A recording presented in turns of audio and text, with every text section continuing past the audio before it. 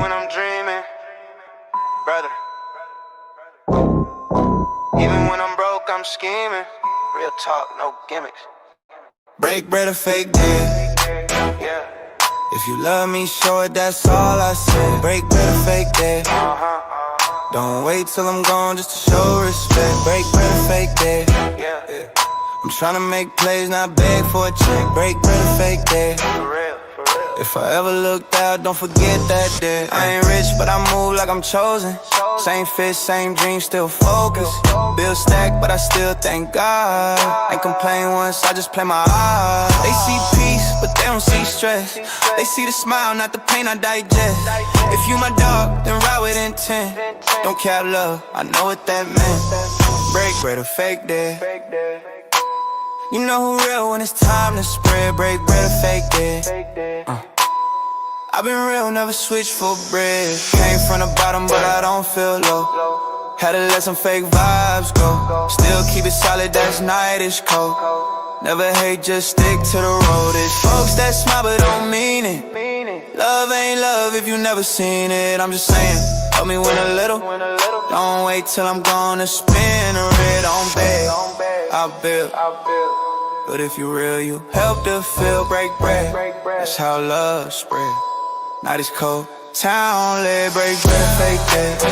Yeah. I'm still grinding, watch how I tread. Break bread, fake dead. Don't show a late when the table's fed. Break bread, fake dead. Yeah. If you with me, then mean what you said. Break bread, fake dead. I don't need much, just respect my bread. Real talk, no hate, no cap. Open soul forever.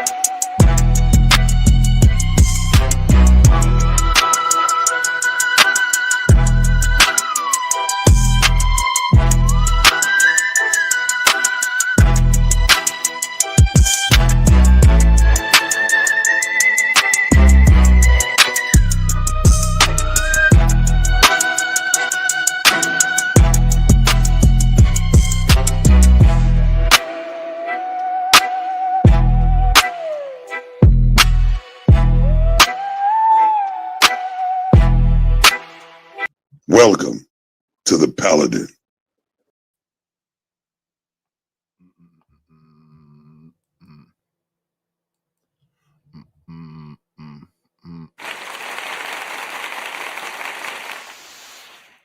Yeah, buddy. We are going to check out round 2 of Obsidian with Freezy. We're not going to waste y'all time. We're going to get right to it. Because I'll be wondering, what do they want out of Freezy? I mean, out of Obsidian. This is still a business to him that's evidently profitable. I don't think he's going to give up his bread and butter because people have a difference of opinion about his role in the manosphere, the black manosphere. So without further ado, we have a call-in show. The players that's on stage right now is No Captivity with Freezy, Obsidian, Sharon, and Scam Likely. It's a call-in show.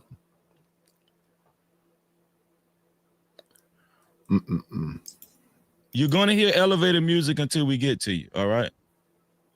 So let's just go ahead and open up the discussion. I'm pretty sure Sharon is familiar with some of your content, Obsidian, and also Scam. I don't know how familiar they are with your content, but I do know I'm very familiar with Sharon's content and a lot of his positions and Scam too. So I'm pretty sure they have pushback. Well, the name Scam Likely. Now that's interesting. How did that happen? I'm just curious. That was a good question. Honestly, my second or third time getting on a panel, I had to think of a name because I didn't want to use my real one, and my phone was ringing. Scam Likely was calling me. Scam Likely. Okay. All right.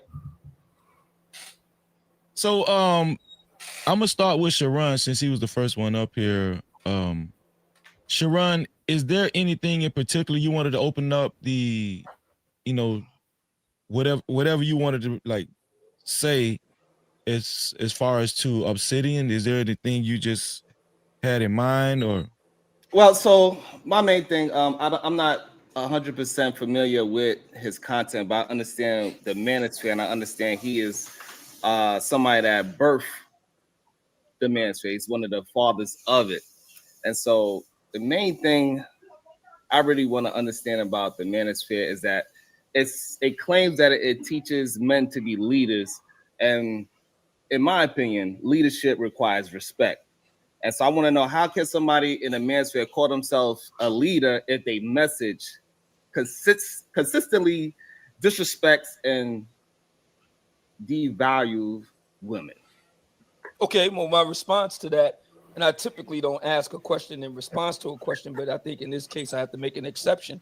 Exactly what have I, given that I have an outsized position in the black manosphere, exactly what have I said? I have 4 books. And one of them is specifically addressing black women. Here you go. And I would like to know, in this book that just came out about Kevin Samuels, the last 5 years of his life, half of the book specifically addresses women, half of the book addresses men, half of the book addresses women, as he addressed men and women in his life. So I would ask, okay, exactly what have I said that was not respectful of women, in this case black women, because that's who I mainly talk about. What is it that was not respectful? I wouldn't be able to pinpoint an exact quote that you said, anything like that. Like I said, I'm more familiar with just Manosphere talking points rather than Obsidian's talking points. So Okay. I Well, didn't. all right. Well, let's do it this way. What specific talking points of the Black Manosphere do you find disrespectful of Black women? I think for the most part, they are just they talk down on them. They talk about their weaves. They talk about their looks. Talk about how they overweight, and not in a fruitful way. They don't speak about them getting them in shape and say, "Hey, let's go get in shape together." It's more of, why should we be dating y'all because y'all fat? Why should we date y'all because y'all are angry? Why should we Okay. date y'all because this is the kind of rhetoric that is spoken about when I communicate with manosphere type of individuals. Okay. So the first question I will have in response is it true that Black women have an outsized weight problem? In other words, because I often hear this, well, America in general has a weight problem. Okay, I don't deny that. Some will say Black men have a weight problem. Okay, I don't deny that. But is it true that of all American groups, Black women have the biggest weight problem of all? Is that an accurate statement to make? I'm not sure of the biggest, but I will, just to move the conversation along, yes. So again, I'm not sure how that's a disrespect to say that Black women have a serious weight problem and that it could impact Black love itself. I don't think I don't think that's beyond the pale. I think that's It is, because within bounds.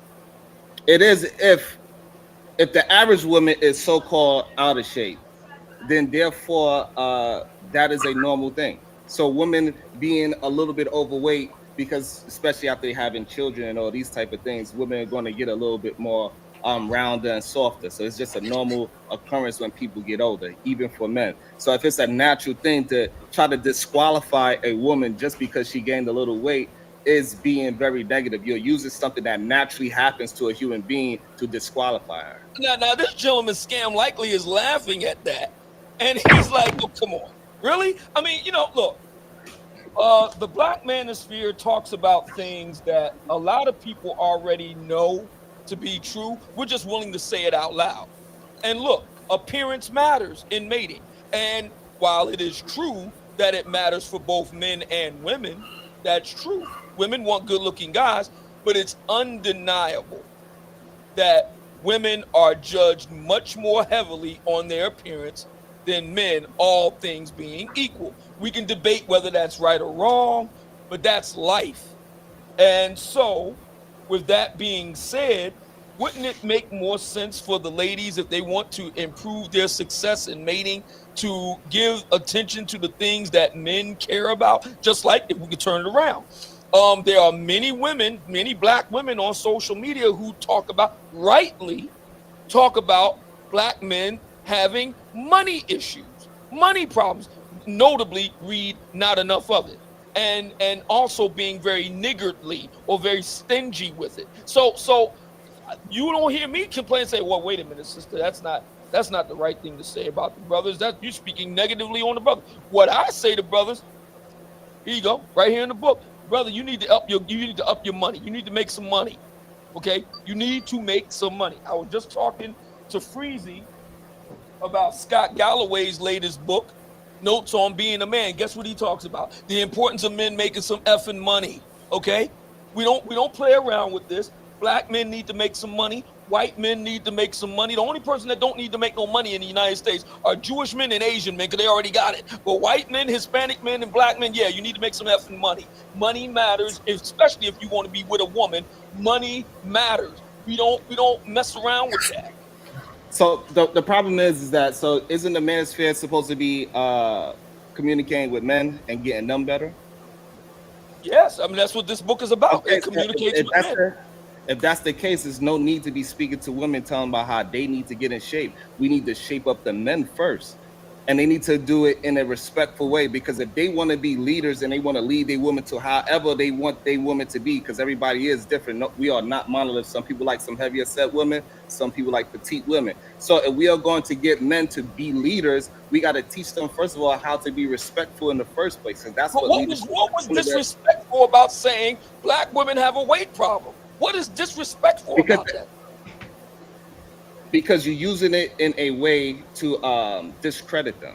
So just like calling somebody and say, "Hey, you need to work with your money," right? That's not disrespectful. But if you say you're a BAN, you're a broke ass N-word, that is disrespectful. And so when people are using this, It may not and feel we just good. made this argument up because I don't have an exact disrespect. So It we may just not feel pulling good it to on be this. called a BAN, but if you are broke, well, I mean, would it be better to say, "Well, I'm sorry, Mr. Richards, but you don't qualify for this lady right here because you don't have enough liquid assets in your portfolio." I mean, you could do it, but it's still going to amount to the same thing. You don't qualify because you're broke.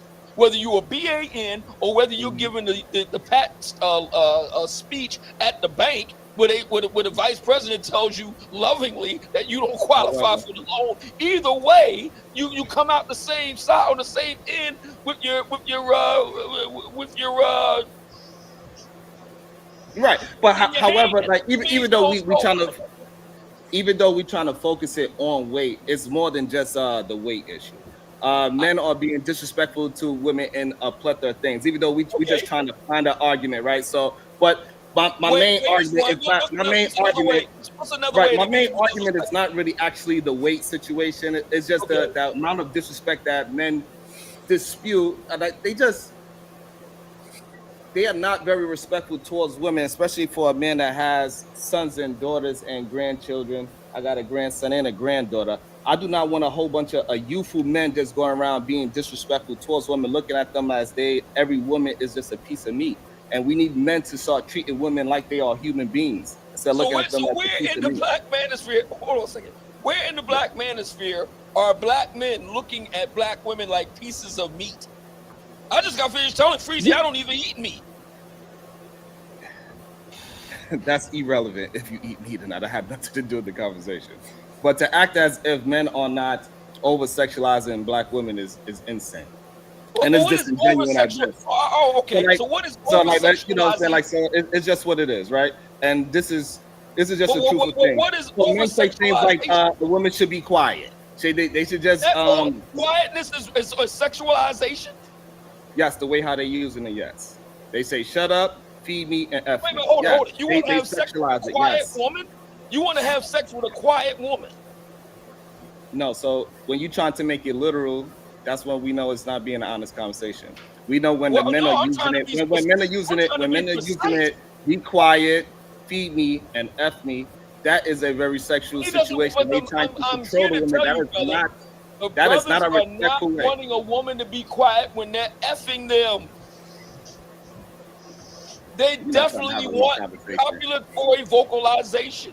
They definitely want that when they are.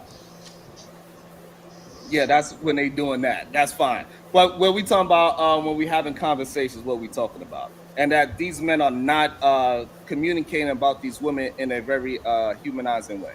We know that. I don't know why you try to act like you don't understand that. And so what I'm saying is that majority of the time, men are not the men that's in the manosphere are not speaking about women in a very respectful way. But I'm trying to understand what's dehumanizing.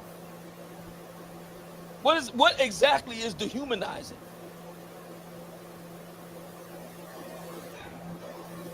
I don't think you're trying to have an honest conversation. If you want me I'm trying to get right, you're trying to get me to pinpoint like I'm saying.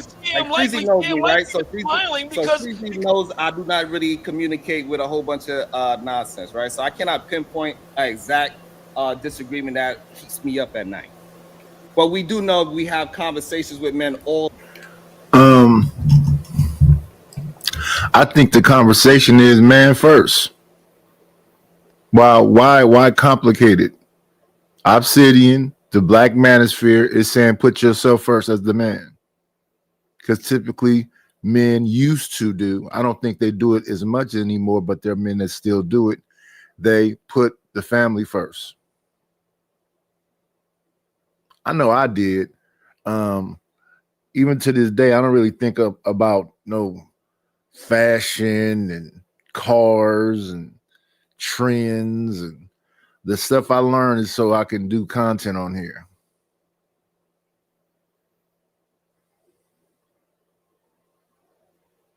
They was calling him, yeah, like that stuff. I understand Sharon's perspective is, he feels like the black manosphere disrespects women.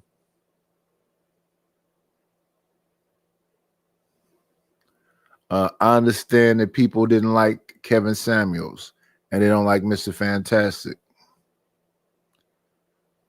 But Obsidian and what he's doing, and he's kind of detached himself from what goes on online to be more outside with his conclave and his books. I don't know how. Even if you're one of the forefathers of it, I don't know how that turns into you, this villain. And a lot of them don't even claim it no more. Angry Man don't claim it no more. Obsidian still claims it. But I've seen him be more concerned listening to him about passport bros and dudes that's trying to get in corporate America and, trying to make older men be some kind of way, not teens. So he's a voice for an older crowd of men. And he's telling the men, think of yourself first. I don't think it's bad, even when Sugar Bum say, they tired of putting men first. I've never seen that, but if they tired of putting men first, okay. Anyway, hello, Joy is real. Hello, Deborah Leonelli. Hello, TK. Hello, Shiesty Bum. Yeah, I think a lot of this stuff just be grandstanding. I understand about the situation that he's supposed to have something to do with that girl to look like Tasha TK. I think her name is Kim or something. I forget what she calls herself online. I understand that. But I don't know why we go at each other. Why can't we find some common ground? All the time, and we hear the disrespectful comments that they saying on a day-to-day basis. Well, I'm trying to understand what disrespectful. Okay, so we started out with the weight issue. Black women have a weight. Out with the weight issue. I started out with leadership. I asked you a question about leadership. How are you going to teach men to be leaders if your rhetoric is not respectful in the first place? We don't have any problem with leadership. We don't have any problem with women getting on our program. We just had a conclave in Miami, and we had our very first 5F conference, Fit, Feminine, Friendly, Faithful, and Fun. Women came out. They got right on the program, Fit, Feminine, Family, and Fun. So we don't have any problem with leadership and women getting on our program. It sounds like you got a problem with the black manosphere saying that, yes, black women have a weight problem. They need to go and hit the quarter deck. It's that simple. Just like we say to men, if you got a problem not making money, brother, you need to get off the internet. I didn't bring up a weight problem. Push your ass to the tune of 60 hours a week and make some effing money. Period. I get. I mean, it's a good debate tactic, but I did not actually bring up the weight problem. But I understand the argument. I don't think it's a debate tactic. I don't think it's a debate tactic. I think he's saying exactly what he says. What they say. They want women that's more physically fit. All the stuff Kevin Samuels said pretty much. And they said he was being disrespectful. Me, personally, when I listened to them conversations, them women came there on their own volition to ask that man his opinion about them. He gave I guess it was an honest opinion about them, and then all of a sudden he was doing what to what for who? And he wasn't even talking for all men. He was talking for successful men.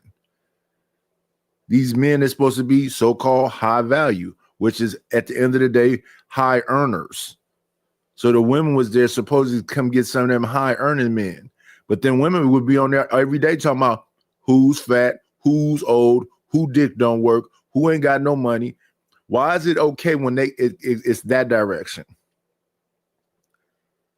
And that's what I'm saying. Everybody's one-sided, and I think that's all just a business model. I guess you're going to be the woman whisperer. But if these people don't want each other, I don't know why somebody would be trying to force them to want each other or try to be with each other. Like when people say stuff in the chat that's about their personal opinion and their personal choice and their personal preference, I don't have nothing against people's personal opinion, personal choice, or personal preference. But when they act like we're some kind of community, that's where the rubber meets the road. Well, how are we a community when your attitude is just pedestalize you, and anybody that don't pedestalize you is a piece of shit and a worthless life. That's what sounds crazy to me. It's a good debate tactic. I appreciate that. It's a good debate tactic. But we know men on any spaces have a problem with showing women respect. Just if a woman just that's do having you a think that black conversation back women and show forth with them. themselves respect? Do you think black women show themselves respect, sir? See, yes, they do. But it's not a question about you believe that black women at large, black women writ large, black women overall, we go at random on YouTube, on Instagram, on Facebook, on TikTok, on X, on Threads, we see on Clubhouse, you're telling me that black women writ large, we just go there like a Martian landing on planet Earth, we just see black women respecting themselves en masse. I just got finished watching a brutal fight, okay, between black women at the Cheesecake Factory. Did anybody see this? I just got a window with the majority of black women. Majority of black women are doing well. They are very respectful. There are whole entire reels of black women having, cage matches and battle royales at the Waffle House. They got whole reels of this stuff. Waffle House, International House of Pancakes, Asian Buffet, now Cheesecake Factory, and all the rest of it. Where's the respect? All over the place. So, like, just because you're watching those specific videos, we're not saying that it's not a group of women that is out there fighting or being loud. However, but when we talk about black women, you we talk about completely ignoring that. And I don't believe it's the majority of black women either. I think it's a significant number, and they're the loud squeaky wheel. I don't think it's the majority of black women because, as even Corey Holcomb has says, good women are somewhere being good women. There's no cameras on them. The ones that's wilding out got the cameras on them. In general, black women are doing great and they are respectful. Like, come on, cut that out. Stop. Seriously, our women are doing great. And again, the problem is that we keep shifting it from men to women. Like, we don't need I already answered your question. I said at the conclave in Miami in September, it was only a few months ago, of hundreds of brothers there. We had sisters there. They had no problem with the way we operate. They fell right in line and fell into formation, as well they should. That's how women are supposed to do. They're supposed to fall in line and fall in formation to get with the program. And they did that with the 5F conference, fit, feminine, friendly, faithful, and fun. If you say so, I wasn't there for that. I don't have no information on that. So let me do this. I do have a caller before Scam go. 646, are you there? 646. This pretty much ain't going the way that I think they wanted to go.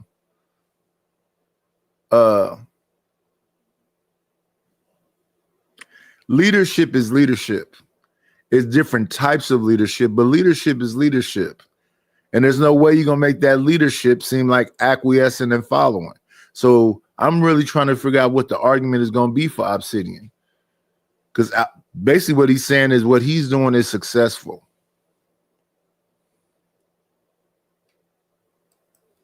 Yes, hi, it's Venus. What's your name and what's your question for Mr. Mumia Obsidian Ali? And thank you for calling in. Can you hear me? Yes, we hear you loud and clear.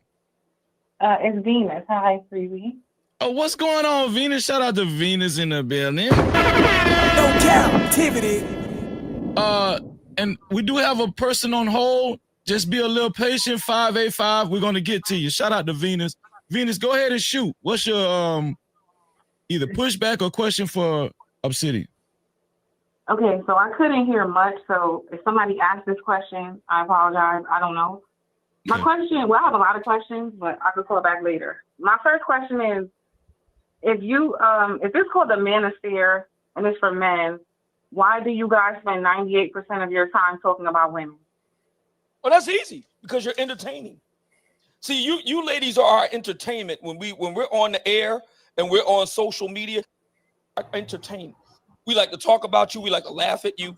We like to clown you. We like to well, that's what we like to discuss. Now we have the conclave where we go and talk shop, and we don't talk much about women all there. But when we're on the internet, you are the entertainment of the evening, my dear.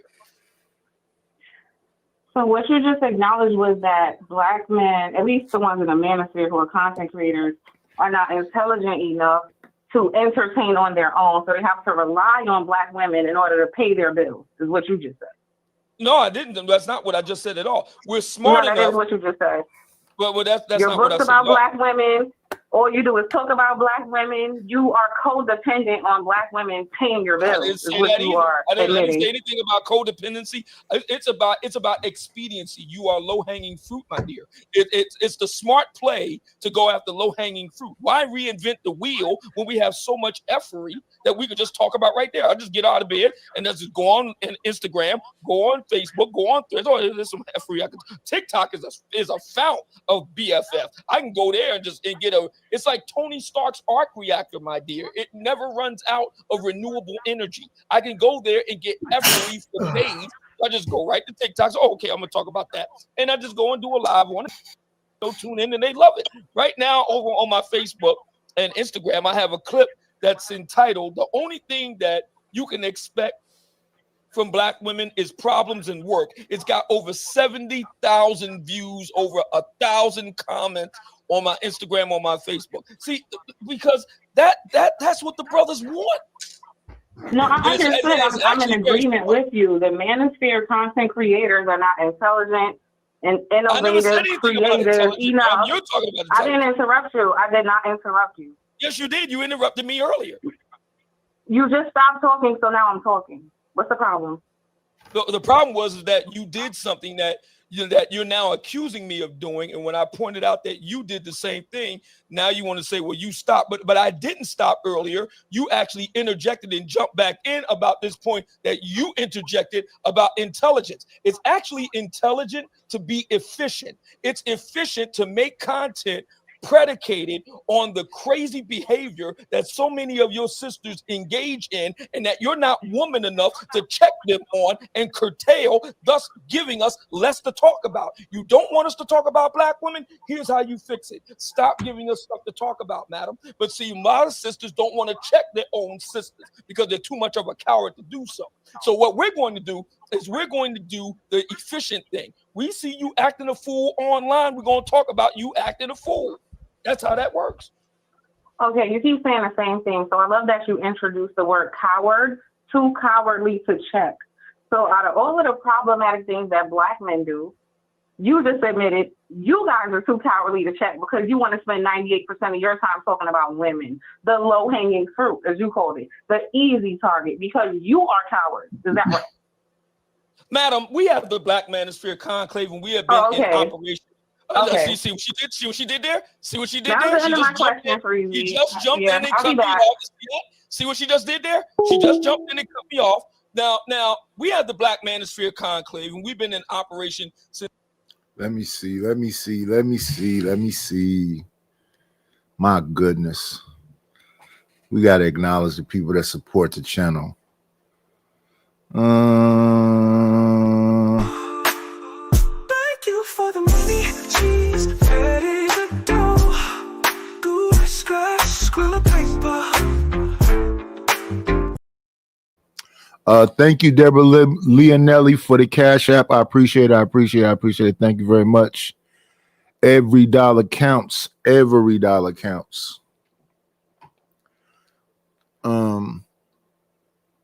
So there's a confession right there. The reason why I talk about y'all, because y'all the most entertaining. Because of how many different things. And you know what? I think the algorithm focuses in on that too. They pull in on that. Because I be looking for, okay, it's got to be some dudes out here acting a fool too. But when it comes to the dudes, it's more about like drilling and beating each other and doing whatever else. And it's typically young people that I see.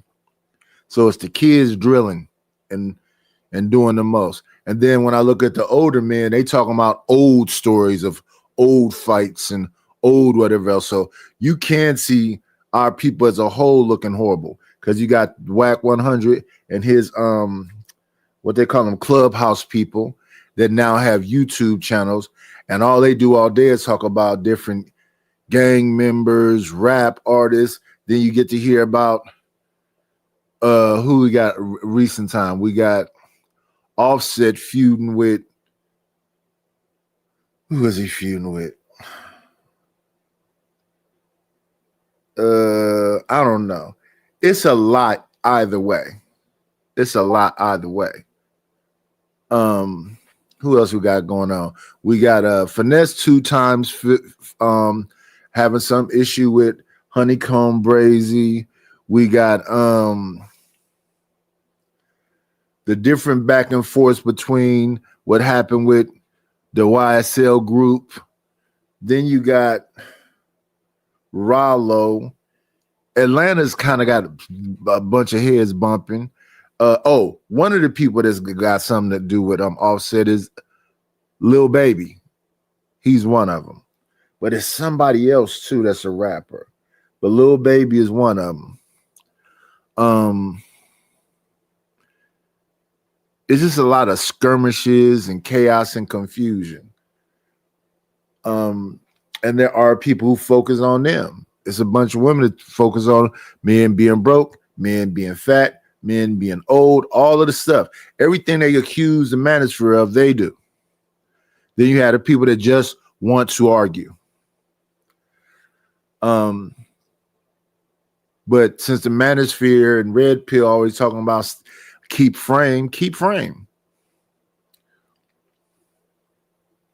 It's 2021, my dear. We have put over 1,000 brothers through the TheoWAF STEM program. Over 300 are currently working, making damn good money. We got brothers that have lost all kinds of weight, brothers that dress better, brothers that got their act together, brothers who've gotten married. Oh, yes, we absolutely deal with brothers, but you'll never see it, madam. We're not going to give you the satisfaction of getting the brothers together. You'll only see the result. Now, back on getting on these so-and-sos, because that's much more entertaining.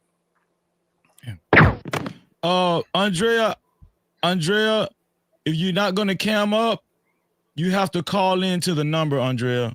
You have to call into this number right here, 863-320-1242. That's the call-in number. The rules is you have to be cammed up on the show. Otherwise, you have to call into the number. Andrea, yeah, I want to see my accusers. Let's see. Scam is next. Scam likely is next. And shout out to Uda on Go in the building. Let's get it. 585, I'm coming to you shortly. I got you on hold. I'm coming to you. Thank you for calling in. Go ahead, Scam. Obsidian, can you just please just say, look, man, I ain't trying to make no man better. Can you say that? Oh, absolutely not. We are making men better. Okay, so absolutely you can't tell not. The truth. Okay. Well, I am telling the truth. We are making men better. All right. Suppose there's some leadership and some kind of we're making these men this and we got this going on to mankind class. But I'll just say what it appears. I wasn't around for the manosphere when it started, all these people, but the very founders, they can't get along. They arguing with each other like women's. You're one of them. Well, can't get along. You, what's the dude's name? O'Shea and Angry Man and how it began doesn't matter.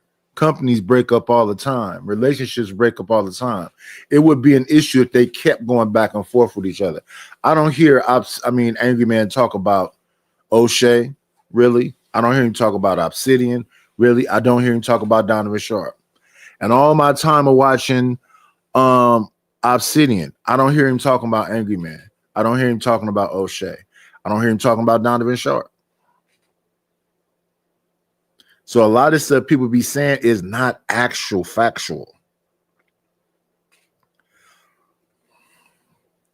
They just got a perspective, and their perspective is they don't like it. They don't like what their idea of the manosphere is.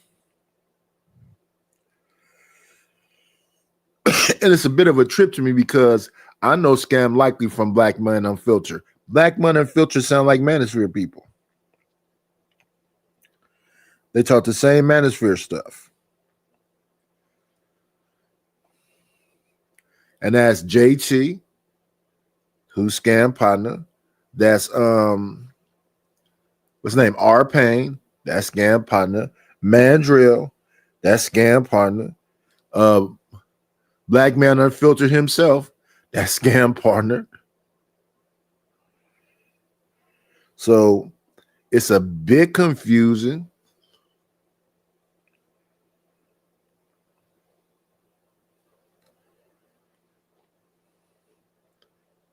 And I hear them talking about women a pretty good amount over there on Black Man Unfiltered. I may say something about the woman that I'm looking at, which I don't think I'm looking at a lot of stuff the women is doing every day. I may be looking at because see, I don't need to look at 1,000 videos of Venus talking to dudes. The outcome is going to pretty much be the same. Everything somebody's doing to Black women. That's going to be the conversation period. That's what Sharon came up there for. In fact, she really don't need to talk because Sharon is a representation for the women. He's going to tell them that he's a rim bro. He's going to tell them he's a lover of men. That's been his show for some while now. Well, at least a year or two. Well, let's listen. On at this. It looks like you see me arguing with them. Can I finish, bro? Yeah, you can finish. I'm just asking. When have you seen me argue with them?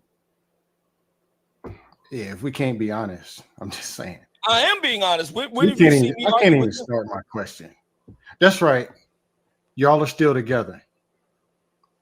They're right behind you and supporting you. Them being together has what to do with what? See, Scan be on bullshit too. They don't have to be together anymore. I raised a family, 2 sons and a daughter. My daughter tried to call me to death, but it's all about gimme. So that got tired quick. Then my sons, they pop up over here on New Year, make a bunch of promises, and they do what they do. I accept them as men doing what they're doing. But what I'm not doing is arguing with my kids. They do what they do. They do it how they do it. It is what it is. I'm not going to be agitating them and calling, hey, man, what happened to you here? Hey, why you didn't do this? No, I'm going to let nature take its course. And it's the same way with people on here. We had my guy Ruthless say that I dropped him off the panel and blocked him. And I don't do that to no one. But I'm not going to keep talking about it. It is what it is. People want to be in their emotions. They want to be in their emotions. The other day, I played a clip. Let me play this clip. I played this clip while I was talking, because when people do this thing where they say, there's only one way to do blah, blah, blah, blah. I played this clip right here. I said, it sounds like this. I'm just coming out to say, I don't think everybody is gay. Shit, y'all accuse everybody of being gay. Y'all think I'm gay. Now, I played that clip, and he said, what, you calling me gay? I know how to say you're gay. See what I'm saying? People just feel the way that they feel, and they be around people they don't really fuck with, and then they jump to conclusions like that. I don't like that shit.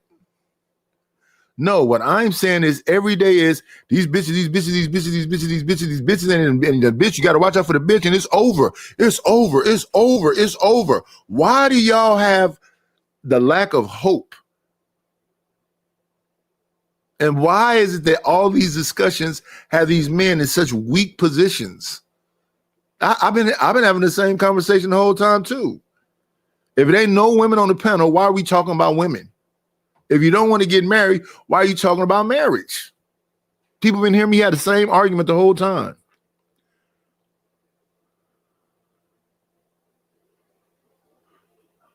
What's up, Rapid One?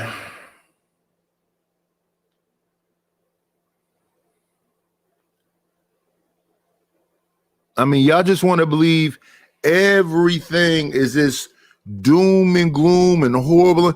Well, no, that's why I don't go outside like that.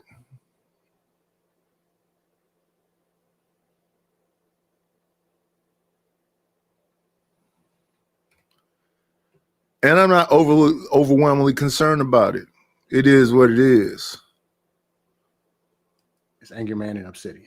I mean, I just got finished talking to Angry Man a month ago. Freezy, you got it, bro. I can't do this. I can't. And if you can't do it, why even do it? What is y'all issue with that man? Because all y'all has is an idea of them. And as far as the founding fathers not being together anymore, what does that have to do with anything? Obsidian look okay. Angry Man look okay. O'Shea sounds okay, looks okay. Donovan Sharp look like he's okay over there. Why do they have to be together forever? Especially if they're not ragdolling each other. Now, every now and then I hear O'Shea go after Angry Man. Troll list. Shout out to 585. You're off of hold 585. What's your name? And what is your pushback to Mumian Obsidian Ali? Why not just call him Obsidian? Keep it easy. Are you there, 585? 585, caller, are you there, caller? Hello, can you hear me? Yes, I hear you. I hear you. Yeah, yo, this is Kills, bro. Kills, what's going on, son? Shout out to You know what I'm saying? Kills. Yeah, let's go. My pushback is why Obsidian want brothers to cam up or whatever, and it took him like 10 years, at least 10 years to show his face, bro. That's my first question. Oh, because I'm the guest and I can. Next question. What'd he say? I said because I'm the guest and I can. Next question. My next question is, don't you know that you was one of the main factors that ruined the manosphere? What's going on, Living Humbly? Because behind the scenes, you was going to battle with AM. You talked about his kids. You talked about his wife. You know what I'm saying? Even when we know how much the manosphere was worth, and it's supposed to have been the truth behind the scenes, and you kept it, and you was the beneficiary that kept it going, bro. Mm-hmm. So if it's the the manosphere is supposed to be dead, how is it that we had over 500 brothers in my? How is it? I'll let you talk. How is the manosphere dead? And AM named the manosphere, and I think he's alive and well, and I think he got over 800,000 subs right now. So the Godfather is not. The manosphere is inside you. It's not like whatever you think it is. And plus the manosphere is its own entity. Like, that's crazy. Kills is gonna call up on the panel to one of the fathers, one of the people on the Mount Rushmore. He gonna call Obsidian and tell Obsidian what he helped create is. That's crazy work. Yes, Angry Man is alive. He don't call himself Manosphere. He makes it a point to call this the space. He doesn't call it Manosphere no more. So Obsidian is the one who's keeping the moniker. O'Shea doesn't involve himself in Manosphere either. I don't know about Donovan Sharp because I don't pay that close enough attention to him, but Obsidian does. So if anybody got the manosphere on their shoulder, it's Obsidian. Just for the simple fact that he's still claiming it. You know what I'm saying? Mm-hmm. So again, how is it dead when we had a turnout of over 500 brothers in Miami in September? No, I never over said 400 it was in bad, Houston. Over 400 in Houston, over 500 in Miami, over 300 in Atlanta. But do you think that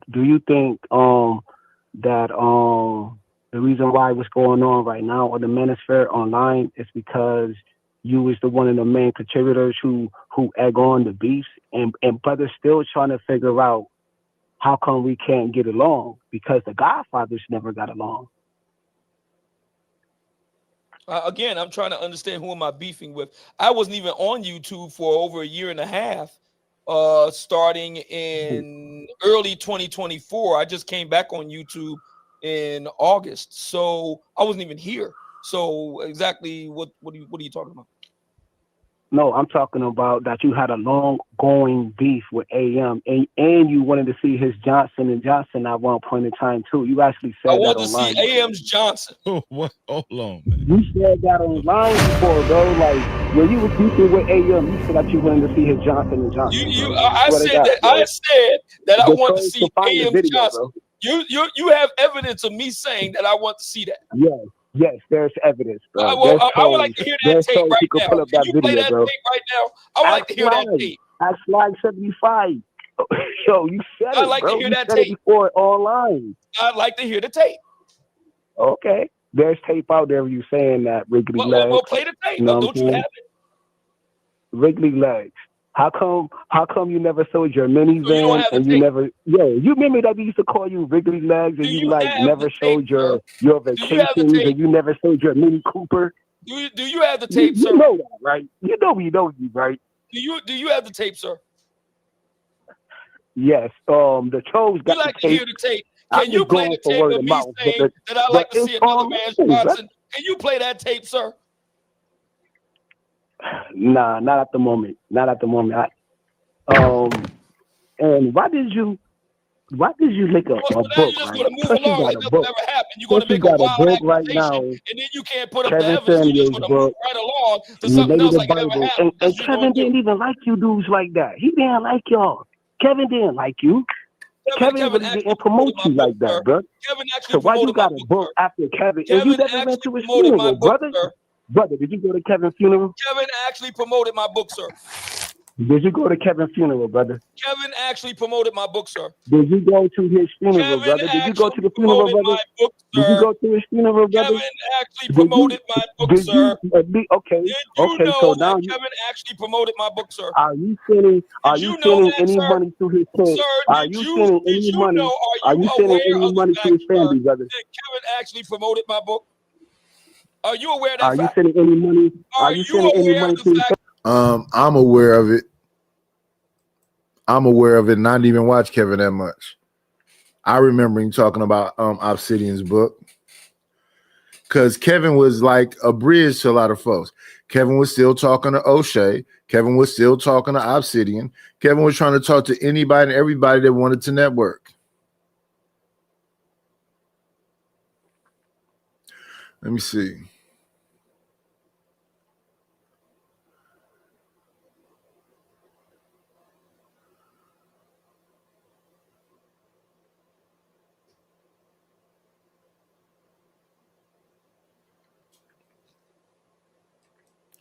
So he called him man squiggly legs, accused him of being a part of the other team and all kind of other stuff. As a host, I would wonder, why aren't you protecting your guests? So you don't think that women are a reflection of the community? You think it's like completely they're their own thing entirely. Autonomous. They're completely autonomous. Okay. Do you think that other like cultures look at it that way? Because from like kind of what I've heard is that other cultures of people do look at their women and children as like their responsibility. So how do you think? You would be right about that, but black women don't see themselves as subordinate to black male authority, black male patriarchy, black male authority. I understand that point, but I've also heard a lot of conservatives. I know you just said you're not, but I've also heard a lot of conservatives. I am a conservative, madam. I'm just also a hedonist. Oh, I'm sorry. I misunderstood. That's crazy. Well, sorry about that. I don't know what exactly, but I'm just saying I have heard the argument that dang, that just sidetracked me. Well, maybe that just sidetracked me. Now, how does that help the youth, though? I don't feel like my question got really How does this help the youth? Okay. Was Sharon's question is how does this help the youth? Sharon is, by the way, is how you pronounce it. Sharon, yes. Sharon, like Ariel Sharon. Yes. That's what I mean. Very good. So Sharon, your question is, how does this help the youth? Yes. You being a hedonist and other men. So the problem that I have with it, Obsidian, right? So you promote the idea of strong families and communities, yet your rhetoric tears down women who are central to building those families. So how do you reconcile that contradiction? How do you do that? I don't think the women that he's talking about is trying to be the foundation for bringing families together. Most of the women that be in this chat right here say, this is why we don't mess with you black men. Making that statement mean you are not trying to build no family. You're looking for somebody to pedestalize you and be a flunky to you. and then masking it with, we just want to be heard. I hear y'all saying fuck niggas. Fuck you niggas. Bitch don't have no boy. Fuck these men. I hear that loud and clear. Anybody down by simply saying that whores have been around since the days of the Bible. Babylonian whores have been there from the day one. That's a fact. But the whores have nothing to do with families. So if we talking about you that, don't think whores it's supposed have to be. families? It's you supposed think to be aliens father, that just came out of space and landed on planet Earth from Mars? It's supposed to be father, wife, and then the children. If that is what you are, whores are having families too. That is crazy. You never heard that? You never heard that classic cut? There's some hoes in this house. You never heard that? However, there's some hoes in this house. Come on, fellas, sing along with me. There's some hoes. No, we're not going to do that. Can I ask a question before I start singing? There's some hoes in this house. You heard it? If you see them, point them out. You forgot that part. If you see them, point them out. You see them hoes, point them out. Yes. So, but the thing Can I is, ask you a question, Obsidian?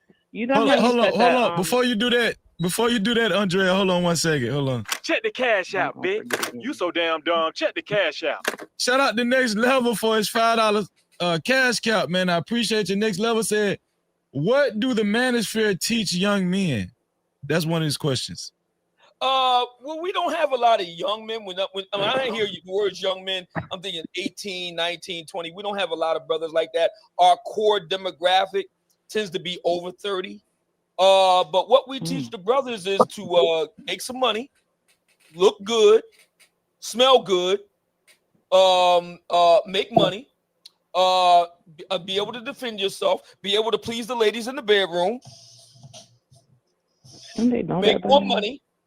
Let me see, make more money, drive really cool cars, wear really great looking suits, smell great and fantastic, be able to wear these ladies out and put them right to sleep. Lord have mercy. And so, and this is why it's very hold on 1 second. Hold on. Shout out to Next Level again for his $5 cash cap. He said, to focus on fun, you temporarily run from what troubles you. You want to respond to that? Yes, that's the whole point. That's the whole point. You're supposed to be trying. Why do you go to the movies? You don't go to the movies to be reminded of more stuff you got to do in life. You go to the movies to get away from that stuff. The women are supposed to provide an escape from all the stuff that the black man has to deal with, not remind you of more stuff you got to do. What the hell? Super chat. Shout out to Prince Ant again, which brought his sponsorship up to $22 to be a co-sponsor or official sponsor. It has to be $22 or more. Prince Ant said, Either Man Williams, my wife, a black woman. No captivity. Super chat. Either Man with the $2 said, are any other racists asking their women to be fun? Absolutely not, because they tend to be fun already. Look at Asian women. Are Asian women known to be associated with neighborhood cleanup day and drudgery and tedium? Are the Latinas known for being associated with tedium and boredom and all the rest of it? So I mean, even Jewish women aren't known for that, and Jewish women like to argue. Yeah, and also Spanish women also want to stab men too. Shout out to Manina Subpoena for the $5 super cap. Manina said, are you getting help for your lying problem? Why you lie so damn much? We know you broke. You ain't got no tooth. Okay, so what I would say to that is that what I do have, and somebody asked me in the chat room if my feet work just fine, and yes, they work just fine. They work so fine that I can take both of them and break them off in your ass. So there you go, right there. Thank you and good night. Super chat. Shout out to Manina again. Manina said, why you wasn't upfront about laying up with a big back Bertha for 20 years? Did Uncle Kev know you ain't got a lot to kick it unless you do? Oh, well, that's very easy. In Black America, every brother has did some cow tipping, including you. Because we got so many of them in here. Every brother done knocked over a cow or two. So what's the big deal? What's the big whoop? What the hell? Every brother's done knocked over a couple heifers. So I mean, why is it such a big whoop? The reason why it's a big we almost done. Shout out to Manina for the $2 super cap. Manina said, "Yo, big back Bertha be riding it, riding it." You sound like you know all about it. You done knocked over a couple big back Berthas, haven't you? Tell the truth or shame the devil. Manila subpoena. Super chat. Shout out to Mo Love for a $5 super cap. She said, "Blessings, Freezy, and No Cow Crew. Some of these views are insane, LOL, but I'm here to support." Shout out to y'all, man. If you would like your comments read and highlighted, please send a super cap or a cash cap. We're definitely reading all the comments, all of the cash caps and super caps. You want to know what's interesting about this, Freezy? Freezy. You want to know what's interesting about this, Freezy? Now, so many sisters claim to be so churched, claim to be so into the Bible, claim to be so into God. But you want to know the one book on planet Earth that talks about hoes more than any other? The Bible. It's all in the Bible. But now all of a sudden they don't know what I'm talking about. Respond to that? Don't black women remind you more of Jezebel and Salome and Delilah than they do Ruth or Priscilla or Phoebe? Really sit down and think about it, Jezebel. Really think about that for a minute.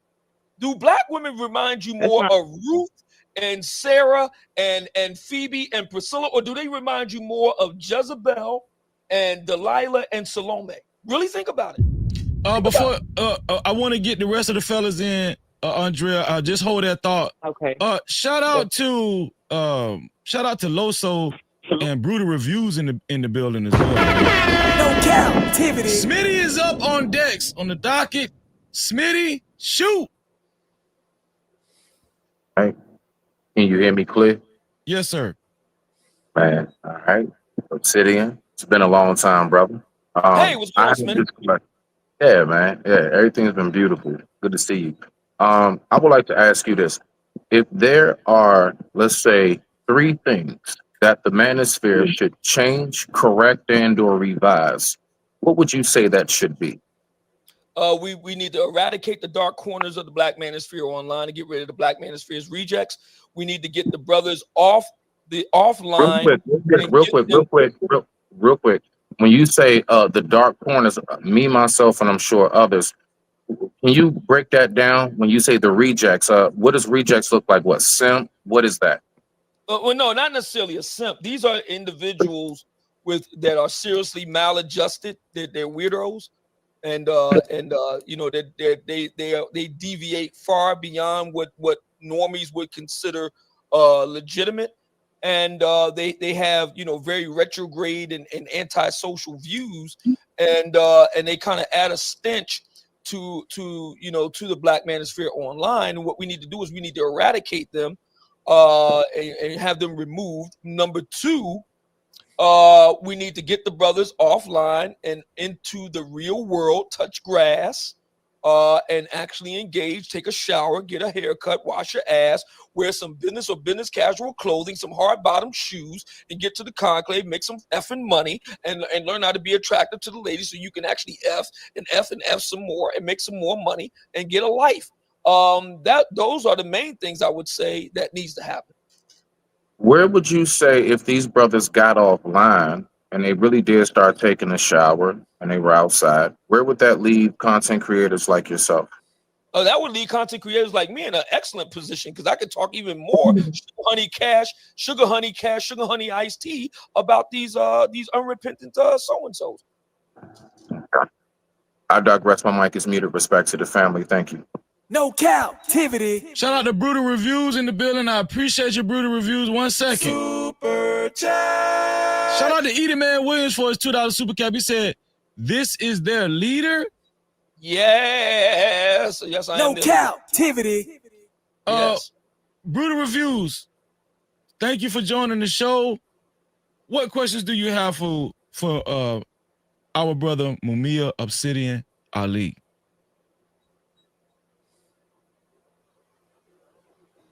Mic check. Can you hear me? Yes, sir. Yeah, Yes, yeah. sir. Yes, sir. All right, all right. Hey, shout out to everybody. Peace to everybody on the panel. All you fellas. Obsidian, how are you? Hey, what's going on, man? Nothing much, man. I first heard about you through Kevin.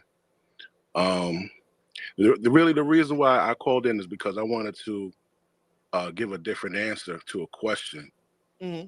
earlier in regards to why does the manosphere talk so much about Black women. Mm-hmm. And the answer I would like to give to that is, honestly, Black men are under attack by Black women more than any other demographic on the planet. Mm-hmm.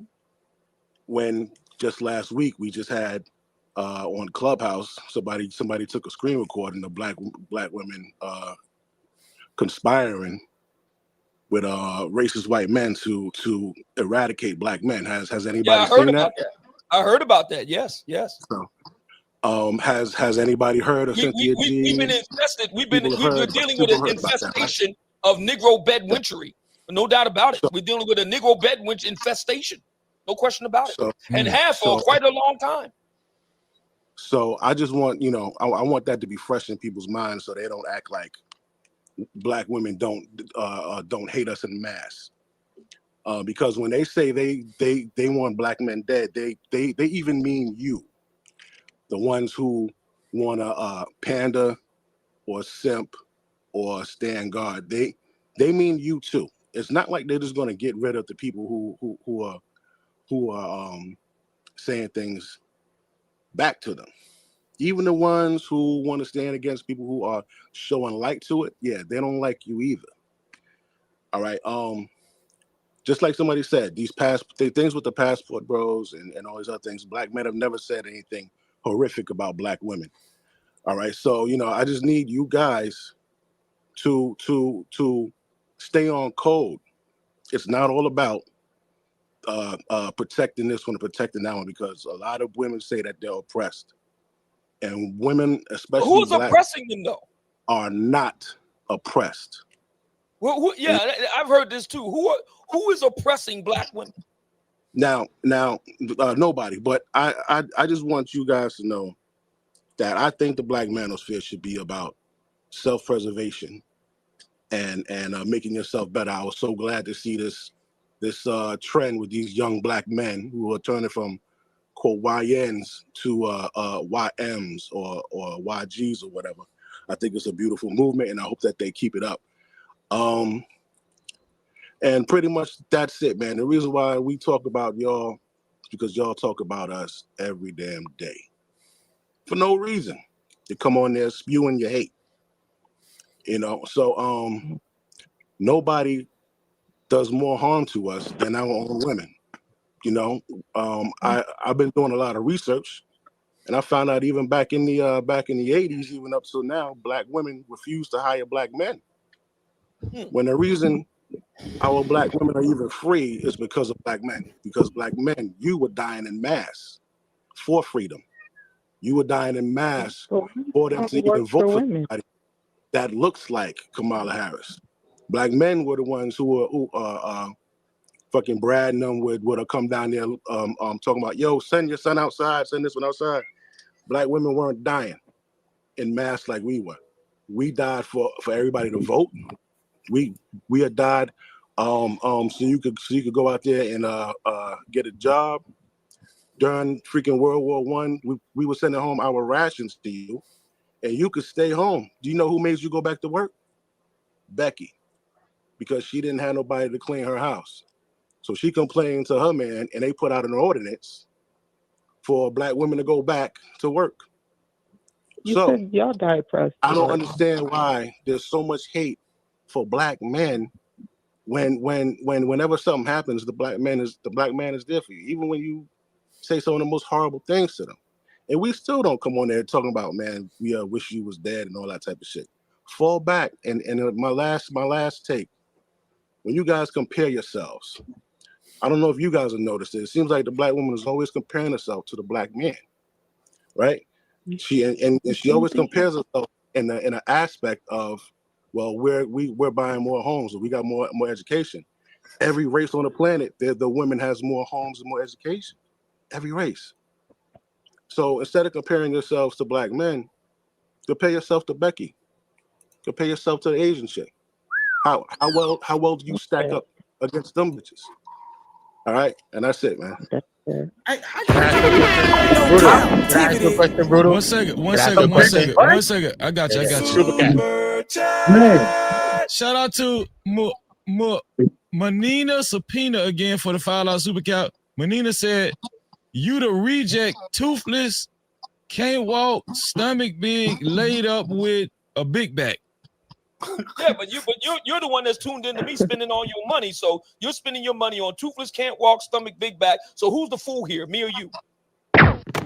Super chat. Shout out to Prince Ant, which upped the sponsorship to $32 to be a co-sponsor or official sponsor of tonight's show. It has to be $32 or more now. Thanks to Prince Ant. Thank you for the $10 super cap. He said, hearing a good amount of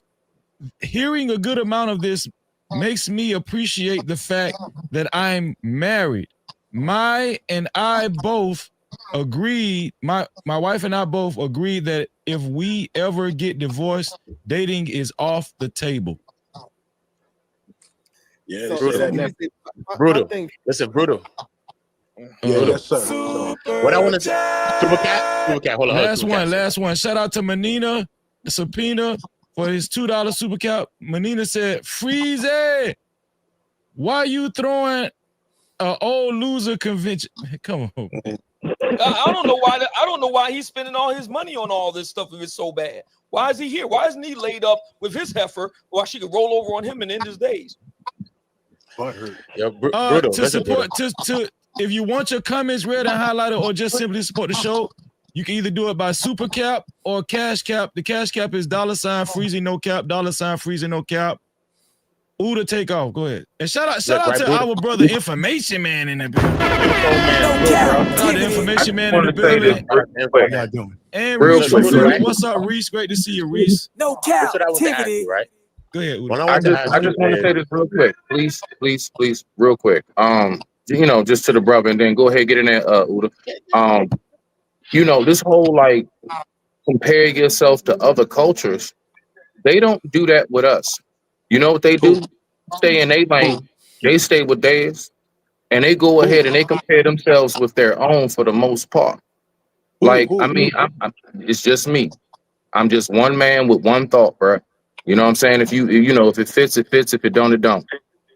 The whole we need to try to compare ourselves with other women. As far as like our sisters comparing themselves in other cultures, no. Because that takes the direct focus off of what it is we need to fix directly. What their issues is not our issues. Their problems is not our problems. What they got going on is not what we got going on. I don't want us to focus on nothing or nobody but our own and fix what we got to fix directly. But I digress. My mic is muted. Go ahead, rock out, Uda. No, you want to come back that? You want to speak to that point first, and then I'll tell you, Brutal, after that. We can't hear you. We can't hear you. Mamiya. Yes.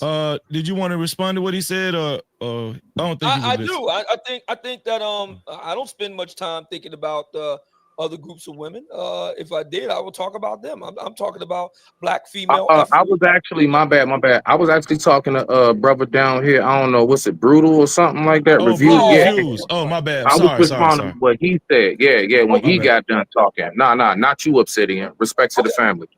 Okay, appreciate you, brother. All right. Cool. Yeah. So the reason why I brought that up is because I noticed no other race of women compare themselves to their men like that.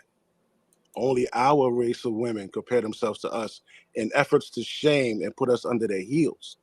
So it doesn't matter who it is. The black man needs to defend himself against everybody, because in our history, the people who sold us out and did us dirty were our own. From Nat Turner, Martin Luther King, the first person to make an attempt on his life was a black woman. So we as a black man, you defend yourself against everybody, my brother. Hey, everybody. This is my last response. I don't need to defend myself against anybody. The only thing I need to do is continuously show up. I digress. My mic is muted. Respect to the family. All right, Brutal. Go ahead, Brutal. Udo. What I was to You ask you got is the this, floor. right?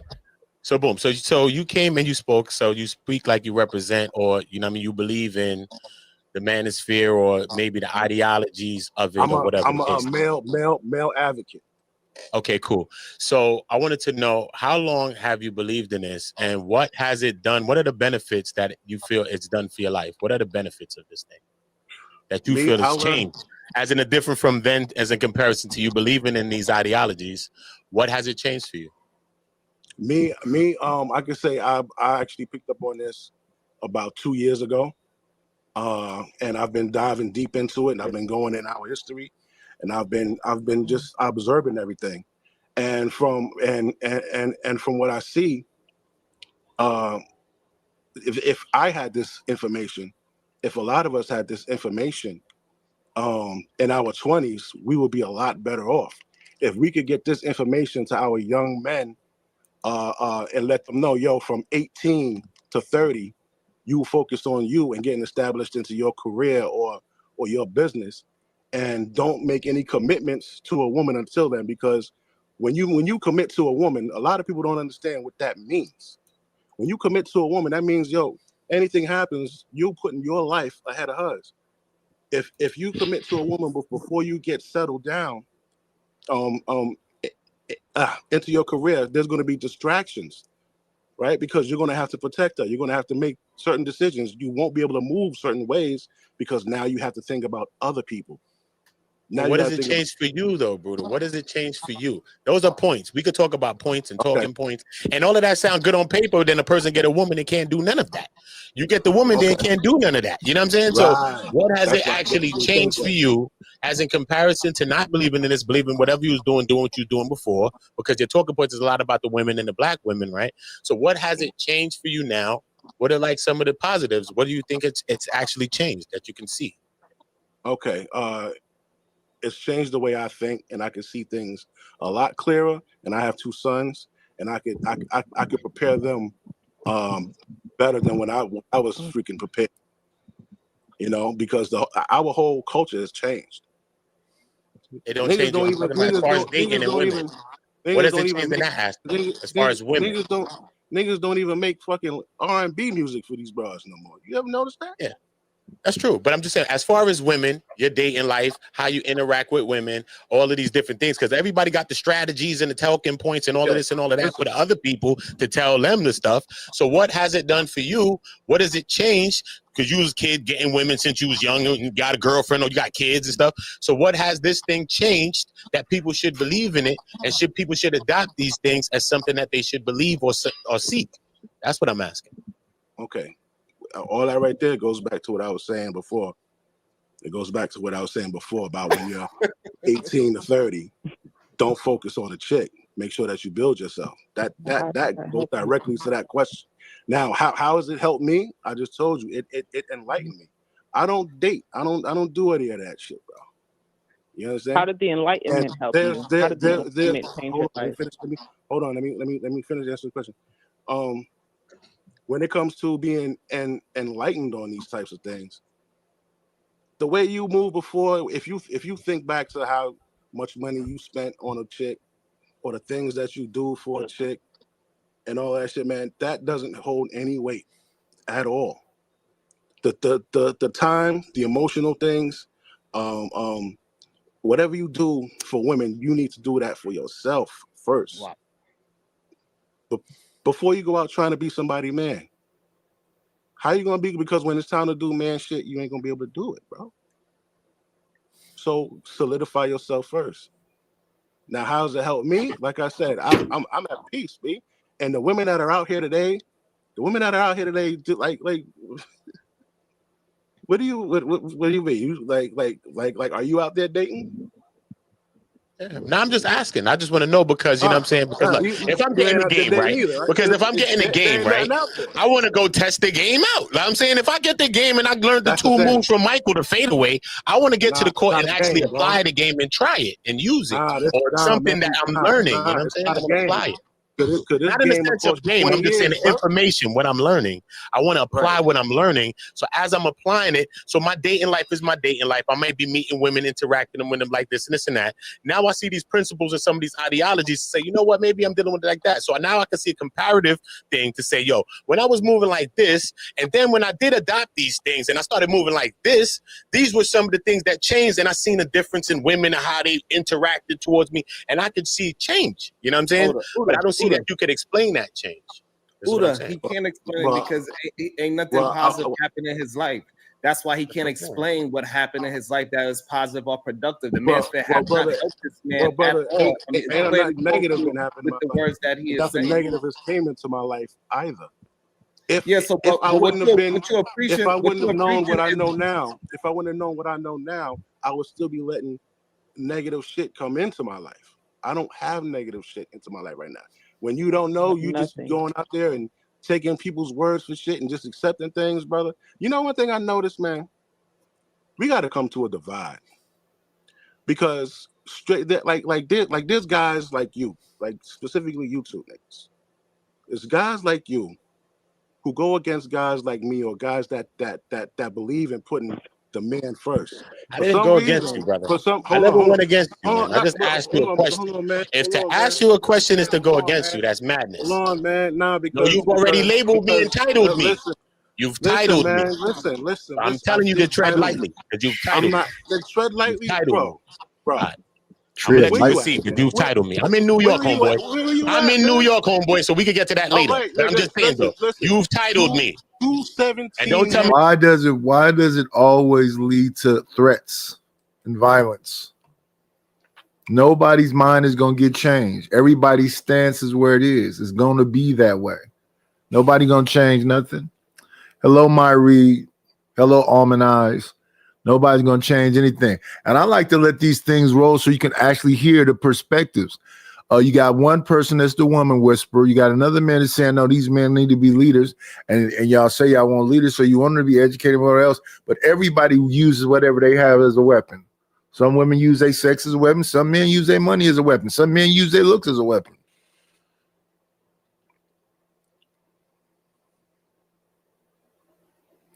Men with money and success just end up being more attractive to women that would not give them the attention without that. I'm not finna give no woman no attention if she can accept me before I had $1. I'm trying to mess with who mess with me always. I want it to be a mutual exchange, a fair exchange. I'm not going because I got some money now I'm out here messing with 20-year-olds. Ain't no way. Ain't no way. Like, listen, look at Sugar Bum. I don't know why they get mad at Sugar Bum. Sugar Bum ain't gonna say nothing but bullshit, and y'all should let Sugar Bum say bullshit. A man's money matters when he's a trick or a simp. A man money matter when he's a trick or a simp. If I got the trick on you, keep your pussy and your time and your energy and everything else.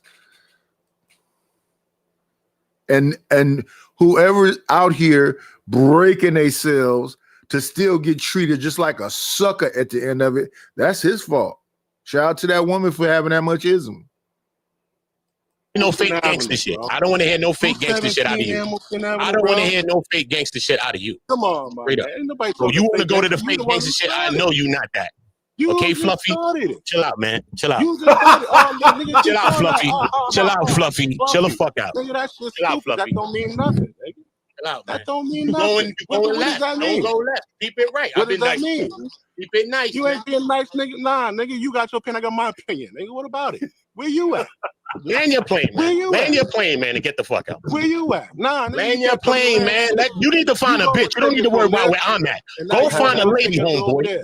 You ain't got that. You can't even think about nothing that you applying it to. So what the fuck you talking about? I'm asking you a question. You can't define what you talking about. You trying to peddle some ideologies. You got talking points that you've been watching for 2 years, and you can't even explain the motherfuckers. So that's what you wrecked about? That's what you vexed ain't about? trying to peddle I ain't another arguing with life. you about nothing. You I can't ain't explain trying what to you're peddle talking life. about. You're taking us around memory lane in a circle about the fucking history lesson that you done did online when you watch these people. You can't even tell us the difference of what happened from then till now. You ain't back a bitch till then Oh till now. man, You ain't got a woman you now. So stressed where the out, fuck is man. applied to? That's all I'm saying. You Oh, you can't apply the stressed fucking out, pressure. nigga. What are you talking about? And You you talking to a stressed nigga that get out. bitches. I get women. So what the fuck is Oh that all about? well, All kinds whatever. too. So what the fuck is we talking about? So Yeah, we ain't got to okay, discuss that bro. part. So what are you Bro, talking about? I'm just asking you a bro. question, because maybe I could learn Ignorant, something, but ignorant, obviously you ignorant peddling nigga. bullshit. So I'd rather talk to Ignorant Obsidian nigga. because you taking I all his don't fucking peddle. talking I don't points. peddle The fuck? shit, nigga. I'm not Fuck, out here nigga. peddling. Yeah, that happens often also. What's up, Dragonfly Jones cousin?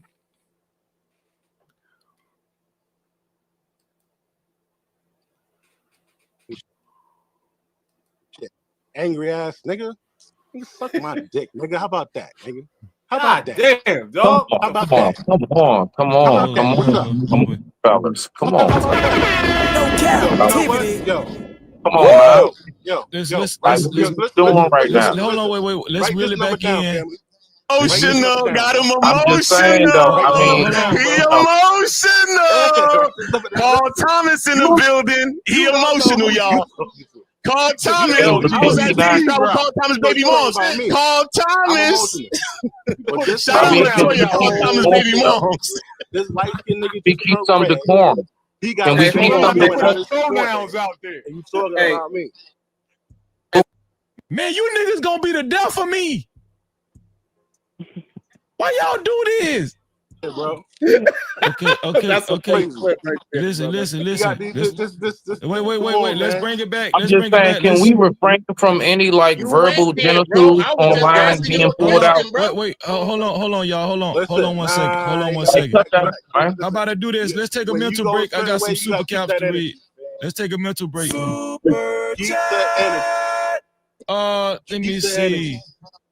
Nigga Shout been out fat and getting to bitches for years. Keep where the are energy. we? Shout out Okay.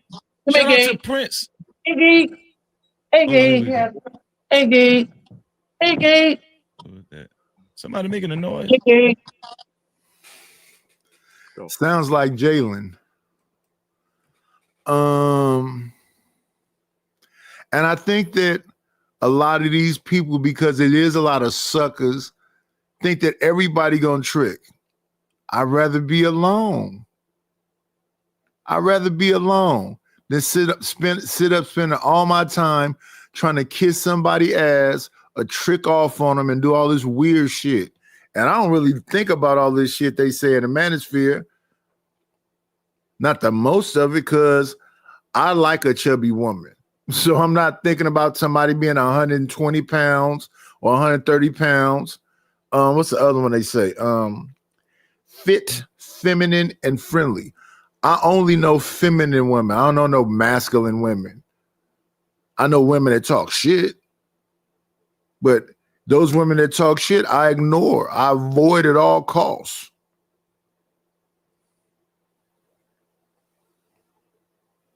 And like, see what Shicey Bum is saying? Shout out to them dudes. Shout out to the pimping. If you can get somebody to do anything, shout out to you as a lady. I wish I would. And it's not that way now. It's been that way my whole life. I can't even fuck with you talking to me, stupid. Hold on one second. Damn, my bad, bro. I thought I was on mute. I'm sorry. Oh, okay. Yeah. Shout out to Prince Ant for his $20 super cap. He upped the ante to $52. Is a $52 sponsorship now. He said the manosphere should be about empowering black men and the sisterhood should be about empowering black women. Instead, it's pushing nonsense, shenanigans, and ass backwards fuckery. Time for us to get back on track.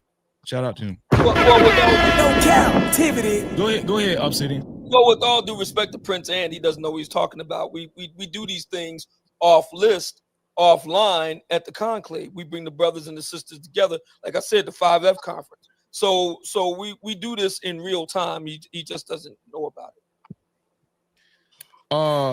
Shout out to you, Prince, and also shout out to Next Level. Shout out to Next Level. Check the cash out, bitch. Next Level with a $2 cash cap. Next Level said, is manosphere for complaining and dudes grouping up for sex? Go ahead, Obsidian.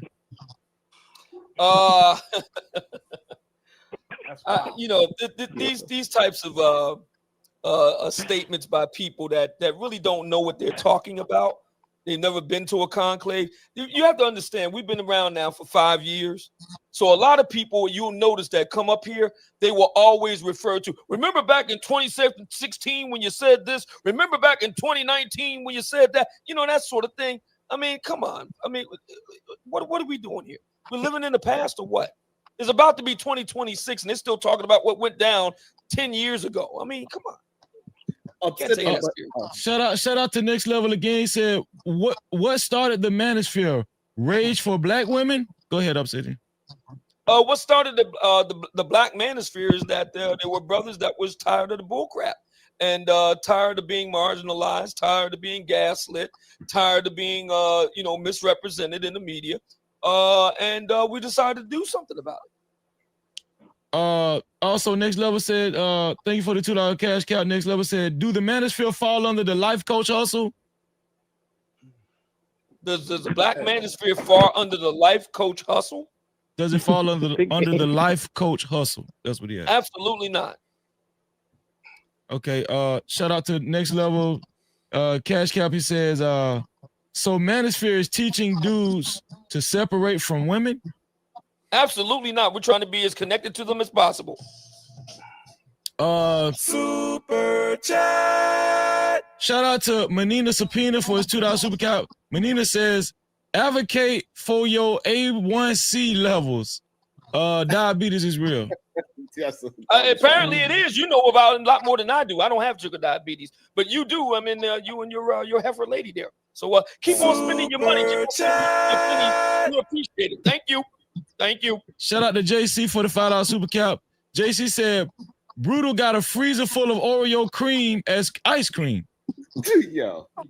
Super chat. Shout out to Drew for his $20 super chat. Drew said, can the panel match my super chat? Can the panel match my super chat for the host, Freezy? Keep bringing the fire, Freezy. Appreciate you, bro. No captivity. Super chat. Tyrus for the $20 super cap. Tyrus said, for the fluffy guys addicted to DoorDash. Super chat. Shout out to El Cheapo. Shout out to El Cheapo for a $20 super cap. El Cheapo said, I want to hear Obsidian sing There's Some Hoes in This House. That was pretty good. Shout out to Manina Subpoena for the $2 super cap. Manina said, I got a Billy offline. Y'all just can't see it. A Billy. I don't know what he's talking about. So hey, let me know when I talking about. Maybe talking about $1 billion. You're crazy. I don't know. You're crazy. Let me ask you a question. Why when black men talk about bettering themselves, niggas just come out the woodworks with some negative shit? Can anybody answer that? Because I want to answer it. Can I answer it, please? It's always negativity, bro. I want to answer this. Respectfully, I want to answer this because listen to me. I was not against you. I'm not against anybody's ways of life, anybody's thoughts, anything. I'm literally asking you questions. I ain't attack Obsidian. I ain't attack you. We just talking. I was just asking you to understand something because you said you've been understanding this and you came to say I'm a representative. You said I'm an advocate. So to advocate for something, that's what I'm saying. So to be able to advocate for something, to show a person a change, I could show a person a thing, to show it, for me to be able to advocate for something. That's what I was asking you. Then you went to lump me and Sharon and something talking about guys like you. So you started that first because now you naming and you labeling people, stereotyping people for no reason. And I never said nothing to you like that. That's all I'm saying. That's all I'm saying, bro. Whatever you feel, you can feel it. This earth, bro. Whatever you think on earth, you can feel it. You're a man, so I don't care. But I'm just saying, you started that. That's all I'm saying, brother. Respect. Sharon, did you want to? Did you want to answer that I too? can read through the bullshit. Ain't by me and you. Hold on, y'all, because I got it. Sharon, did you want to respond to that too? Go ahead, Sharon. Yeah. And then we're gonna go to information, man. Go ahead. And I think this is the issue that the manosphere is having. I'm assuming this is that dark corner that he is talking about. It's a lot of men that is just left without any kind of leadership to actually improve themselves. They're not understanding that if they just take the mask off and stop being something that they are not, they can actually have the proper outcomes that they need in life. And they keep hiding behind all these talking points that they never lived. So yes, Obsidian is a very charismatic and he's a funny guy. But however, when he say those things, he is influencing men that do not have the mental capacity to understand his jokes from what real life is. And so when he's saying being he's being out there being promiscuous, a lot of men cannot do what he is doing by being promiscuous and laying it down. Majority of men, they really need just one woman, come home to eat some food, go to sleep, and go to work. That's what most men are able to do. And this is the issue that I see with the manosphere. No captivity. Information man. No captivity. Andrea, if you got some comments, I'm gonna come to you since you're the only lady on the show right now. I'm coming to you after Information Man. Shout out Information Man. Go ahead and shoot Information Man. I just want to say that what I don't understand is that as a man, you can improve upon yourself without putting down Black women or women that you don't want. What I've observed over the years within the manosphere or with brothers online is that it's too much talk. It's supposed to be, people are saying, well, it's about self-improvement, Black men supporting Black men. But what I observed was more people just spending more time talking about women that they don't want, that they don't have any desire about. And then what you do is you take the minimum of women that are undesirable within our community and you make them the maximum.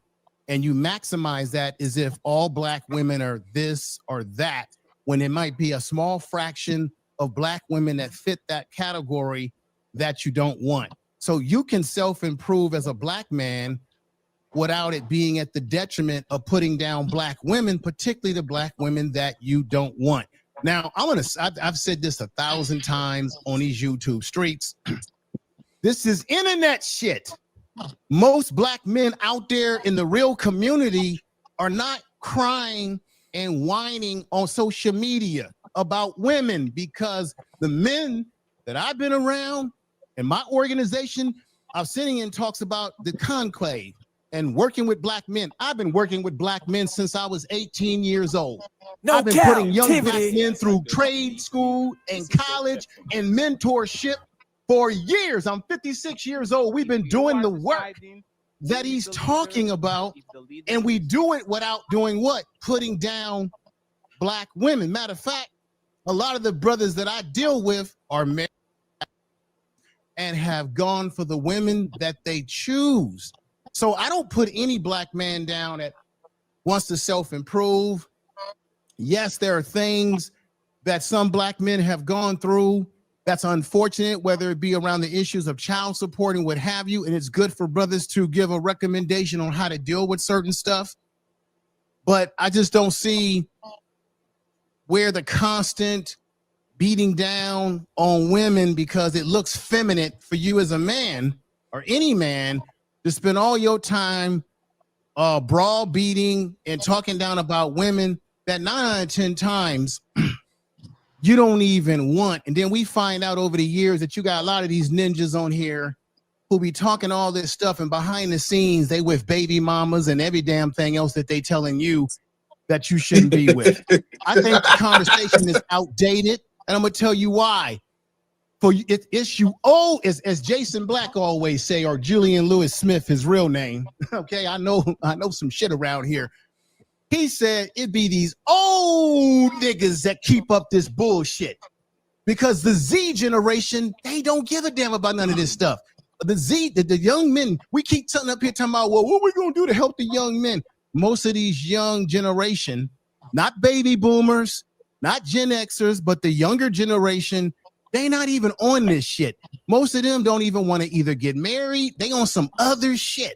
So a lot of this stuff rings very hollow with them, but rings very loud with Negroes who got problems that they're trying to overcome, or they need. What happens is you talk to an audience of black men that are in pain, and you're able to feed into their pain by feeding it with the very negative things that maybe they've been traumatized by, whether it be bad relationships, a woman taking all their money, whatever it may be doing. And what's happening is, in my organization, we ain't charging black men no money to help them. We're not charging black youngsters to get them where they need to be.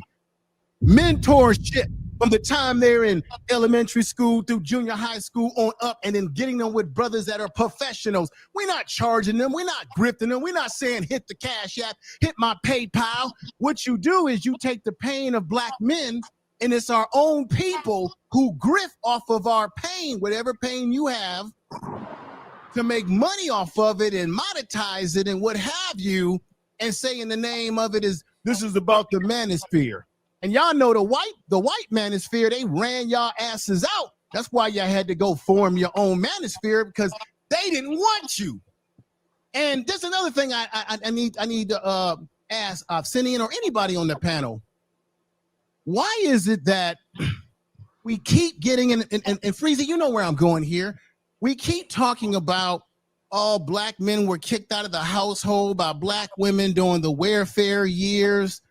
Negro, if you're a strong man, ain't nobody knocking you out the damn house. Now, we forget that originally black women or black families were not allowed to have welfare programs. Welfare programs were created for white people first. Black people didn't even apply for them. Now, we know that white people are on SNAP benefits at 35%, black people at 26%, Hispanics are somewhere between 14%, Native Americans 1%, and then overall welfare programs like SNAP, welfare programs, various social programs that the government has been giving out money. White people are at about 43%. They lead in all welfare benefits, and they've been getting welfare since the very beginning when it was created, coming out of the Great Depression. So why is it that the white man wasn't pushed out of his household when more white women and white people in general are on welfare programs? They didn't get pushed out because we forget that there's an economic difference. White people have generational wealth. They were able to get a leg up. They were able to benefit from their welfare programs and still strive. Black people don't have or were not allowed to generate at that time generational wealth. But then we sit up here and we say black men were pushed out of the house. Can anybody tell me why the white man didn't get pushed out of his house? When white people are on welfare more than anybody at the end of the day. Go ahead. Before you go, come on. No. Hold on. Before you. And see, that's information, man. He hit y'all with a bunch of numbers that don't matter. If you want to be with somebody, you're just going to be with them. Y'all going to find a way to work it out. Make it happen, Captain.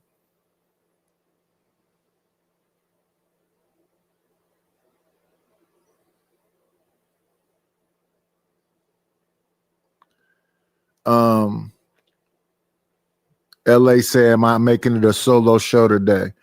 No, it's not a solo show. I just wanted them to get out the most so people can hear.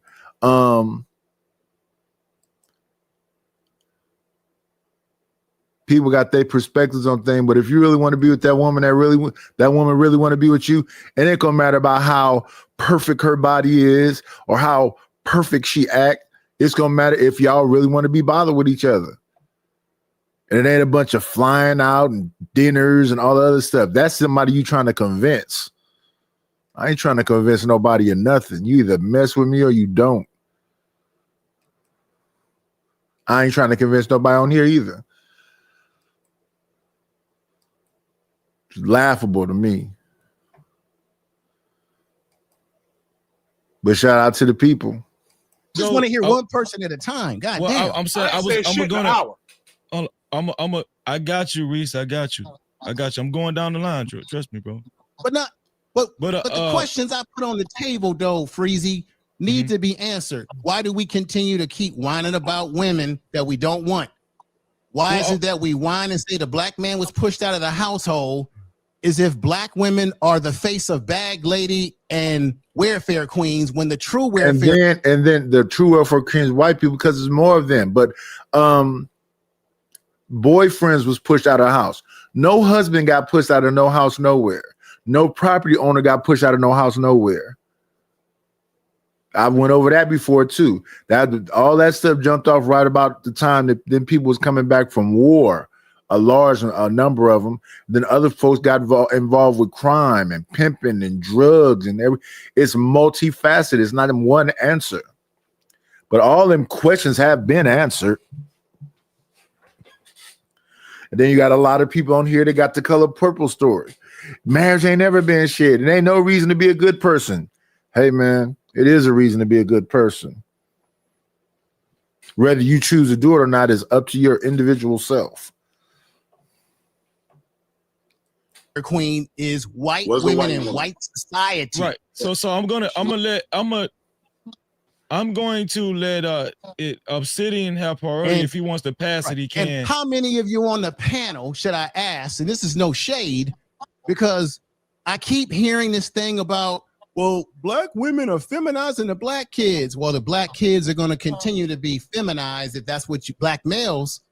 If you sit back and you're not willing to either support an organization like my man Q Butter, who has the Zynex program, or my man George Makem, who has Urban Nerds Worldwide, you can donate to programs where people are doing the work that you don't want to do. Because if you're going to talk this talk and you're not involved in any kind of way other than charging black people for something, then you nothing but you're fat hypocrites. Well, I want to let Obsidian respond. Ain't doing shit offline. I don't want the point to get lost. And yeah. And that's the other thing. People like to go on other people's shows and dominate their shows. And again, you don't blame nobody else other than the host. Now, why do you say that, Nightish? He has a button to drop that man. He has a button to pause that. Mute that man. If it's going on, it's because it's being allowed. I'm not going to be an accident. If you don't shut the fuck up, I'm just going to drop you. If you leave, you leave. When the host is talking, respect the host, respect his channel. Just because you got a perspective. That's why these two brothers were just yelling at each other a minute ago. Yeah, Obsidian. Anybody else want to respond after that? You can. Go ahead. Go ahead, Obsidian. Yeah, information, man. It's been a long time. How you been, brother? I've been all right, man. I should have been taking notes because you said a whole lot. I'm not sure exactly what to respond to in there. So, well, no, I just wanted to look. Don't get me wrong, Obsidian. I think that whatever you got going down with the conclave and what you're doing with black men, I salute that. If that's because you have said, to your credit, that the work starts offline. So I salute that. I got no shade on you on that. Okay. I just didn't like the way you set up there and let Purdy think you had Pearly things on your channel and everybody was running interference for her. I didn't like that. So we're gonna leap back. So we're gonna leap back. I'm just letting about you know 3 that I years. was disappointed about that. That's all. Right. That's the only thing. I only gripe I had with you. Right. No, I'm just saying that's the only thing that I was a little disappointed in about that situation. I'm just being honest with you. I know. I mean, this is how we do it, black folks. You remember what happened in 1975? I was still feeling some kind of way about what you did in 1975. Because you know why? Because this is the thing, Obsidian. We all on these streets, we always talking about black women need to be held accountable, right? Well, sometimes black men need to hold other black men accountable. Come on, how can we say hold black women accountable? I don't talk about that. Don't hold each other accountable. I don't talk about holding black women accountable. I do. I don't talk about that at all. I do. Okay, brother. I just want to talk about them. Go ahead. I mean, no. Obsidian, do your thing, man. I'm not hating on you. So I wanted to make. There's a lady on the panel, Miss Muse. Yeah, Thank you. I don't know if I think Obsidian was kind of he was just kind of lost a little bit with, but if anybody else wants to respond to what information, man, go ahead, Brutal Reviews, and go ahead. All right. I want to address who that? No, I'm gonna give you the floor, the main floor, in 1 second, Reese. I got you. Go ahead. Yeah, go ahead. All right. Two things, real quick about yes, sir. The man at home rule, right? We all know back in those days, well, even today, that they were highly racist, right? So of course they would let certain things slide, or they wouldn't enforce things to the fullest. They wouldn't even report certain things for Brad and Becky the way that they would with us. The same way they have cops over policing black areas. They had those people out there over checking our areas. That's one. Yes. Number two, when you say black men can't be pushed out of the house, black men had to make a hard decision.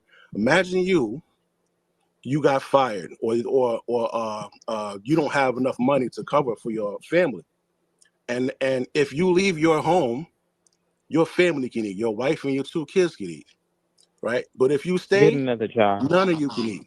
So men, real men, even no matter how hard that decision is going to make a decision. You know what? I'm going to step. And then it's that conversation. Real men and real niggas and who determines that? All that shit is subjective. You can't listen to no other man or woman tell you how you can be a man.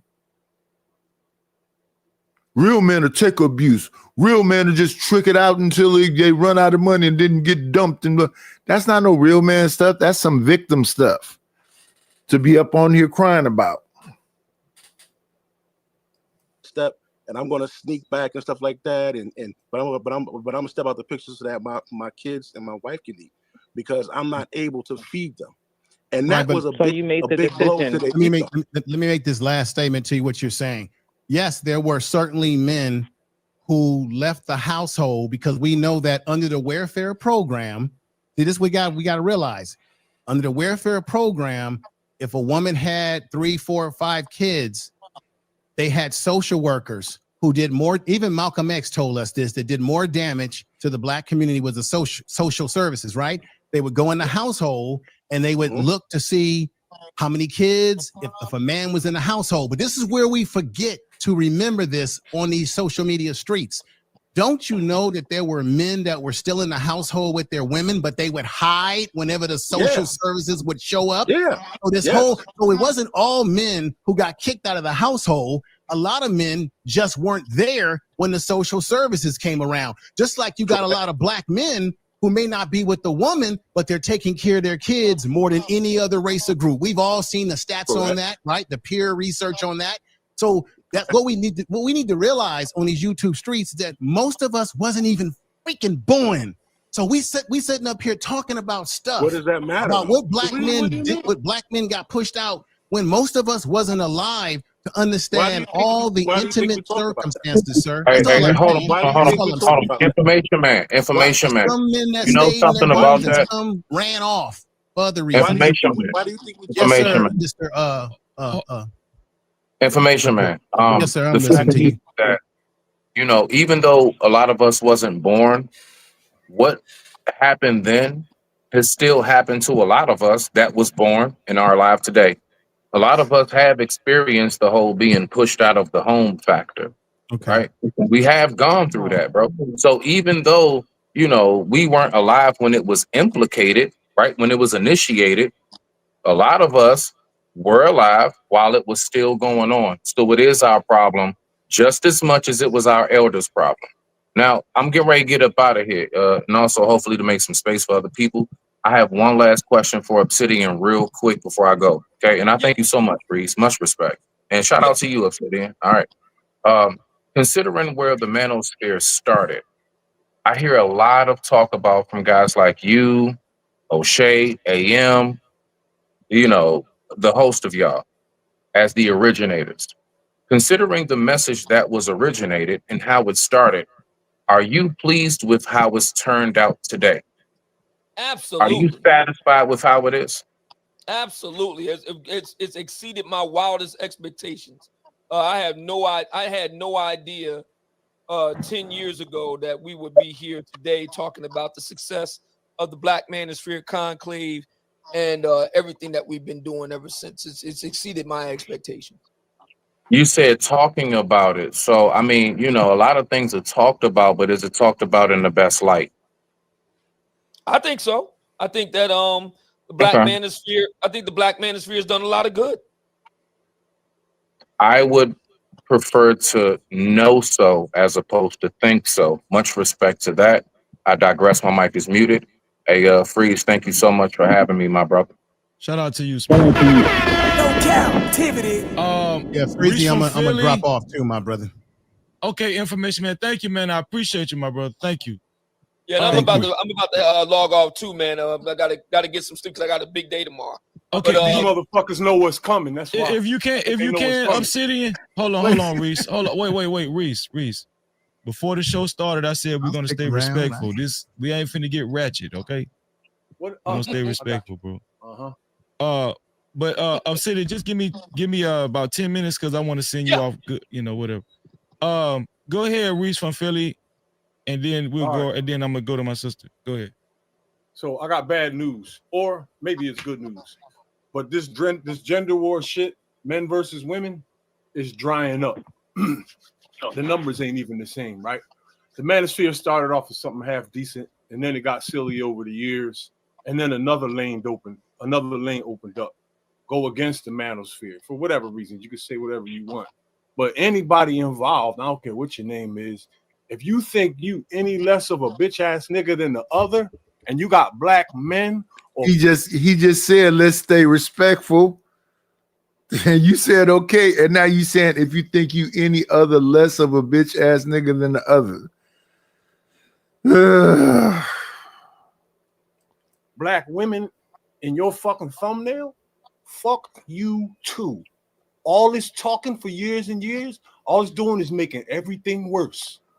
Everything. You even got you motherfuckers Googling shit on each other. The hatred has grown. I had a first row seat. That's why I hit the links. Because I want a front row seat for all of this shit for a whole fucking decade. Nobody will shut the fuck up. And you look around you, it's getting to the streets. Ain't no pregnant young people no fucking where. None. Nobody ain't on this fucking panel seen one in years. All right, so this is what y'all doing to the community. You're literally killing this shit. And I hope I hurt somebody's feelings. I hope I hurt everybody's fucking feelings. And watch this. Though none of this. I'm positive nobody cares. I'm positive nobody cares.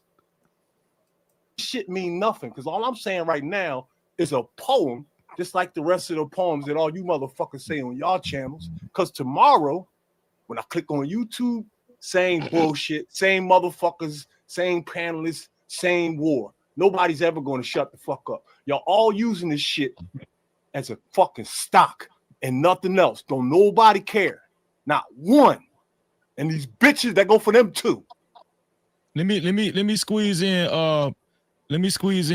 Just Jay. Go ahead, Just Jay, and then I'm gonna go to Obsidian so we can see him. Go ahead. Hey, good day. Can you hear me? I'm positive they really don't even know what he just said. And I'm pretty sure that I listen to a lot of young people when they talk about why they're not in relationships, why they're not having kids and whatever else, because they look back on the past. Maybe it have a little bit to do with some manosphere stuff, but it more so has something to do with their autonomy and their freedom to move around. They don't want to be tied down with children when they're young. This is at least what I hear them saying. I don't hear them automatically saying, because I listen to some red pill content or because I listen to the manosphere. I more so hear them saying, my mama had a kid when she was super young and she complained about how hard it was. My father got a girl pregnant when he was super young and he complained about how hard it was. Younger people are saying they're being smarter. But let's listen. Breezy, Yes, ma'am. Shout out to Just Jay No in the building. Awesome. Shout out to the panel. Shout out to the chat. I currently don't have any questions. I'm just sitting here being present. Okay. Obsidian, I don't want to hold you much longer. Did you want to say anything before you left? Make sure what's your before you say that, what's your cash app? I'm gonna put it in the chat just for anybody that wants to purchase, anybody that's looking to purchase Mumia Obsidian's book. Hold it up. Okay, there it is. There you go. Yeah, it's the gospel. What's the title of it? I want you to say it, Obsidian. Oh yeah, the Gospel of St. Kevin Samuels. That's the name of the book, and I have several other books as well. Okay, what's your cash app? I'm gonna have the mods put it in the chat. $ Obsidian Radio. $ Obsidian Radio. Anybody that's interested in purchasing. So yeah, Reese, they didn't care nothing about the whole bitch ass niggas and the bitches too, but shout out to the shout outs. No, we as adult people, we got to get past the name calling or whatever, because nobody cares. But what people do care about is eating and getting some money. With that being the case, since Obsidian said his cash app, let me do some begging. Here we go. Let's play my money. Oh, money.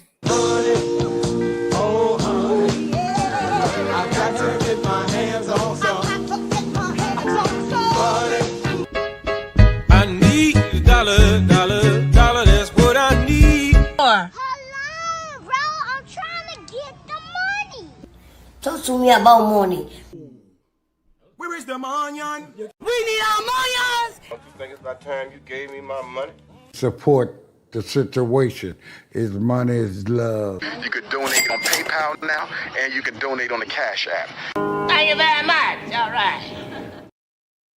Yeah, the Cash App is on the bottom. The PayPal is on the bottom. The Cash App is $KNIGHTISH1. The PayPal is paypal.me/IDLNO. I have Venmo and Zelle.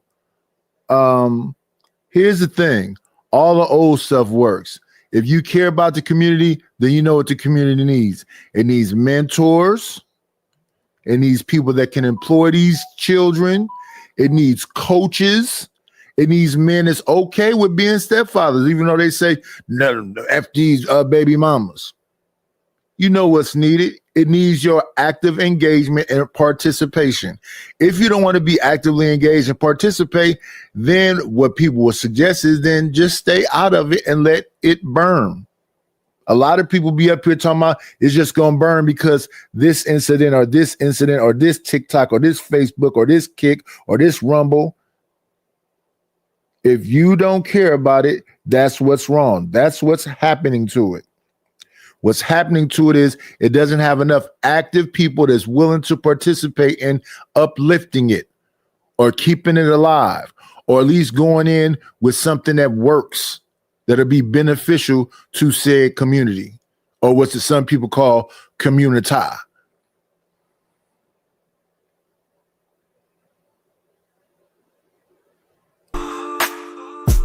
Thank you for the money, cheese, ready to do. Good scratch, squirrel paper. Thank you to Joy is Real for the Cash App. I appreciate it. I appreciate it. Would other people be like Joy is Real, Miss Deborah Leonelli, and support the show? Because, yeah, it's a bunch of people that attitude is, it's over with, it's burnt, it's nothing you can do. It's nothing you can do. You made a decision to not do anything. You made a decision to say, I'm just going to watch it burn. Well, so it is. Yeah. What is this one thing? Oh. Let's continue. No chaser saying what?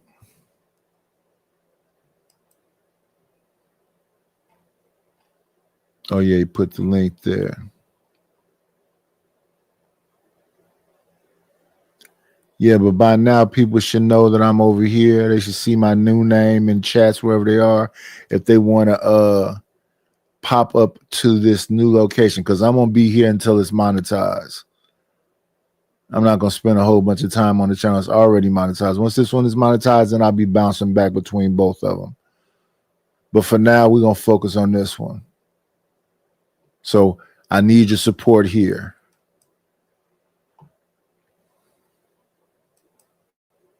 Obsidian's book. We're gonna continuously put his Cash App in the chat. Obsidian, what do you want to say before you sign off?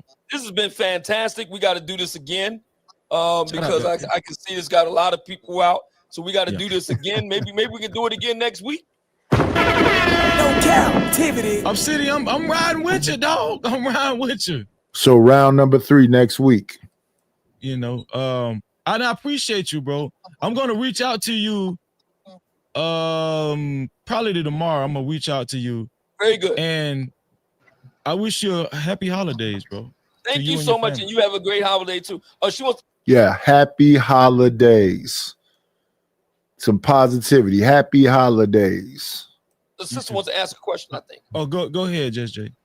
Freezy, if it's okay, I did have a quick question, and it was in reference to the live last night. Someone made a comment about pearly things, right?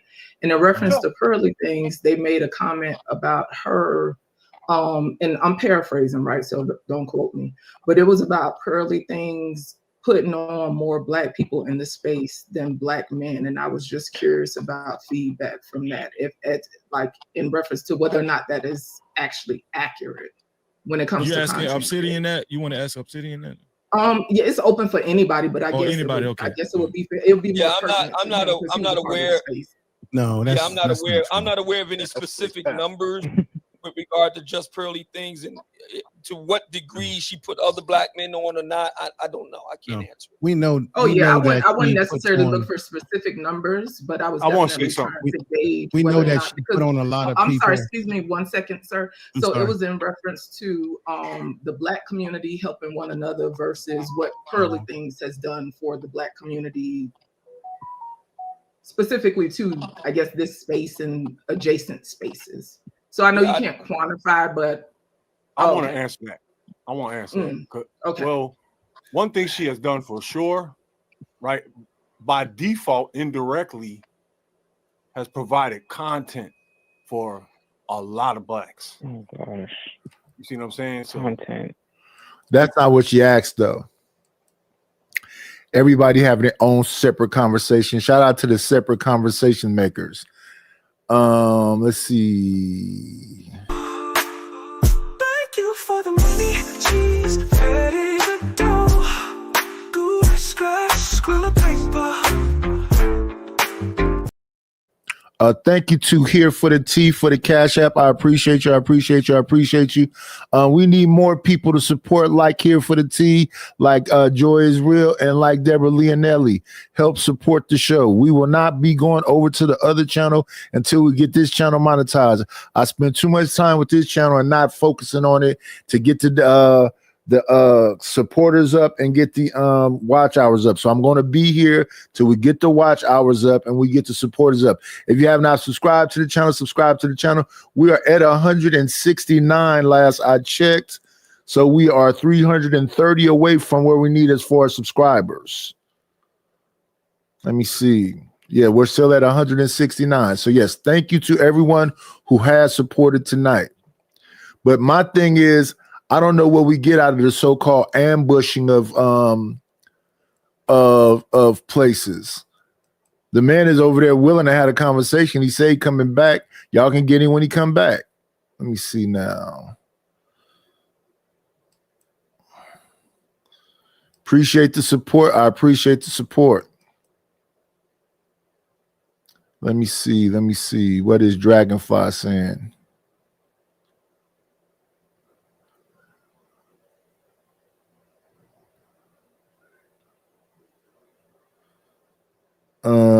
I don't think they care nothing about people saying that stuff.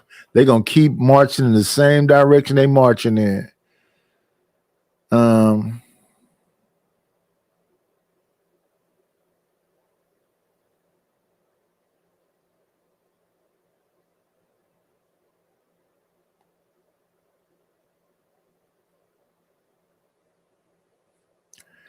Let me see.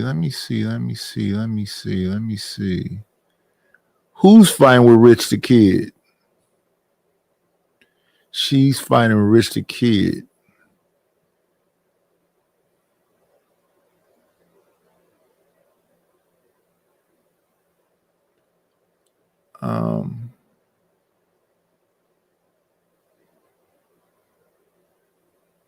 Oh, Summer Walker.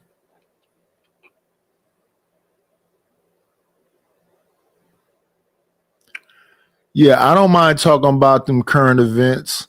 What was I looking at earlier? But I did want to see Obsidian round 2. What did I see earlier?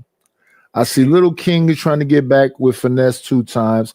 Finesse 2 times is fighting with Honeycomb Brazy. You got the baby, Little Baby, and Offset fighting. And there's somebody else that was talking crazy about Offset because they was talking about Cardi's new boyfriend and Offset in a rap. Yeah, I see all the little skirmishes, all the hot topic current events.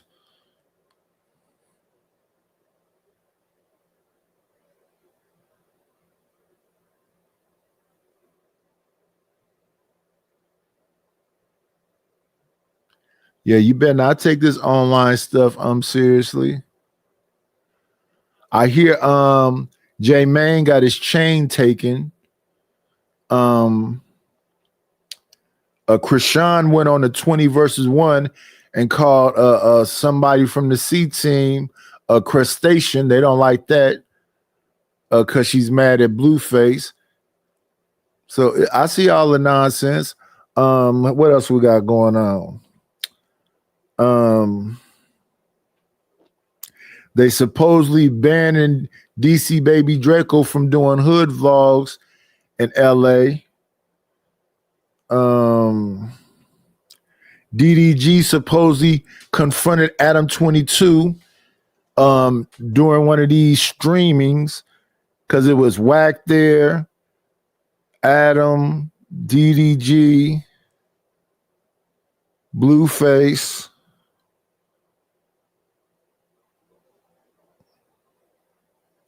And Whack 100 tried to be the intermediary between the two of them.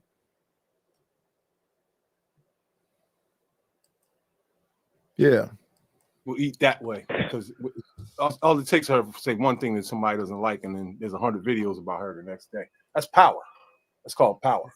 Oh Lord. Oh, okay. So, but does that mean that? But niggas made her powerful, not me. I don't give a fuck. They made it powerful. But I just wanted to say does that mean that Right. those people are on her payroll? Proud. Yeah, that's what I wanted to bring up to Indirectly your and by attention. default is what I said. Thank you. What she did is that a lot of what she didn't really put nobody on as far as black folks in the States. What she did is she employed black people that were Jamaicans, Africans, folks like that live in the UK that were working for her. There's some people that split away from her too that didn't like what she was about when that whole issue came out. That wasn't a whole lot of people though. That was just King Rich's auntie. Melanie King went up there for hot 2 seconds. She had Mediocre Tutorials up there. But Melanie King was already somebody. Mediocre Tutorials was already somebody. King Rich's was already somebody. I don't really know about auntie. She used to, when she originally came on, she used to be on the show with a light-skinned black girl. I don't know what happened to her. But no, she didn't employ a bunch of people. But anybody that's controversial in this space will get people to react to their stuff. So to me, I can see people reacting to Fatty. I can see people reacting to Andrew Wilson. I can see people reacting to Anton because they big in the space and they say things that's controversial. I can see people reacting to Kendra G. I can see people reacting to Tasha K. I can see people reacting to Corey Holcomb. It's some people whole page is just reaction channels to 5150. I like urban politicians. I like Chig Smooth. I like MREC TV. I like Star Report.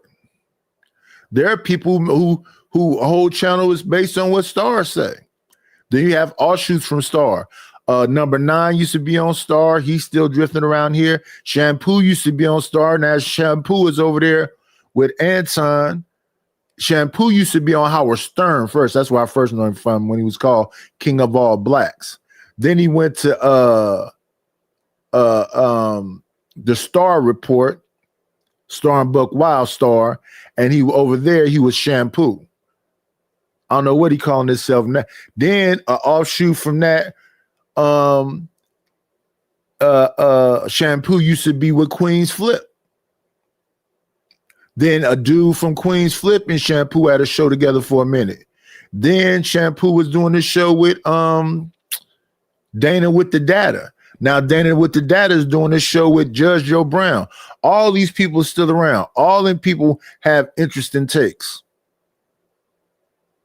So Pearly Things wasn't no special unique. Like I know people who have channels just solely respond to like what Tariq Nasheed say. They like a Tariq Nasheed reaction channel. So yeah, all you have to do is just be somebody in the space that's controversial and it's talking about current affairs. I see people that's responding to Tommy Sotomayor a return and Captain Tazariak. Risk, this might be risky. It depends on who you are and what you're doing. I remember people reacting to the dude with the diapers that he hold like a money phone. The one that was talking about baby mothers or whatever.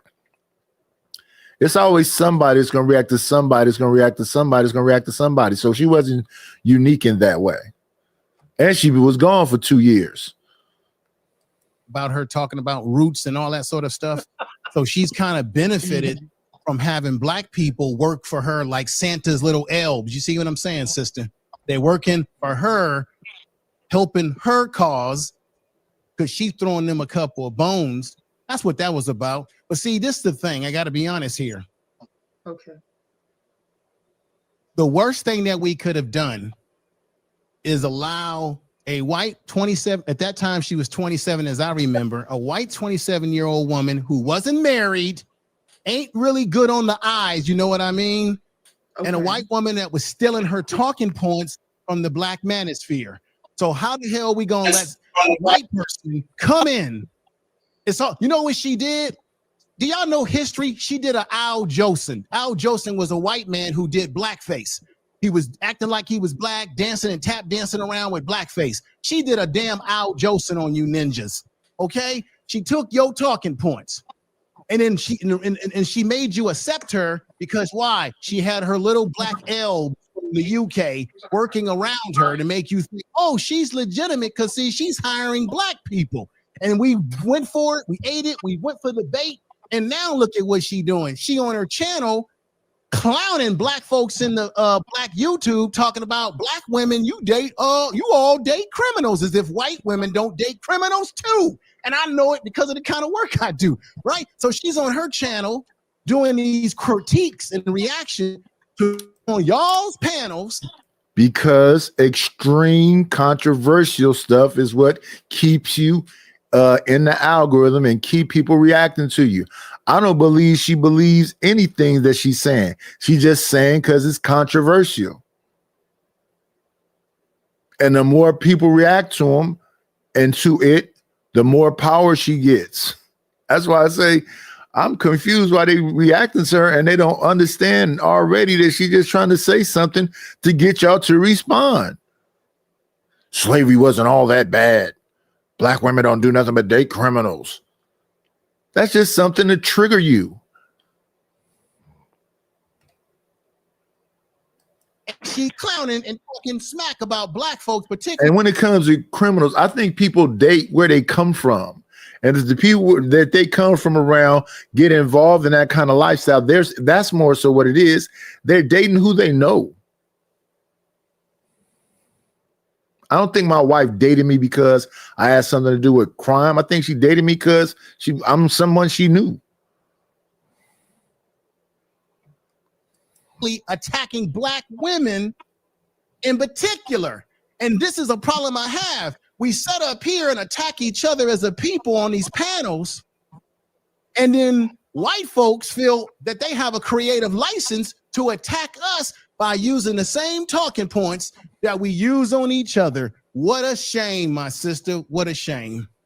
Absolutely. Thank you for your feedback, Darren. No, Obsidian, I know you have to leave. I know you're leaving Yeah. shortly. So in Yeah. reference to his response, right? Generally speaking, right? Because I'm not really familiar with the manosphere. Like I know the blanketed statements, the general statements about the manosphere, right? So I could just have my assumptions based on clips, right? So I would in no way act as if I'm well versed about the space, red pill, et cetera, right? But if I'm not mistaken, you work with Pearly Things, correct? I did have her on the show. I didn't work with her, but I did have. Let me see. No sin, 7 sin. I'm not saying that felons are the only options for black women. No. Based on how you market yourself, everybody is available to black women. Based on how you let me say that again. Based on how you market yourself, everybody's available to black women. Where that goes, nobody knows. But if you are pleasant, if you are attractive, if you are young, if you are pleasant, attractive, and an older woman, it's just about how you market yourself. You get more flies. No, not flies. Something with honey. I forget to say it. Your sweetness is most people's weakness. So no, you don't just have access to criminals. You can have access to nerds too. Were you kind to nerds? You can have access to whatever you are kind to, whatever you are understanding with, whatever you are patient with, whatever you are loving to. And it doesn't matter if you're a baby mama, got a little weight on you, and none of that other stuff. Is being around you a pleasant experience? Or is being around you fucking annoying? I don't know about other people, but I don't like annoying people. And I really don't like loud people neither.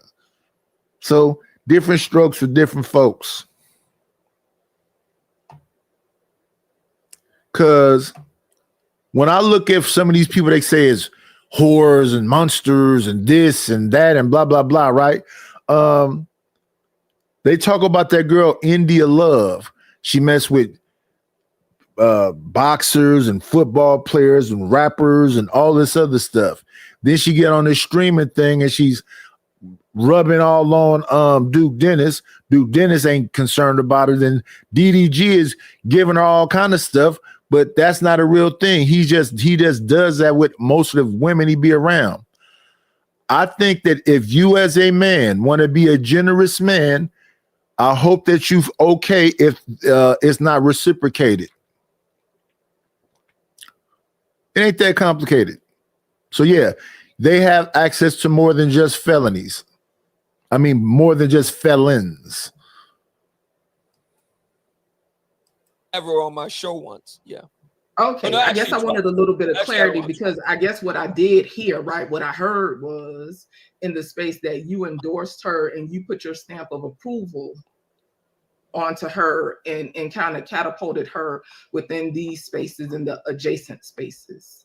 No, what happened, I had her on the show to address the whole roots issue that Information Man brought up. And I sent out an open invitation letter to about 24 Black content creators to come on, like what I'm doing right now, confronting everybody. Not one of those people took me up on the offer. Not one. So can I ask him a question before you leave, Freeze, or are you gonna let him get up out of here? It's up to Mumia because it's Yeah. I'm on Lightning his round, time. lightning round, real quick. Go ahead. Real quick questions. I ain't gotta get long-winded. So my question to you is, looking at your life today, You said that you was a heathen. You said that you really want to sleep with the hoes. If the men in the manosphere take on that ideology, do you think that that would make the black community as a whole a better community? Well, number one, it will make them infinitely better because the brothers that I'm rolling with are making really good money. I mean, these guys are getting into STEM careers where the STEM. Being a heathen would make the community better? What?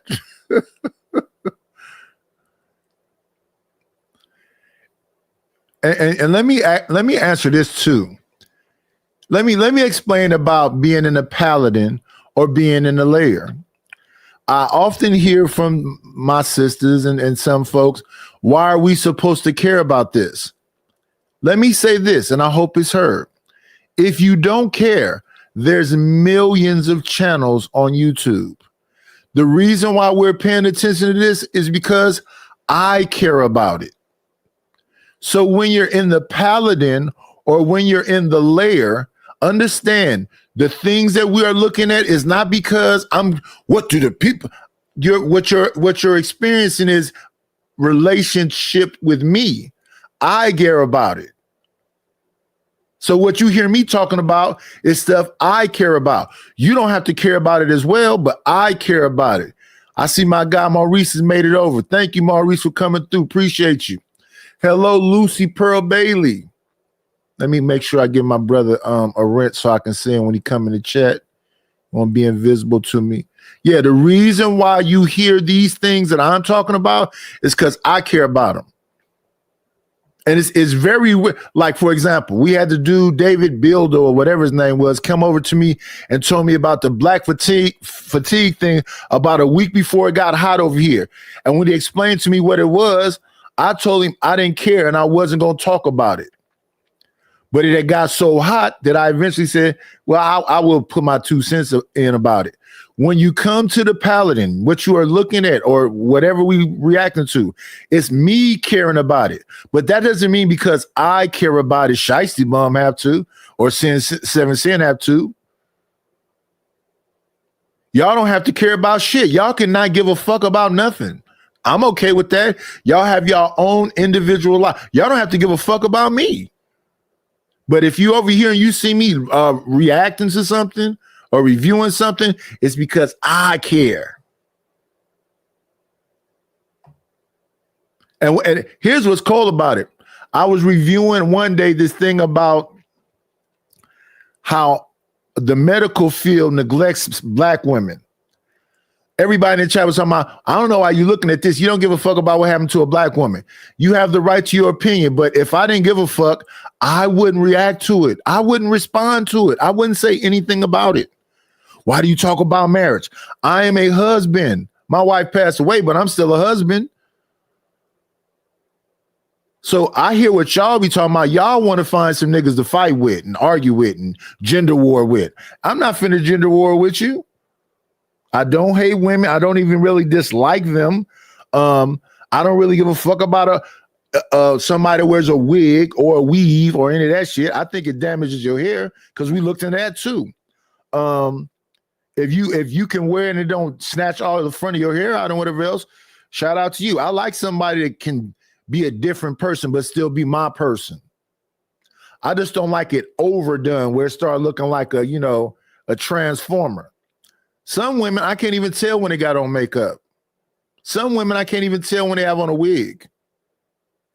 But I like sister locks. I like braids. I like different, hairstyles. My wife had a damn box Gumby afro. Still my wife, still looked beautiful to me. But it was literally an afro, like a Rakim hairstyle. Somebody was on here talking about hoop earrings. I like hoop earrings. I like a woman that know how to put herself together no matter what fucking style it is. So no, what you hear me doing is reacting to things that I care about.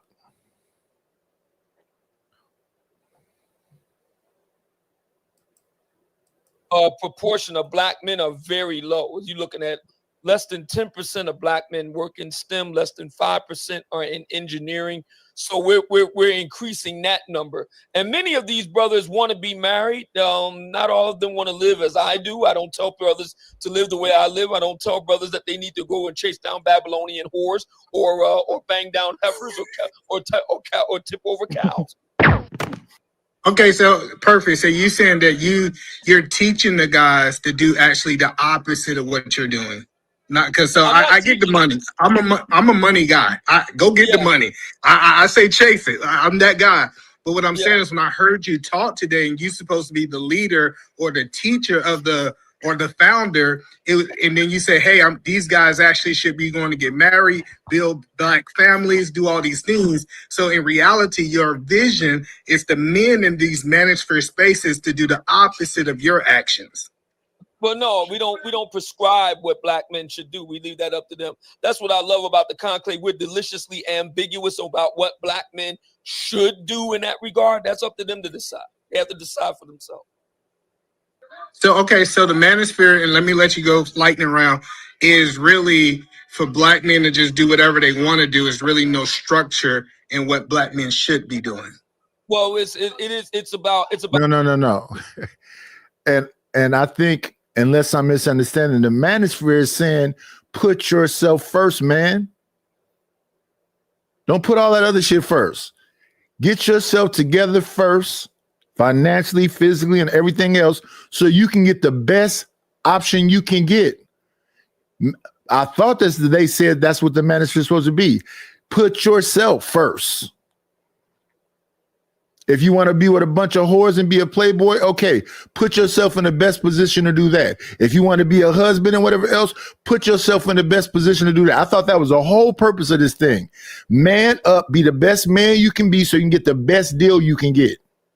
And approach that deal wisely. Don't approach that deal naively. Black male autonomy, giving black men the maximum freedom and choice to be able to map out their life as.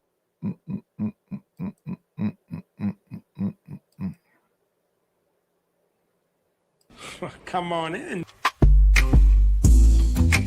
Play, it's always a treat when players leave. Judge. Good morning. Good day, night. How you doing? I'm good. Yeah, they think that Obsidian want to argue. He don't want to argue with him.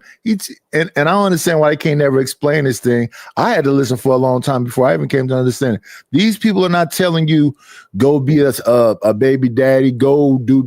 They're saying if you want the best for yourself, be the best version of yourself.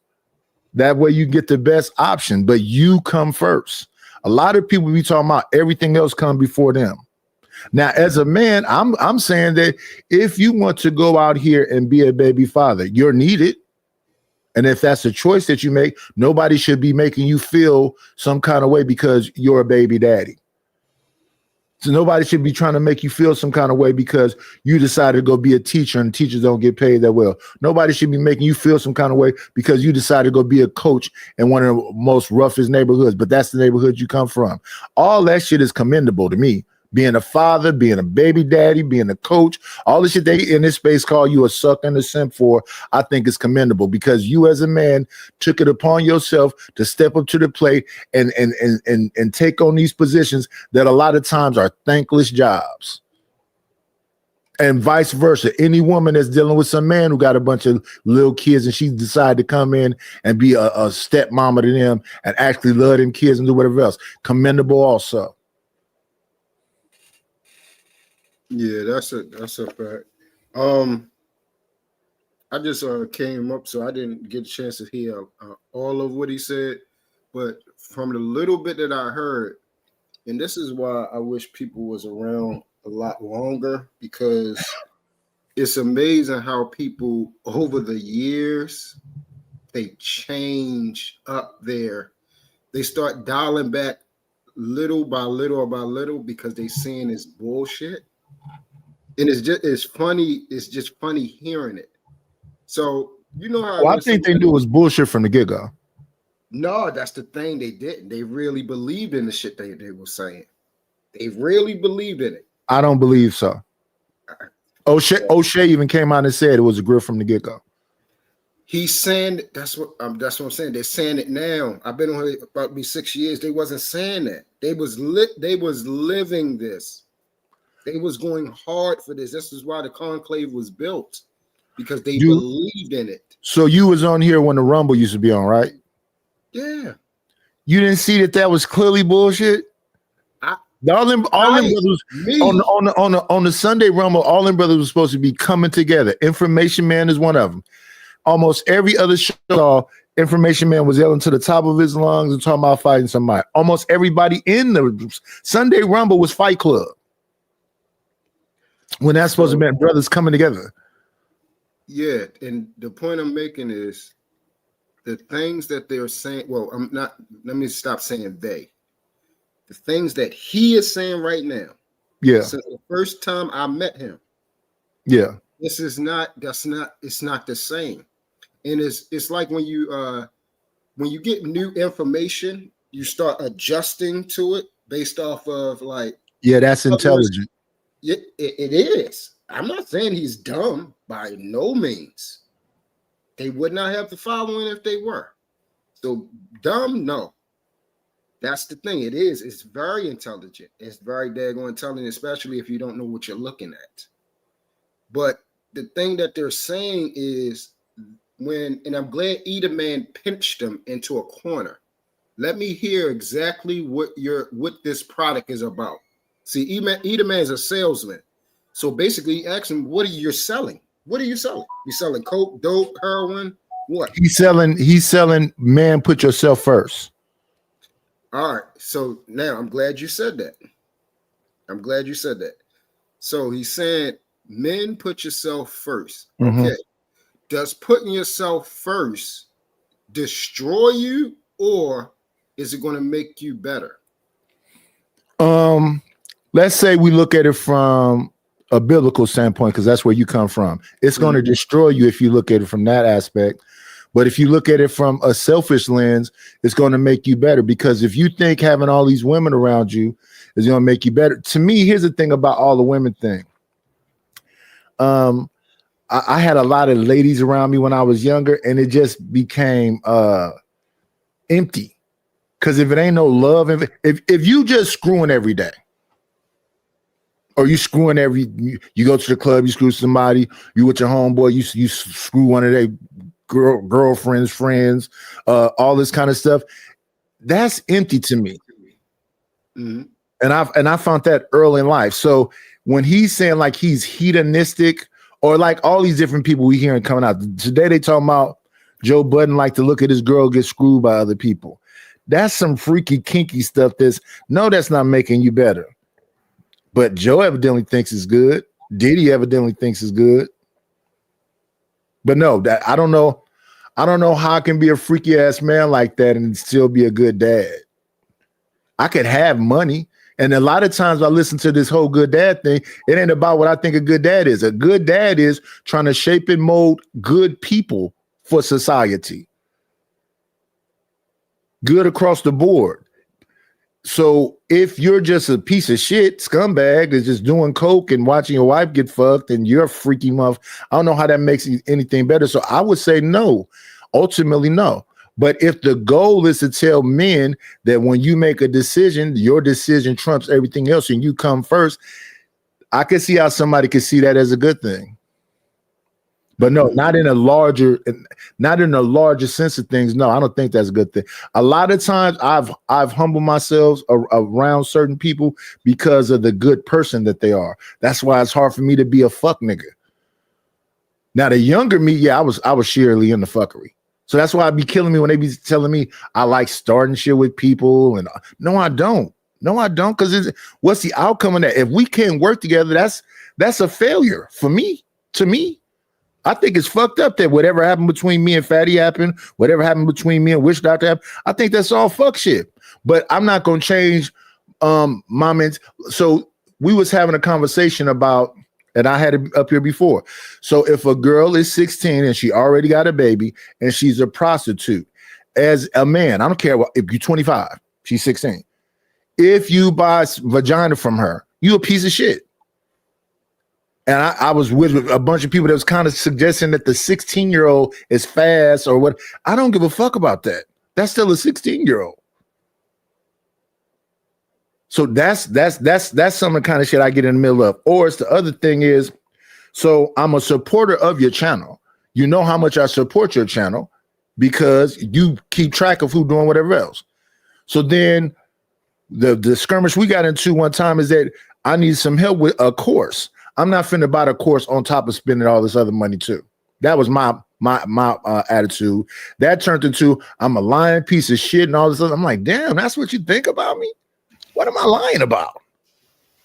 So when I just hear people's feedback of their interpretation of me, I just find it crazy because what they want to do is talk about from age 10 to 22.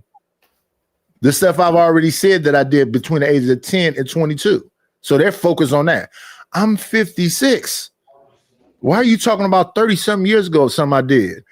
I'm not a drug addict now. I'm not a drug dealer now. I'm not walking around strapped every day now. I'm not finna strong arm rob you now. I'm not going back and forth from jail now. I'm not sleeping with everything moving now. So that's what they do. If they hear anything about you, you're that forever. So when it comes to these people supposedly getting better, I don't think he's saying he's getting any better. He just learn how to shape his words better. I don't think none of these people get no better.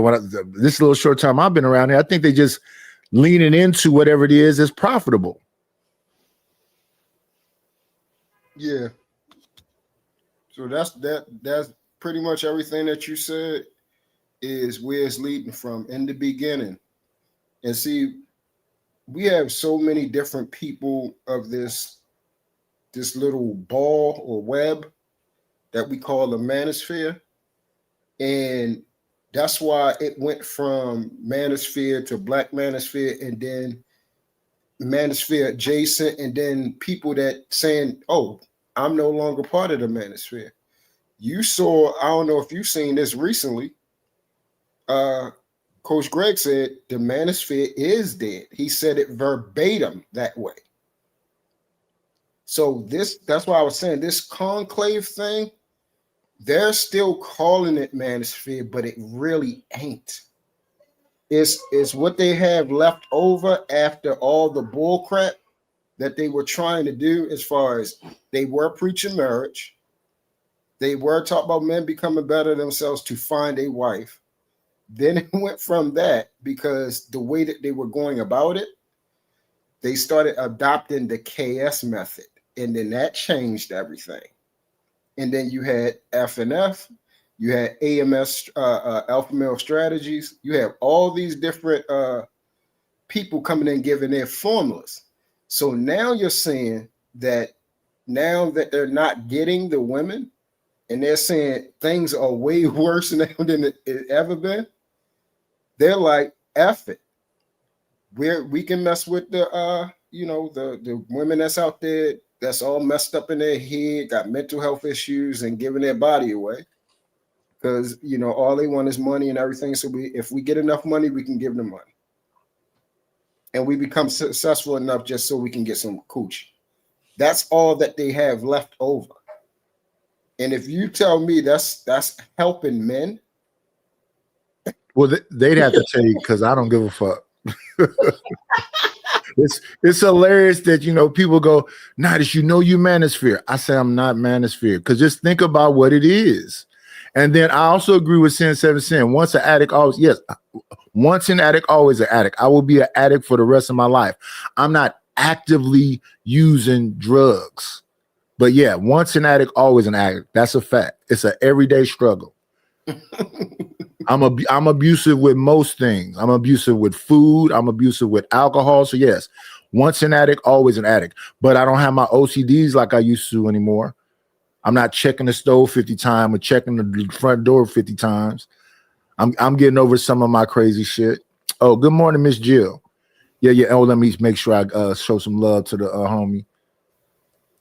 Let me see. Where is this at?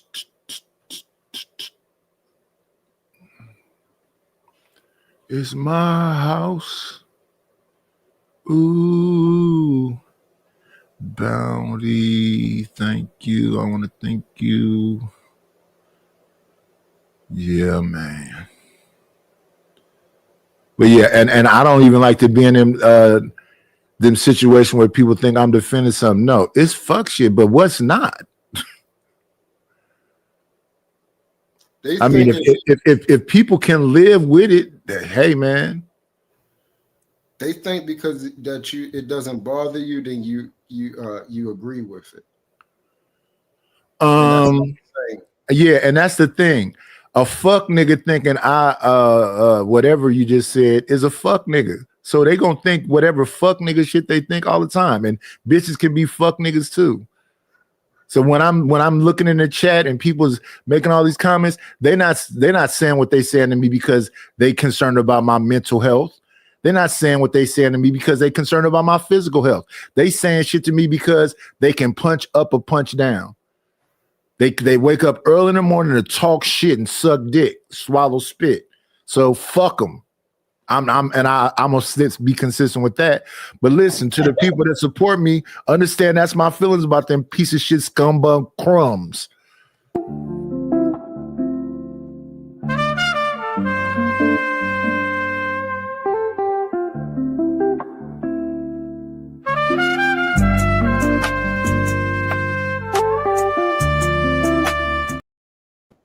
Yeah. Thank you for the money, cheese, pay the dough. Go scratch, scribble paper. Shout out to my brother out of Mississippi, Mr. Maurice Jones. I appreciate you for the cash app. Thank you very much. Thank you very much. Thank you very much. No, truth. It's some motherfuckers that scumbags for sure. Like Kills wanted to go up there and call Obsidian some about his legs, and he wasn't on camera. He was hiding himself and all. And like, what is that about? Why do people got to get on camera? Why are they talking about people's legs? Why is they talking about people's deceased family? Why is you focus on I'm not here to try to tear nobody down, but if you a fuck nigga, you been fuck with me for a long time, fuck you and piss on you. Matter of fact, don't even piss on you if you're on fire. Mental health. These people. Yeah, and I don't think everybody got no fucking mental health issues either. And if they do, they need to deal with that shit. No, not mental health as an excuse, because I don't use it as an excuse. I don't care. That don't mean you excused. I'm talking about mental health as in they that fucked up. Oh yeah, I understand what you're saying now. Yeah. Yeah, when somebody wake up early in the morning and they go, Truth, what's happening with your wife? Why the fuck are you concerned about this man's wife? And I know I start this show at like 2 a.m. So Truth get up here probably an hour or two later. So it's 4 a.m. So y'all come up near 4 a.m. West Coast time talking about this man's wife. And he says good morning just like I do. He don't go, oh, here these fuck niggas go. He don't even start with y'all. He don't even be talking. Is that Truth up there? Ask that nigga. I'm like, damn, he's a weird motherfucker. Yeah, I've never seen this type of obsession, man. Oh yeah, I haven't either. I really it's very special. And then the cold part about it is okay. So now I'm on somebody else's panel, and now this person I don't got the controls. They go, yeah, on this channel you don't got the controls. You think just because you got a little bit of power, what power are you talking about? So I'm a celebrity to you in your mind. Apparently. That's what I'm saying. These people got issues, real issues. And they don't just do I didn't call them to do it to too many people. So it ain't even about me now that I've been paying attention. They fixated on a lot of different people. It's like in real life. People mess with who they mess with. And they've decided they don't mess with me. And I'm cool with that. I'm not trying to change your mind. But then it's the fake shit. Oh, no, it's when you coming on. I'm on every single day. Why are you saying that? You ain't been on your channel. I'm on another channel. You see the name in the chat? You got a rent so you can go and see what channel this is. They be killing me with that. I'm ignorant. I'm oblivious to what's going on. And then, you know, then you had a homies like my brother Rufus said, I blocked him. And no, Rufus, you had a video on up here that I was trying to get off the screen. Like I do this one right here. This video's here. I dropped the video and you dropped with the video. But threatening me that you're not going to support the channel and telling me about whatever else, you already know what my response is going to be to that. I'll be like, hey, man, it was fun while it lasted. The door is always open. I'm not trapping nobody in. I'm not a cult. I'm not trying to make you. You don't even have to think like me. You don't even have to agree with me. We just can't let people do what Information Man just did right there on Freezy Show. I'm dropping you. I don't give a damn what your title is. I want to get out. So you got to know I'm not Bob. I see you in the second when I get through making my point. Yeah, I'm just curious because I don't come on here like I come on here to speak to you because this is your show. I'm at your channel talking to you because this is your channel.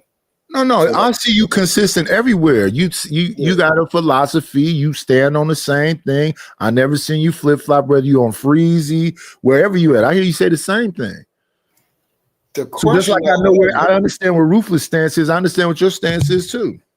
Yeah, no, I wasn't talking about Ruthless. I was talking about the people that don't have a channel or they're not doing anything. Why am I important? I don't think about you guys at all. Like I come here to talk to Nightish because this is a channel, so obviously I'm saying, hey, I think you're a celebrity. I think you're a celebrity too. Based on the stuff I be listening to people say, you've been on the panels for a while, you respected by people, and to them, you a celebrity, and I guess maybe you ain't being friendly enough with them. Yeah, they hate that. That's why they don't like nice to me. That's why they don't like you, because you don't you ain't trying to kiss their butt. They can't stand that. And that's absurd. That's ridiculous. They want you to be okay with you saying rude stuff to them. And I told them that years ago. I said, listen, let me let every last one of you. I don't know you. You don't know me. I don't care at all. Like, you don't matter.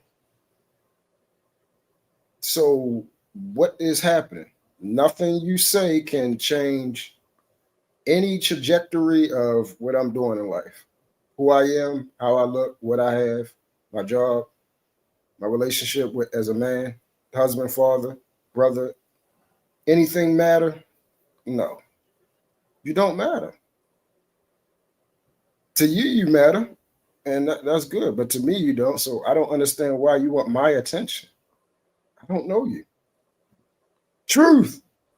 Like, what the hell are you thinking about me first thing in the morning for? You ain't thinking about no job. And these are men, too. You ain't thinking about no women. Where the woman in your bed? It should be a woman in your bed. You should be saying her name.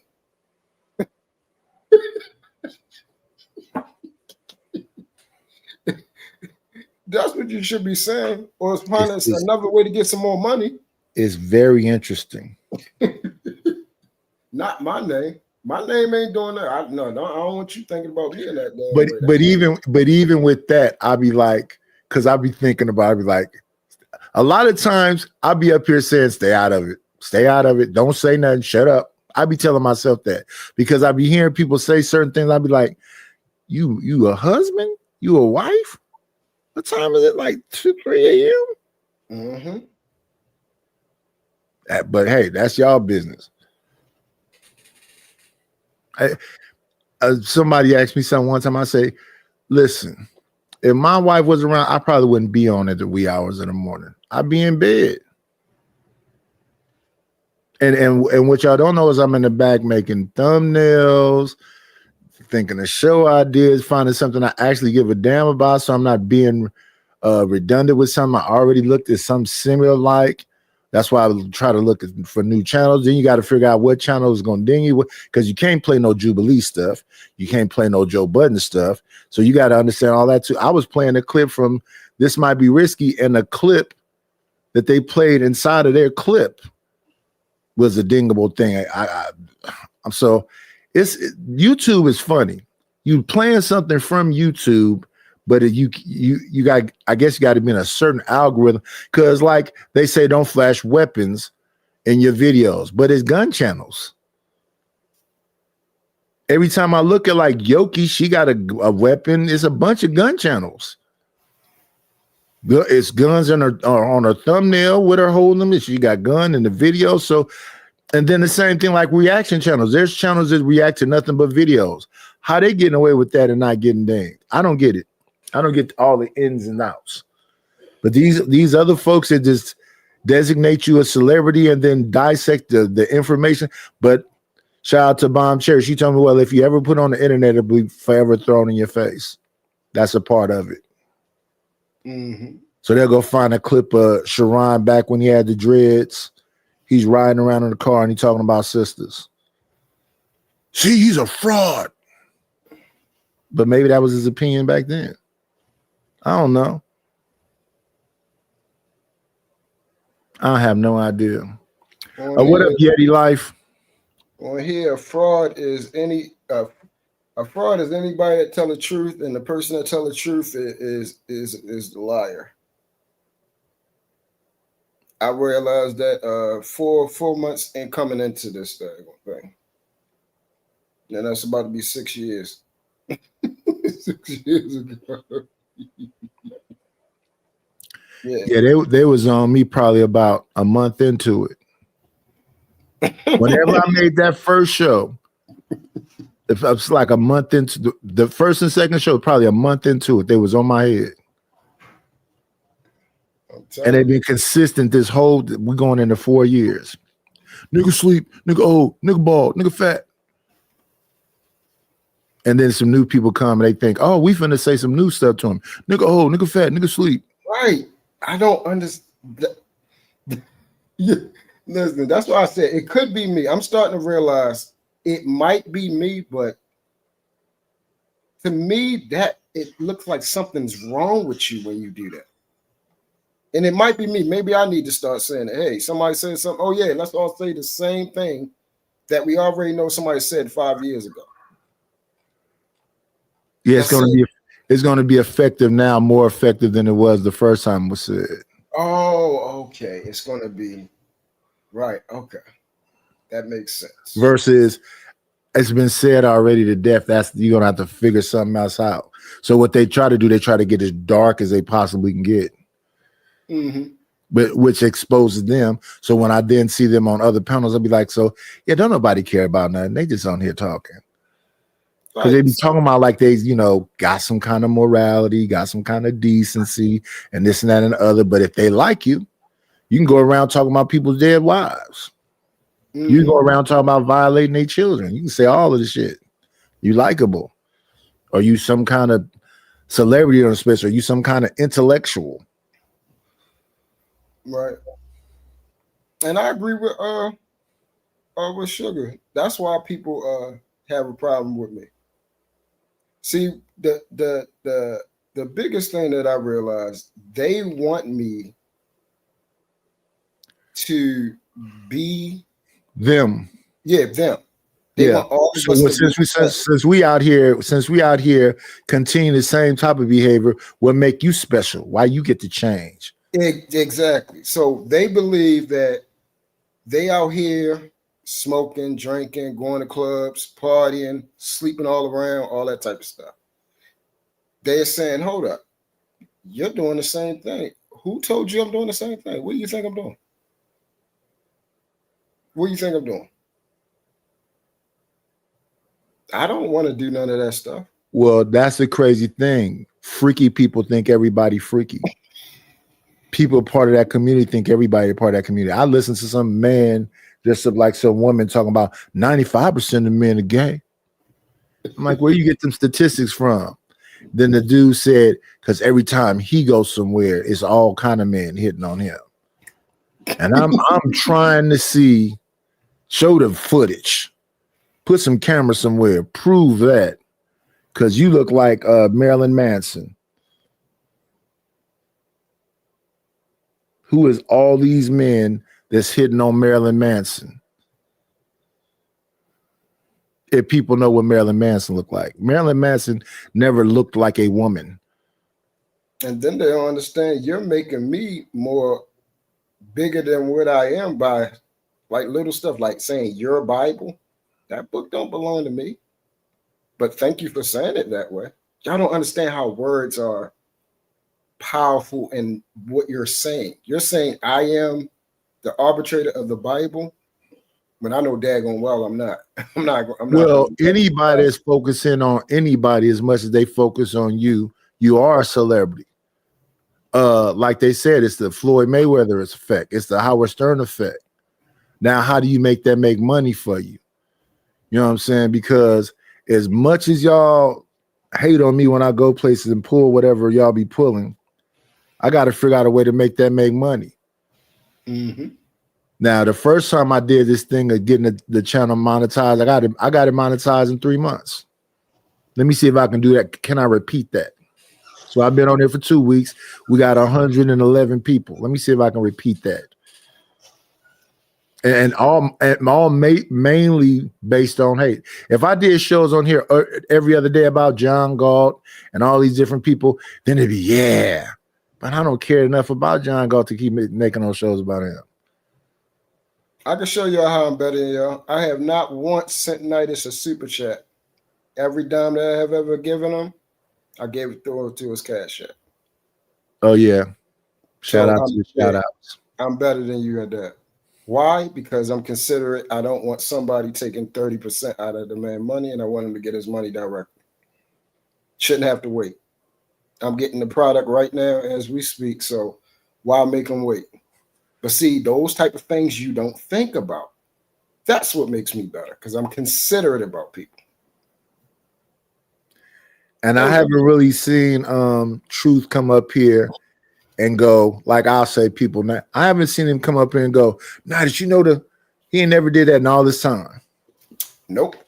So I don't even know when y'all say he's being judgmental to somebody, I don't even know who he's being judgmental to because I don't care. I hear him responding to y'all talking shit to him in the chat, but I rarely have heard him initiate, hey, early in the morning.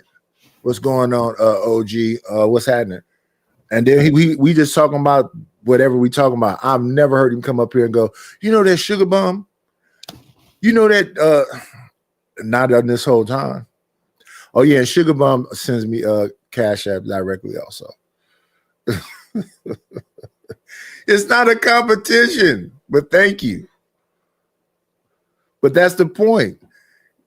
Folks would prefer to them what's the name? Other people can't even send nothing but super chats based on where they at.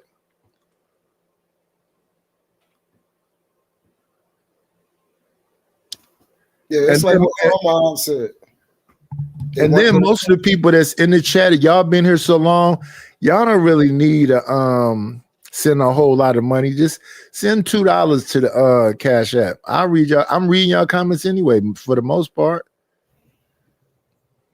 Send something. That's all you gotta do. Yeah, anything is plenty, man, especially if it's consistent. I think the reason why super chats are more effective is because they get to see their name. Selfish.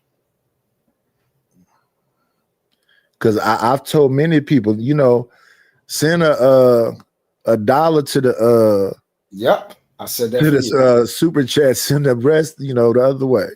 But people prefer to, spend the 50 bones in the super chat. Yeah.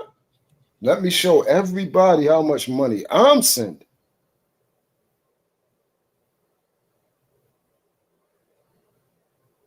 See, that's what makes me. That's what make me different. That's the difference. And it's little stuff. That's why I say y'all make stuff at the bottom seem like it's big. Oh, you're trying to be perfect. Being decent is the bare minimum. Yeah, pretty much. That's bare minimum. And that's the thing people, trip out a little on me about, because I'm saying I understand that I laugh and whatever else, but I also understand when I'm laughing when it's inappropriate. So the other day we was talking about George Stinley, which was the book The Man Now was about that Tommy Curry wrote. And we had Zoomer in a chat talking about, because George Stinley got electrocuted as a child because they sentenced him as an adult. Zoomer's joke was, sometimes you got to shock the children. See? To me, that's like, so we laughing at 13-year-olds. Well, the motherfucker must have done something. Still, even now when you got to what you call the YNs and whatever else, y'all don't care about them. Because my thing is, if you can't feed them and you can't give them no direction, shut the fuck up about them. Mm-hmm. You see how that works? Once again, another thing. How y'all talk about people, family members. I don't do stuff like that. So yeah, I when I'm talking to a person, I'm talking to that person. Correct. I'm not going to talk about their wife and their kids and all kind of other wild, crazy stuff. That's why I'm always. I'm kind of a one-trick pony, because I'm trying to say something disrespectful to the individual. So I might say something like you suck dick or something. I'm not trying to go nowhere beyond that.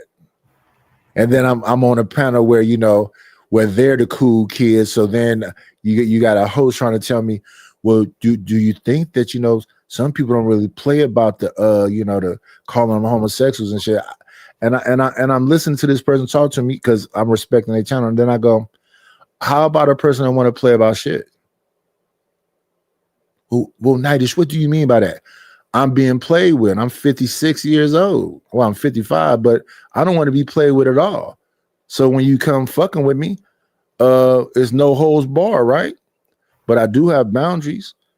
So then the man came up there and said I called him a PDF file. I said, well, if he has the clip, tell him to, play it. If you got a clip, play that shit. He came and played the clip. Everybody on the damn panel went, that man did not call you no PDF file. So that pissed him off. So the next day he came with another clip. But none of these clips have to be what the fuck he's saying it is. He's the cool kid over there. So then somehow he got to be mad at you for some reason, Nightish. That's bullshit. The man is mad at every fucking body. He doesn't call me. I'm not the only one he called on a hard ER. He called all black people niggers. So you're wrong again, and you're supporting it because you allow that over there on your show. So you have a bunch of white people up there doing the most, and you're trying to make something make sense that just doesn't make sense. The only way it makes sense is that you're choosing money over everything else. So if y'all want to come over here and talk crazy to black people and say they never did shit and the men ain't shit, and what if they ever did? And you want to play Pastor Manning, and when people is talking, play monkey sounds or whatever else, and the bag is there you go, you winning. So maybe that's why the bag don't be dinging over here, because I'm not finna, when Truth is talking, play a fucking monkey sound. Or even when Ruthless is annoying the fuck out of me, I'm not finna play no monkey sounds over him either.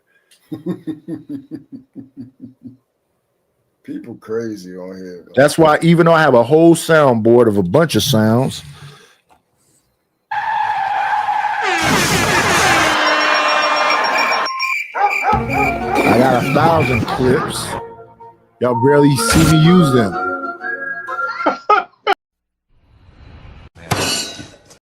Standing on. Quit testing me. Quit playing with me. You challenging me. I got all of the shit. You don't see me barely touch that stuff because I value the conversation more than playing clips over people and doing all this other shit. Especially when it's like Truth. I don't look at Truth as like, a shit talk. It doesn't make no sense to play shit over him. And even with Rufus, I don't necessarily agree. I don't really like playing no clips over him. And if I do, he overreacts to them. The other day, whenever I hear men saying, fuck these bitches and these bitches, and I always go, well, what's the alternative? So then I play this clip right here. I'm just coming out to say I don't think everybody is gay. Shit, y'all accuse everybody of being gay. Y'all think I'm gay. That clip is not saying that you're gay. That clip is saying that you're saying fuck these bitches every day. So what's the alternative? Hood service said you always saying some slick shit. No, I'm saying you, that shit sounds gay. That don't mean you're gay. What you're saying sounds gay.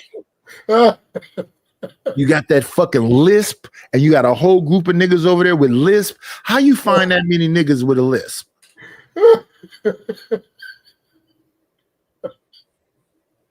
Then I come over there and you say shit that just be sounding super. What brought you over here today? You're on? I don't know. What's happening right now?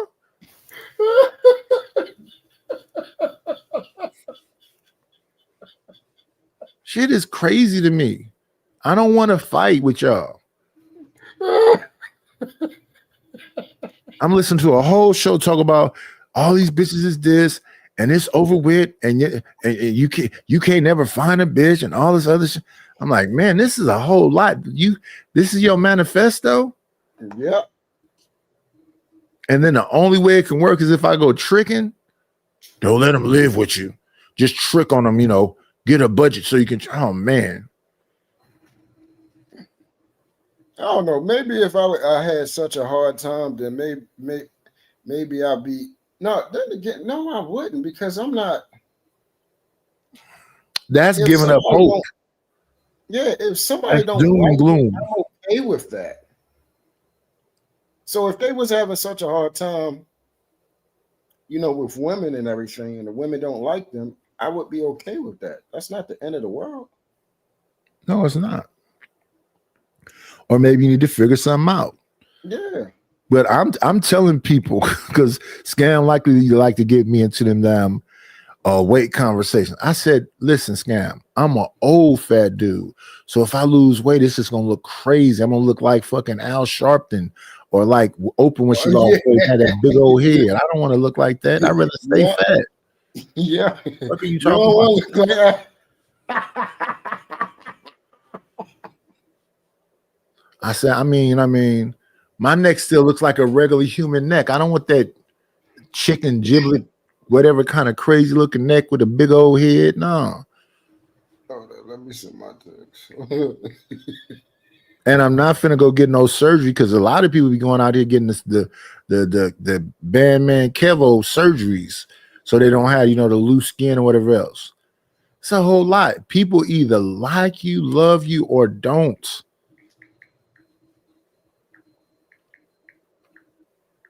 And if they don't, I'm cool with that. I cracked enough fat jokes when I was younger. So maybe it's, karma.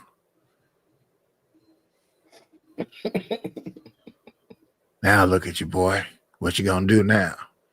Try not to get a booty in the front. That's what you don't want.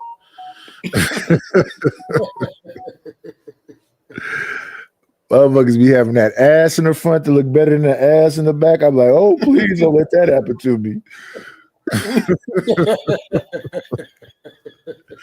Give me one of them motherfucking Suzanne Summers, Thigh Masters, or whatever I need. Don't let that happen to me. It's crazy. Yeah, but I wish y'all could find some love in y'all life and we can have fun with this thing. It don't have to be ugly like people want it to be. Thank you for the money, cheese, ready to go. Good scratch, squirrel paper. Shout out to Imago Day for the Cash App. I appreciate you. I appreciate you. You make it worth doing it. Some of you other scum bums that talk shit everywhere I go, I love y'all too.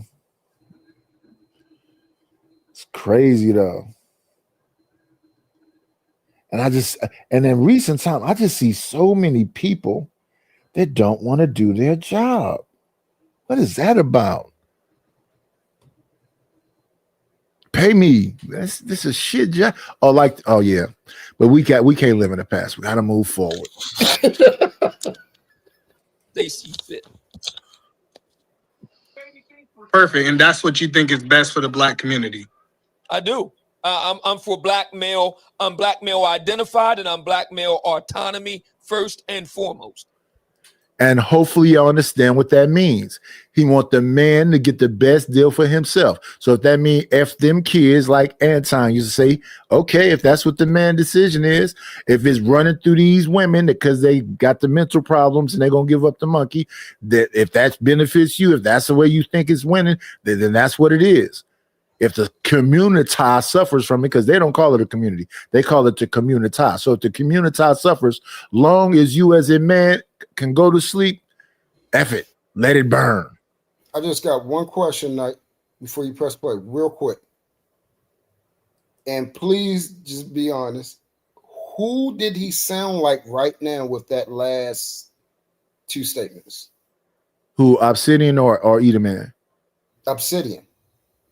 With what he said. He sound like most of the manosphere. Or most of what? If you flip it. So just put instead of let's rewind it. Let's rewind it. Okay, yeah, go. Just listen to it real carefully.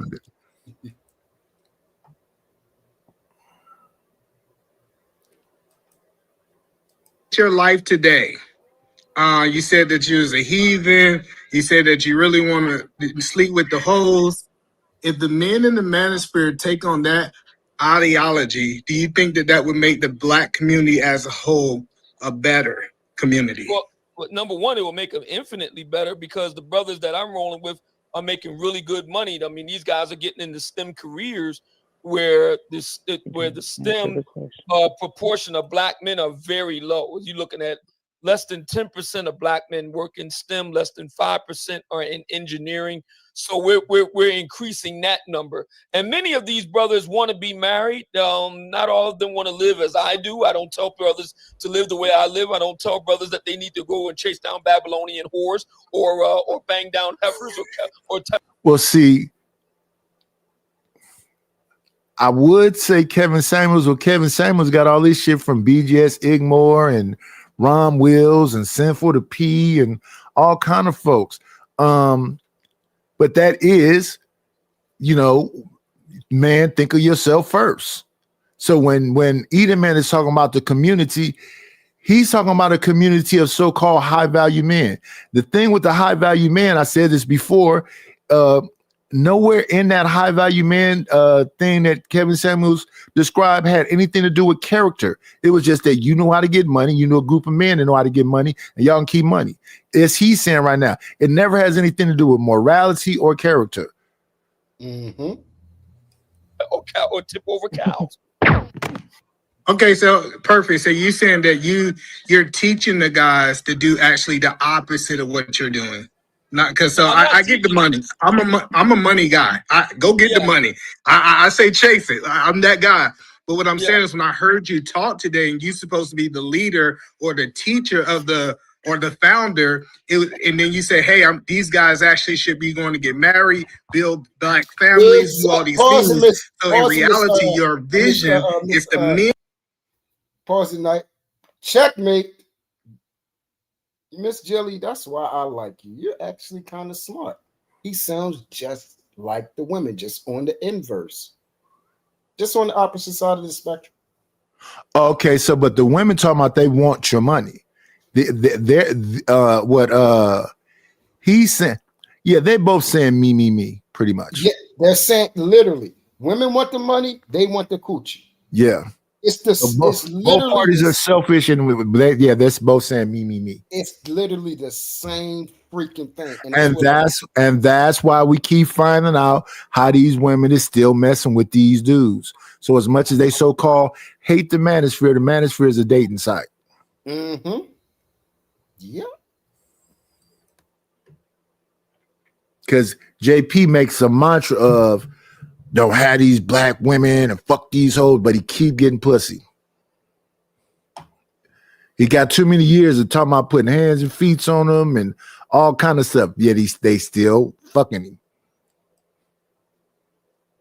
And in these, in fact, I hear a lot of women saying it ain't no reason to be a good girl. It ain't no reason to be nice. So they both saying the same shit. manosphere spaces to do the opposite of your actions. I'll be Well, right no, back, y'all. we don't prescribe what black men should do. We leave that up to them. That's what I love about the conclave. We're deliciously ambiguous about what black men should do in that regard. That's up to them to decide. They have to decide for themselves. So, okay, so the manosphere, and let me let you go lightning round, is really for black men to just do whatever they want to do. Is really no structure in what black men should be doing. Well, it's about black male autonomy, giving black men the maximum freedom and choice to be able to map out their life as they see fit. Perfect, and that's what you think is best for the black community. I do. I'm for black male. I'm black male identified, and I'm black male autonomy first and foremost. Got you. So you're not for the black community. You for black men. That's the difference. I am for black men, and what's good for black men will be good for black women. Okay. It's still if it's still lightning round. Hey, Freezy, can you hear me? I'm gonna let World Class get a question in before you. No captivity. Shout out World Class. Go ahead. Can you hear me? I'm good. Yeah. You mic check sound. Can you hear me, Freezy? Check 1, check 2. Yeah. We good? We up? Yes, okay, sir. Obsidian, before you leave, I heard you referred to people as accusers. I don't do accusing. I'm not sure if you're familiar with me. It really don't matter. I wanted you to address this. Let me see as soon as I bring it up, because I don't. People say stuff.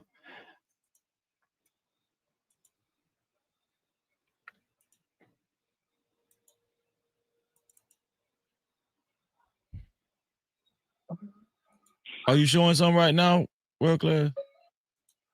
I think it went out. Can you hear that? No. No, we can't. If you playing something, we can't hear it. We can't hear it, World Class. Can't? Nah. Yeah. Okay. All right. Well, you were on a panel with a guy named Reg. I just bring the screen up so you can see it. You were on a panel with a guy. Oh, that's why you can't see it. My bad. Let me do it like this.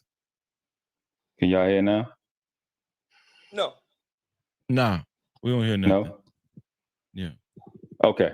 So you was on a panel with a guy named Reg, and you said that the manosphere needs a queer eye. Yeah, Could you because a lot of guys elaborate on are why you said slobs. that?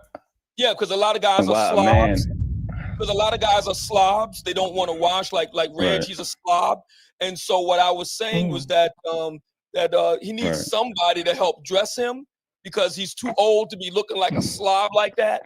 And that's the reason why I said it. My Reg the bad guy. Well. Let's be clear. You on this evidence that I have up here, right? That wasn't you beefing with Reg, and it wasn't Reg that asked you the question. The nigga that asked you the question was the dude at the bottom right named Rue. So you wasn't beefing with him. I know that was cute that you just tried that, but you wasn't beefing with him in this video. I'm sorry, what was his name? A guy named Rue. The guy named Rue. His name is Rue. That's who's at the bottom right of this video. And it was on. I don't know what channel this is. So you said Rue. Are you? Rue? Are you? Yeah. Are you? Right. So Yeah. what I'm saying is you said that the manosphere as a man, as a masculine, you can't be trying to explain when I ain't finished the question. You said that the black manosphere, this was in I think 2021. You said the black manosphere, or sometimes at around Kevin Don. You said that the black manosphere needs a queer eye because it's not getting better. It didn't have nothing to do with Reg. So could you elaborate to everybody that you just went on this spill talking about why did you say that males need homosexuals to tell them how to dress? Yes, because a lot of black men in the black manosphere don't want to get better. They're dirty. They're ungroomed. They want to argue Kevin down for hours. Grown-ass, middle-aged black men want to argue Kevin down about wearing a suit. They want to argue him down about getting a haircut. And I said, these guys I got a question now. They need a queer eye for the straight guy to get their ass straightened out. Why can't a straight man handle all that? Hold on. So they need to go get to the men. Yes. So you said since they don't know how to bathe and they don't know how to dress, they need to go be with a man. Kevin himself, by the way, something Kevin himself. They need to go be with a man. Well, hang on. Something Kevin himself directly addressed about black men. He directly addressed that. When I say I'm the best of the best, and I say all them niggas be copying off of me, this is what I be talking about. I'm the king of receipts. I'm who they copy off, bro. Oh no, no! Not only did you bring the receipts, not only did you bring the receipts. Oh no, that's cool. No, I'm dragging right now. I'm dragging right now. Hold on, slow down. So when I tell you these niggas be copying off of me, and now I'm where they get it from. How this nigga said his weak ass up here playing these fake games like he about man or he about I'm a heathen and all that, but homosexuals need to get men to be masculine. So you are caught up on that. You are caught up on that because you don't want to deal with the fact that a lot of black men need to improve. Why wouldn't I be closed the book? He closed the book. A lot of black men need to get their act together. You don't want to deal with that part. So he you might take his ball and go home. You saying so did the homosexual address you today? You don't want to deal with that part, right? Oh, all right, man. Niggas playing. Well, okay, what part didn't I want to deal with? Let's just make sure we're clear on that. Let's deal on that. What part I didn't want to deal with? Hold up, me whatever. Get some hard bottom shoes. Get a life. Get a life. What the fuck does that have to do with you saying homosexuals need to dress in dress, man? What does that have to do with anything? You ugly. I'm not ugly. I don't have to do that. Ugly niggas like you gotta do all that to get pussy. I don't gotta do that. Get a life. Get a life. Hold on. Let's not argue. I want to understand. I want to understand. Like 2 + 2 = 4. Yes. So I'm trying to figure out. Let's understand how not bathing, not dressing equal you playing with man booty. I didn't say that. I never said you should be. You said that you should be with a man, right? I never said that. God damn. Oh, so the receipt. So you never said that you should queer out. No, I never said that. Oh, he ain't said world class. He said the black manosphere. No. He said the black manosphere needs a queer eye. Yeah, it needs somebody to dress you. Yes. No, it does not. Gay men have to no, dress. It does not. Yes, it does. Because here's he sound like Obama. That's what I'm saying. Because you control the panel here, so I can explain what I mean here. A lot of these guys are homophobes. We're going to give Obsidian. Hold on. We're going to give Obsidian the floor. No interruptions. Go ahead, Obsidian. What I mean by that is very simple, and I talked about this in the book. Kevin had brothers that wanted to argue him down. Grown-ass, middle-aged black men that want to argue him down about being well-groomed, being well-dressed, dressing for it to be successful. Why I got to wear a suit? Why I got to do this? Why I got to do that? Nigga, because you damn near 50. That's why. Because you want to move ahead in life. That's why. You want to make some fucking money. That's why. You want to get laid. That's why. That's the reason why. Reg the bad guy and these guys leading conversations for hours, railing against this shit. Railing against it. What do the queer eye come in? Why do they need to see? Let me see. Good morning, Savage. Something else. Good morning, Chatter King. If y'all have not subscribed to the channel, please hit that subscription button. If you have not liked the video, please like the video. Subscriptions are free. Likes are free. Please hit the like button. Let me see. Myrie, good morning. Nightish. Yep.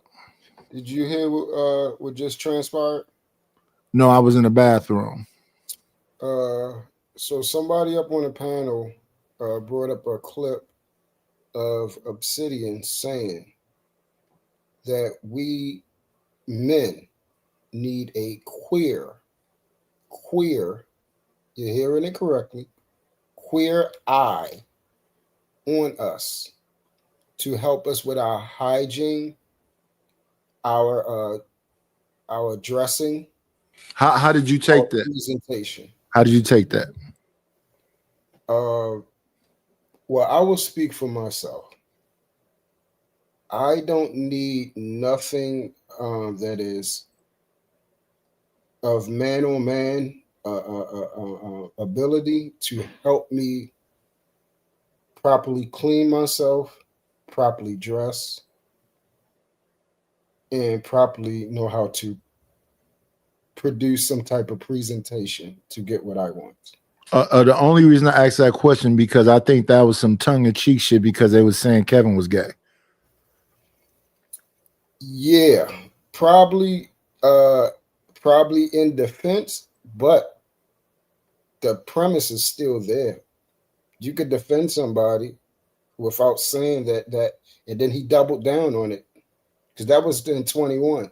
He doubled down on. He said, "Yes, y'all do need that. We need that." So, as for me, I don't need nothing dealing with that to help me take care of myself. Yeah, I don't need a queer guy either, but they used to say that heterosexual men, they gave a damn about how they dress. So like, for example, when I was younger, my grandmother and my mother, they still sewed. Mm-hmm. So I went and I learned how to sew. When I was young, I could actually use a sewing machine. I can't do it now. I probably have to relearn it all again. But when I was young, I could actually use a sewing machine. We used to have patterns and shit. I used to do it in the kitchen with my grandmother. They would say that that's gay because you're doing some fashion. Mm-hmm. So this is the way people think, right? So I don't know if he's necessarily actually saying you need an actual gay person to help you wear clothes. That's why I asked you, did you hear it? Yeah, he No, doubled down. I wasn't around. I wasn't around. But people would call what I used to do metrosexual. So like I'll buy something out of anywhere. Like I used to buy these you know what a pea coat is? Yeah. Okay, so I had a powder blue pea coat, right? Then I buy swatches of fabric from a fabric store. It'd be faux leather, right? And I might sew it on the elbow because you know I'm upgrading the look, but I'm not finna go buy that same coat like I got. That's probably gonna be $500 when my coat cost me $60 in the indoor flea market, and them little swatches cost me about $20. And then I probably take it to the Africans to sew the patches on. I had a corduroy jacket. I did the same thing. It was brown corduroy. I sewed the fake blue leather on the elbows and on the shoulders. So people thought, oh, this is a super expensive coat. No, I just understand tailoring. I got a trench coat. I got them to, you know, feather it out, you know, cut it into the waist so it have a little shape to it.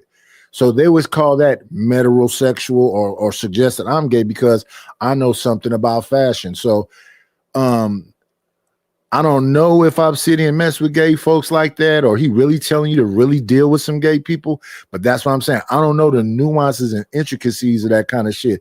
But who's the motherfucker who kept the clip all this time? Because I think that's gayer than the fucking clip itself. See, and this is why, I rock with you, because those type of things for me, something is wrong with that as well. Yeah, metrosexual. I'm not no fucking metrosexual. I just know how not to look like a slouch, and I'm a big dude. Yeah. I'm not gonna be big and slouchy. You see what I'm saying? So people go, oh, blah, blah, blah, blah. Yeah. Motherfuckers is like what I was saying earlier when it came to fucking truth. You wake up at 4 a.m. to talk about some shit that's probably 2 years old now, 3 years old now. Why are you keeping? I don't even think Daryl talk about that no more. So the man that said this shit, y'all repeating it 2 years later and repeating it over and over and over again. That's what I mean by y'all heartless and got to be empty inside. This is the now me, I don't really own it or whatever else, because the same with this is what I don't like about Obsidian. I'm gonna hold all this shit. Kevin Samuels been gone how long now? And they still calling him kitten heels and saying he was with a tranny that wasn't a woman. And this many years later, I got actual enemies in real life. I don't think about like that. Mm-hmm. You ain't never heard me mention them on here. And I don't even, and it's a one-way enemy thing. I just know if I see them motherfuckers, I ought to be concerned about, what's going on. But that's what I'm saying. The obsessions that y'all have on here with these, even the obsession with Pearly. I'm on the show the other day and they talking about Pearly things. I'm like, yeah, I hear what you're saying, but if y'all talking black community, yeah, what you saying, Nidus? Why isn't a focus on us versus people outside of the community that could supposedly, I don't even think about Pearly things, even when she was around, really. I never understood what the big deal was about this white woman or anybody outside the community. That's why I was saying it could be me, but I feel the same way.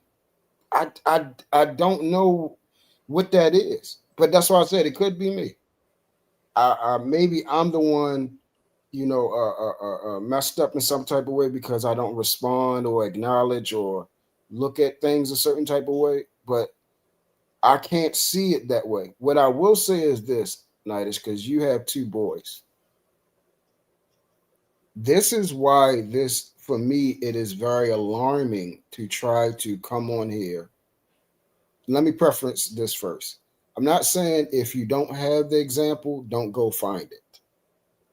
What I am saying, though, is this is why coming on here to try to find an example of, what it means to be a man or mannish or what are the behaviors, the cadence, the bravado of what a man produces. I don't believe this is a good product on here. I don't believe it helps because listen what you're saying. Nidus is a heterosexual man. I'm a heterosexual man. Nidus keeps himself clean and groomed. I do as well. I don't need to participate or have the ideology or onlook of a person that is attracted in that manner to the same sex in order to groom and take proper hygiene of myself. Yeah, nobody do. But that's the thing. The men and the women will say the fact that you groom yourself and you're heterosexual, they'll suggest that you're gay. Correct. And that's because you know how to wash your ass. That's where the men, because you keep your hair cut. Yeah. Because you'll wear a nice t-shirt that ain't wrinkled all at the neck. Because your sweater is well cut. Because you understand what an inseam is. You know how to feather. Mm-hmm. So my sons of whatever thing was happening at school, whatever thing we was going to get a suit for, we went to a tailor. Mm-hmm. Their suits, and you don't need a super expensive suit. Whatever suit you get, you tailor it to fit your body. And same thing with your shoes. The kind of shoe I like a boot with a short heel on it. A lot of my shoes look like what my ROTC shoes look like. Yeah. A lot of time I wore them hard ass Stacey Adams when I was younger. But a square toe, a loafer, a moccasin, whatever it is, it got to look a certain way on my foot, or I'm not wearing that crap. Mm-hmm. So if that's a metrosexual and all the shit y'all say, and I got my colognes, I got a damn a face routine. I wash my face with a dandruff because I have seborrheic dermatitis. It's like dandruff on your face. It makes my face really itchy. So I use something called Neuroxyl. Then I have a reddening cream, and then I have a calming cream.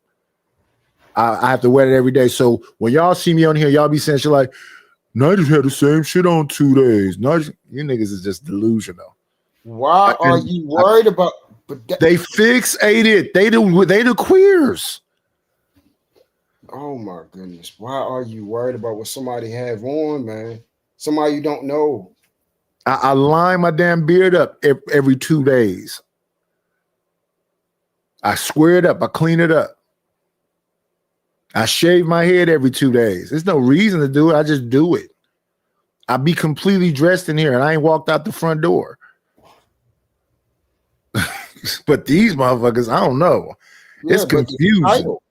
Look at the title though. Metro. Why are we always trying to label something when it's literally just a man that takes care of himself?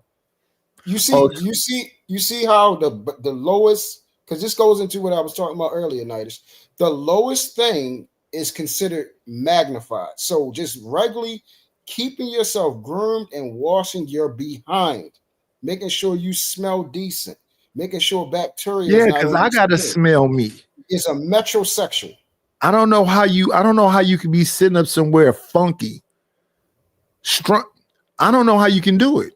It don't cut into your skin. You're not itchy. That's crazy. But That is literally that's crazy. being clean is somehow gay. When I was younger, cleanliness was close to godliness.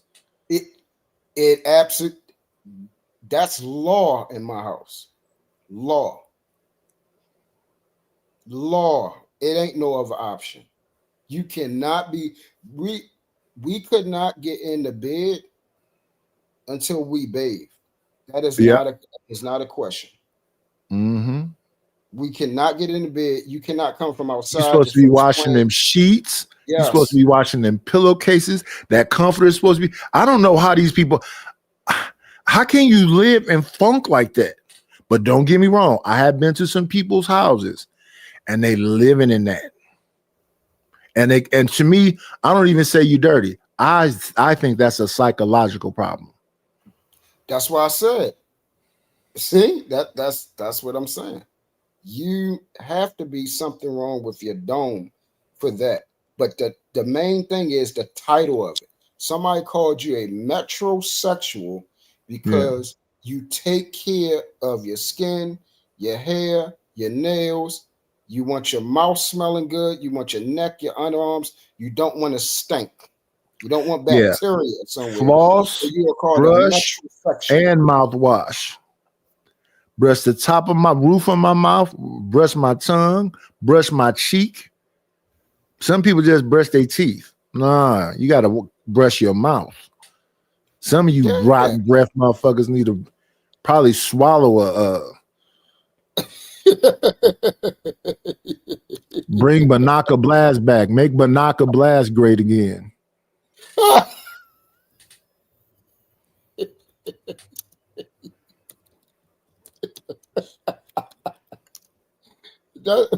Man, listen, man. Oh no, Savage. I don't hear none of this stuff in the streets. I'm hearing this stuff on these YouTube streets. In the streets, people be like, oh, Nidus stay fitted. I don't get nothing but compliments from people in general. Usually the dudes is like, how much did that coat cost? How much did them shoes cost? I said, oh, this cost $60. They said, where's it? I said, this is just a regular Pico with some damn shit I got sold on there. And then I changed the buttons. So if it's powder blue, I'll put the white faux leather on the shoulder and on the elbow, and then I'll change the buttons to white. Or if I get the corduroy jacket, I'll get the blue sailor buttons. It's a whole little get down, but it's cheap to do. But the results is, you know, what it is.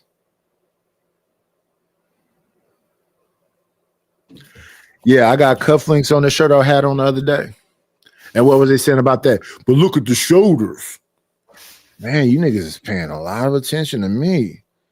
That is crazy. That's what I'm saying. I don't want to. That's why I'm like, I'm not trying to feel uncomfortable. I don't want no man examining me like that, man. What is wrong with y'all?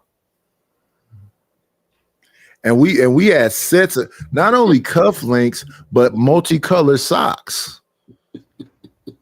I got a bunch of stretchy colored belts. I got a blue one, I got a gray one, I got a white one. So if that's metrosexual, then it's metrosexual. I think it's called look. And then I got socks that match the belts. This is the era that I came from, where you have. See, that's what when I was younger, all the OGs had canes. They had little smoking pipes that was designer. They had bowler hats. They had fedora hats. They had trench coats. They had undercoats. They had vests. When I was younger, them OGs used to be And then they used to get their shoes shined at the damn breakfast spot, read their newspaper, smoke their cigar. But they was fitted head to toe. And not some of them, most of them. Yeah, like that, like when we talk about, and I'm just using this for a reference, when we talk about being player and pimp, those men style, groomed, clean, smell good.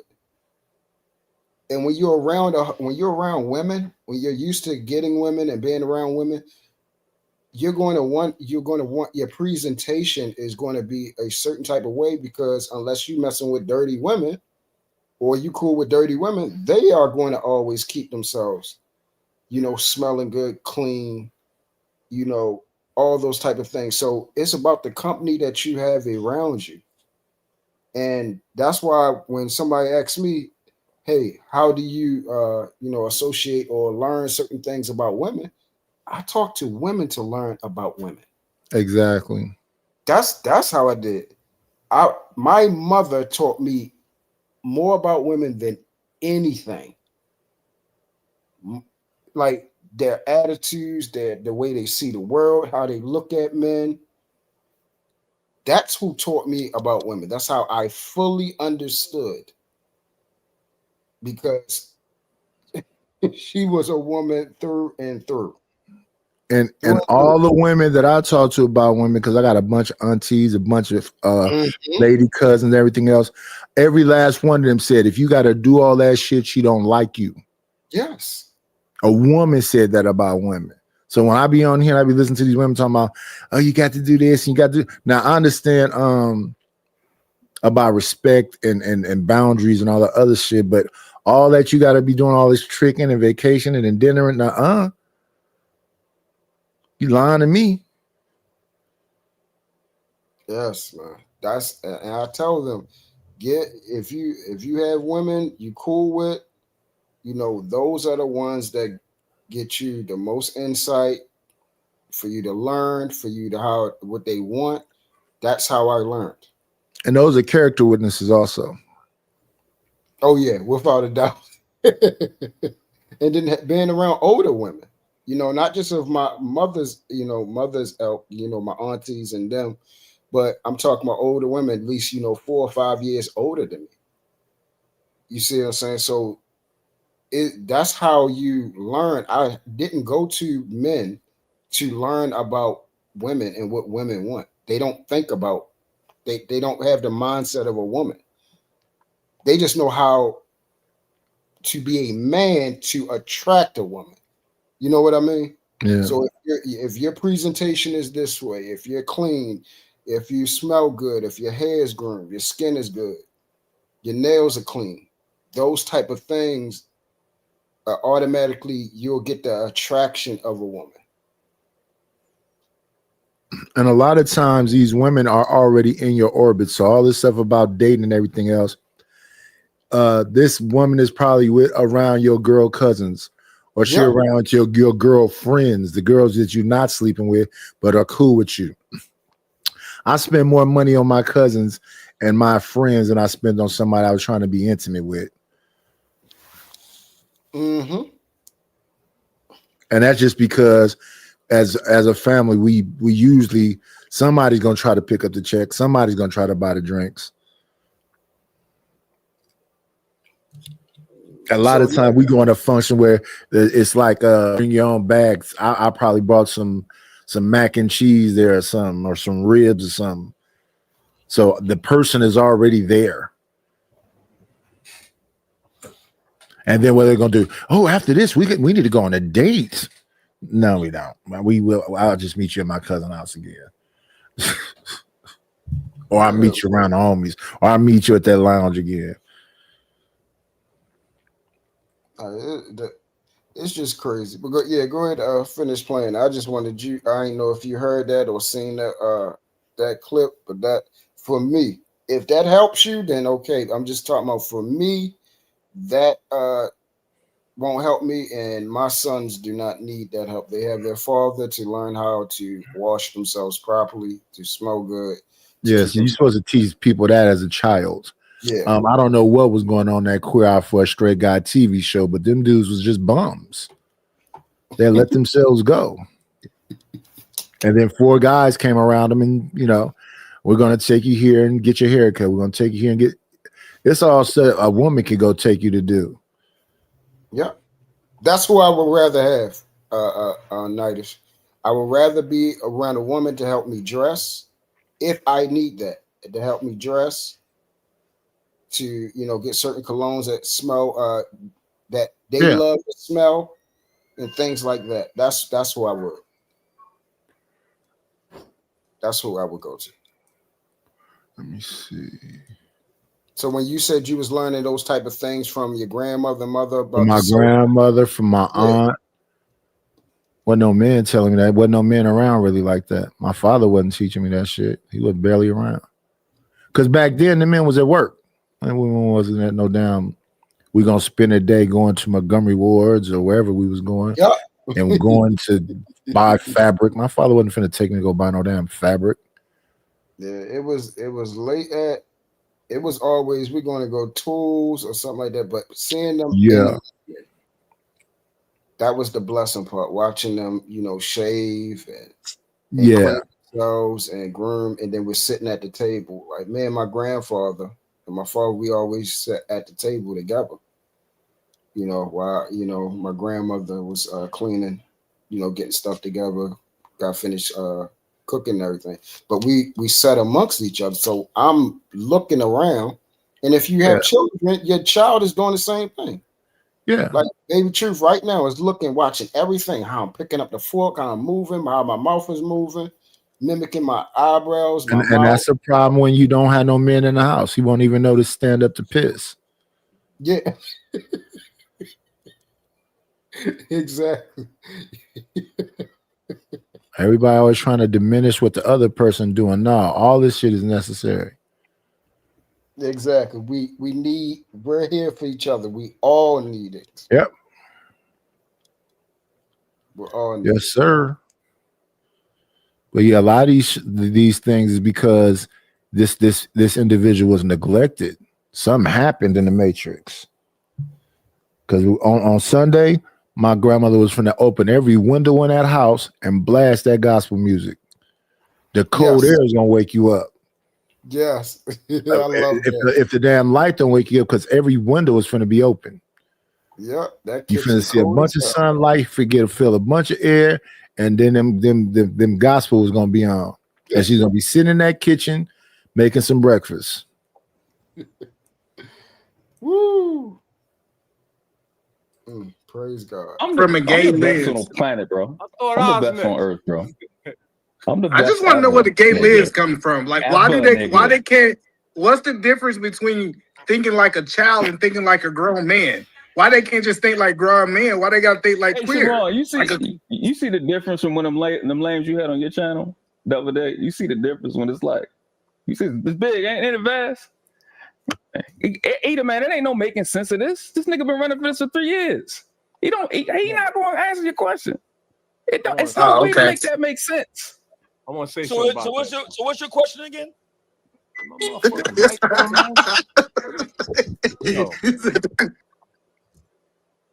I think everybody knows. Even Freezy confused. Even Freezy confused. Go ahead. But see, and that's the thing. Everybody got these gotcha moments. I'm positive it's shit we can find out about each one of these people and pull the same shit. For the longest, it was running around there with pictures of world class talking about he's anorexic and all this other stuff. And they had pictures of him. He was running away from that.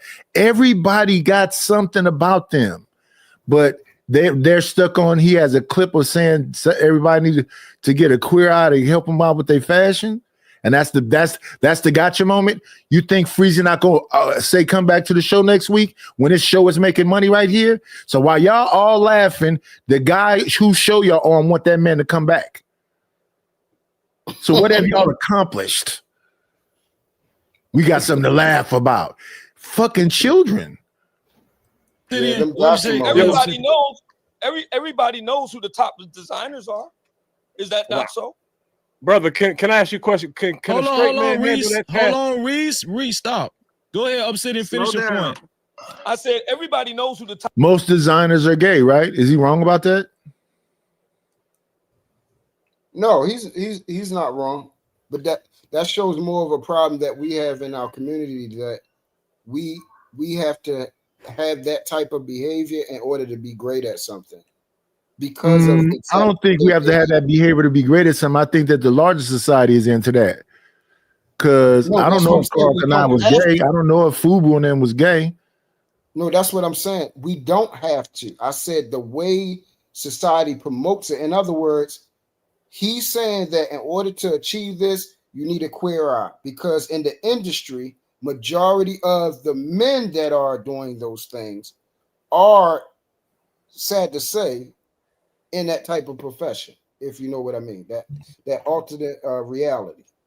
They are into that. So that's not a lie.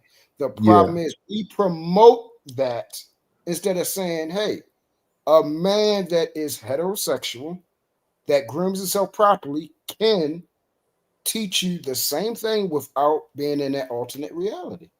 Yeah. What If he I'm chooses. saying though is I don't know why we put in, like, people say pause. When I first started hearing pause, I say, so let me understand this. It's a corn movie on. There's a scene that looks suspect, and instead of you stopping it and deleting it, you want to pause on the scene. Yep. So I didn't understand that from its inception, but I understand that Dame Dash and them Harlem dudes came up with that Paul stuff when all of them had perms and was super into all this high-end gay fashion. Yep. And then they doing it on here saying that every 5 seconds. I'm not doing that, man. I'm not doing it. I'm not doing it. The dude from, so no, maybe that one I thought Fubu was 4 dudes. One dude is gay, or all 4 of them is gay. And good morning, joins for more.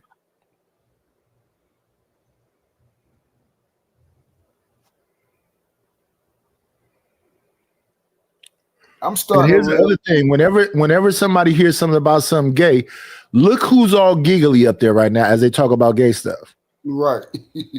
They very excited about it. He said gay. Why is that so funny? I've never understood that either. Very excited. We got you. You said something about queer eyes. Why are y'all laughing about it? What's the funny part? Eden Man is full of chuckles. World Class is full of chuckles. Look who's all giggly and bubbly about it. Obsidian is talking about it. He's not giggly. Top designers are. Is that not true? Okay. Go ahead, Sharon. Sharon, get in there.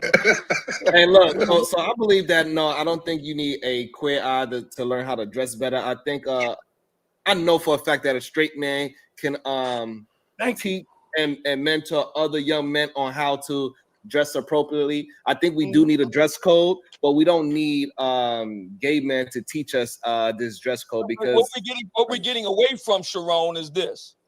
Why did brothers want to rail against Kevin for being better? Why was that? Why were they having 8-hour streams railing against this? Why? So is a Bati boy can fix the that. reason why, hold on, he asked me a question. So the reason why is because he was given excuses by talking only about women. So they That's felt like not it was true. okay. That's not It is true. true. So when No, you it just is not focus, true. And that's it. So people just want to say what they want to say. The man spent years talking to men, and you know what happened when he was talking to the men?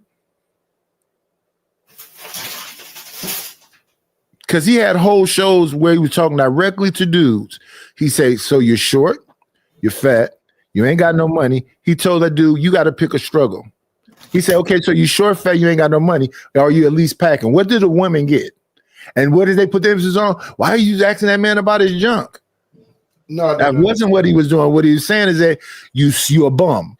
You don't wash your ass. You ain't got no money. What is it going to make a woman be attracted to you? What is it about you? Nightish, that part. And you bad at conversation. Yeah, that part. Yeah, I can't. No, I no. That we don't. What the guy from Black Panther say we don't do that over here. There is nowhere in the history of that I am alive on this planet, that I am around, that I am going to speak on that. That my That's son cool. So let's say Kev was completely gay. Then what was the fixation on him? Let's go with he was straight up gay, a straight up homosexual, flaming. So then what was the fixation on him? That's the part that you should ask those people. Well, first of Because they all, supposedly caught a man in his bed. They got the clip of him talking about the dude Johnson. So let's just say he was a raging, flaming, whatever else. Them dudes watched him all the time to find out all them little clips and save them for years. well, I will say this. I'll say this. If he is in that alternate reality, right, then you cannot be speaking on what the personification of masculinity is. You can't. And If them dudes are coming to him to ask him, the gay man, is it on the gay man or the so-called straight dudes that's coming to ask him? both for me. Both. If I'm selling a product, I got to make sure my product is good, or I will be held accountable. Like if I sell defective grenades, and one of them the pins fall out and blow somebody up accidentally, that's my product that went out there. I'm going to be held liable. That's Cool. So that's your perspective. yeah. All them men set up and let Versace touch all over them. Who's Versace? The dude that got murked on his steps by that dude. His sister was Donatella. I forget Versace's first name, but his sister was Donatella Versace. A bunch of gay designers look. The NBA is supposed to be alpha males, and they want walking around with purses and shit now. Yeah, that's why I said masculinity as far as a whole. What I realized, majority of people don't know what it is. They have never seen it. They have never seen it. They don't know what the bravado, the cadence, the speech, the mannerisms of a man that is masculine. They just never seen it. Yeah, it's completely under attack. Yeah. So when you actually acting like what you would call a typical masculine man, that's what's under attack. Yes. So you'll have a bunch of dudes that saying that they're alpha males, and you can see them on camera, zesty than a motherfucker. Yes. And I learned zesty online. I never heard zesty in my real life. Most of this shit I never heard in my real life. But yes, Kevin had a bunch of hand movements and did a bunch of, let's say he was a raging whatever else, and dudes watch that show every day to pick him apart, to call him and have arguments with him. Yeah, something is wrong about that part. And then the women too. Yeah, and that's because they have a thickness for attention. They want attention. So these dudes do too. That's why they freak out on these panels. yeah, that's what I said. That's what I said. I'm talking about men and women. They want attention. So whoever's got the light on them, they're going to go up there and try to jump on their show. Because my thing is, all these men want Obsidian to answer to them. Who the fuck are y'all? And I know every last one of y'all, but who the fuck are y'all that he need to answer to y'all? Now you Even if he's a raging, flaming homosexual. Why do y'all want to question a raging, flaming homosexual?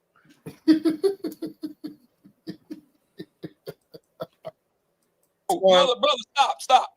He from 2017 to the time he died, he addressed black men. And for the 3 years before he even hit the big time, he only addressed black men. That's the reason why I wrote this book. However, that's most likely very true. Documented. I got my finger up. Hold it. Stop it. Let me say this. Hold on 1 second. I'm gonna let Sharon finish his point, and then you can go information. However, that could be 100% true. But what he's and the same thing with masculinity. Why y'all don't have no self-control? Let me see how long the stream was. I'm glad you a 5-hour stream. And it's like a damn elementary school. It's my turn. Nigga, you been talking the whole time. Motherfucker. Well, nigga, you don't act tough. It's all seems zesty. Mm-hmm. It really is, though. We really got a real problem with the manosphere. Let's get one of the manosphere's founders up here to shit on him. No, you're not. You get him up there because it's going to get views. It's going to be a bunch of people. And what I see other people do is they'll say, if I bring a guest on, you can't drop that guest.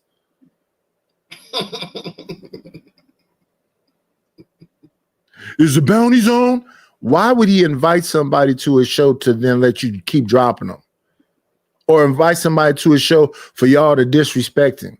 It's 5 people chomping at the bit to talk to Obsidian, and Obsidian just looking at him fascinated because, again, just like Truth got to saying, what's the fascination?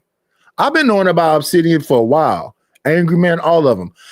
To me, them is just dudes that's in this space that was doing something. I don't completely understand what it is, but why is this is an obsession? Y'all know I had such and such on my show, and I hear them say, and I go, I thought you didn't like the manosphere. You don't like them. They're Rambros, they lovers of men, and all this other stuff, but you can't wait to get one of them on your show. You putting them all in a thumbnail, you tagging them. It sound like flirting.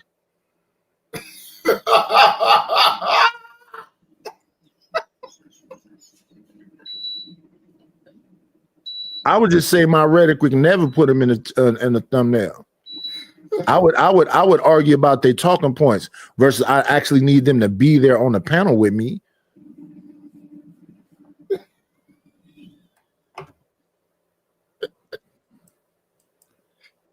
Now you invited the man on the show. He came. Now you're supposed to protect him because he's a guest. But you let them all chomp at the bit. And Information Man should know Obsidian. Information Man said he was leaving a while ago. Obsidian said he was leaving a while ago. But all these people is known for was more critiquing women, and so the men started. I'm just saying that's what he became famous for. He wasn't more known for that. He was more known for what y'all keep saying, that he's supposed to be this raging, flaming homosexual that talks about cologne and men and women. He was a judgmental homosexual. That's what he actually done before. No, he had a well furnished, documented history of addressing black men. I saw firsthand these same brothers, Reg the bad guy being one of them, talking about why I gotta wear a suit, why I gotta wash my ass, why I gotta do this, why I gotta do that. Yeah, because Negro, you are AARP age. That's why. That's why. No woman of any consequence want to be with your funky ass. And the issue is that he should have us as men, we need to stay down that path and leave women off the table. We don't need to be correct to women. And who the fuck are you to tell people what the fuck they supposed to do? That's why when I be looking at these shows, I don't be knowing what the fuck they talking about. You as a man can do whatever the fuck you want to do. That women don't ask to do what they want to do. They just do it. So if they want to come on the panel and say, all you niggas dick don't work the shit, you ain't got no money, they can just rock out. And then have some motherfucking niggas come along and be like, why are you cutting the woman off? It's the entitlement for me, Nightish. Like people, and this is why what we talked about earlier, remember? Why they have a problem with me. Because I will actually tell them, why are you trying to tell me to do anything? You have no control, no bearing, no say-so of anything that I say, do, or act upon. You don't matter. They have what's called main character syndrome when they're really walking around here as what? NPCs. Yeah, pretty much. But they'll do it to any they'll do it to Freezy. I don't know if they do it to him on his panel, but I'll be reacting to some Freezy shit, and it'll be people talking about, why y'all reacting to this dumb nigga? He's slow. He's this, he's that, he's that. What is the fascination with people? Or what, or even the stuff they say about me. Look, Sugar Bum is in my chat with a wrench talking about me like I'm Diddy. Because I'm saying I don't understand why anybody's fascinated with anybody. beyond the moment. Yeah. The Obsidian said some point ago something about and I've been on panels where they'll try to jam me up and go, well, this is about Kevin, blah blah blah blah blah. Don't you agree with us? Hell no, I never paid attention to the nigga that much. Obsidian said something about you got to have a queer eye and whatever else. You remember that? No, and if I heard it, why would I keep that in my fucking mental Rolodex? Don't For you years agree? later, for me to confront men that don't got shit to do with this shit, like y'all will try to make somebody red pill that ain't red pill, make somebody manosphere that's not manosphere. Then once you establish it, now we done made Nightish manosphere. Now we finna talk about the manosphere men. Them manosphere men is rim bros. Nightish, so say they're rim or you a rim too. Fuck it then, nigga. I'm a rim. What the fuck? I'm not paying attention to nigga like that. And then it's a motherfucker over here do more hand gestures, act more feminine, anything else telling me about who's a rim. To even come up with that acronym is zesty, based on what y'all say. We done got hit with another one. What is first rim is a rim job. You talking about eating ass? That's what that is. And then no, it's red pill incel manosphere. No, we know what a rim is. Come on, man. You just said something super zesty about somebody you calling super zesty. Now here go another zesty one. Freaky weirdo. I'm the candy man. Okay. Wrenches activate. Y'all see James Kills in the chat? See, that's the real doozy. I don't fuck with what do you call me? I don't fuck with Prop Joe. There's something wrong, yo. I hate Prop Joe. That's why I only got 40 more days over this because I'm tired of it. I'm so serious because this stuff will actually start making you messed up. And it made me messed up. I'm actually, Nightish, 2 months ago, I sat back and looked at me at a couple of shows that I was on, and I'm looking like, why the fuck are you even talking to a person that you know damn well you wouldn't even acknowledge them? You will be walking down the street and you wouldn't say a damn thing to that person. They would be a tree in the damn grass some damn way. You just walk. And it made me feel dumb as hell. I'm not doing that no more, man. In real life, I wouldn't be in these conversations. I would be avoiding these people. Yeah. At most you get out of me is a good morning. Exactly. Like who you talking about? Don't you get into it with the police? I'm like, no, I see the police all the time. Don't you get into it with these people? No, not at all. And I be in Walmart, I be in Durant Square, I be in all these places. Y'all talk about, ooh, you can't go. Yes, you can. Are you in the mix is the question. Why would they even acknowledge me? I'm over 40. And I walk right in the middle of crowds and everything else. I say, excuse me, keep it pushing. And if you don't move when I say, excuse me, I'm still going there because I'm not finna stop. Excuse me, and I'm pressing forward. Damn, dude, you almost, I said, excuse me, though. I'm not finna stop. You're not finna stop me. Durant Square is literally small little hallways to get, it's an indoor flea market. It's barely space to move in there. You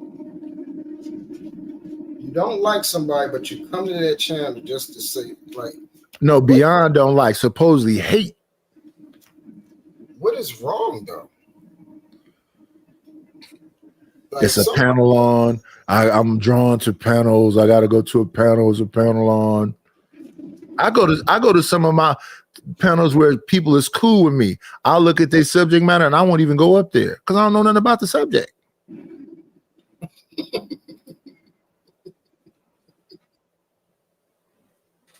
Or if I go up on the panel and it's people engaged in a conversation, I'll just wait until the conversation ends. Like they infatuated with talking about somebody, like one of the people in the chat now, infatuated to talk about somebody that I was dealing with 4 years ago, about to be 4 years ago. And then I got this slow ass white woman when I was in the stores, goofy. Right. That's the one I'm talking about. This is slow. Just slow. And you're a bad listener. I told you I was just out here the other day to get this damn phone. Sometimes I have to go out. Because I had this goofy woman, something like you, came here and told me it was all about getting this phone, get this phone, get this phone, get this phone, better phones, cheaper phone, blah, blah, blah, blah, blah, bigger phone. Yeah, my phone is falling apart. Okay, all I want you to do is transfer the shit from my old phone to this new phone. So what did she do sitting here forever and then transfer a damn thing? So then I had to go to the store. Then I went to the store and they still didn't transfer nothing. I was like, what is so hard about transferring stuff from one phone to the other? You don't know the energy that when you see certain people, like you was talking about the energy that the other day, like when you fill out certain people and their demeanor, who they is, demons and stuff. Remember we was talking about that? Mm-hmm. You don't get the sense that some of these females that act like that, they stink. It's a possibility. You ever notice like women that smell good and take care of themselves? They've really got. They're busy. They're not. You ain't gonna see them on no panels. Yeah, they're not saying all types of crazy stuff. They pleasant. You know, they feel good about themselves. You know, these ones that come in here saying all types of stuff. I'm trying to tell you, I believe it's a correlation that they stink and they can smell themselves. It's something wrong. It's something wrong because if you're a young person and you like interacting with people, why aren't you out there doing that?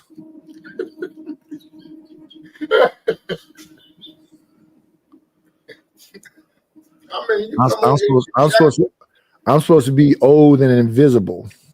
You come on and projecting every day. It's not that bad.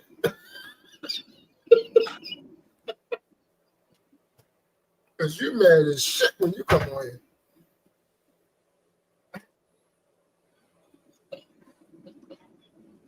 And are they mad? Or are they just flinging and poop until something stick?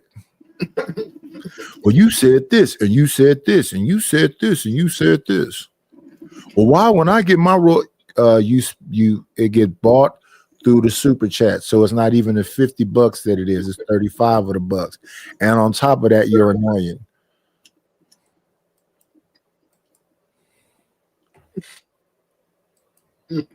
Correct men, because once we correct the men on whatever woman he chooses, that woman is going to follow that man. I don't agree. I don't agree with you. I don't agree with you, brother. I don't agree with this idea that once black men get their act together, black women are going to be like lemmings going off a cliff. No.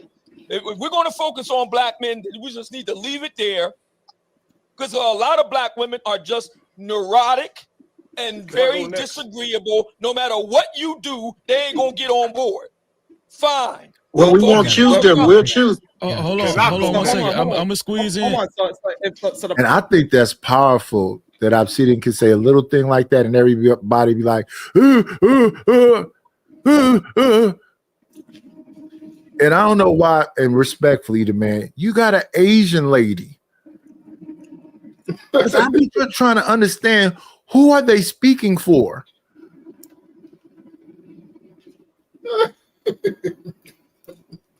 I'm finna defend black women. Then why didn't you marry one? And the same thing with this brother. Don't he got an Irish lady or a Russian woman or something?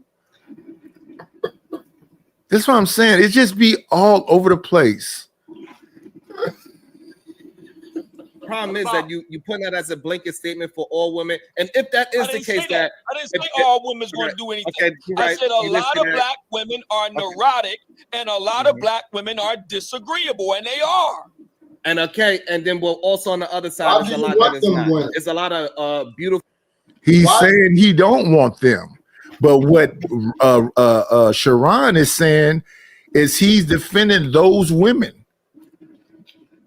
So I can see it because here's the thing about the good women. The good women are most likely already married. The good women are probably most likely already somewhere doing good things. They are the silent minority or majority, whatever they are. They don't need no help getting a dude or nothing else. Life is nothing but a bed of roses. So who is he defending? He's probably defending the worst that show you these things that man is saying right now. I'm literally on. Well, you've been around. We had BATL, we had Melanated University, we had Just Jay, we had Jalen, we had all these people. Are they agreeable? I'm surprised Just Jay ain't said nothing yet. Is Sin 7 Sin agreeable? Is Sugar Bum agreeable? Who is the agreeable people in this space? Bomb Cherry go on panels and say she'd like to talk shit to you niggas.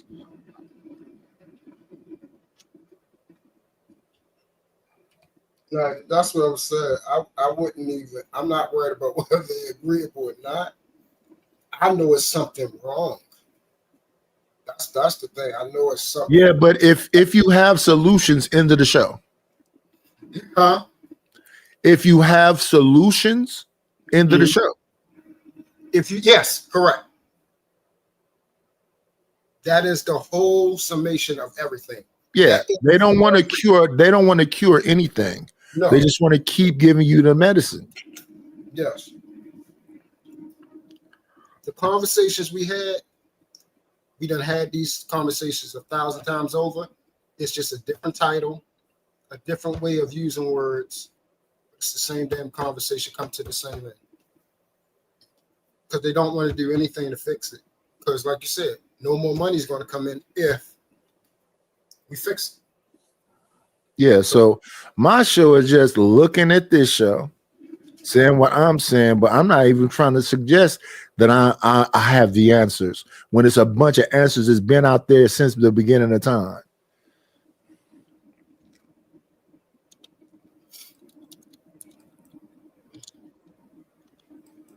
Talk about what woman is. I know there's a lot of black women in Brazil. There's a lot of black women in Cuba. There's a lot of black women in Panama. There's a lot of black women in Colombia. There's a lot of black women all over Africa. They are more agreeable. Right. So regardless of whatever black women Yes, are, yeah, that you look you great. have to make them out to be. If you are enjoying black women, you're gonna have to deal with what they are. If they are whatever you want. No, you don't. She don't have to deal with whatever you are if it's disagreeable to her, and you don't have to deal with whatever she are if it's disagreeable to you. No, they don't. No, you don't. You don't have to deal with any disagreeable people. Your brother, your cousin, your uncle, nobody. Thank you for saying that. I'm gonna call it whatever negative thing it is. If you are a straight man and you like a black woman, you're gonna have to deal with how she is and love her for who she is and treat her like a human being and not some imagination and not a You do not have to put up with a bunch of crap from a crappy-ass black woman. No, you don't. No. Well, I will say is this. Now, I don't think this is what he said. I will say this. If you choose a woman, whatever she is and how she think, how she move, how she act, you got to deal with that if you're going to be with her. Yeah, I'm not gonna deal with that because once I establish that you're not moving the way I like, I'm not gonna sit. Even if I chose you, I'm gonna be like, oh, okay, this is what it is. Yeah, I'm cool. I'll pass. If you're going to be with her, you got to deal with it. Don't be with her though. Yeah. But that's the thing. You had that damn Ruth was talking about, is she fine and the pussy good? No, forget is she fine and the pussy good. Is she fucking annoying? Exactly. These niggas, and this is my problem. Is she an anchor? Is she a ball and chain? About women, but they're gonna show a screw her. I would not dare screw these daggone women. Would not dare. Hello, Angel Edwards. And it's vice versa. So you had the dudes on here that said my papers together, blah blah blah blah. She's just gonna do what I want her to do. Now that she don't want to not do what you want her to do.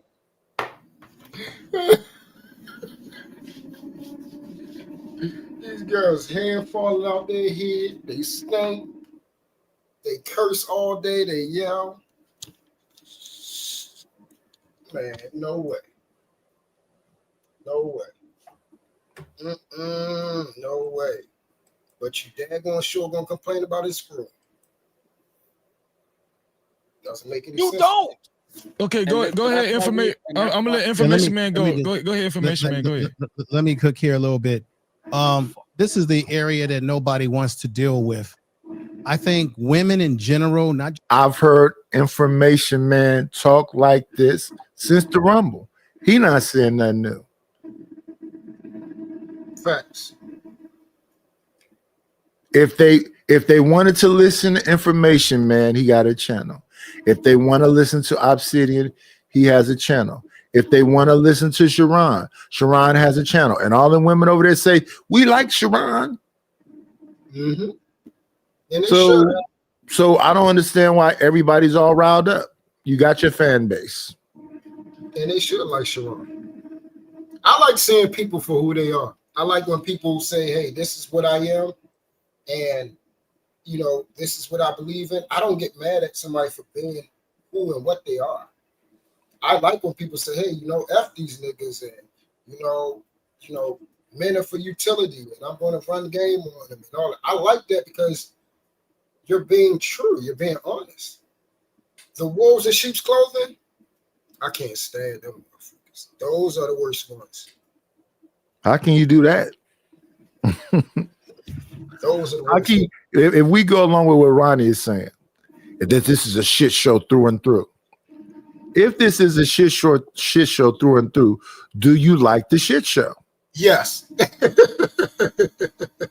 Let's go along with, since Shiesty Bum agrees with you. Ronnie and Shiesty Bum say this is a shit show through and through. So you love it, right? I'm gonna show y'all that I don't love it. And since you're here so often, hit the Cash App, hit the PayPal, Venmo, or the Zelle. I'm gonna prove to y'all. I'm gonna be like, damn, true. Sugar Bun should be saying she love it all. Yes, honesty. Oh, don't worry, my read. I'm gonna show you. I'm gonna show you. Look. This is a place for me to try to make some money and try to entertain and be a little funny and blah blah blah blah blah. Stuff I don't like, I don't even mess around with. So there'd be somebody have to literally tell me what happened on this show or that show because I just don't mess around with it. And Shiesty Bum, you saying I love it is retarded. Love what? That's why I don't know about most. I don't know that Obsidian said at some point you need a queer eye, and if he said it, I didn't retain that information. Same thing with how gay Kevin was. I thought y'all loved gay dudes. She talking about the mess, the how they look at this as entertainment. They saying since we look at it and review it and be amongst it, we love it just as much as they do. You know what? They might have a point. But No, they wrong. Oh, I know they wrong. In real life, for years, I never looked at the Bad Girls Club once I saw one episode. The Real Housewives, anything like that. The Flavor of Love. The only reality show I could say I really watched was Real World, The Real World.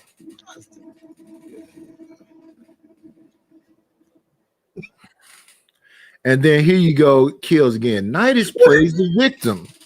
There's no bigger victim than you, Kills. You're irrelevant. How does it feel to be irrelevant in most places? Even when you're talking crazy, you're irrelevant.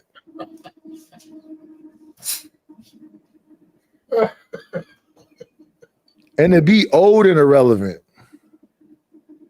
I've been in these spaces and I know everybody and they know my name. Do you hear yourself talking, Mr. Kills? You were just over there trying to talk to Obsidian. He's like, huh? Who? What? So then you got to ad hominems. Start talking about his legs. Which is, I don't get why y'all think these jokes y'all be having is like, how is that an effective joke? Nidus is in a wheelchair. What's the joke? Even a person that's actually in a wheelchair, what's the punchline? Nidus is in a wheelchair. Ah!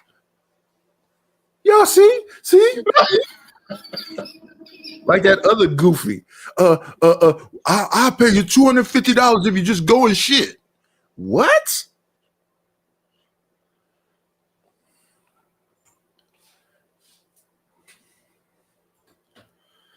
Yeah, children.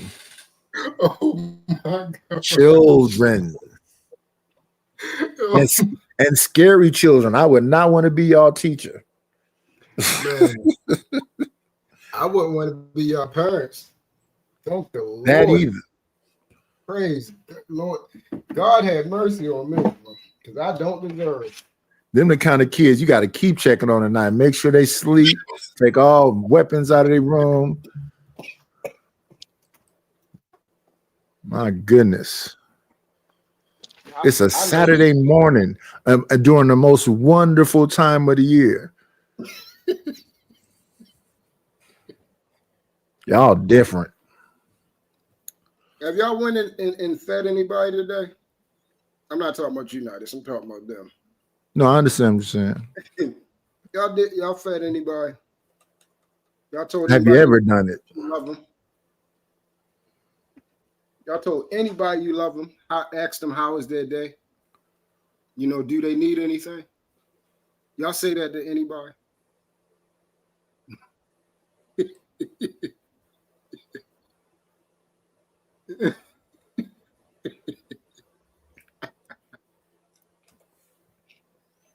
Any of your neighbors you want to help out? If the snow, you know, Miss Janice down the street, if her driveway or her walkway get messed up from snow, you gonna shovel that snow? And don't charge her a dime.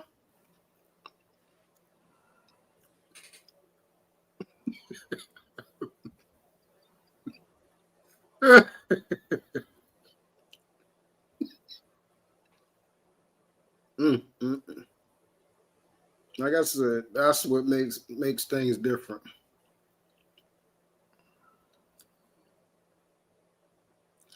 Because y'all some of the most evil people I have ever met in my daggone life. It ain't even close. Y'all more evil than when I was in the damn world. And that was an evil damn person.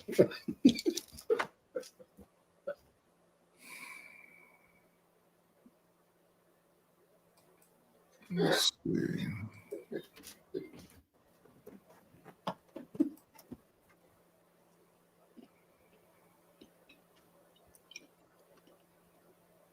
You saw your neighbors today, Nidus? It's 7:12 a.m. I ain't been outside the house. Oh yeah. But when we see each other, it's pleasant. That meant so much to me that you actually spoke about that. You know, you still speak to your neighbors, because people on there and say nothing.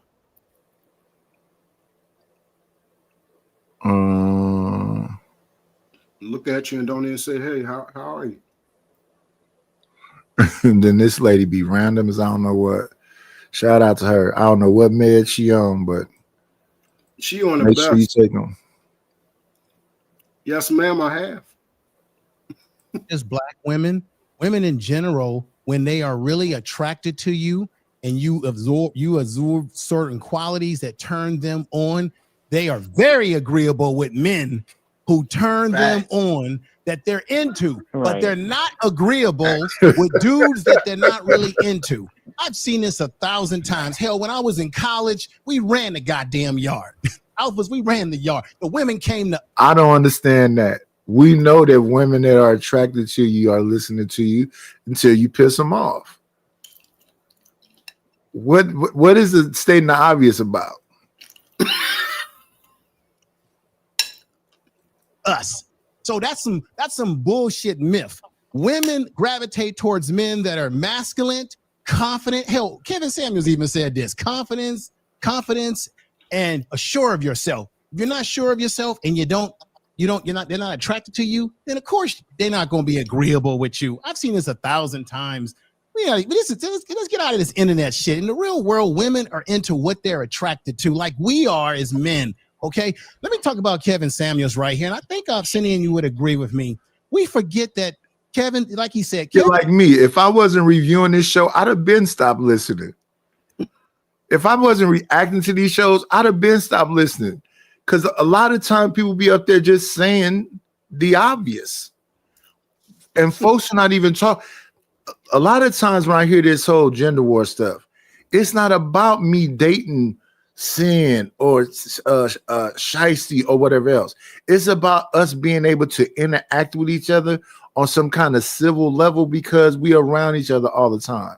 So I don't come up in the day and go, Sin is this old and she did this, because I don't know nothing about her. I don't know nothing about Shiesty Mom. But they know, you said this the other day, you said that. I don't want to talk to no woman that much that I'm not sleeping with. I don't want to talk to anybody that much, to be honest, male or female. I'd be exhausted.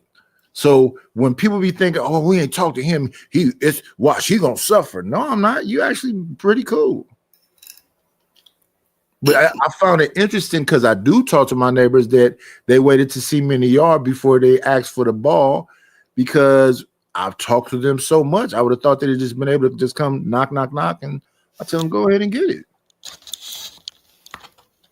So that's why when I saw him that day, I told him, listen, if y'all ever kick it over the fence, just come and get it. I can see y'all. There's cameras all around this damn thing. I know y'all my neighbors. I see y'all every day. I see you going to work. We are not the same. I am a Martian. And I'm hotter than summer rain like Carl Tom.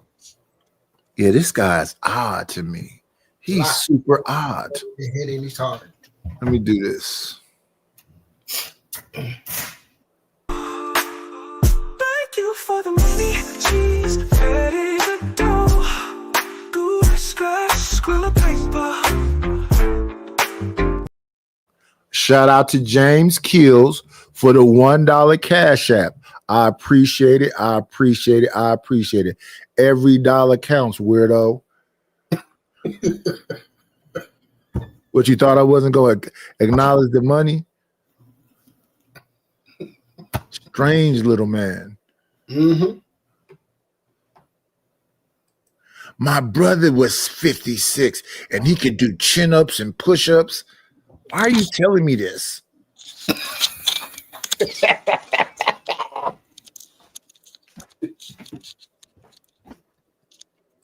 Samuels did most of his content trying to talk to men and get men in line, okay?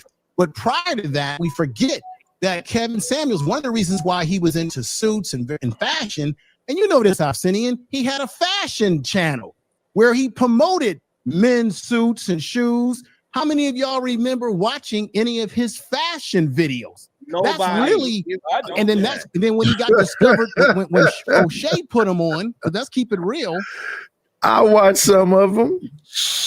I watched some of the cologne critiques, all of that. Well, I don't know why y'all want everybody to dislike him, because y'all disliked him. I watched him talking about stereo equipment. I watched him talking about cologne. I watched him talking about boot cut jeans with an actual boot. But not just him. I watched a bunch of them dudes and women. I get it now. It just hit me. They want you to hate who they hate. Oh yeah, group hate. That is a real thing on here. If somebody hates somebody, they want you to hate the hell out of them. They want you to, and if you don't, you in trouble.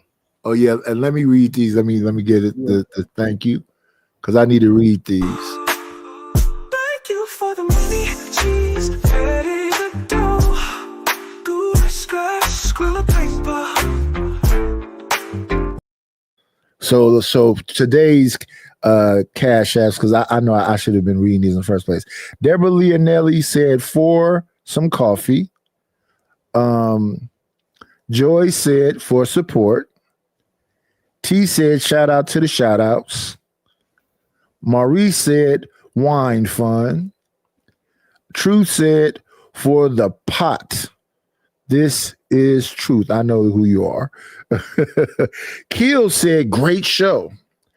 And let's get this shout out right here. Thank you for the money, cheese, pay the dough. Good scratch, squirrel paper. And shout out to Ronnie. I appreciate it. He said a little something on the wine. And I remember Ronnie now. Yeah, what's up, Ronnie? Yeah, I remember Ronnie now. But no, I'm not here for the F-free. I'm here to react to these channels. Across the board, wherever I'm going, where else, it's not about no machismo and whatever else, because I think real masculinity is quiet. You don't have to be saying I'm an alpha. Yeah, that's the only thing. I never heard that until I came on here. I am an alpha. What?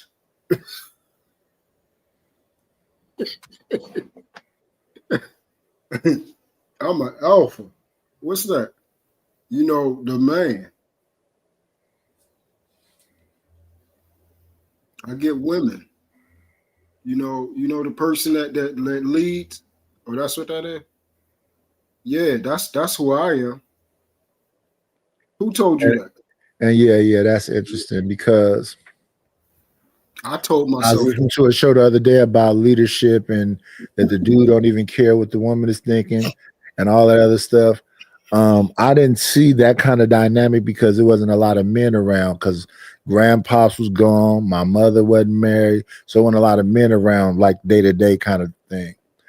But my situation, I told you, myself was like a democracy. The final say didn't stop me. I didn't hear about that until I got on here because I really didn't care about trying to lead somebody.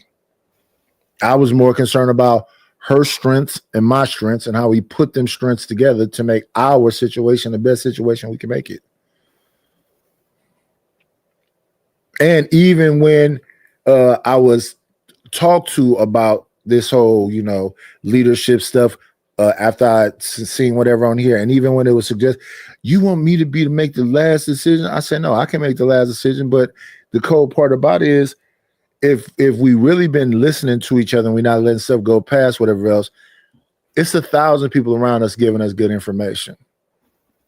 My grandmother used to talk about, living below your means. So I was hearing that when I was 7, 8, 9 years old. If you get $1, don't spend that whole dollar. Save some money.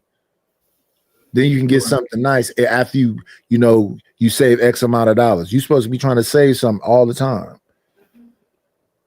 So when I hear people talking, it's like we got to spend everything we got right now. We got to take vacations. We got to go to these dinners. I think it's more intimate to sit at my kitchen table with my kids and my wife than going out to some restaurant where I go in there, I put my arms on the table, it's sticky because they just got through having a rush hour. And even if it's a nice high-end place, I think it's more intimate to sit at home at the kitchen table down with all my family. Or even them functions I used to take my family to when I'm going to my cousin's house and she got a bunch of the aunties over there. Or when I used to go to my grandmother's house and everybody's there. That's my father's side of the family. Or when go over my mother's house. I think that's way more intimate than being out in public. Yes, without question. I don't care if it's just me and the kids in the back at the fireplace, at the damn fire pit, or them just sitting out there while I'm barbecuing. And we don't have to do a whole lot of talking. They could be roasting marshmallows. Right, and not saying shit. Not saying nothing. And that's what I love. And when you close your eyes, them the images you can grab onto.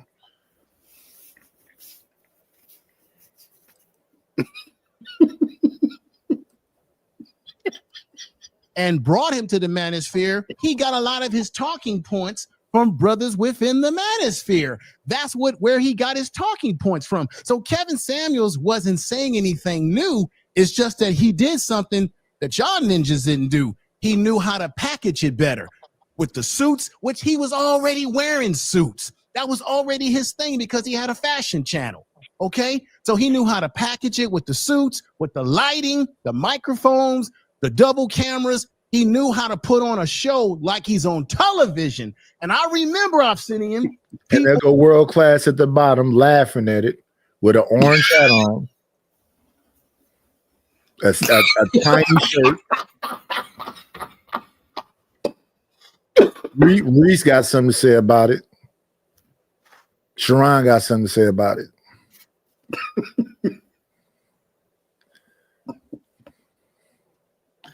I remember Obsidian having arguments in the Manosphere when they was going from Manosphere 1 to Manosphere 2, and they was talking about mic supremacy, subscriber supremacy.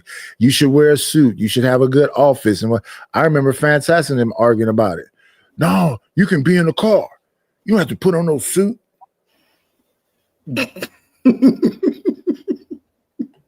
All these things is just like, huh? They're only exciting to the people that was there, I guess. To me, I'm like, what? This brother's outside and look like a parking lot. Saying that people in the Black Manosphere need to get out of this panel channel stuff, and people need to start spiffing up what they're doing, making what they're doing a little bit more polished. And something else, let me see who used to tell me. I think that was my grandmother with that one too. You want to have a quality product. You want to put money back into your business. Mm-hmm. They'd be like, "No, this how you doing that? I got a Stream Deck. I got a Wave XLR. The camera quality I think looks decent. I'm learning how to do these graphics. I'm learning how to do this music. You don't see it. I try to put it in the intro and everything else. These overlays. And if you remember the beginning, you can see the progress.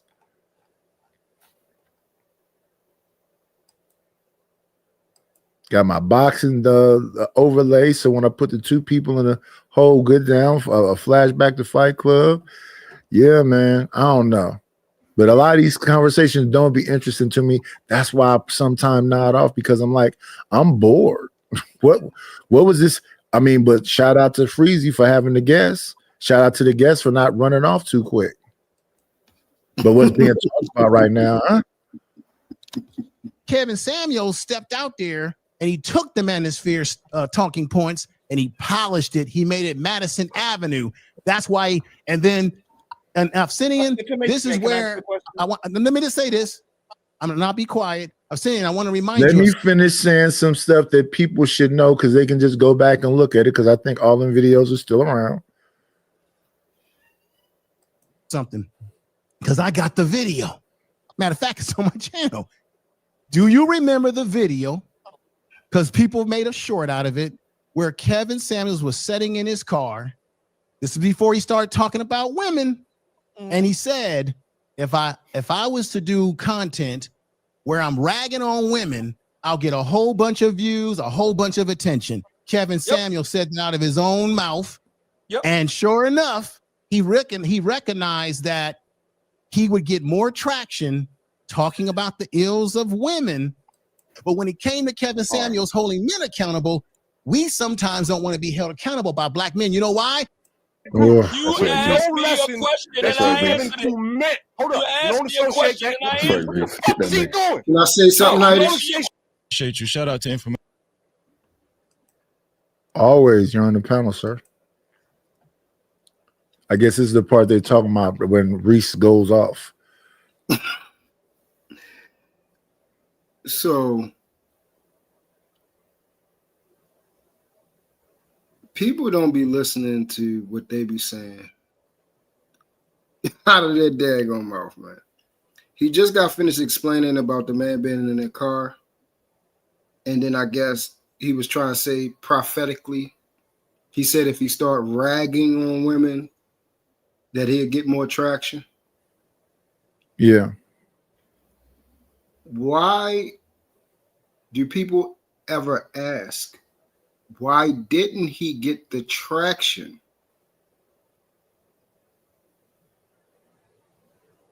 without ragging on women?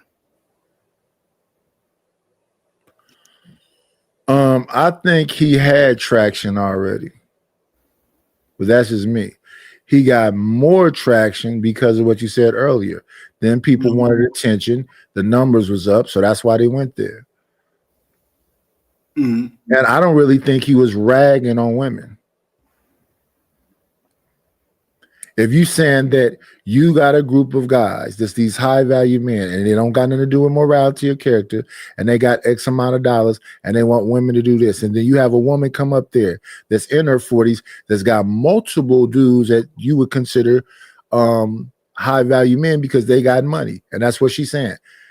But I don't think she's hearing what she's saying. He's not shitting on you. You're saying you're a whore. I got a bunch of dudes that got money. Take me here and do this and this. And then you'll have a bunch of people come up and say, that don't mean she's a whore. They could just be giving her stuff.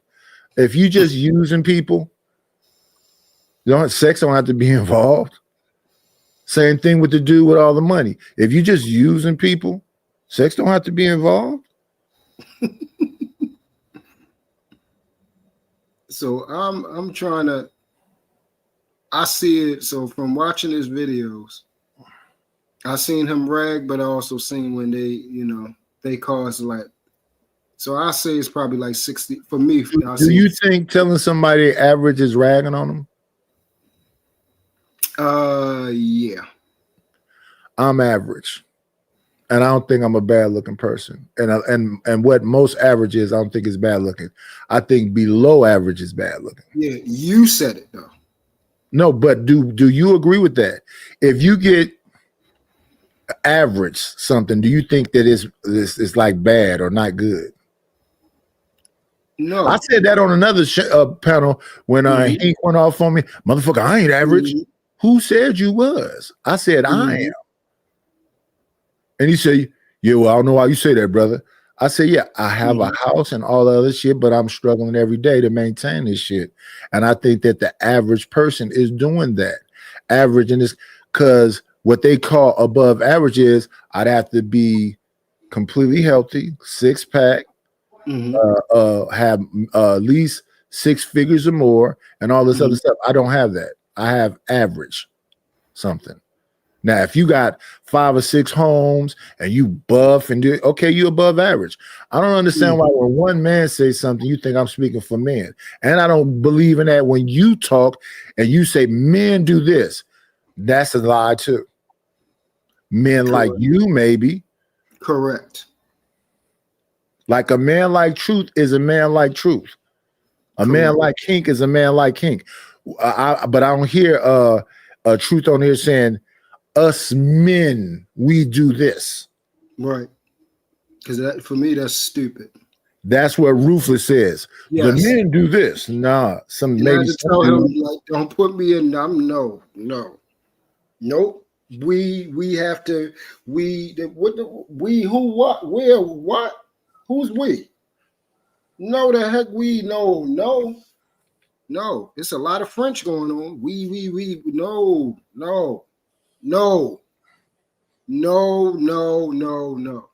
But you said two things, Nardis. You said, is it ragging on, and do I believe average is ugly, right? Or The bad. first thing I do believe is ragging on. The second thing, no, average is not a bad thing. I'm average.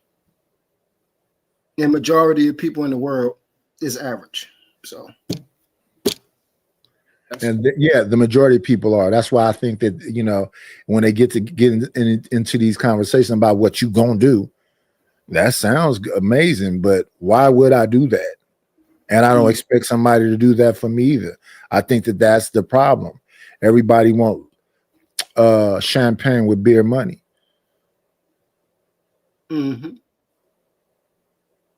And then there's no focus and direction on things that would help us in the long run. Everything is like instant gratification. These conversations where I listen to World Class have conversations about how he's better than people. And I'd be like, based on what? I hear a lot of these people, they be looking crazy. talking about how they better than people. Just because you got a few more dollars don't make you better. Just because you might be physically fit don't make you better. Not necessarily. No, you A have bunch of never. cats that just got out of jail, healthy as I don't know what. Prison preserved them. They all buff, give it 5 years. They ain't in jail no more. What happened to all that like willpower and the circumstance made you do X, Y, and Z? Have you ever heard me hyper, basically focus on somebody's looks or my looks? Have you ever heard me do that? Say again? Have you ever heard me hyper focus on my looks or somebody else's looks? No. Okay. Have you ever heard me talk or boast about some money? No. All right. What is the main thing that I always talk about? Faith, for the most part, being good people. That's it. So on anything else, I would say, hey, you could be better than me in that. We could be average. The thing that I hang my hat on is being a decent person and wanting to improve myself and wanting to learn every day. Yeah. I can hang my hat on that. Yeah. That is the only thing that I will say that I am not average in. Everything else, I'm average or below. And I'm okay with that. So that's okay with me. I think that the majority of people should kind of be on that page for the most part. But who am I? If we focus on being good people towards each other, civility and all those other things, society would be better. It's about you thinking above just yourself. The better you are in the direction that you're going, you're gonna be a better father, you're gonna be a better husband, you're gonna be a better son, you're gonna be a better everything. Hey, I thought that's the goal, to try to do better. Like I try to come over here and learn something every day. So I mean, hey, like I said, it could be me. I'm open to saying, hey, I'm wrong. I got it wrong. Like you said, most of us, if we're going to be honest, we're working, paying for a house or apartment, paying for a car note, taking care of our children, our family, making sure we got food, making sure the lights is on. And just doing that as a full-time job. Correct. It's the same thing. Only on here is somebody trying to promote this alternate reality lifestyle, or this, everybody on here has it. Okay, if you have it, good. I mean, that's good. That's amazing. You was able to do something that I cannot do, or I haven't been able to do. And that is a blessing. That is a blessing. I just never seen, I've been traveled a lot.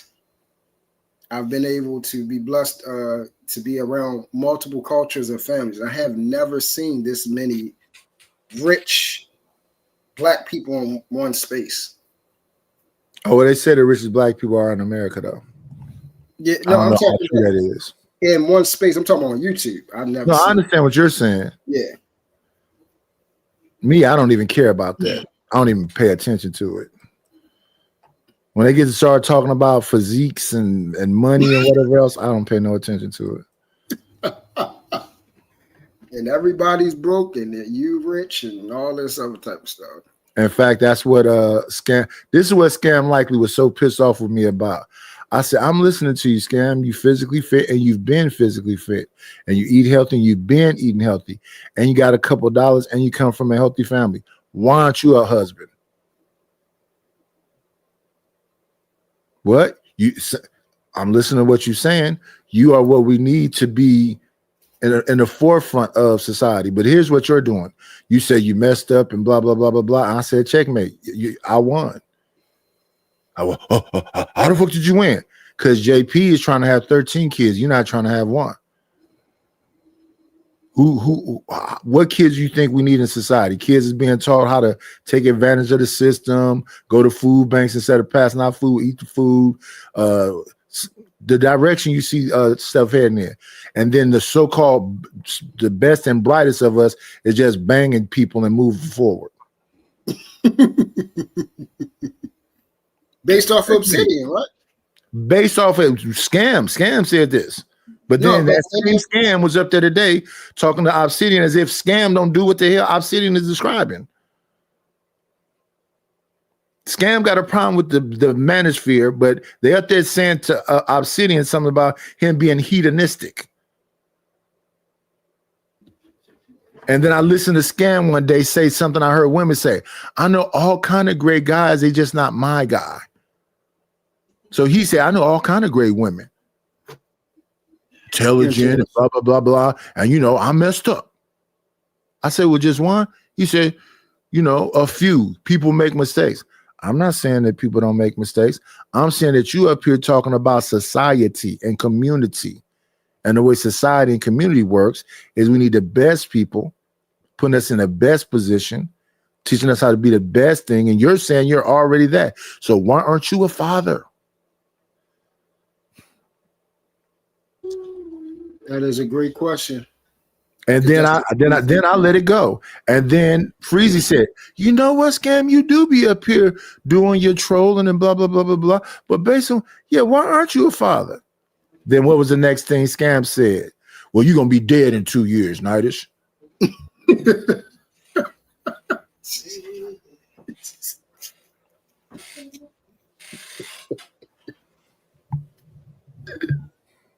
Fat boy. Oh my gosh. Man. Go ahead, Reese.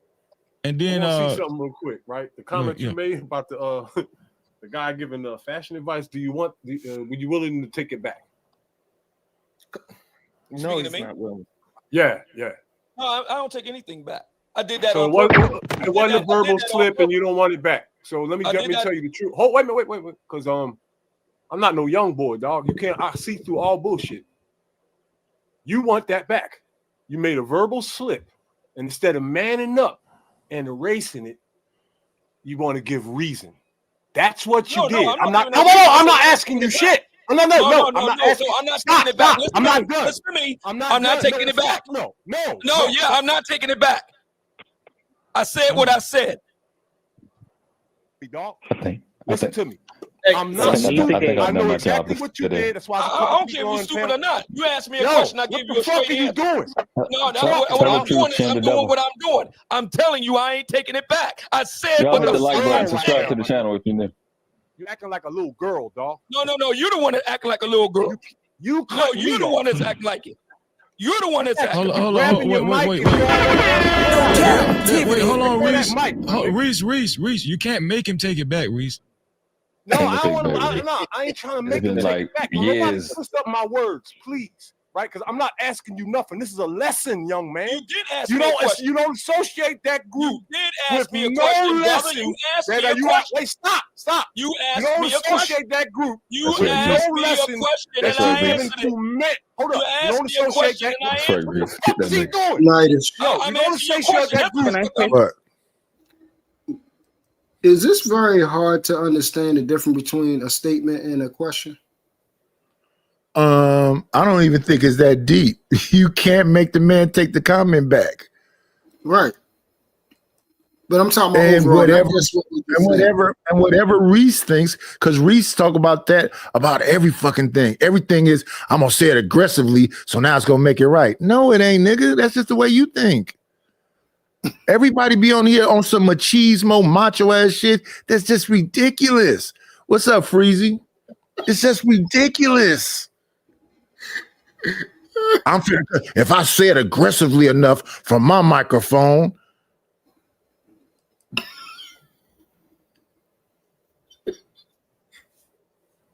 okay, so if I ask you a question and then, so if I say, Nightish, what color is the sky? But when I seen keep it the question that he make it.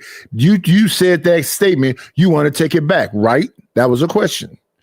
He said, no, I'm not taking nothing back. So he thought if he said it more aggressively, no, he's not taking nothing back. He still wants you to get a clear eye. You see how people, for some reason, they ask the question, but they keep going, and they don't understand now. That then turns it into a statement. You have removed. Oh yeah. Well, he's just trying to impose his will. Correct. I said it. Now I'm finna impose my will. No, you're not. Because really, you asked your question. He answered your question. He's not gonna change nothing he's talking about. Move on. Right. And that's a tactic people use because they want you to believe or choose what they want you to choose. So if I ask you a question and then I give you more information, I think I'm persuading you to answer the question the way I want. Yeah, it's absurd. It's ridiculous. Just like I said, I could be wrong. I'm just trying to see if, you ask other people, hey, trying to learn, hey, it might be me. But apparently right now I am on to something. Okay, cool. Great. Nah, that was clearly him. Let me see. Let me ask for some money from these people, these good people, these good rich people. Let me see what we got. 33 people in here. Somebody got some scratch. Yeah, this money. Oh, honey, I got to get my hands on some. I need a dollar, that's what I need. Hello, bro. I'm trying to get the money. Talk to me about money. Where is the money? We need our money. Don't you think it's about time you gave me my money? Support the situation. Is money is love. You could donate on PayPal now, and you can donate on the Cash App. Thank you very much. All right. But James Kills, for the abuse of dealing with you, next time send $2.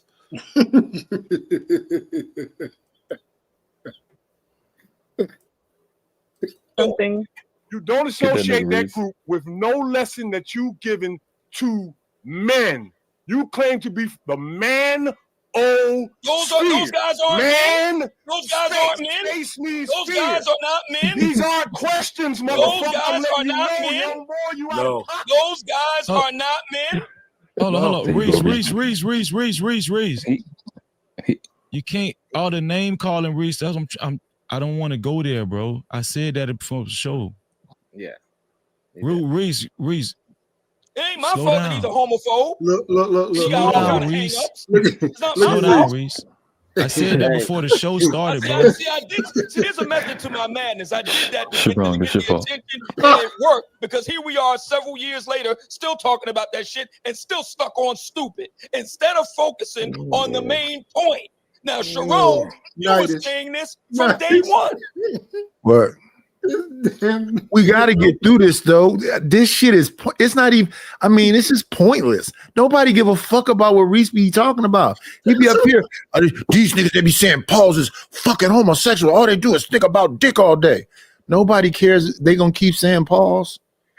He running around there yelling and he don't even know he muted. That's what usually happens. Yo, it's crazy. Come on here screaming to the point where your body tensing up and veins. Yeah, he gonna spit in the microphone too much. You gonna have to buy another one.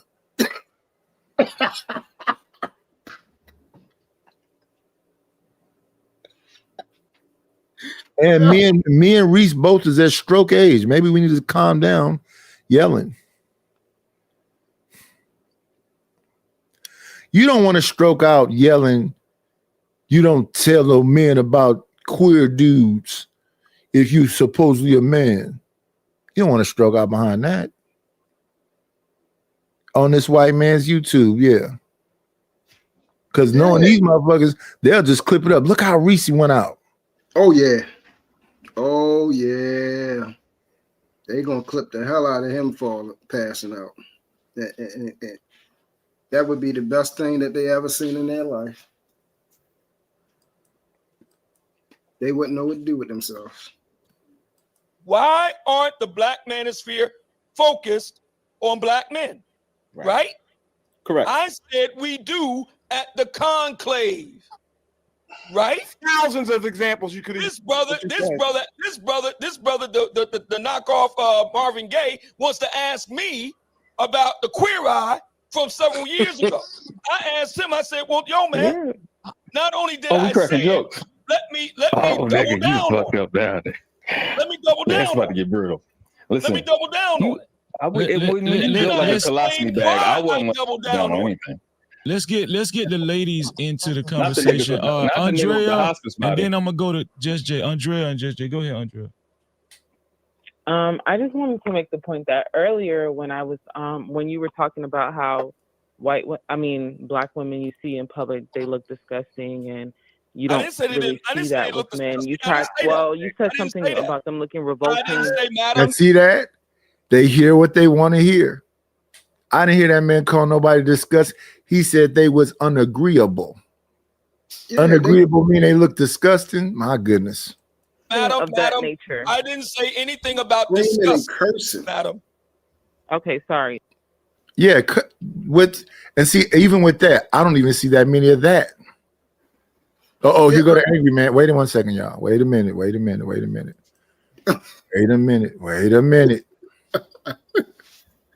Come on in. Play, it's always a treat when players leave. Judge. We're gonna respect him over here. 1 second, y'all. Let me get this together. Let me get this all the way together. We're gonna get this right. Give him the attention he deserves. What's going on, Reese? What's up? You hear me? Yeah. Oh. No, I had to get myself under control before I hit the link. I've been laughing my ass off for the past hour or so. It didn't look like he was laughing over there, though. It looked like he was yelling while he was on mute. No, my man kept cutting me off. That's what when somebody's cornered and you got them, they got to cut you off and keep doing it. They can't stop because they can't allow you to get your message out because they know you're right. So they got to keep cutting you off and screaming over you and don't let you finish. He did that all night long to everybody. But he all right. He a good dude. He cool. All that, and he's a good dude. He's cool. Yeah, I mean, I understand when y'all be wilding on these panels and stuff, like they'll make you bad people and shit. You just being ignorant for a little minute.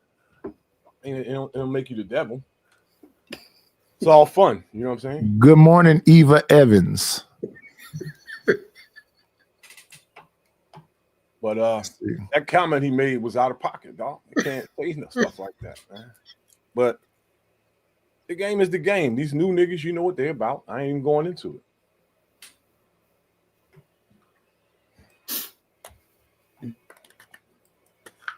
it. Maybe those weren't the words, but something about them not looking presentable, them not looking good. You're not walking the way, which is fair. There's nothing wrong if that's how you feel. Madam, please, hang on. What I said with me and Sharon, we started off our conversation almost 3 hours ago, and we started off with the ladies' weight problem, which they do have. Go ahead, Andrea. And I'm not saying that what you've seen isn't valid. I'm not trying to invalidate your experience.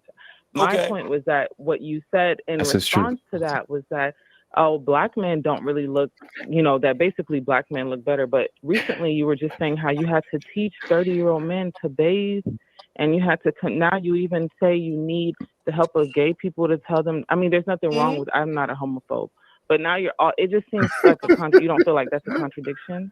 If you have to go so far as to outsource help to help these men look presentable, then wouldn't that mean they don't look presentable? And I'll tell you the reason why. Because I go outside and touch grass. The Black Manosphere Conclave has been going on for 5 years. We got hundreds of brothers that show up suited and booted. We're talking about guys who don't go outside, don't touch grass, forever online, talking shit. And so you think in 5 years, what's your queer, you have your movement. You think your movement? Okay, never mind. Hold on, wait. Get your last question out, Andrea. Go ahead, and we're gonna go to JJ. Go ahead.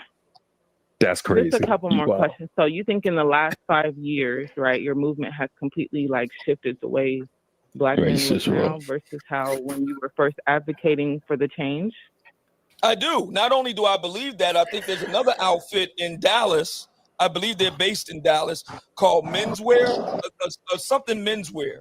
There's a brother that you might have seen him. There's a brother that organizes events of brothers that are suited. I mean, from little boys all the way to seniors, suited and booted. And they kind of do flash mob type of events. So I think it's not just us; it's other brothers that are attempting to clean up the black male image as well. Right. So my point is that there is an image to clean up. Like, we're not the only ones with an image worth cleaning up. So maybe we could, both focus on our own image instead of projecting onto others. What are we being the Black Manosphere Conclave? Exactly what are we projecting on anyone else? Well, I heard you say, the statistics about being gay, obesity, which is very true, but unfortunately, this is a problem we have for even our children. There's a problem with obesity rates. Well, that would make sense given the fact that they're raised by obese moms. Wow. All these that would niggas make fat sense. too, though. And the studies bear that out. Okay. Oh, all the men are fat okay, too. that's if that's so you basically The you think manosphere every niggas decision fat. a man ever makes in his life has something to do with the woman. What manosphere niggas are fat? Which It's one right one? there. No, I'm It's one saying right All there. of It's one y'all. right there. This one right there on the Y'all panel. is tripping. You know what? He identifies himself as part of the Black Manosphere. Oh wow. He's never been to a conclave. Hey, Brittle. Hey, Brittle, get He fat. We don't like you talking about the queer eye should get the guys together, but there go a fat one. So we're gonna call all women overweight, and we're gonna say the men are not overweight. See, this is the part that I have a problem with right there. I don't think that he's saying that. So here's the thing. Listening is very important. He keeps saying conclave, conclave, conclave, conclave, 5 years, conclave, conclave, conclave. Then they go, well, that manosphere man right there. Obsidian said, I've never seen that man at the conclave. If the premise is the conclave, and then they go, so you're saying that black men are fat? America's fat.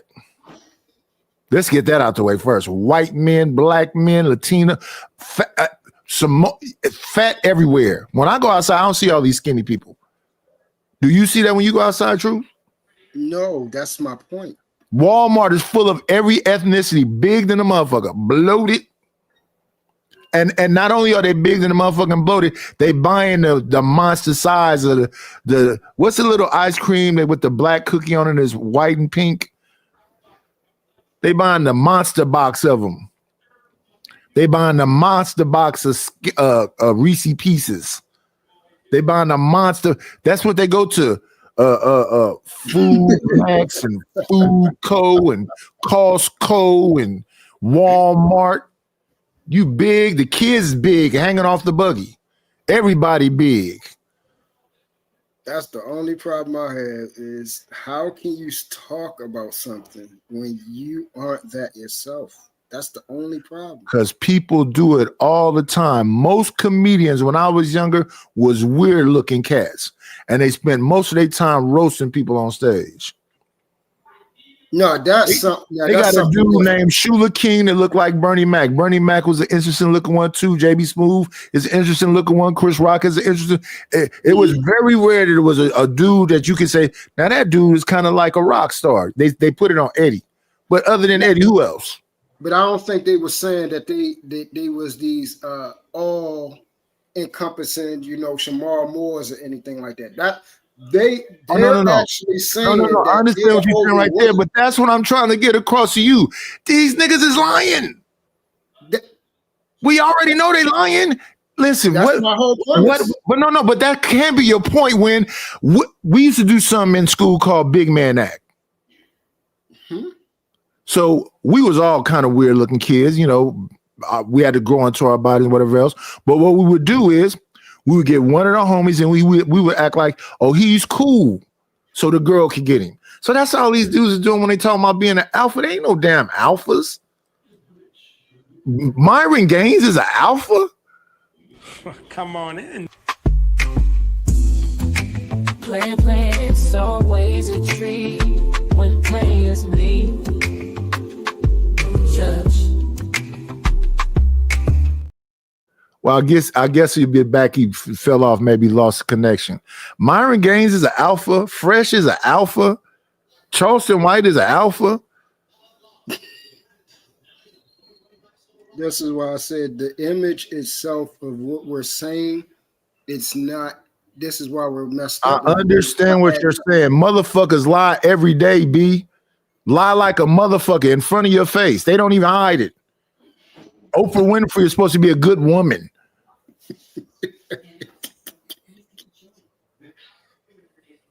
That's why I said it could be me.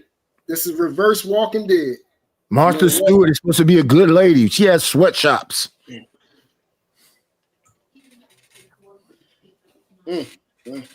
Lord have mercy. Everybody on here is rich, but they can't send a $2 cash app.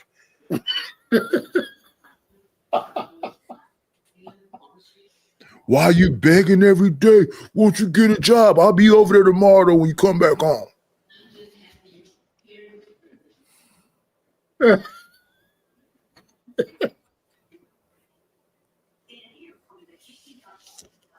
I run IT. I'm a salesman. I'm the best marketer and whatever else.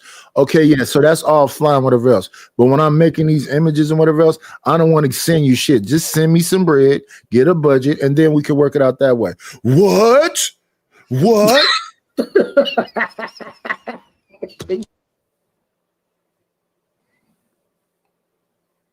This would be a reason to freak out on you. You can't freak out on me because I don't give a fuck what you think.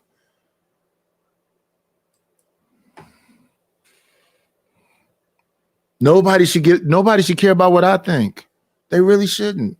But I think this whole shit is just, hey, send some money. He's up here. Obsidian's up here. We now get a chance to tell him he's fat. Now we get a chance to tell him he walks on a cane. Now we get a chance to tell him that he said something we don't agree with. Freezy, when is he coming back? We love Conrad. Everybody does. Hold on 1 second. I gotta get Just Jay. In there, and then you can go, Sharon. Yeah. Before Just Jay, go ahead, Just Jay, because I need you to read these. Just Jay, I'm in love with you today. I've never seen you be this reserved and calm. You haven't went off yet. But let me see. We got another hour. Oh, let me see. 5 hours or 2 hours ago. Wait till Q Butter joins me in 1 second. But go ahead, Jay. Absolutely. Do your thing. Go ahead. No, I'm saying, did you want to say whatever was on your mind now, or because we could wait till okay, so let me just throw this out there and then we could read the super caps, right? Okay. So in reference to the conversation about going outside, touching grass versus being online, right? The bulk of the people within this movement, I would assume, kind of got their start online. So how does that transition as far as the people who choose to stay online, right? Are they left by the wayside? Do they matter to this community? Are they still relevant to this community? Do they still have impact and influence within this community? Or is this? No, they don't. Because if they're not getting physically fit and get their money together and getting their fashion together, no, they don't. They need testimonials in the conclave. If you're not going to be no testimonial, no, yeah, you on the wayside. Fat boy loose. Nidus, you can't be a part of the manosphere. You too fat, old nigga. Can you get a hair plug or something? Get you a piece. If you get you a piece and go get some lipo and whatever else, we'll fuck with you. Wow. I just can't believe. Come on in. Play, it's always a treat when players leave. Judge. What's up, Savage? Listen, let me say this before you go, Truth. I was watching Back on Fig the other day, and they had Mr. Organic on that show. Mr. Organic showed a clip of some folks were trying to rob him at a gas station, and he fought his way out and whatever else. Then there was another situation where somebody was trying to do something when he was coming up out of a store where you could buy Persian rugs, and he fought them. And then he was on that show him and another guy jumping all out of the couch saying, I'm a superhero. I'm Batman. I'll do something if somebody trying to do something to me. Listen, I watch him on plenty of Fresh and Fit panels, other stuff with women around him. They all look disgusted. They listen to him talk and say whatever he's saying. He's talking about being the best version of himself and all the stuff we always hear, and that he's a real alpha male. All them women look like they vaginas dried the fuck up. And he got Ferraris. He's 6'4" or some shit, and slim workout and everything. Money can't outlame a lame. Respectfully. And then there's all kind of videos on here about how much a scammer you are. What's the dude named Pocket Watch with JT did a whole show of you? Your house is rented, the cars, it's all a facade. Once you've been exposed, how do you keep telling the same lie? No, I'm still an alpha. Notice this thing. One thing I can do is I can give them their salute for being great salesmen and for fully understanding how stupid we are. I give But them are that. they great salesmen, or do we just want to believe lies? I believe, well, if the word great, I'm looking at, have they been successful at selling their product on a large scale? To me, they have. I'm not saying as in good. They have been very great salesmen to realize how stupid we really are to buy this bullshit. I don't know, man. If I'm a fat man and I could just stay fat and let my thumbs get fat to the motherfucker while people tell me, you are great and you the leader. Ain't nobody in the street gonna let me lead them. At some point, I'm gonna have to pay attention to why is my thumb so damn big and I can't get this belt loop to go in. See, the way I look at it is because you got the salesman and then you got the people buying it, you know, basic supply and demand. If the product itself is not, if I say, okay, I have a bottle of pills and it had 20 pills in it, 10 of those It's pills. just not that. Let me ask you this before you continue, Truth. Do you know what planned obsolescence is? Oh yeah. Yeah. I know exactly what that is. So yeah, you can buy a 50-inch television, the thin one, and that motherfucker gonna work for probably 2-3 years because they planned it for you to buy another one 2 or 3 years. Planned obsolescence. Absolutely. And people know what planned obsolescence is, but then they got a TV that's $4,000. It's planned obsolescence on that one too. So why would you buy the $4,000 TV? Because we so all the ones that claim to be so smart is really so daggone dumb. There you go. So you got 20 you can't market Myron Gaines as this alpha when they didn't expose him for being a sugar daddy. He on sugaring sites, but he's still running around and talking about he's a sugar daddy because of the simple fact. Hold up. And I'm glad we got one of the my day ones though, because this is how I came in hot. I came in saying, what the hell? I'm selling that's a Labubu night. Oh, that's hard. This is what I'm selling, y'all. Graphics. You have to know what a Labubu is, though, in order for that to be funny. Yeah, no, that's hard as crap. Everything. Pay like you weigh. No, that's hard. But yeah, with the manosphere, like I said, really no, I came in talking about them niggas like they weren't, because I already knew. And then once Fresh and Fit came on exposing themselves, saying, hey, we were the guys that were trying to help out. We found out that they're getting, the women that they claim are bad women and no good women that you wouldn't deal with. They get no women pregnant. We had, the God, so-called, well, these niggas Godfather. He came out and fully explained, hey, I was raised by 3 women my whole entire life. Oh, you think I couldn't tell that? I could tell that. I was trying to tell these niggas that. You can't tell that he is supposed to be talking about masculinity and he has not other men that was raised by women also.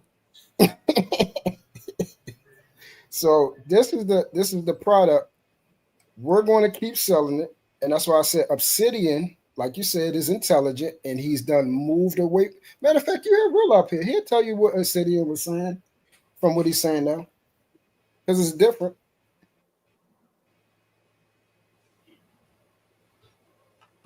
Real, are you there? I didn't see last night, so I'm trying to play catch up. I just wanted to have a seat at the table while y'all breaking it down, so I can catch. So what? Just tell Nightish. It's more the same. Let me show Rapid what I'm selling, because Rapid is always asking me questions he already know the answers to. Word.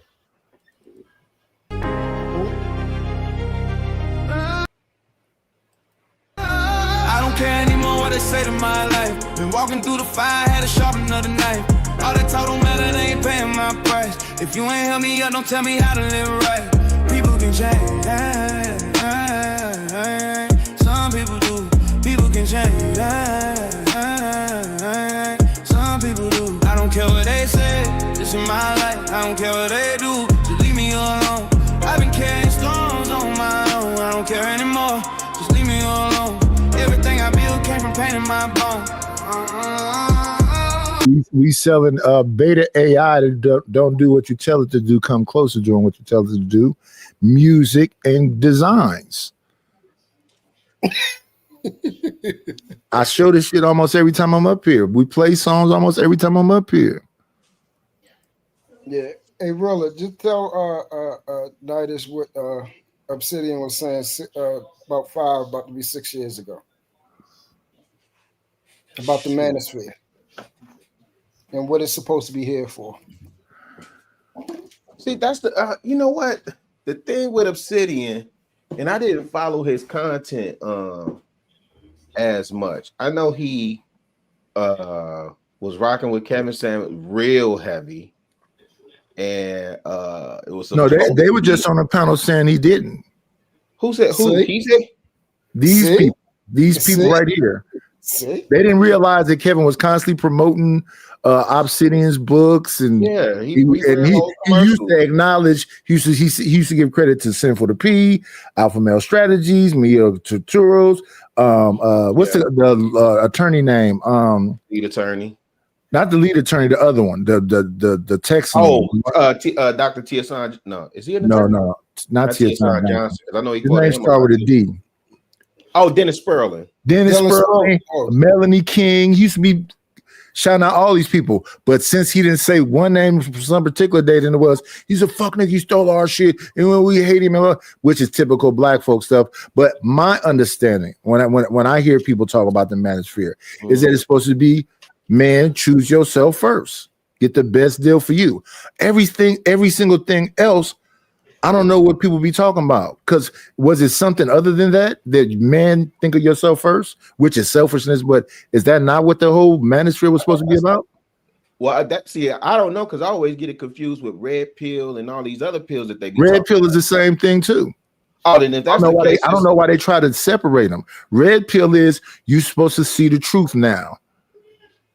And the truth is, you understand female nature. There we go. If you understand female nature, then you're pretty much pedestalizing the woman. Correct. Because I got to get all this money, I got to get this perfect six pack, I got to have a foot of dick and every single thing else. That's all about her. How's that about you? Right. Hey, Willa, remember when we was talking to Obsidian in the Facebook group? Because see, a lot of them wasn't, they wasn't in the Facebook group. Yeah. Hey, now look, because I know he's not in that group anymore. What was he saying in there that got him escorted out? I don't know, because I haven't been in there in so long. But the reason why I brought that up is because Nightish is hearing what he's saying now, and I'm saying he has no. The stuff I'm talking about is what I initially heard. But you didn't hear it 6 years ago. Huh? You said initially heard what when you came on here, right? No, I'm talking about when Angry Man didn't have a beard yet. He was sitting in the car when they had just left the white manosphere because they found out there was a bunch of racists over there, and they was with the 21 convention, and Donovan Sharp was supposedly a rider. When O'Shea had, what was that thing called before the the Rumble. It was, what was it called? The council or that other thing where everybody came together on them panels. Yeah, I know what you're talking about. That's a video. I know That's what you're talking. No, I'm saying, but when I initially heard all this bullshit, I heard that it was something more than that. Yes.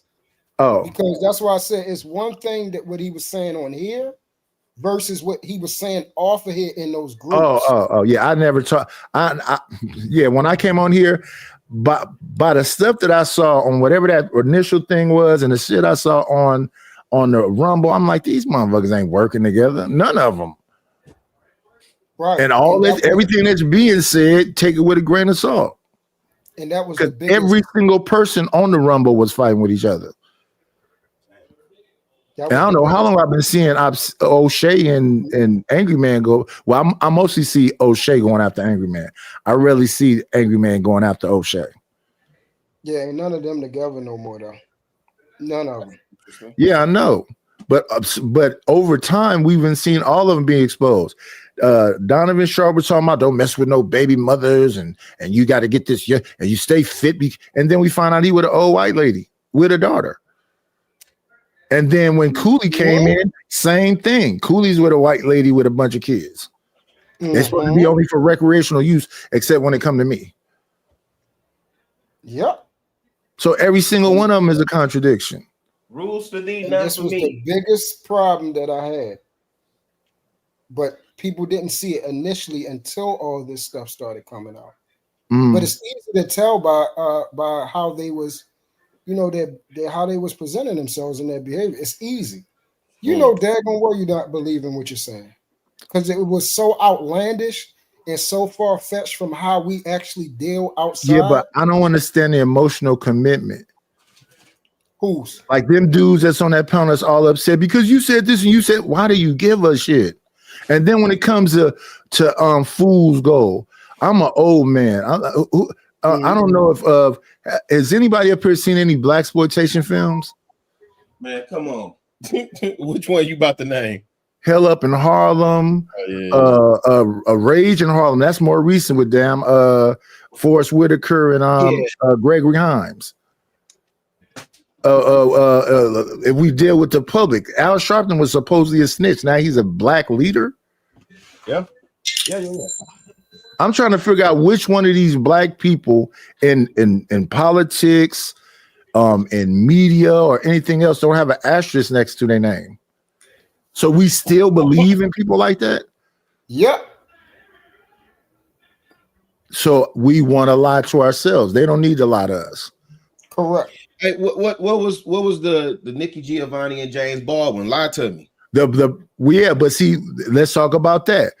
They wasn't gonna listen to that because them two queers, them two gay people. Why you play them gay people? I'm saying, forget the messenger. What is the message?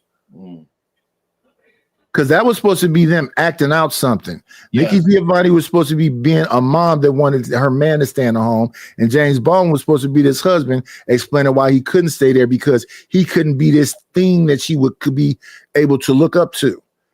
They only had seasonal work, and when they didn't have seasonal work, they didn't have the money, so they needed to walk away. But they don't ever tell this story when they talk about the man being put out the house. They're not saying that the man left willingly, or they was still around the house just hiding.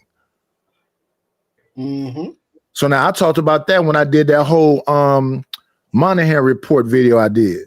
And then what did they say to me? Simp ass nigga, bitch ass nigga. Why is you over here sucking these women's ass? I'm like, I don't even know what the fuck y'all talking about. I'm merely looking at the damn times. I'm showing you that men coming from the military that was on drugs, they had PTSD and all this other shit. I'm showing you the damn other people that's on drugs that didn't go to the military, that's pimping and doing all this other shit. Then I'm showing you these damn people that were still around just hiding. So them group of people telling me I'm simping and pandering and doing whatever else, because that's what these niggas do. And then on the other side of the women telling me I hate black women. So I don't listen to none of these people. And that's the pushing of the narrative, right? To do what they want, right?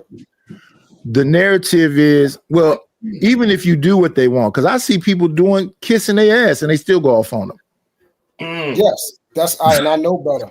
I know better. They literally simping. And listen, I don't know Steph Curry, but I look at Sharon go over and over again. What difference does it make what Aisha is saying? Her husband is a public figure. And she's going on shows talking about she didn't even want him. Only problem I see with that news night is he's there and he's allowing it. He's there.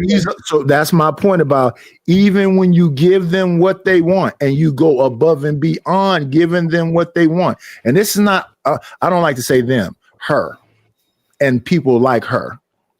All these people online have been exposed as being characters. They just got through bringing up damn Cheyenne Bryant's lesbian girlfriend. Hey, that story is wild. It's really not. It's really not to me. Todd, she was what's that lady? Stevie J baby mama. Let's see. Used to be on Love and Hip Hop. Yeah, I can't think. I know what you're talking about. That's who she was with. I can't think of her name for nothing. Hey, nice. Did you get to the part of the video where I snapped on everybody and everybody's just sitting there with the stuck face looking stupid?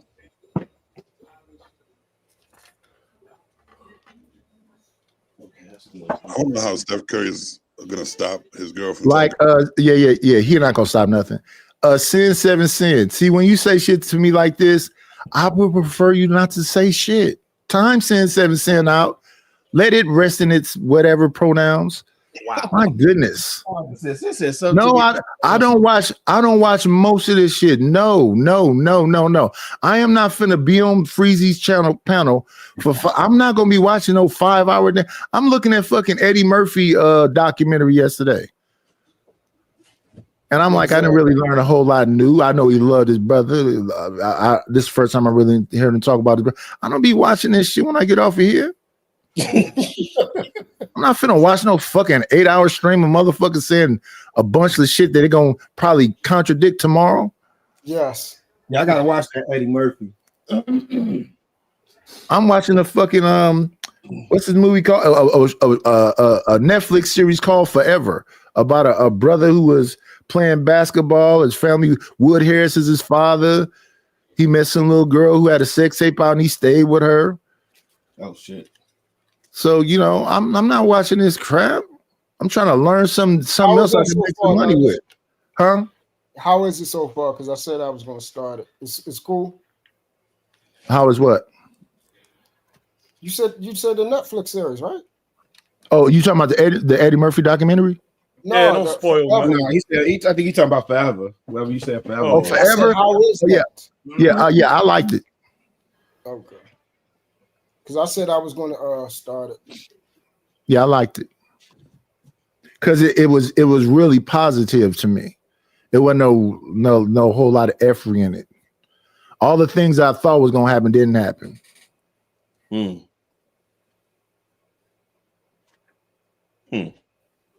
So what they was responsible. What did they say in the manosphere is supposed to be now? Because I heard you were saying he was making this. No, he's saying that Obsidian is saying something new now that he wasn't saying in the beginning, or that he was saying somewhere else. I've never been into any man, real philosophy like that. I have a basic understanding of people that I be around, but I've never been in like no back chat with Chicago. We're not in a Discord together. We're not like emailing each other. I don't do that with my brother.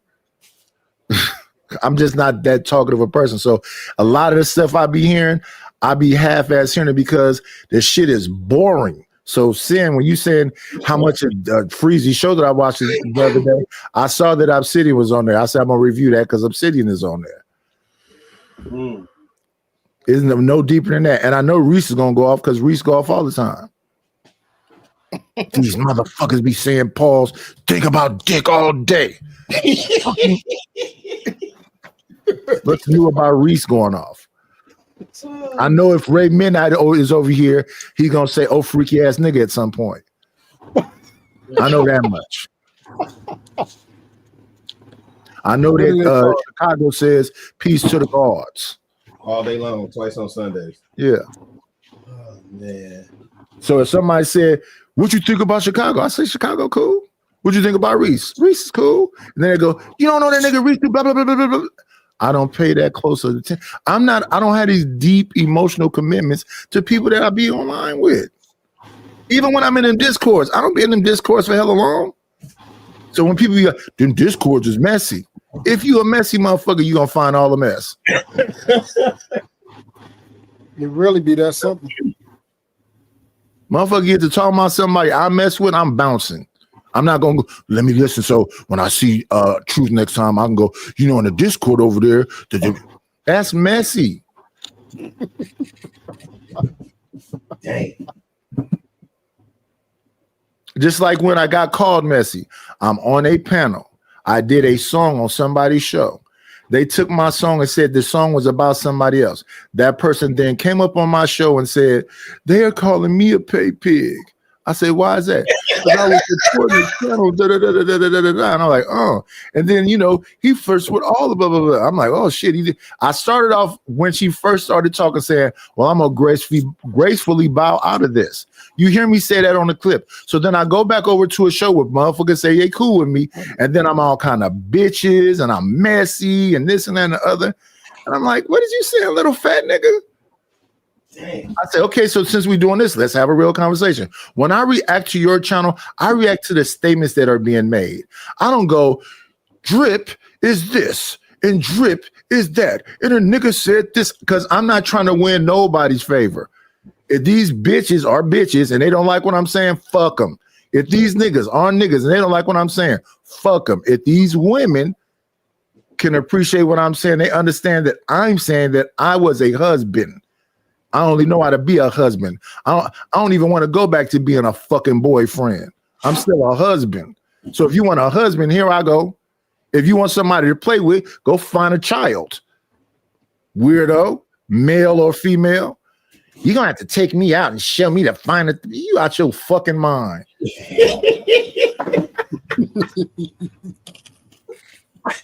I'll be in this motherfucking wheelchair. I'll die in this motherfucking wheelchair first, bitch. Hey, that nigga Daddy said, "I'm not a pay pig." I told them I approach him with my hand. I don't know what they get confused about. 100%. Yeah, if you give me 100% of you, I give you 100% of me. If you give me 50% of you, I might not give you 25% of me. Oh boy. Shit. Oh man. Joker said, "I'm not a pay pig." Get it right. What you talking about? Yo, this world is... And he not only, I want y'all to think about that song. He not only saying it, he's screaming it with all his might. That's what make it so cold. That's what make it so cold. Not a pay pig. Joker said 100%. Yeah. Hey, do y'all think people who use the word pause is insecure? I think they children. I think they suspect. But don't get me wrong. Once I saw it was a popular thing, I was up here saying it too. I can't stand that shit. I hope I don't never catch myself saying that. Yeah. Well, it's been a minute because I think it's played out now. Yeah, especially it began like in the early 2000s with a bunch of dudes that look like women. Because that was Jim Jones and Max B and Dame Dash and all of them that started it. Yeah, that was you gotta have a certain mentality to have that word fall out of your mouth, man, and you can't take it back. It's like when I first heard somebody saying it, I said, "Let me understand this now."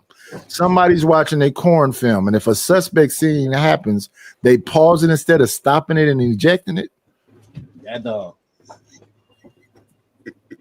Hey Savage, I don't follow trends and shit, so I ain't going. I think it's just like your mind's always on some gay shit. If you always think of you always. I ain't going. Yeah, Lord Jamar was saying that. I agree with. I'm eating a hot dog and they go pause. Like, what do you mean? You was eating hot dogs since I was a child. What was the pause about a hot dog? Crazy. So who in this space doesn't say it? A bunch of Me? people. I don't say that. Me? Nobody never heard me say that. I would never say it. I don't know because I don't, I don't know. I'm trying to have a regular conversation. Is it like I think pause is a brain fart.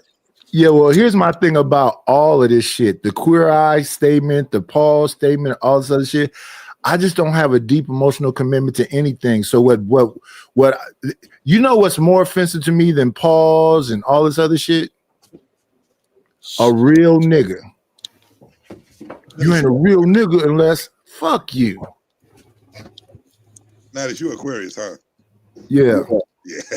That's why you don't have no emotional attachment to anything. We don't give a fuck. Here come the Zodiac shit. See, there you go. Here we go. Oh, that pause right there. I love it. Yeah, because that's what it is. But I'm a So I'm a Taurus. What's my problem? I don't know. I worry about Aquarius. Oh, you only worry? I thought you was one of them specialists. Nah, I'm not a specialist. I'm all set. Yeah, I don't know none of that. I had a woman go. Who is this? My I am stone, or is that LAM? Lambstone? My Lambstone? Please hold on. Okay. I've never heard. Yeah, I guess it's My Lambstone. I ain't gonna lie. I went on one of them palm reading channels, one of them mystical spooky joints. Mila. I let Yeah, them Mila evaluate me and M. break me Stone. down. That shit was hilarious. Mila M. Stone. Okay, hello, Mila M. Stone. Max Payton, hello. Yeah, I don't. People be like, "Well, Nightish, what you think about?" And they don't understand. I'm up on that panel, like, I don't give a fuck about none of this shit. But hey, man, what is you gotta see the natural part when consensus? Q Butter joins the panel, dog. When Q Butter joins the panel, that shit get crazy. Why? Cause the dude is funny, yo. I ain't know he had jokes like that, but him and Obsidian was going back and forth. This shit was hilarious. This whole show was funny though. It was good. So we can skip past all of this, right? We wait to skip You don't all have of to. this. I'm just saying. Oh yeah, I'll we snap can on because these I've been bored with this shit. Obsidian tried to go at Q Butter, right? And Q Butter was like, he said something about, well, you got a school, show it or some shit. He was literally sitting in the goddamn school, and then he started walking around. Well, yeah, I know about Q Butter School. I remember before he had the school and he was still teaching the kids. Yeah, but when Obsidian said something about it, like Q Butter put a crack in his face like the Grand Canyon, dog. It was epic. And then he tried to roast him. And I'm like, how you gonna roast a nigga that built a fucking school when all of us on this panel is just talking on the internet? This nigga actually doing shit. Now that's a fact. Obsidian has a conclave. Are you not listening to the show? Yeah, he has a conclave. That's what is that?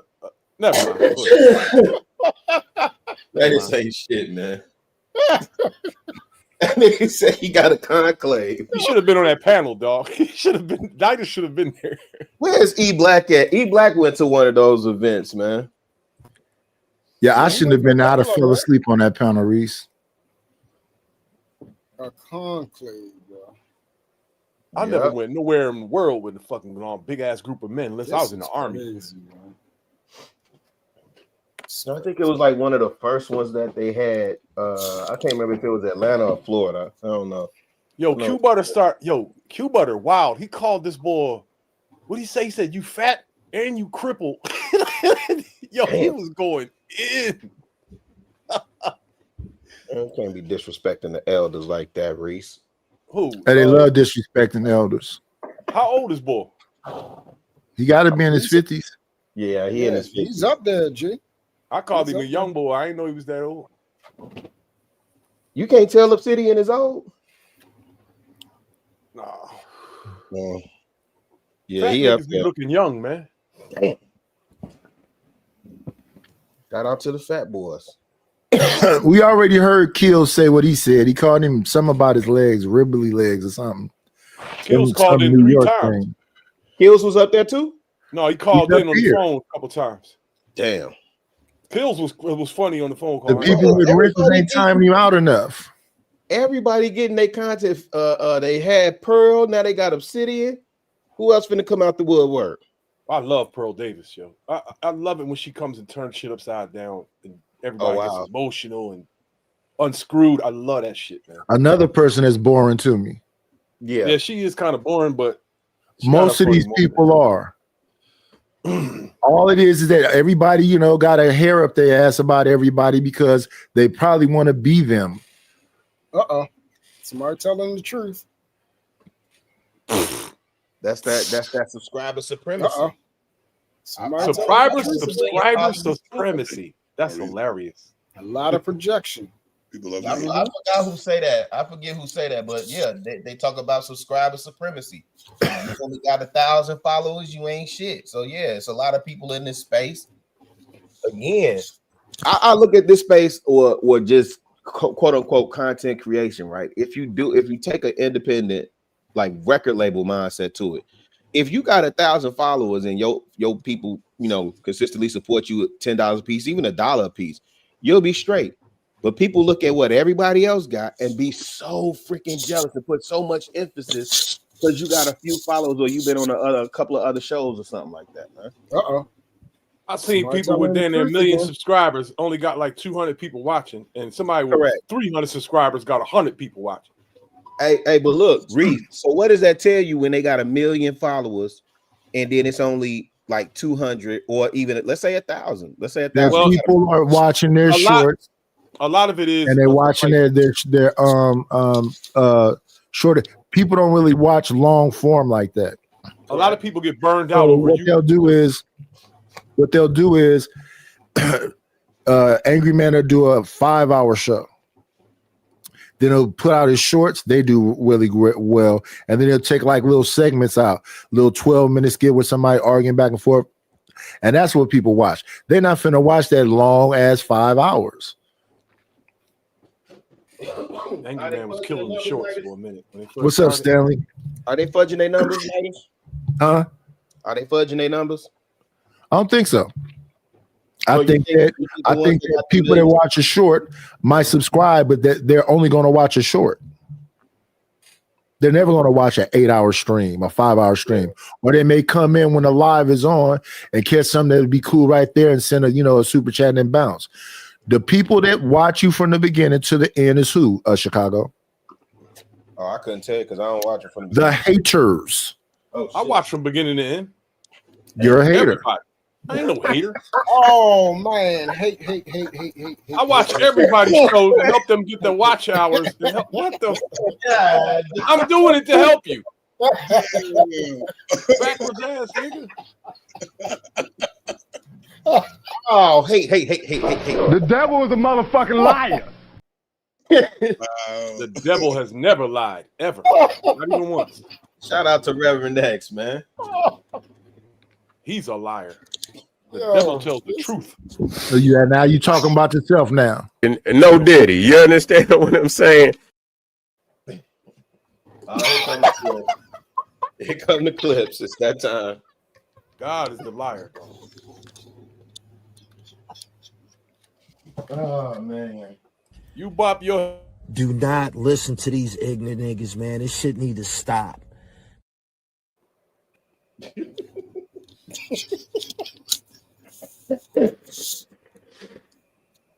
Yeah, church tomorrow.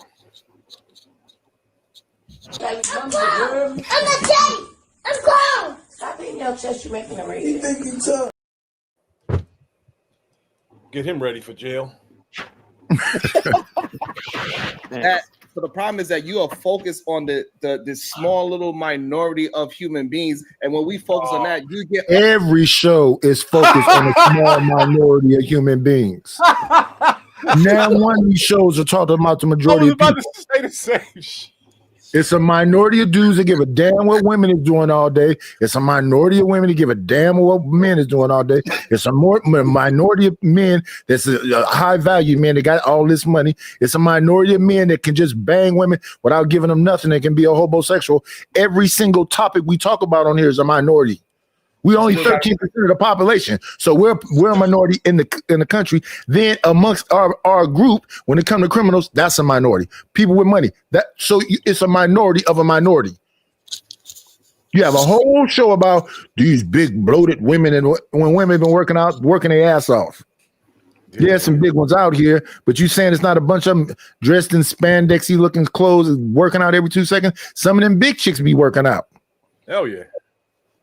There's a whole fat club around my way. They just work out and eat more than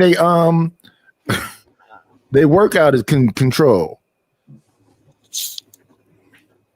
I watched a woman do a whole workout on a stream with Ben and Don, then went home and ate popcorn and bonbons, and I'm like, damn, where you just worked it?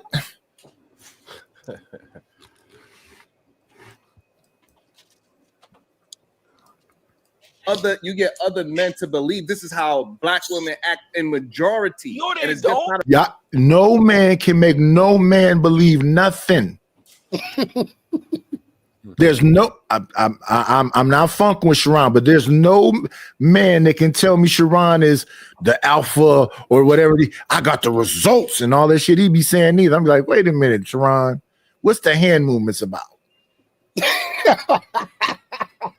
Hold up. How y'all coming at his hand movements when y'all accepted it from Tupac? No, we saw Tupac. Listen, we saw Tupac, and when he was 17 years old with that dingy S curl box cut, we saw him in that bathtub with all the jewelry all over his body. But how many women liked that man? Hey, I raised my hand. Hey, Tupac and I think that Fantastic called them the brother fuckers. That they in love with the brother fuckers. Oh my God. I don't accept it from no man, Reese. Y'all relax on that Pac talk. I don't give a damn who they are. When Tupac was doing it, I only met one person in the world who really caught on to what was going on, and that was me. Nobody else caught it on. Everybody else. What did you catch? What did you catch? All the little feminine movements in the. You was paying that much attention to that man, huh? Oh, Tupac was everywhere. He was everywhere. He was everywhere in movies, all kinds of shit. Couldn't miss him.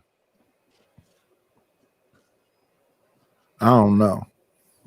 Shout out to the shout outs. You watch any interview he ever did, you're gonna see him acting feminine and talking with strong S's and doing the little hand thing.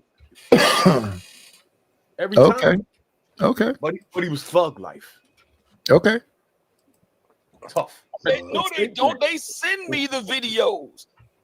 They send me this stuff. So this is coming from black men. And no black man said, see, this is how all black women act. That's not true. None of those brothers say that. But the way how they move and they project that information that you are pushing out there. How do you know how they move? You never even seen my show. Have you seen my show, sir? Have you seen my show, sir? I did not. I would start. My show, sir. I'm gonna answer you. I did not. I will start, and I will comment so this way we can have a back and forth sometimes. But what I do see is what is going on with these rim bros out here. I disagree with you, but I want to have you on my channel. I'll be in the comment section until I can drive you to my channel. Now I'm finna start calling you Rim Bro. Now that I got your attention, when I do listen to you Rim Bros, because he's gonna say that so you can eventually go, what is a Rim Bro? That's coming right now, I think. That they take your talking point and they Rim try Bros? to. Yes, the Rim Bro. That's the red pill, incel, manosphere, no good sucker like that young man down there. Oh, right? Gotcha. RIM. Gotcha. Okay, go ahead. So and then so they take your talking point, even though you are on. You don't got him, because rim mean giving somebody a rim job. Ow! You don't got him. Please, bro.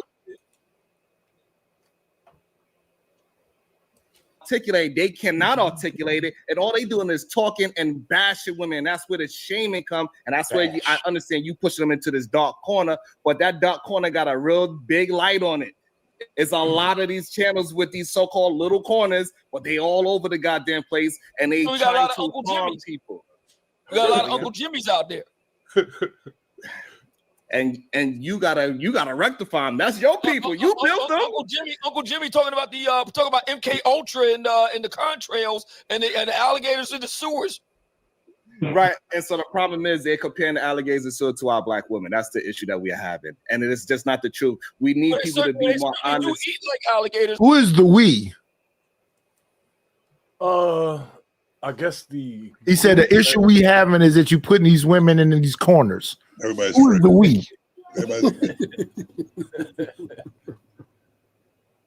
Because I don't clap with my hand in the sea. I don't do all them hand gestures. I have no idea who the we is.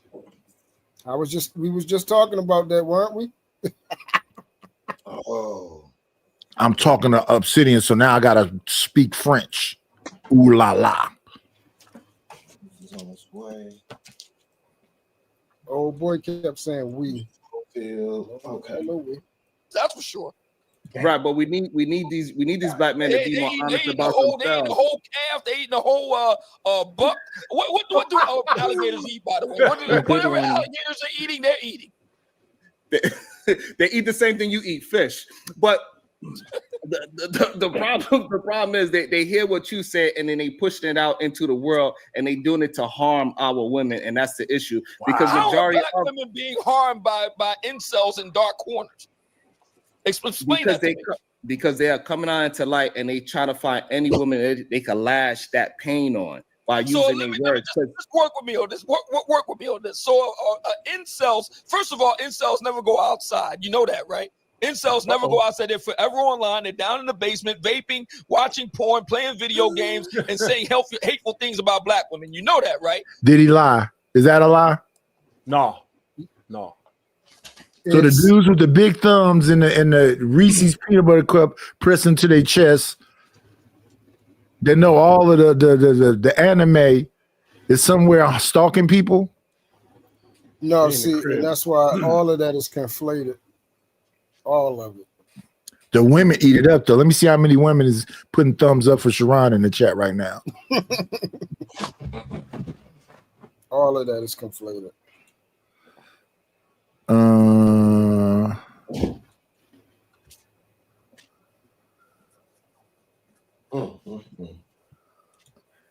It is ultimately about getting some money. Ultimately. Absolutely. Or at least it sound like it. They think they're gonna sway Obsidian. All you're gonna do is write a book about I went on a panel with a man with a V-neck sweater. Had a lot of hand movements. Yep. Come on in. Play, it's always a treat when players leave. Judge. What's going on, Stan? How you doing? I'm blessed. I'm here to we all are. Ron. Go ahead. We listening. Oh, I'm kidding. Oh, I was waiting for that. Waiting for what? This is explanation. To defend Sharon. Defend Sharon. Yeah. Yeah, we at the 6-hour mark, y'all. If y'all want to extend the show, y'all know what to do. Let me see. I done move stuff around. There we go. So let's just work with me. How is a NEET, not in employment, education, or training, incel that's suffering disproportionately from depression, from autism? He's in the basement. He's vaping. He's eating Cheetos. He ain't washed his ass in over a week. He's watching Pornhub and all that. God damn. How is it that he's doing any harm to black women out on these streets? Please explain that to me, Sharon. So he's absolutely doing harm. When he go outside, he is doing harm because he looks at women. But he doesn't go outside. That's just it. Incels don't go outside. But they do now, so that's the problem. They do go outside. But they ain't incels. We see them all the time. We see a lot of the men that came up in your game. We see that they clearly haven't had no vagina in a long time. We hear them confess it. I didn't have sex in 2 years. I'm in solitude. This man is outside smoking a goddamn cigar right there. Half of young black, not just young black men, half of young men in the United States, period, 45% of them, I just talked about this in this book, Notes on Being a Man, Scott Galloway. He talks about this in the book. 45% of young men under 30 have not approached a woman in a calendar year. And this is the effects of the manosphere. The manosphere is That's not is the the ones effects of the that got manosphere. these young men afraid to go outside and communicate. That is not from the damn manosphere. Have you seen some of these cities these people live in? Why do you think people were celebrating that the National Guard got there? He's the king of conflation. You should be writing some books, Sharon. King of conflation. Yeah, he just put all kind of stuff together. He done went from calling them rims to LOMs. He should have just stuck with rim. The lovers of men. Everything he talk about is just a zest fest. Oh, damn. Lord. Damn. You rim bros, you no good suckers, you lovers of men. Zest fest. And then when him and Brownsville get the tag teaming over there. Brownsville is my favorite panelist of all time, dog. Yeah, I can't listen to him for too long either. Brownsville's hilarious. Yeah, he playing too much.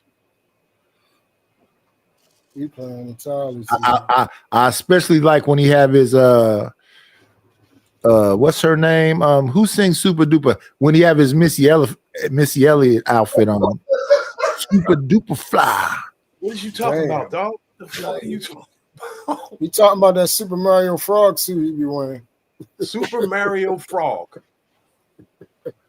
It's either that Missy Elliott, I Can't Stand the Rain, or it's that Mary J. Blige. To sick with 11 years out of my life. It looked like one of them two outfits. Not gonna cry, I'm not gonna cry. Yeah, dog. Human beings. How is it that we got them? This is why they are. How did the black manosphere have anything to do with these guys not going and approaching women? When we're outside, we had a hell of a yacht party in Miami. It had a whole bunch of women, big booty women on there. I mean, it was fantastic. Booties, big legs, small waist, snatch waist. It was fantastic. How did we have anything to do with these guys not approaching women in a whole calendar year? What's wrong with liking big asses and small waists? Yo, there's something wrong, yo. You about to be you 60 years old and saying Maybe you didn't, do you know what it's like to always have wanted like this car or something when you was in your teens, but you just didn't have the money to get it? Exactly. And now you get but maybe that kind of situation with the women. Exactly, Nidus. I'm glad you said it. But if that was the truth, and in this space, and content is king, that video of them big booty snatch waist women would have been on the internet everywhere, in this space at least. It would have been live. Everywhere. It would have been a live stream. They would have showed the world. Yeah, they definitely would have been parading them heifers. They had all these women, and that would have been lit. Like, so again, let me say what I said earlier. Sometimes you got to fake it until you make it. So if you keep telling yourself you're alpha, if you keep telling yourself you're on a yacht, if you keep telling yourself you're some big booty, small waisted women, maybe some big booty, small waisted women go, where is this yacht at? Yeah. They somehow come and find this space. Yeah, it's a lot of fake it till you make it activity. Oh yeah. Yeah. Oh, Tyrese on the Breakfast Club about his bracelet. They said, "Is that real?" He said, "No, it isn't." What's the other one named? Terrell Owens. Ooh, it says, "Is that real?" No, it isn't. No, that's Ocho Cinco. Ocho Cinco. Yeah. This shit, that's smart to me. Why do you have to wear something real when they already think you're rich? Yeah. Yeah. Gotcha.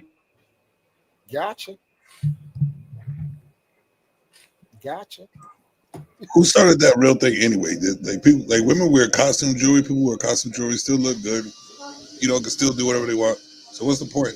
If you can't afford it. I don't know what the point was. I think it was to outdo the OG. So the king of jewelry back in the day was Slick Rick and Mr. T. Mr. T. Period. Mr. T is the king of that. So what happened after that? I don't know. The 80s was known for truck jewelry. So they used to have a big hollow gold chains. Dookie links. Dookie links, yeah. Then they went to the Turkish ropes. Then they went to the herringbones. You know, it's just, I guess over time, you know, then Jay-Z was the one that came out with the platinum. I was wearing platinum when y'all thought it was silver. Mm-hmm. Hey, they went so crazy over that. Oh my God, they went so platinum crazy. shit died in a matter of like 2 years. They went so crazy over that. Like, are you dumb? White gold destroyed platinum. Oh man. I think it's all bullshit anyway. Our inability I back bitches in robes. killed the shit. Yeah, go ahead, Savage. My bad. Oh, you're good. I was just saying I back bitches in robes, so it don't matter. Incredible. You need to have I just got to hear somebody say on this panel or another panel, if you physically fit, you don't need no jewelry. Oh yeah, they were showing a clip. Was that it was a pop the balloon. It was a dude that was on there that was on Witch Doctor channel earlier. Because Alpha Omega, no, his name is Alpha, no, Manosphere Algorithm was saying, I'm a big buff dude, you know, and I like a little tiny woman. And I was trying my best to understand what is happening right now. Them tiny chicks are the best, though. Hey, They shout run out the to the world. tiny chicks. They do run this I world. just don't understand no more. Stanley, you wear a chain, Stanley? No. I just don't understand. As a matter of fact, I don't even wear a watch. I don't like jewelry at all. Oh, all men need watches. Hey, Rilla, I'm out of here in 40 days, dog. I'm done. No watch. I'm done, bro. It's been 6 years. I'm done. I'm done. I ain't mad at it. I quit, bro. I'm not mad at it. I quit. Right, because How many times a year do you do that? Oh my God! Because your talking points, it pushes men we have our gathering. Like, I don't know why that woman said, how many times a year do you do that? What is that? Let's listen, man. Let's listen. Once every year at the right after Only Labor once Day. a year. Once a year, yes, the big gathering, yes, once a year. So what are they Hold doing your every ADHD. other day? Hold your ADHD. So they're focused on their studies, and also on the weekend they are drawing their ass back. Go ahead, Sharon. Go ahead. So your talking points, what it does is it gets young men to stay away from women. They actually afraid to approach. Y'all are not giving young men confidence to go ahead and be assured of themselves, because you teach young men to put a mask on. What you need to do is tell them to take a mask off and let them know that everything that they are, they have enough to be productive in the world. And so they put this mask on and they try to. Hold on, I got you because they put this mask on. We are getting guys dressed up, suited and booted. How are we somehow encouraging incels not to approach women? Right, because the problem is that you only looking at the ones that are successful, the ones that go to your conclave that are all successful. You trying to attribute some men to him that he's saying is not his men. You're saying that the incels belong to him. Why are you putting the incels off on him? They listen to Red Pill and Manosphere. How do you know that? It's crazy, man. Successful, you're only looking at those. You're not looking at the thousands of others that is online that is crying and they are afraid to go outside and even like a woman that is heavier set. That's Every man does not like they got autism. They got autism. They got depression. They got suicidal ideation. They got all of these mental health disorders. That's why. They can't be helped. They still need help. So, shout out to Q Butter. Shout out. The women say, how often do the big booty women be on the boat? Once a year. Then what do they do the rest of the year? So, oh my goodness. Then he said they got all these mental issues, and she said they still need help. They can't be a part of the conclave if their thumbs is big and they got Dorito dust in their chest hairs. That ain't a good look. Damn. Q Butter in the building, man. Good day, Q. Welcome to the panel. Right quick, Obsidian. So when did you guys first have your first conclave meeting, like your gathering? When did you guys first congregate? Early December 2021 in Atlanta. Okay, so a few years ago, right? At the Westin Buckhead. Okay. Yeah. In Atlanta. So before you guys initially congregated, like as far as proximity and being physically in the midst of one another, right? You are online, correct? That's right. So how did you sort through who was the incels and who wasn't? Is it just because they came so the slate was clean and they were no longer incels? No, absolutely not. Incels meaning you're not getting laid. And we don't have any incels there. Well, first of all, incels can't attend the conclave because they broke. Like I said, incels are in need, not in education, employment. Wow. And they don't understand what he's saying. If you ain't a cool, calm, collected dude, if you ain't already getting some poom poom, you can't be in the room. Them niggas is They have a detector, like a lie detector test. Yo, it is so easy to see these are some lying motherfuckers. Who on that panel? Who on that panel was being genuine? That's a fact. Tell me, because maybe I'm bad at interpreting. Everybody's reaping something from this whole panel being there. Obsidian said he was being gonna leave. But since so many people's coming out the woodwork, and I didn't see Free get upset when he said I'll be back next week. He said, I'm gonna call you tomorrow. Yeah. Lock you in.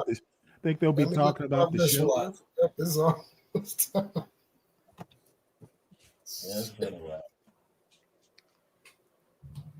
Damn. Big booty women with no what did he say? Big booty and small waist. Tight, small waist. Interesting. I even think that that's a little overrated. I'm looking at Rampage Jackson's streaming. He got a bunch of Asian women and Latinas and everything that he just saying all stuff like I remember back when I was in my 20s. I heard all the things I used to say when I was in my 20s is all like harassment now. Niggas wait till they old and 60 to try to live life. This is crazy. This world is fucked. I was in my teens saying that kind of stuff. What that mouth do? Do you like to potty? I got that from Yul Brynner. I never could get his accent down, but yeah, do you like to potty? Which movie? No, he said that in interviews and stuff. Oh. In fact, Eddie Murphy tells a joke that he met Yul Brynner at something, and Yul Brynner walked up to Eddie and said, do you like to potty? And Eddie said he thought about it for a minute, and he said, was Yul Brynner trying to ask me that I want to go somewhere and fuck his wife while he watched? That's on that Eddie Murphy documentary. Oh, is it? Yeah. You know what? Yeah, I haven't seen is. that. He's telling a lot. He's telling a lot. He said Hollywood been freaky. Yeah, really, if you get a chance, Night is Right, please watch that because it's going to fill in a lot of the blanks stuff that he was thinking about. He's confirming it and dismantling a lot of the bull crap, a lot of it. Y'all like them biopics anyway. It reminds you of how big a superstar he really was, though. Man. Yeah. Like more than we forget how big a superstar Eddie was. And I also think people forget, even though Richard was a junkie, how big a star Richard was. Yes. Because he's the one that created all these people. Yeah, so they'll say stuff like Eddie Murphy was the first one to do multiple characters. Which way is up? Richard Pryor is the preacher, He the That is one of father. Yeah, he doing multiple characters. Facts. And So one of people my can't just say stuff around me. I'd be like, no, that's not true. now one of the Well, most who else did racist- it? The other person that did it was damn Carol Burnett. Another Oh, person yeah. that did it was damn it's multiple people that did it. Nipsey, what did Nipsey? One of the most racist movies y'all probably will ever seen in your life, but I loved it. It's called The Toy with Richard Pryor. Oh yeah. It basically one got a slave for the man, Jackie Gleason's son. Yeah. More racist than what is That it? is by far one of the by far the top 3 most racist movies I You ever got some Birth seen of in a my life. Nation? But I loved it. Yeah. I love that movie, The Toy. Hey, Nightish. Yeah. You want to see 9 niggas on a panel with dumb face? Do I want to see 9 niggas on a Go to panel two with mi- a dumb face? Stuck on stupid. Go to 2 hours and 19 minutes. I've only watched one movie on Tubi, and it starred Damon Wayans. And it was such bull. No, he said go to 2 hours and 19 minutes on that Freezy thing. I think what he's saying. We went through this whole thing. We've been watching it for 6 Remember hours. where you were though. So Yeah, I'm not rewinding this shit. I told you I was agitated with an hour in. There's a bunch of motherfuckers out there just saying shit. They windmilling. He got a bunch of women on a yacht, and Sharon is talking about the incels get all their influence. Incels are looking at women online every day saying that men are inadequate. Some of the best men are inadequate. Women are online one day saying, "Don't just approach me. I feel uncomfortable." And men is getting in trouble behind that because of the Me Too movement and whatever else. So the men stop approaching them. They're like, "What's wrong with these men that they want to approach?" Y'all said stop approaching y'all. And now it's a crime. I listened to a woman take me through a whole soliloquy of the way I talk because I'm not scared to approach a woman. I'll cold approach. I don't have to know you. But they telling me everything I say is inappropriate. So that's why when I see them Rampage talking the way I used to talk, I'm like, I guess it's because he got money. They're not, reporting him. I'm so glad I don't listen to no damn women out here, man. Rampage walked up to a woman the other day and said, "Can I slap my dick on your forehead?" Wow. He ain't in jail? And it's on a stream. That What'd nigga she should be in say? a cage somewhere. She just opened her mouth wide. So that was a yes. God. To me, it would have been. Yeah, that's her telling you where to stick it. Hey man, I don't know why people scared to approach other human beings. You think it's an age thing? Is on my It gotta be.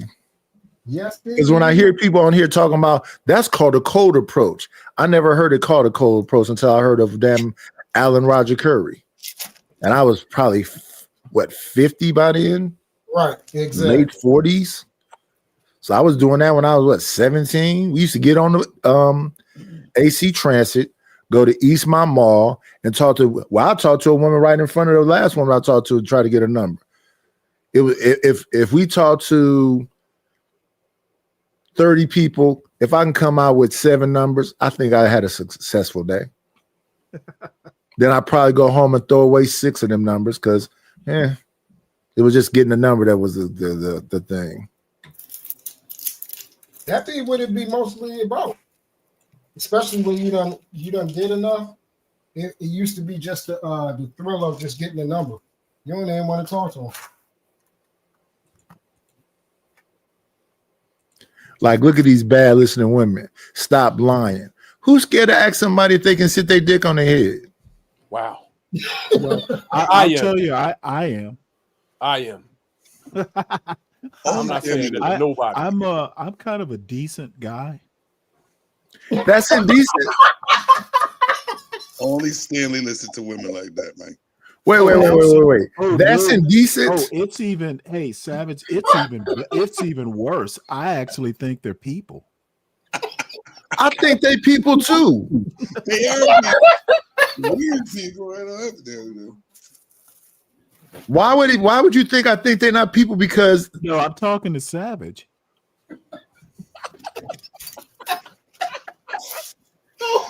Listen, all she got to listen. No, respectfully, all she got to do is say no. It's not a damn thing. Why does it have to be a crime? Oh no, it's not a crime. Oh my God. But that's almost a guarantee. That's almost a guarantee you're not gonna get a number. Why you need a number if you sit your dick on her head? She can keep the number. Well, if she lets you, do you really want to date someone like that? No. Where are we mixing all this stuff up at? Oh my God. Man. He said if she lets you, If she letting you, what you need her number for? This is per the studies of William Costello, University of Texas, Austin. He's the world premier researcher of incels. You can look him up. He's all over YouTube. You can look him up. He's done excellent work on the incels. I'm sorry, can I get the name again? William Costello. Okay. Yeah. And as far as our process for the conclave, we have a very rigorous screening process. There's a dress code, and it does cost money.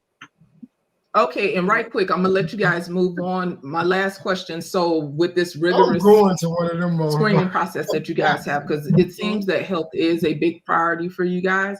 Do you guys request like full blood panels to be submitted to make sure that people are really living up to the standard that they? What? What did she say? I wish I would go somewhere and somebody asked me for a full blood panel before I come to some damn meetup. This is wild. And if somebody asks me, I'll be like, so what? Is the women just gonna fuck when I see them? Well, I'm gonna give you this full blood panel for.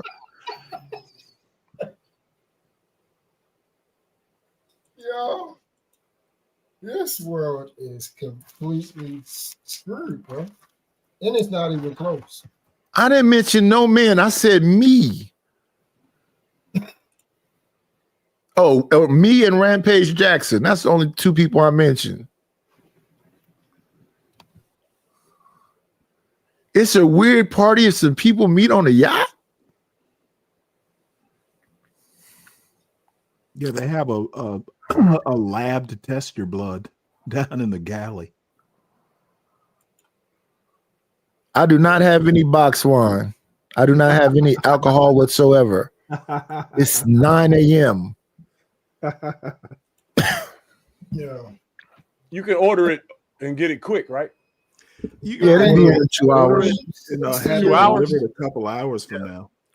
But you know, I ain't getting none today because you know I don't got enough money. They want me to starve out over here. All I'm drinking is water. Crystal Geyser. That's good spring water. And listening to this stuff that, you know, it is what it is. Shout out to the motherfucking shout out.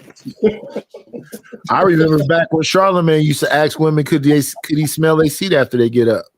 Oh my Lord. Really? What? Yo, that's He asked Brandy, he asked Monica. Fart out your butt. He told I forget who he told had vintage vagina. J-Lo. Yeah, he said that to Jennifer Lopez. Man, a man can't be a man no more, huh? I don't know. I might smell just like the seat. You going to jail? Yeah. They claim they have in regards to health. Oh, a matter of fact, interesting you asked that. We're going to be going to Las Vegas next year, and one of the things we're going to be working on is healthcare screenings, you know, STD prevention and things like that. So that's something that we're going to be looking into. next year. Okay, that's pretty awesome. So I would imagine you guys will be covering things like high blood pressure, high cholesterol, all the comorbidities that sometimes are prevalent amongst Black people, not just Black women, correct? That's right. That's correct. Awesome. Thank you, I like sir. that she said a Oh, month. shout out to Q Butter. Q Butter, what's your I don't know why y'all don't be saying pause because I can't hear shit y'all saying while they're talking. So no, basically they're saying it. So basically I don't give a fuck about what they saying. I just want this video to end. We over the 6 hour mark. Ain't nobody sitting there extension money. So hey, we trying to wrap this shit up. We trying to get to Q Butter so we can close it down. I'm frustrated. I ain't had no fucking wine. People talking about wine. Yeah, I know how to do. I know. Get the fuck on. Get away from you, rich motherfuckers. Hell yeah, play it so we can hurry up and get out of here. My fault. Let's do it. thoughts, bro? Yo, what's good, Frizzy? Yo, shout out to the panel and the panel, man. Y'all making me proud, man. I like the growth in Black YouTube, man. It was It's a growth. years ago, a lot of dudes sounded like Let it go. like just angry with Black women and stuff like that. It's amazing to hear this dude talk about overweight women, and he's literally overweight. Like, bro, you need to take the time to get this shit. It's crazy. You're literally overweight. It's crazy. You've been talking about overweight women, and you're an example of an overweight. Okay, so what happens, Q Butter? So what happens, Q Butter, is when you point out a fact, you don't countermand the fact by saying, well, what about them? So that's whataboutism. Either what I said is true, or either what I said was true, or it's not true. So it's what I said true. Yes or no? The only fact that's on the screen is that you are literally overweight, and you can see. But that's irrelevant. That's what I said. True. You got a button up on and a sweater, a cardigan, and you can still see your man breast. Now you're doing that hominem. I know that your mom was fat. I get it. Whoa. I understand.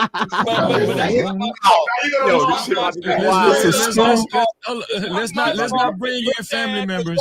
Hey, can you pause right quick? Whoa. Dude, this is like the schoolyard. It's in St. Mary's, 1973. This happens all the time. This happens all the time. Oh, this is hilarious. It happens on Sharon channel. It happens on my channel. It happens on Angry Man channel. It happens on Izzy channel. It happens on Ham channel. This happens all the time. It doesn't really happen on your channel that much, does it? That's surprising. Well, this is we starting all up again. But once people establish, oh man, Chicago's over there, Savage is over there. Let's go over there and derail, y'all. They'll be back. Shout out to the derailers. Somehow Nidus is still making it now. He's starting a new channel. We got to go over there and sabotage that. Look, James Kill sent me a whole $1. After stalking the chat for unlimited minutes. Who all do you know in this space? How long did you know them? Did you know that they said this? No, I'm not a stalker or weirdo like you.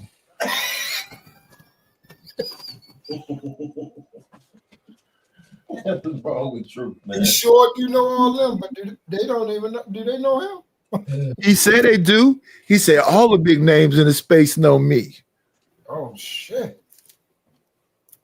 If you ever really listen to him, you kind of feel a little sad for him. Nah. A little bit, because the fact that you're saying what you're saying in chats or out loud on panels is shocking. And then the stuff so I'm on Witch Doctor panel. He comes up and go, yeah, the only reason you're over here is because you dick riding. You trying to get some shine off of Witch Doctor. I say, Witch Doctor invited me. Even if he did invite you over here trying to steal. I'm saying kills. These people here are the same people from the Black House.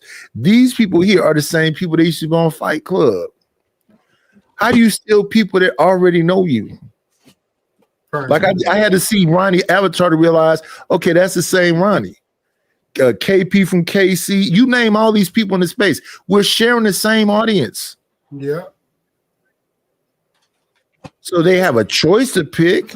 I choose not to come on at the same time as other people. That's why I chose that niche, a time. But once people realize where I'm at, there'll be 100 people back in the chat again. So I can go, why is it 100 people here when y'all ain't hitting the damn Cash App? Y'all parents failed. And then I'll be on somebody else's panel. They'll be like, Nigel, why you think because there's a couple 100 people there, they're supposed to be supporting the channel? I said, because I don't do whatever it is y'all talking about doing. You mean if they hit the like button enough and they subscribe enough that's success? Success is getting paid, fool. You gonna run them off talking like that? Well, if I run them off, they wasn't tribe. That's a fact. I've been having these arguments the whole time I've been here. JP tried to tell me, when you first start your channel, you should not even ask for no money. I'm like, what? That's when you need it. I mean, you can ask the government. No, I asked the people that's in that damn chat. Like what, the last 3 or 4 days, people have been acting kind of funny with the money. That don't stop me from playing my damn clip. Matter of fact, speaking of that, let me hit this right here. I'll hit this one for Stan.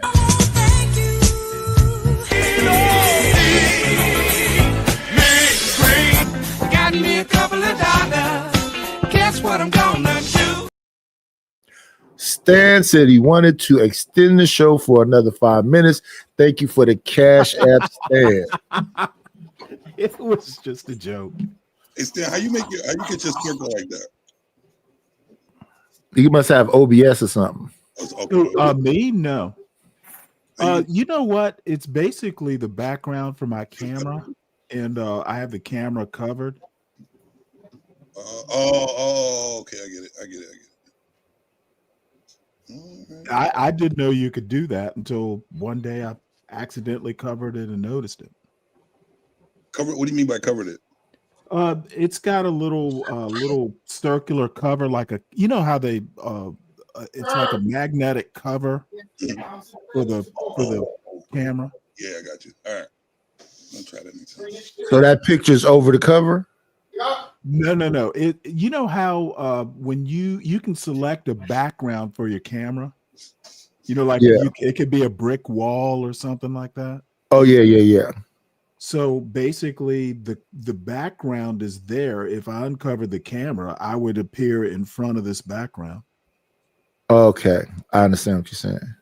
So that's a virtual background. Yes. Okay. Ooh. I just like to see my face a little bigger. You know what I mean? For being sad, it's not my fault. Let's not bring in family members. Let's not do that. All I'm saying, Q Butter, is what I'm saying true. If it's true, then deal with the truth. Manhood includes looking like a man, dog. You gotta be built like one and look like one. Don't try to shoot the messenger, brother. Don't shoot the messenger. Deal with the truth. So wait a minute. So Reese looked like a skeleton and World Class looked like a skeleton. So when you say look like one, what do you mean, Reese?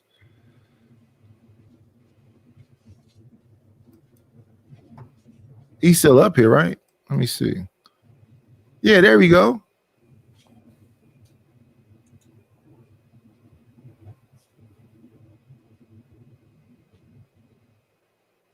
Is he there? Oh, he looked Is frozen. this thing on? Yeah, he looked frozen, Nitish. All right, we'll move forward. Obsidian gives me George Jefferson vibes.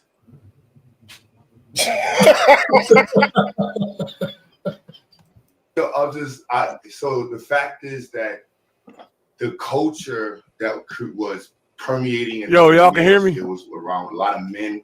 Yeah. Promoting like Fox 5, anecdotal, just non-sourced information that was just going nowhere. And then talking about building black men.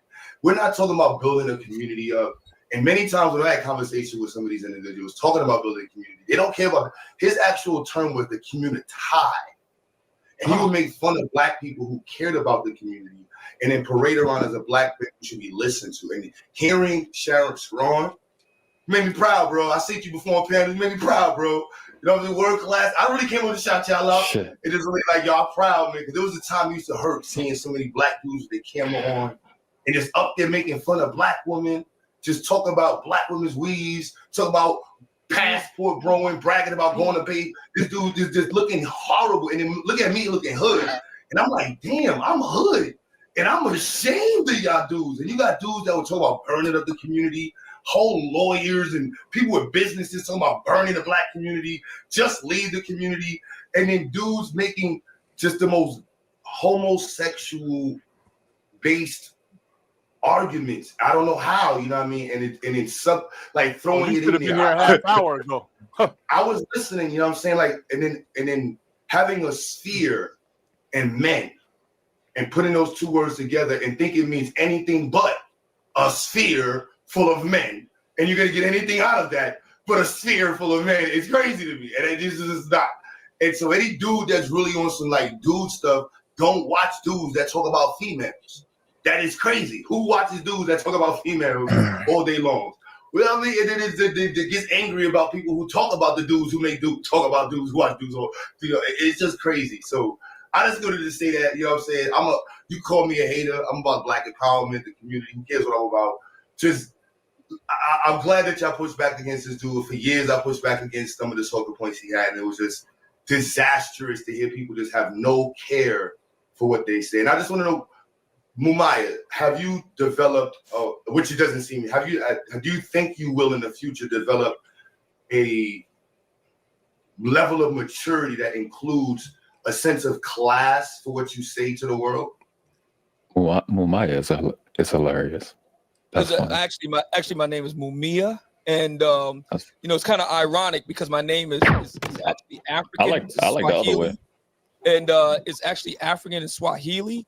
And you know, we got these Ungawa Black Power people, and they don't even know that. But in any event, yeah, I think that I'm quite the classy individual, and I can acquit myself rather well. I speak the King's English very well. I write it very well. I do both. You do not, sir. And I know that it's very difficult for some in the community to accept that there are those of us that have a differing point of view, and but they'll just have to live with the scandal, brother. Thank you. I gotta reevaluate my life if I'm putting the same breath with Sharon. I gotta be doing something wrong. So you know, I'm gonna do like 9 streams dragging black women, so they don't think I'm with him. Obsidian. Yeah. Obsidian, right? The fruit glizzy king. Yeah, bro, right? So based on like all of this, right? So I understand what you believe in, and you know, so look, what I think, right? So whether you think, so you saying that you got an organization that y'all have created, and you got the manclave or whatever you called it, the conclave, the conclave. My bad, the conclave. The conclave is hilarious and stuff like that. Right? But what y'all, no shots at what y'all believe in, real shit, right? Like a sex toy. It's kind of crazy. Manclave is wild, bro. That's crazy. The manclave is crazy. The manclave is crazy, right? Sound like a sex but toy. People though, right? People don't see it. That's actually not a bad idea. Go ahead. Right? But look, right? So boom. So based on it though, but regardless of the fact, what y'all have created, because y'all say y'all have the Yeah, I'm done with it. When y'all start piling on the person, even if y'all disagree with him, he got World Class talking to him, Sharon talking to him, Q Butter talking to him, now Uda talking to him. Just Jay was just y'all dog pile on him. Y'all not finna change his mind. Yeah, but you know that is so weird. You know that it's regular. They actually think that it winds up being almost like a political thing. You know, everybody's just stating their position for the camera. They're performing for their audience. Yeah. Time is on my side. What up, OG Do Dirty? Hello, Dawn.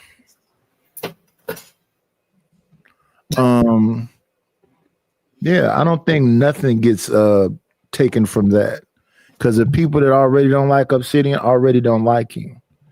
Yep. You'll be the dog piling because they already feel that way. The people that don't like Angry Man already don't like him. Yep. And whenever he goes anywhere, he deals with the same thing too. Oh, you did this and you said this, and now you contradict this, and now you contradicting that. There is no money in the cure. If y'all solve the thing that's going on between men and women, they'll find a new problem. Nobody trying to find an answer. And I'm not over here giving you answers. So when y'all come over here asking me these goofy questions, I'm like, I'm not trying to get no answer to that. Well, what did you do with your community? Oh, when I was younger, I spent a bunch of time doing active duty, physically being involved. But once I got older and tired, I'm older and tired now. Well, what do you contribute to? My belly and my alcohol abuse. Oh, my Lord. So if you want to be helpful, send some money to that wine fund. Yo, tonight has got to be stopped, man. Crazy work. Is this your intervention? Hey, Roland, check your IG, Joe. No, I'm not trying to get intervened. That joke is saying my belly and my alcohol abuse. Jesus Christ. In that order. Yeah. Yeah, It that's was been expensive. going on way too long, G. It's circular conversations around nothing. Nothing. Like you said, and I don't even know if the goal is to change Obsidian mind or whatever. I think the goal is for people to be on stage and talk. Yeah, well, to create more content to repurpose. So clock and The goal is to be on stage and to talk. And they should just say it that way. I was on Risky the other day, and he was like, I know it could kind of sound, I guess people been hitting him up and saying, this all sound the same, this all sound the same, this all sound the same. You see, he know it sounds kind of the same. How's it going to sound different? And what they used to say, everything old is new again, and there's nothing new up under the sun. The game don't change, only the players. That's a fact. And that's just the case. It'll be a new person that polishes up a turd, and y'all buy that. But don't be mad at the people that's creating it. Because that I don't like, because why are you trying to stop somebody from eating? I even say that about Jay Prince. I don't agree with a lot of stuff you do, but I would never tell you to stop supporting him, because supporting him feeds them girls. He's just trying to use them one way or the other. He still got his damn kids. Y'all trying to punish him because y'all don't like that he's wearing bonnets or doing whatever he's doing. That's hurting them. I have a question on that though. and it's theoretical. I'm not attacking or anything like that, but is that the best thing for the girls, or do I sound too much like Child Protective Services? Is it the best thing for the girls to be with their actual parents? Yeah, because If the actual parent is screwed up, it beats foster care. Foster care ain't nothing but jail for kids. Mm-hmm. Yep. Okay. It's a horrible fucking place for somebody to be. Understood. Sometimes. Yeah, True. I Check disagree that cat. on that part. Okay, there you go. And Nidish, I've actually asked myself that question before, so thanks for that. Yes, sir. That puts it in perspective. Yes, sir.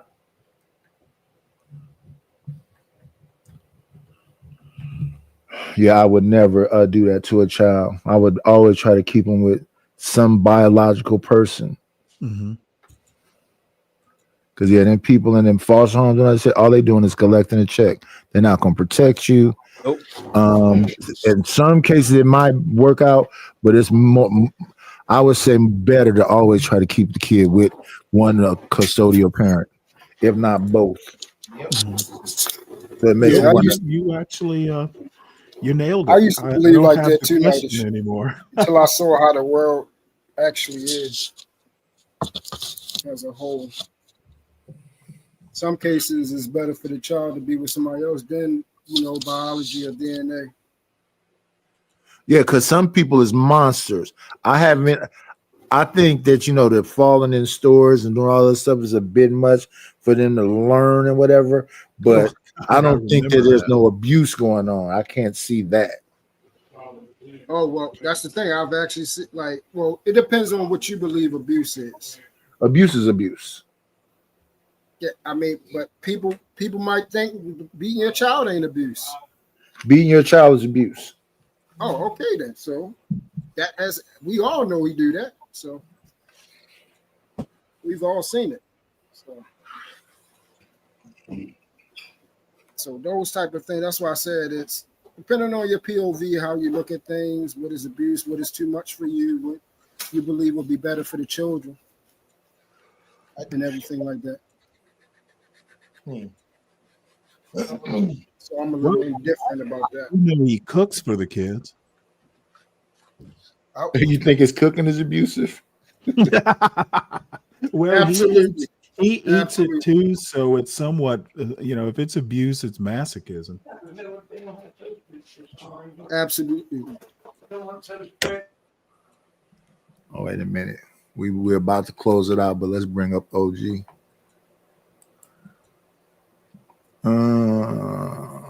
Come on in. Play, it's always a treat when players meet.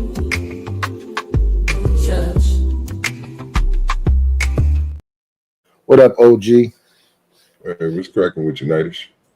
Do dirty. What's up, Jack? Shit, What's up, fisherman? Yeah, trying to catch him. Nice. Yeah, we up here talking about everybody's false or fake rage. They all upset with Obsidian. Like, if we just all get a chance to yell at him, he's gonna think about it. You thought if they came up there, he wouldn't call it the community. So of course he called it the community. What do they got? What they got against this dude? I don't even know who he is, bro. So he's one of the forefathers of the manosphere. When the black folks left the manosphere, which was white folks, and they did a revolutionary thing and said we're gonna create it back, but now it's gonna be black. That's crazy. It was O'Shea, Angry Man, Obsidian, and Donovan Sharp. Oh, that's way before my time. I don't know nothing about that. So that's Obsidian up on this panel. So why won't they just have the conversation? Because I heard y'all say that it was circular, like they didn't already talk about this stuff. So why do they go up there with a circular conversation and not go up there for? Because if Obsidian is up there, then Sharon can go. Now I'm talking to the head of the manosphere instead of talking to just manosphere. Because Sharon is the beginning of Sharon's show is calling them rims and lovers of men. He'll go after BMU or whoever he think is manosphere. So he'll put their names in thumbnails. He'll put their pictures on thumbnails because he's trying to get them to come to his channel because those women over there will drop them people and spend a bunch of money if he can get that argument going. So let me talk about Angry Man, see if Angry Man will come. Let's talk about Mr. Fantastic and see if Mr. Fantastic will come. So Mr. Fantastic went a few times. They played the game with him. So now his thing is if they want to talk to him, go to Mr. Fantastic channel. So it's the same thing with whoever there's a grift on talking about women. There's a grift on going up against the manosphere. All of them are grifts, though. I think. Yeah, I ain't know he's that deep. So Sharon was able to say directly to Obsidian's face what he says to invisible manosphere people. But did he make any sense when he said it? Because most of the shit that they be talking about don't make sense. Well, he conflates a bunch of stuff. He's giving incels to the manosphere because he has a rim thing. So red pill, incel, manosphere, no good sucker. So Obsidian was just up there confused why he kept saying that the manosphere is a bunch of incels. Okay, I get it. But Sharon puts it all together. He's saying that all of it is the same thing. The incels are the same thing. The red pill is the same thing. He had me on the panel. And he said, "You say you're not manosphere, but everything you say sound like the manosphere." I said, "I don't talk about people's weaves, wigs, makeup, bonnets. Whenever you hear me talk about that stuff, well, not that stuff. No, it's just." Get an argument going. Let's see if PhD will come in. Because I said, for the most part, in my mentality, dudes is trying to take care of the women they with. And so then that triggered PhD and was like, no, ain't no man trying to take care of nobody. Where you hear that from? That's bullshit. We had the statistics and the numbers. Oh, okay. Well, that's just the way I think. Well, now that we told you whatever, what you think now? I think men try to take care of the women that they with. You cussing me out or dropping me off from this panel is not going to make my mind be changed. When has a man ever protected a woman? I believe it's a lot of men in the cemetery and in jail behind trying to protect the woman. That's bullshit. Men ain't never tried to protect us. So it ain't nothing you can say over there. That's why the niggas probably having a circular conversation. It's trying to basically justify your opinion as actual proof. We have a real problem sometimes understanding what evidence actually is. The statistics don't actually say that men aren't taking care of women. There's something else that indicates something else. It's literally her opinion of what the statistics mean. Statistics are numbers. You give them a narrative. So, that's silly. And she has a PhD in what? I don't know. So it's certainly not math.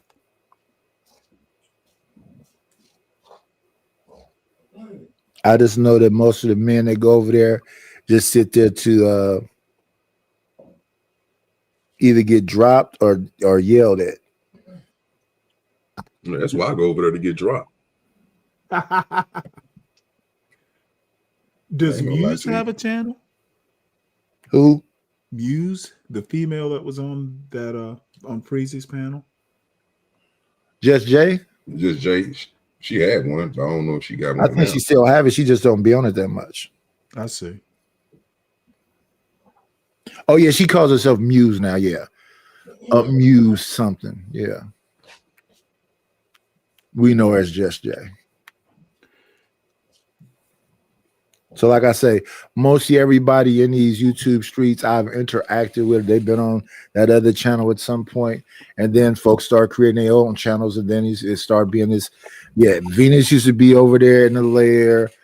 Just Jay used to be there. BATL used to be there. All these people. And then at some point, people started creating these channels like Sharon and Daryl Long. And then it was like, here's the delineation. Nightish is a manosphere red pill because they said he is. And I just going, okay. Then they try to come over and guilt trip me. Now, Nightish, if you just ignore, I say, fuck y'all. The fuck is he talking to me for? You don't come to this motherfucker. So you want us to go? You don't have to make no announcement. Just leave. What the fuck is he talking to me for? Well, that's why women don't like to be on this panel. I go, okay. Shout out to the shout outs. I don't give a fuck. What up, American tradesmen?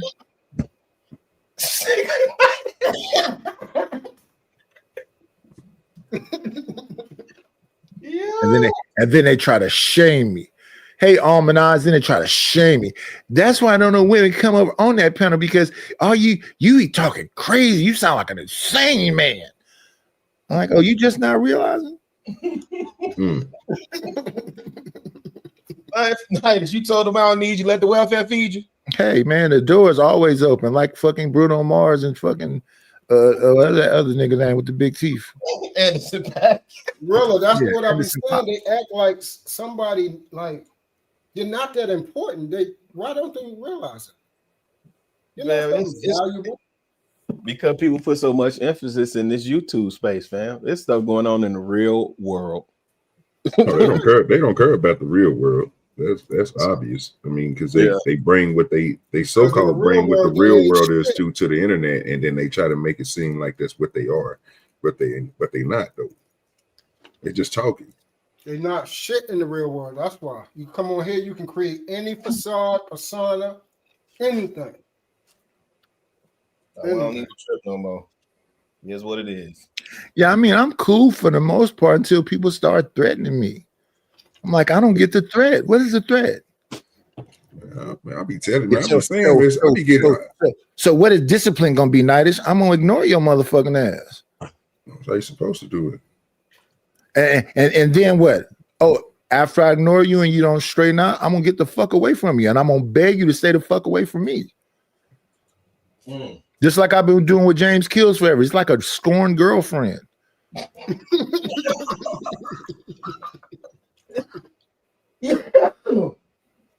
Jesus Christ.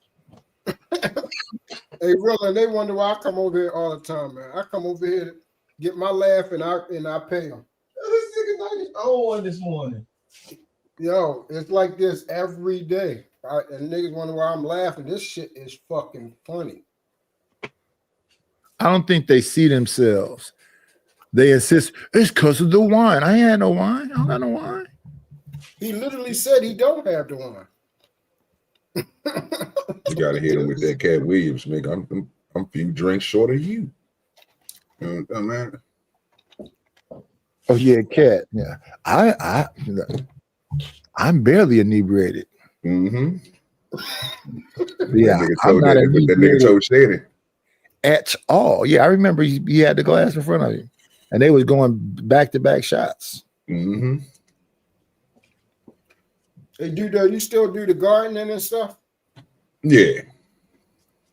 All right, I'm gonna come over there and rock with But you. I mean, when I'm sipping, y'all can hear the slur. I'm not hiding it, and y'all hear the damn glass hitting the glass.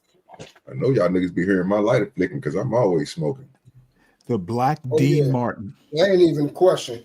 You hear me? You definitely will hear the glass on glass. You will hear the whiskey hitting the shot glass.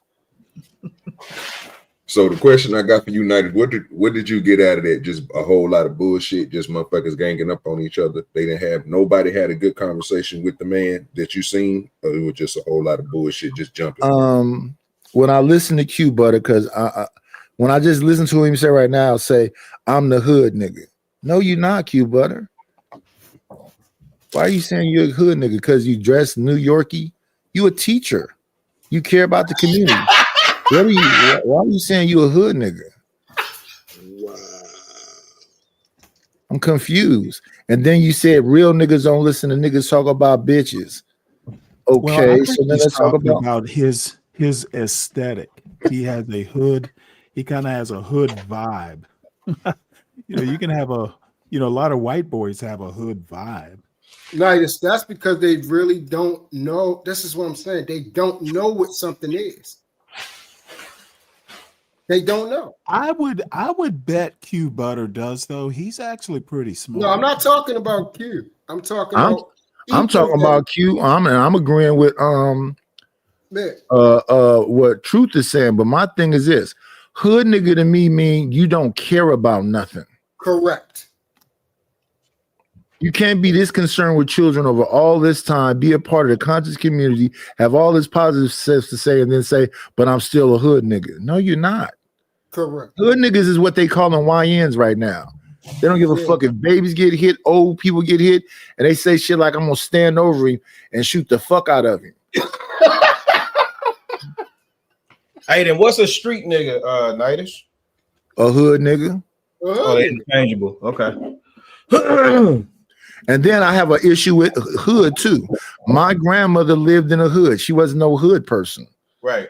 But she lived right where these motherfuckers' his nose don't ever be clean. Skin is a little dirty. They've been wearing the same clothes for a few nights because they've been out there grinding. They're walking around strapped up. They live in the same area. So the hood thing don't really work for me either.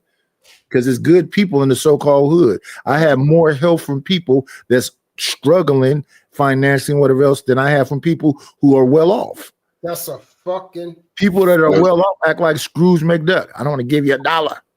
Can I ask you a question though? Those people that helped you out, was those just good black people or was they hood people because they was in that area. Even though I get what you're They're saying. just good. They're just good black people that live in that area. Okay. Yeah, the whole premise is we conflate their environment for the person. That's what Nidus is talking about. So if somebody grew up somewhere and see, we made a distinction like, nigga, you're around here, but you're not outside. And everybody uses that term. I'm outside. You're still on the porch. No, the fuck you weren't. You weren't. And it's okay not to be. It's okay.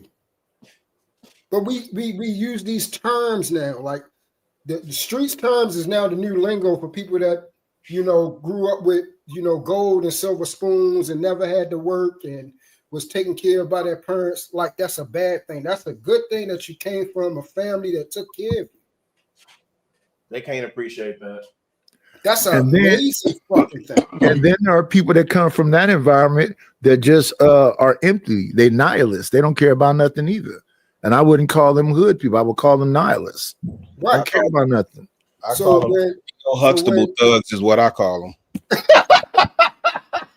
When I think about a Huxtable thug, have you ever seen this movie called Judgment Night? Yeah. Yeah. They thought they was tough until they got that damn RV stuck in the hood. Yeah.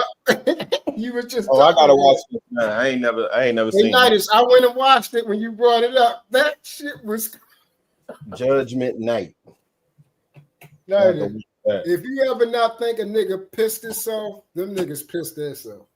Yeah, because you have these, a lot of these kids that's doing the most damage come from 2-parent homes and think they're the most sluggish, ruggish, the most. Oh, I got it out the mud.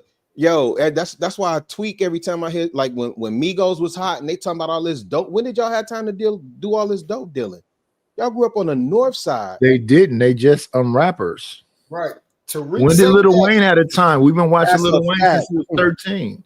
Right. How old was he when he was on that damn song talking about wobbity wobbity? He was a kid, right? That's like Juvenile is hella older than I guess because Wayne was a hot boy. Y'all think Wayne is the same age as Juvie? Right. Correct. You didn't see Wayne his whole damn life. When was he a gang banging and dope dealing and all this other stuff? That's what I was trying to tell you, Rilla. That they the new Tariq St. Patrick's is the new wave. That's the new thing. I grew up. No, but see, you gotta think about that though. Truth, I'm gonna do the most craziest crash out thing, and then that's going to convert me to thugism. No, but you gotta be about that, bro. Most of these people that Chicago was talking about, he gave an example of the kids that got the 2-parent homes that's out here doing the most damage. Yeah, they the Tariq St. Patrick niggas. They willing to do. See, so this. Yeah, but most of these, but the point that we was making though, true. Hold on. The point we was making, bro, is most of these dudes ain't out here doing that. Like we literally giving examples, bro, of the motherfuckers that we know Lil Wayne wasn't no drug dealer. Like Chicago really just said something about the Amigos. No, it's not conflating, bro. It's basically using somebody else's street or that's not what Nidus is talking about. It's right here. Nidus is right there. That's not what he's talking about. He's right there. Yeah, I know Nidus is right there. I'm looking at him. But what I'm saying is, if the Chicago really gave one example, if I wasn't saying what he would say, that's not what I am saying. I understand what you're saying, bro. I understand what you're saying, bro. But that's not the point. The point of it is these dudes out here self-aggrandizing, bro. What they doing is they telling somebody else's story, trying to make it theirs. That's why you have the Amigos talk about they sold a whole lot of drugs. That's why you have Lil Wayne talking about he from the streets, bro. That's why you have these people out here, because they doing the Rick Ross, bro. They pull them from somewhere else because this is what other people seen, and they have something, like you said earlier, to look at, to feel, to touch, because they know these people exist. Even though they're not that person, they still claim what that person did as if it was theirs, and that's not you. You the crash out. Yeah, CB4. And they're not even real crash outs. There you go. Real crash outs don't care about going to jail and nothing else. Right. They cool with all the wild stuff while they got that pistol on the street. But when they get locked up and they get around some of the people whose lives is really effed up, and you ain't really with the crash out that you say you was, oh well, now we in reality. So that's the thing.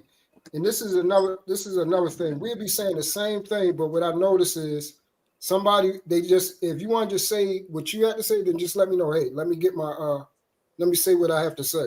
But don't say the same thing I'm saying and then say we disagree.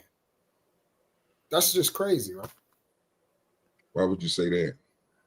Because that's literally what you did, homie. No, I didn't, bro. Not at all. I was giving you my point of view of something that you were trying to tell me I should be listening to Triple OG, bro. And I told you I don't have to. I can literally see the nigga. He went quiet. He went quiet for a reason. If he wanted to continue to talk, he could have continued to talk. But he went quiet for a reason because people was giving other examples that we could talk to and talk about. And that's what we was doing. And I stuck to that part of the conversation. I didn't want to skip out on the important stuff that Chicago really was just got through saying. I didn't want to skip out on the fact that we was talking about these people again that's not out here being that person that you claimed them people to be. I'm not claiming nobody. My whole premise I came on here is niggas is frauds. We ain't talking about your premise of coming on here, bro. We talking about what we just talking about. That's why I said I know you're not listening to what I'm saying. This whole shit is bullshit. That's how I know you're not listening, because I never say, everybody up here know this. Truth ain't never say niggas up here real about shit. I have never. That's my whole entire premise. Frauds and facades. Period. No authenticity. No reputation that precedes you. None of it. You have nothing to show for that part. Off the porch is a term used by motherfucking dweebs and lames now for an internet conversation. That's my premise. That has always been my premise. Yeah, but we wasn't talking about your premise, sir. We was literally just having a conversation. I'm going to stick to the conversation because I didn't see nothing wrong when you said that. Conversation. If you let me finish saying what I'm saying, you'll understand what I'm saying. But you're telling me that I'm the person that's not understanding. Well, how you hear what I'm saying? You keep on cutting me off, True. Because you had just got finished saying it. You about to repeat yourself. No, hold on. I'm about to. So now you got telepathy. You know what the hell I'm gonna say, bro? Stop it, bro. Okay, go ahead, talk. Stop it, bro. Go ahead, talk. Come on, man. Only point I was about to make, bro, was you brought up the Tariq shit. So all that other stuff that you were saying before him when you and Nitis was talking about jumping off the porch and all that, I didn't disagree with you on this, sir. It's a fact. You're right on that. That's not what I was just talking about, sir. I was speaking to the point of what Rilla said. Okay. I was speaking to the point of us talking about the hot boys. I wasn't speaking on the point of niggas jumping off the porch, not being street, because I didn't have no disagreement with that. Y'all right about that. Only problem I had is when you talking about these niggas is Tariq. And you said it twice to me, sir. And I'm telling you, we can give you examples that these niggas is not Tariq. Right. And you said that part earlier. That you disagree about the Tariq thing. You just got finished saying it. So you just told me you didn't know what I was you just told me no, you didn't know what I was disagreeing with you with, sir. You said something else that I was disagreeing with you with, sir. You literally just said it. And try to do a whole little spiel, and I was quiet while you did it, bro. You repeated everything you said 5 minutes ago. Because you didn't understand when you told me you did. Because you brought up something different, talk about that's not what I come on here to talk about. I come on here to talk about this, and you ain't never heard me say. Nigga never said you said any of that stuff, bro. I agreed with you when you and Nitis again said that. I shouldn't have to keep on repeating myself like you don't hear what I'm saying.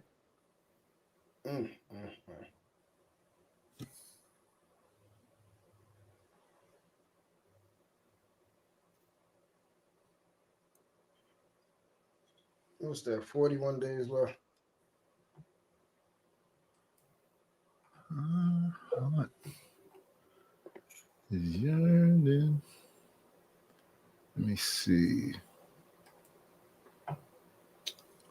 My heart is yearning. So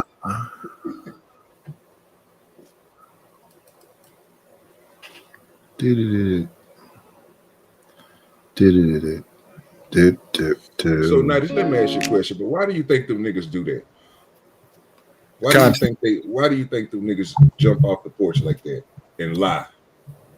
Content. Okay, content, cool. And if we talking about like even Wayne and them, we can call it content, but you need street cred in order to get in these situations. If you just come off as a good guy and whatever else, then or at least that's what the white man said. You need some street cred, even if we have to manufacture it. So you can't be like bubblegum. Even the white boys can't even be bubblegum. You gotta have some edge. So they create edge. You get you to using drugs and doing a little some everything. Here goes Sin 7 with the BS. I can't be glazed. I don't even understand. I know what people suggest when they say goofy stuff like that, but I can't be glazed. So am I glazing him when I give him credit for stuff? Anytime somebody says something complimentary about another black man, oh, nigga, dick riding. Why y'all make everything seem weird? Like, I don't see a lot of people in this space as all as bad as y'all trying to make them seem. If it's somebody slow enough to believe that Myron Gaines is an alpha male that can give you some information on how to get women, shout out to them. It's too many women calling them lame. Hey, Vixen Fever. When I see women going, I really like Myron. I don't see that ever. If I see a bunch of women going, I really like Mr. Organic. I don't see that. Where are they at? I see women going where the money is. They like and if a bunch of them is like IG models and whatever else, I don't think they in love with 6ix9ine. Nah, they hit a lick. That's what they hit. They hit for a lick. So when I see these women on a stream with Aiden Ross and Neon, and I don't think, ooh, Aiden Ross is super cool. He got a bunch of money. I don't know nobody walking around there going, I want to be Aiden Ross. At all. Or Mr. Beast. Or I Am Speed. I like Speed. I like Youngblood. Well, it's not about dislike. I don't dislike none of them. I'm just saying that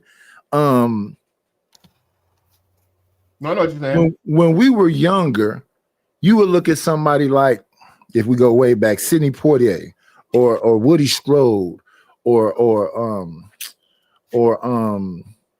Morgan Freeman. You looked at a seasoned grown man that did something and you could go, okay, that seems like, action figure, educated, something. When we were younger and we was outside, somebody knew how to play basketball or they knew how to play football. They did something that made you go, oh, that dude is cool. They dressed cool. They was cool around the women. They had conversation. It wasn't just, oh, he got a bunch of money. Money don't outlane Malane. Please say that louder for the goofies in the back. Money does not outlane Malane. I'm not on here saying I got a 6-pack. I got a stomach sitting on my lap. I'm not on here saying I'm a young man. I'm on camera every day. I'm not saying that my beard is always perfect. I cut my own beard. I keep it trimmed. I got my own skin regiment. Right. I dress myself. If you like it, you like it. If you don't, you don't. But you know what happens? I'll be in other places where people be like, night is just a this and blah, blah, blah, blah. And women go, nuh-uh. Who? Women say it, not me. Even women that be like, I'm talking to Chocolate one day and somebody come up there, nigga, this bitch ain't gonna fuck you. Blah, blah, blah, blah. And even she that would be upset with me sometimes say, me and Nightish just go through this. Why leave Nightish alone? The women defend me. These women know I don't hate women or none of this crazy shit. I don't hate Sin. She's just annoying. And I just talk the way that I talk. And me personally, to be honest, if I accident my dick on your forehead, I'm just seeing if you allow me. I'm not trying to disrespect you or make you feel uncomfortable or threatened. I don't just walk up to strangers and do it. I get to know you first a little bit.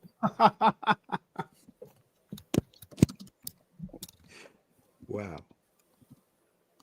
And it's a bunch of people I talk nicely to, and they talk nicely to me, and it's all good, male and female. I'm not trying to be something that I'm not. So when people have me on the panel and go, "Who up here used drugs?" and I raise my hand. "Who up here sold drugs?" and I raise my hand. "Who up here went back and forth to jail?" and I raise my hand. I'm just being honest. I'm just answering the question honestly.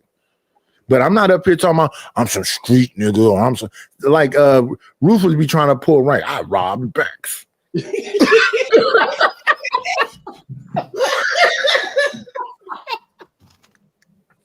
nigga, you said when you met your woman, you was like this. Yeah, she took the gangster up out of you. Gangsters just like being a drug addict. You always be a drug addict. It's like riding a bike. I don't want to do nothing to nobody, but I'm not gonna be sitting there going, "Oh, why are you?" No, I'm letting that thing loose until I run out of some. Hey, I don't know. I'm trying to survival. I'm picking me first. I robbed the bank. Niggas is crazy. But that's how these YouTube streets are. Everybody trying to let you know I'm 6'3". I'm a big black guy. Okay.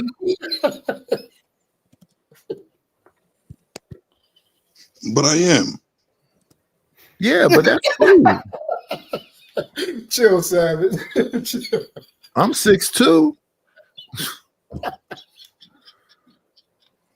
I'm just saying.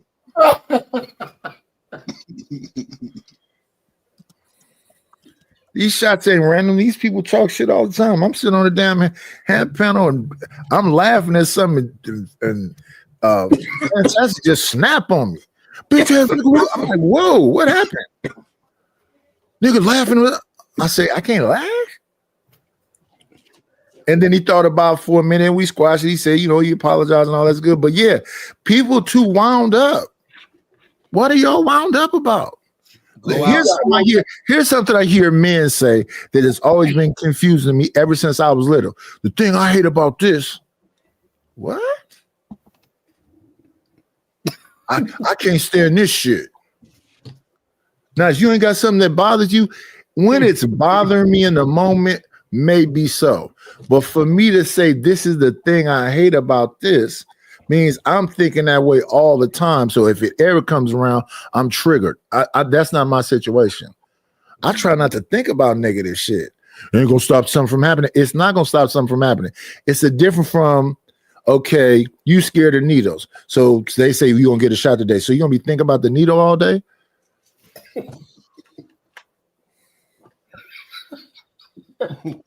Like it's a bunch of doom and gloom motherfuckers on here that sit up here and just say all the doomy gloomy shit. Yep. Oakland is fucked up. It's a third world country. They're doing blah, blah. I say it is some of that shit happening, and there's people catching a bus to work every day. They're walking up and down these streets. The same thing they say about Chicago. So yeah, we had that conversation over here too.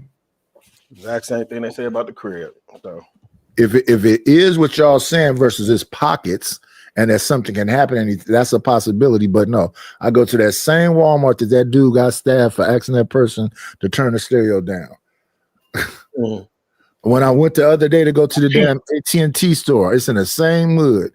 After we left the AT&T store, we went to Popeyes and got some chicken, and a long line. If it was what y'all was saying it would be like Poetic Justice or like Boys in the Hood or something like that. But are they doing sideshows? Yes. Do they got a bunch of ATVs and they all up on the sidewalk? Yes. Do they got a bunch of homeless tents and whatever else? Yes. But that's the city performing. The people still give a damn about each other. And they literally making songs now clowning YNs. I was listening to one today called Crash Test Dummy.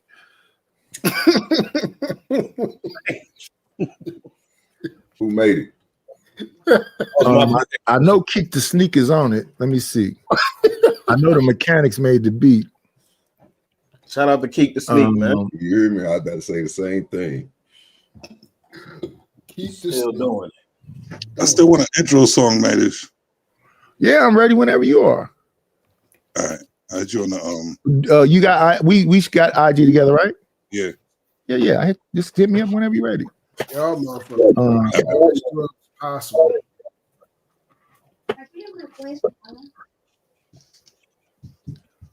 Let me see who's on this song. Y'all niggas done got me through my Saturday morning chores. Mm-hmm. They will. Little do they know that it really is like that. Oh man, no, I had to come down. This basement been looking crazy for a minute, so I had to come down here and get some straightening done. Yeah, you know it ain't only spring cleaning. You gotta do the winter time too. Straighten up all this.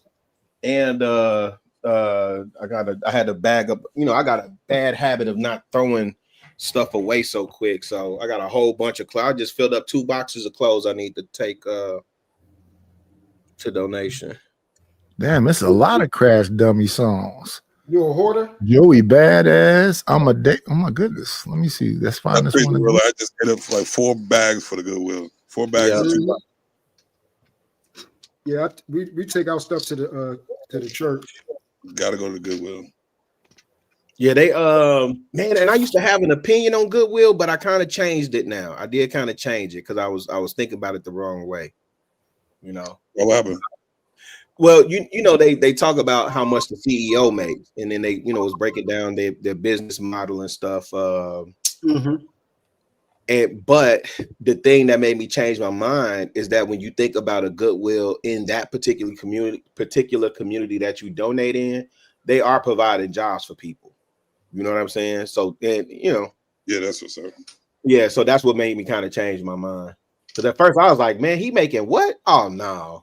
And the business model is crazy. The marketing is crazy when you think about Goodwill. It's not a non-for-profit, it's a for-profit company. But again, and I try to take them quality stuff. I don't be trying to take them. That's a fact, Nightish. That's a fact. Hey, y'all stop taking y'all beat up shoes and run down this, that, and the third there, man. I didn't drop stuff off. Well, not to Goodwill, but definitely to these like Pacific Garden. I take them stuff with the tag still on it. So I don't hoard truth, but when I was in retail, I got a lot of stuff. I got stuff still with tags on it now. So no, I'm not talking about stuff with tags. I mean, like I got a lot of stuff you don't need. No, I still need all my clothes that got tags and stuff on there. Forget that. Yeah. Let me tell y'all, the song is called Crash Dummy, and it's by YUNGLOTT featuring Keek the Sneak and Alien Matt Kitty. It came out 4 days ago. And they from the town, talking about these cats in the town that's talking like this. And people really too much on top of each other for them to be saying that it's really a lot of people from the city, even though it may be some from the city. This stuff is really from people from the outskirts of the city. Because most of the time when they catch these folks that's doing whatever else, they're not even from Oakland. Because Oakland is people too compacted on top of each other. And you don't have to go look for nobody. They probably all at the sideshow, or all downtown, or all at the First Friday, or all at the food trucks.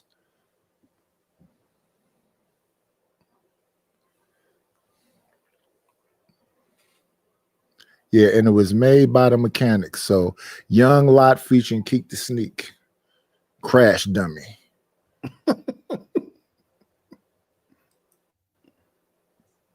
I appreciate them. We need more of y'all to crash out so we get some more room on this planet. Because I'm looking at these rappers, they doing the most, and then they giving them Fed cases. And even though you made some cool little rap money, you don't want to give all your money to your attorney, do you? Mm-hmm. Yep. So here you had a popping year, you came out of jail, you was cracking, and now you're in jail fighting a crazy case. Because you got caught in some city where they don't allow you to have buttons. And now they're making a button a federal case. It's supposed to be you trying to avoid jail time and try to run from the law. Mm-hmm. Now niggas telling on themselves so they can get caught. Stupid.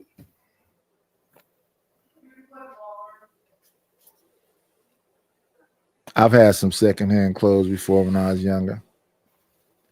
I had them pants that they was too short. You want to sew them, and it had a little line. That's how I learned how to hustle, man. My mom used to put me in hand-me-down clothes, barely fit. I was like, nah, I'm gonna say, so I had to hustle to get new clothes. Which is crazy.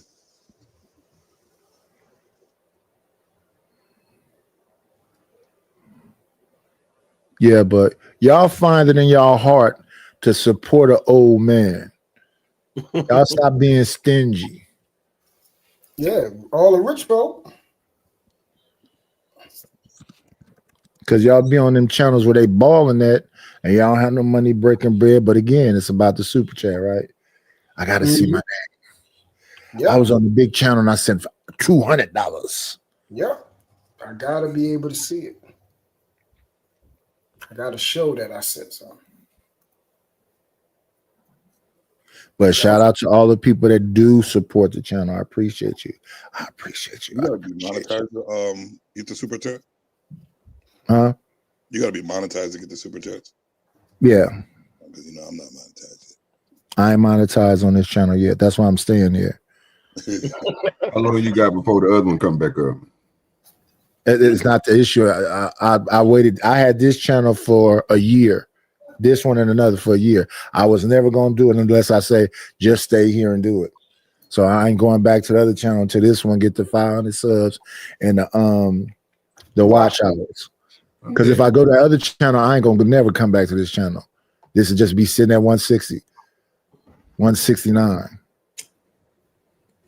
And I know that because if I go over there, I'm just going to be over there and I'm going to be like, I'm going to get back over here. I'm going to get back. I don't never get the watch hours up.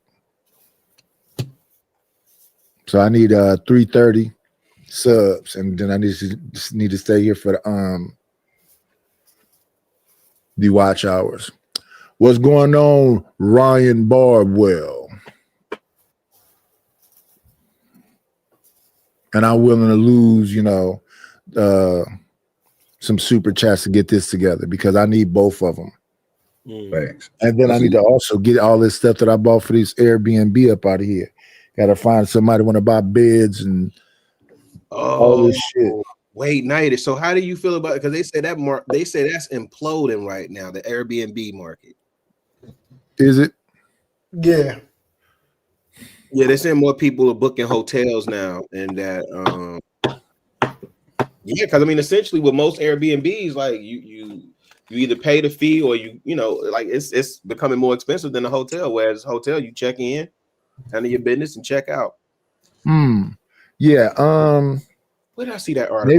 Maybe that's a place where somebody's overcharging. I was going to be under market. Yeah, that's what I'm about to say. Most rooms out here are $100. I know about a lot of rooms that's under $100. So I was probably going to rent mine out for like $70 a day. I would be under market. Oh no, yeah, you'll hit on that. Yeah. So since we didn't do that, we went the other direction. I got a tenant in there now. I got all this stuff now.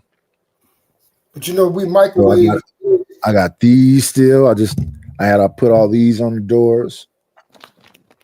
Yeah, the keypad. I got all the mattresses. I got the curtains and pillowcases and sheets and I need all that money back. I actually need to learn another skill so I can get a third job. Because all these little weak ass jobs I got don't pay hardly damn nothing. You ever try to get a remote one? A remote? That's what I'm trying to do.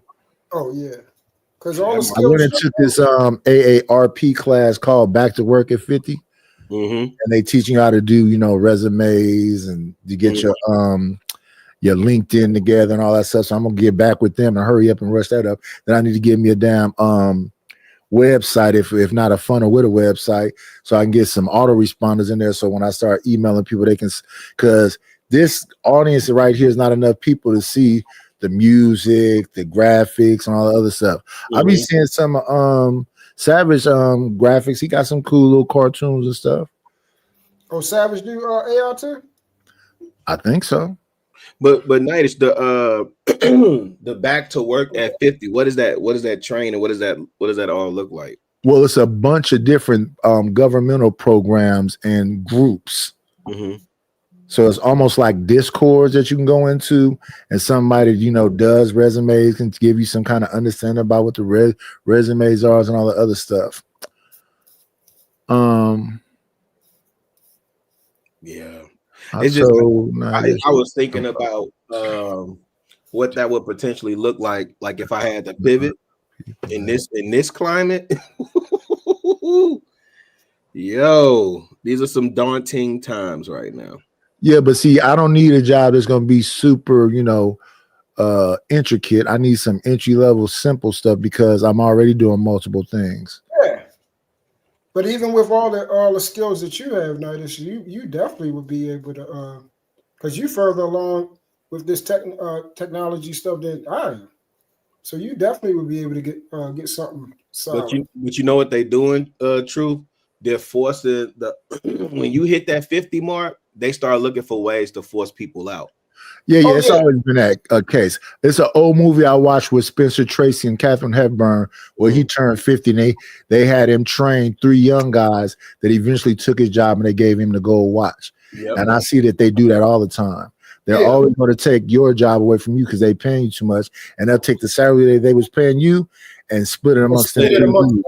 Yeah, and then they'll burn them out until they be that old man that's training their new whatever.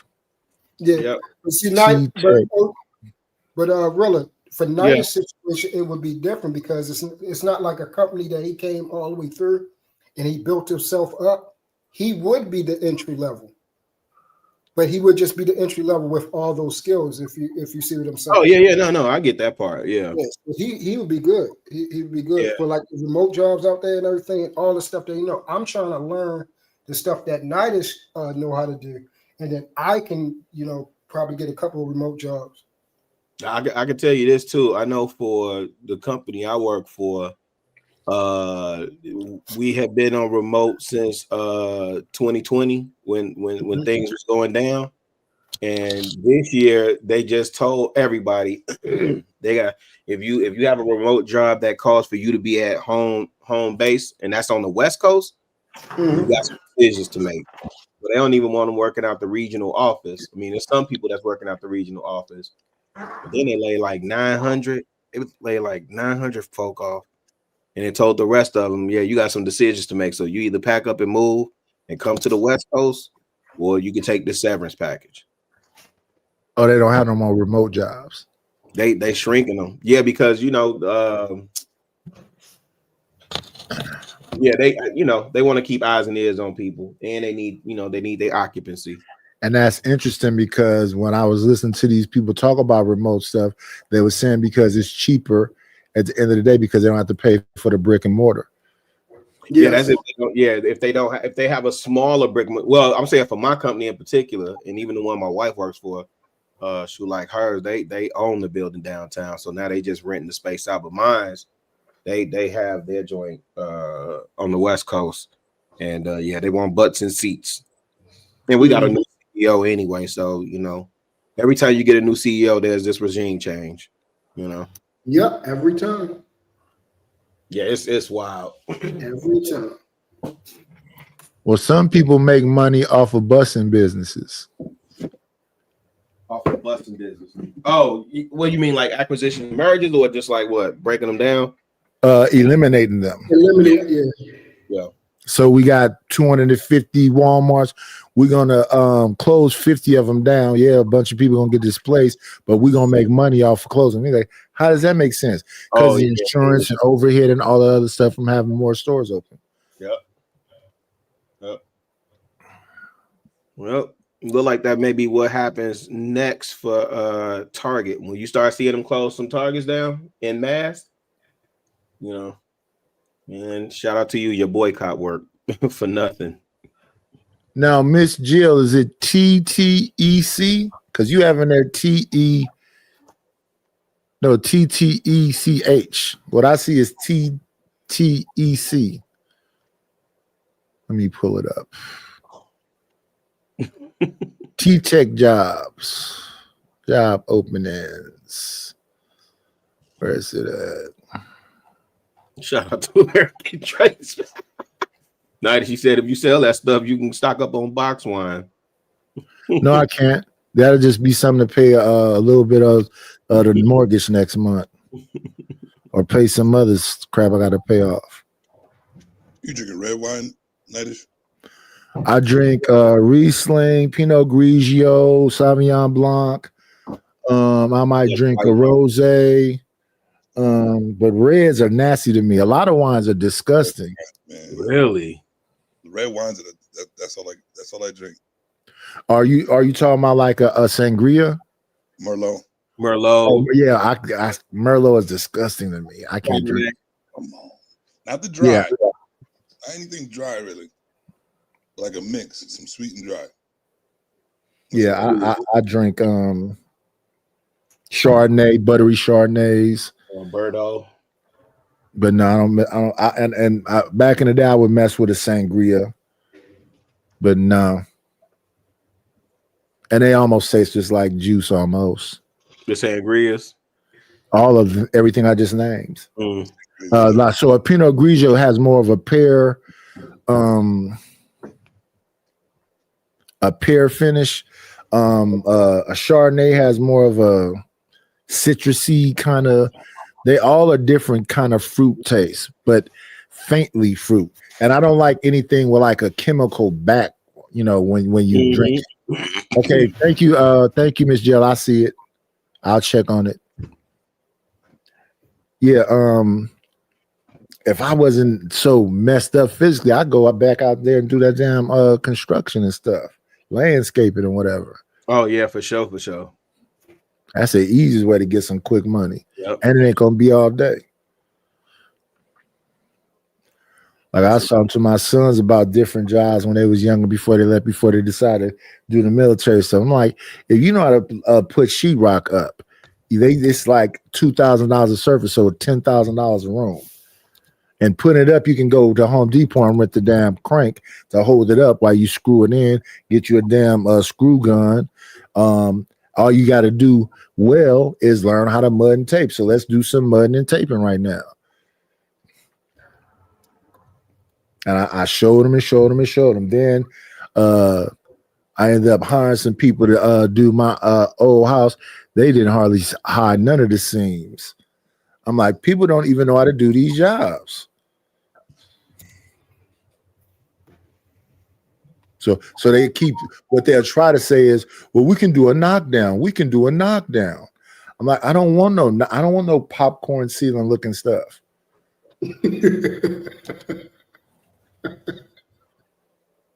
Because they'll love to do that. Okay, we can just come in and spray on some popcorn, or we can come in here and make it look all lumpy. Oh, yeah. I forget what that movie was where he kept talking about Merlot. Yeah, that's how I feel about Merlots. Moscato is too sweet. I don't mess with Moscato either. That's my joint, Moscato. I should have known Truth would be running around here drinking Moscato. Yeah, Moscato. I think I'm going to take a little. And ever since Little Real made fun of Moscato, I kind of was like, I'm cool too. It's a dessert wine. Well, all of them can be dessert wines. Yeah, it can be. The thing with the thing with Moscato is it's so sweet, it's like juice. Really like juice. Chardonnay is not like really like juice. Yeah, if I had some Chinese but food, most of them ones I name are perfectly good with fish. Yeah. Like the rosé, the Sauvignon Blanc, they're okay with steak. yeah, if I'm going Because they're kind of you're right. Most of the white wines are for fish and poultry, and then the red wines are for red meat. Yeah. You So talking rosé is not really red; it's pink. Yeah, it's a blush. No, I'm saying a Merlot, Cabernet, a Bordeaux, stuff like Yeah, that. Yeah, I no, see I Cabernets, Bordeaux, Merlots. Yeah, I'm a lot of them Noirs. Yuck. Ah, you tweaking. I just don't like them. Mm. And to me, a Riesling is a less sweet Moscato. It could be a dessert wine too. What is this place called? Now we got YouTube sending you a notification that they send the money when usually it's here on the 21st. They playing games with the money, man.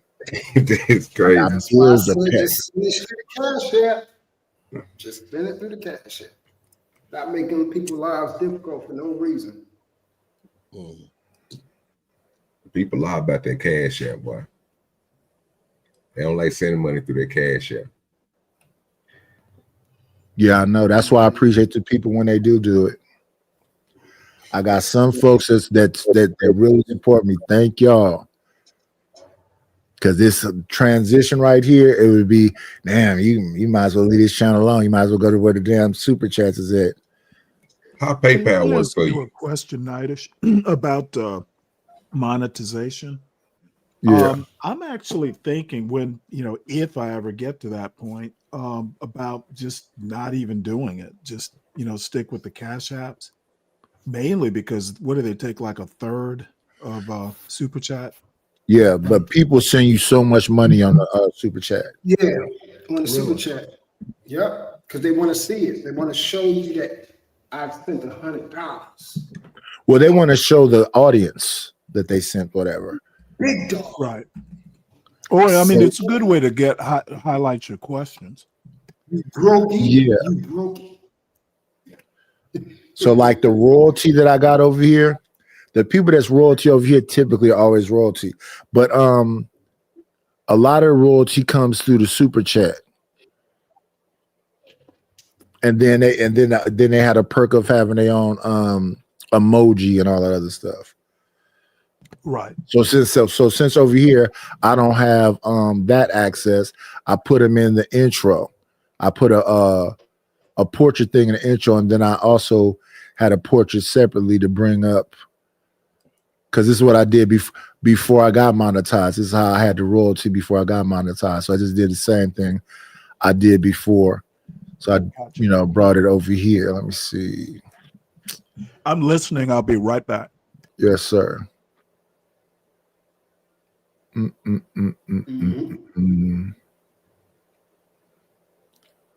Where is it at? It's probably on the.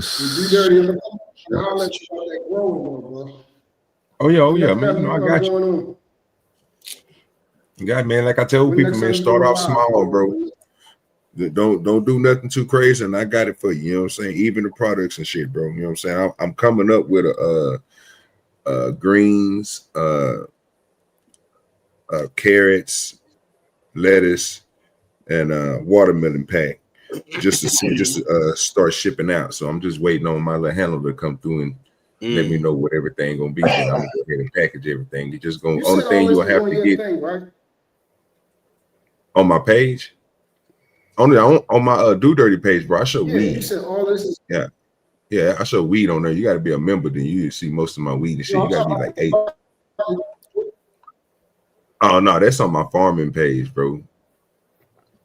I just took most of those videos down. The only ones I got up is the pigs and the goats.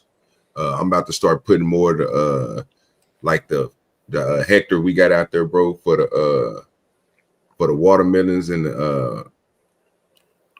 watermelons, pumpkins, and cantaloupes. I was gonna put them all back out because I got somebody helping me with my editing and shit now. You know what I'm saying? Because I was just videotaping this shit. Like, motherfucker had me go get me a stabilizer and shit. You know what I'm saying? To make sure my videos and shit was right.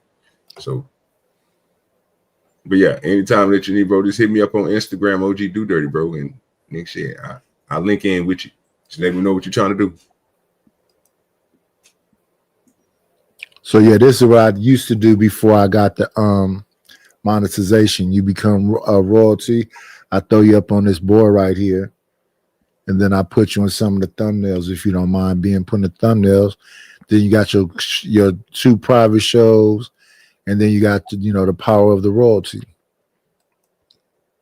which is all written on the community page. But yeah, I made way more money before I got monetized than when I got monetized. But then also the show back then was all just yelling and hollering. Mm-hmm. You had Happy, LL Unk Man, Little Pookie, Vic, Granville, what's his name? Sway producing. It was a bunch of people up there that was ready to argue. Mm-hmm. I told you, like clockwork, every morning I'm getting ready for work. Here come the clips. And I ain't talking about Pusha T. Okay, where's that verification code? Yeah, they talking about how great that album was that they put out just recently. Oh, that Let God Sort Them Out. Yeah, I like it. 225, 241. I think it's a good album. I think they'll win. I think they'll win Rap Album of the Year. They was hating on Kendrick, talking about they hope he don't sweep. You know what? I just think some people don't need a mic. That was old girl on that show saying that, and yeah, man. The funny thing is, like, if you think about who has dominated rap music for the last, let's say, 5 years, it's really only been 2 people: Drake and Kendrick. Like, even when you talk about the females, like they had a solid run. They were visible, but that wave done died off. Right? Didn't Cardi B just put out an album? Yeah. Nobody's talking about that album right now, man. And then when we say, oh, right now the person they talking about real heavy is a young boy. Yeah, I think he has a very organic, solid base, similar to Tech Nine. Yeah, I think that's why so many people are fascinated with him. Tech Nine and the Insane Clown Posse, they all got the all that following. Yeah, but I don't think the industry will ever recognize the young boy, and I'm curious to see what Baby's role is with him, because he done latched on to him. I don't know, but young boy brother don't like Baby. Because he done latched on to him. Baby is like the Don King of rap music, man. He like the Don King of this, man. He gonna roll with the winner though. I ain't.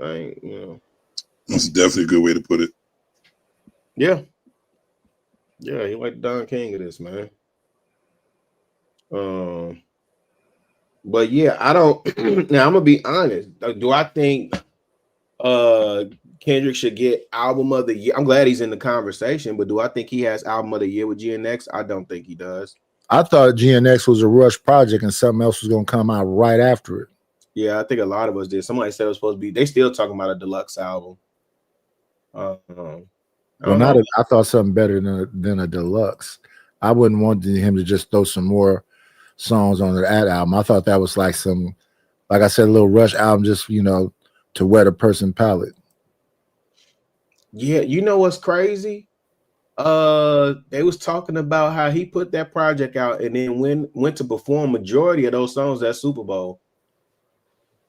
Which is a bold take. And then the other thing, I think Tommy talked about this. Not Sotomayor, the Tommy from this space. He was talking about how none of Kendrick's projects sound the same. So, as an artist, I respect it. But I don't think it's album of the year. I don't even think it's rap album of the year.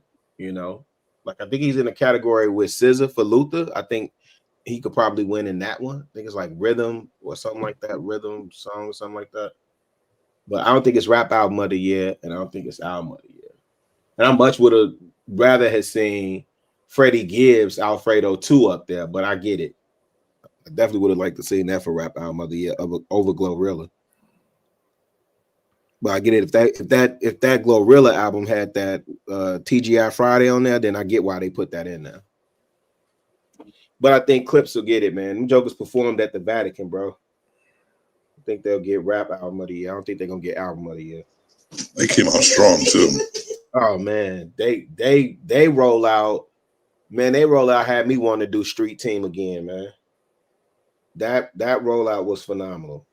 That was a classic album rollout, and they still releasing like interviews and videos and stuff. So they working the project. I love it. I think he was always underrated anyway. Who, Push? Yeah, he's official. Yeah, you know what they've been talking about is how Malice. They've been talking about how his brother Malice been. You know, and if you think about it, a lot of the rap music that was released this year wasn't. I mean, a lot of the stuff that's in Conversations is not the. And it's not, I'm not doing the age like this against that, but it was a lot of elder statesmen that put out a lot of good projects. Matter of fact, Daylight just dropped last night too. I gotta go listen to that in a second. That went busted. Everybody went up against Joey Badass. That went kind of came and went. Yeah. I mean, it wasn't you. I thought it would have been a little bit more from Daylight, but he kind of won all of them battles. Daylight or what? Joey Badass. Oh yeah, for sure. No, absolutely. Like right now, they trying to do something between what's the name? Jay Mills and Goods. Oh, with the battle rap? Yeah, they've been throwing a bunch of disses at each other in album form. And then you got the whole thing that's going to happen with Easy Block Captain and Cassidy. I can't stand Cassidy, man. I don't like Easy to Block Captain. I think, but I agree with you, Cassidy too. Cassidy's annoying as hell, man. Yeah, you need to sit down somewhere. That style is dated, man. That style. He's way outdated, and he keeps trying to be relevant. Like it's ridiculous. But I think the Clips and damn, what is his name? When you just saying Clips and the duo, how they Malice and Push. No, I'm talking about that Dayline. Oh, Daylight Soul. Clips and what's the name? You was just talking about the battle rapper. Clips and Short Cat always drinking. He used to drink Hennessy. Oh, you talking about another battle rapper? Yeah, I was going off of what you said. I didn't. You know. It was Jay Mills versus Goods. Good. That's his name. Clips and Goods. Them two together. Oh, you talking about Charlie Clips? Charlie Clips. Clips and Goods. Gotcha. I like Cassie because he at least got the energy. And his diss versus Easy, he spanked Easy with that diss. He's annoying. he used that game, Kanye game song. They use that Easy E sample in it. Oh yeah. He wants someone from around the way. Easy. That is a fire.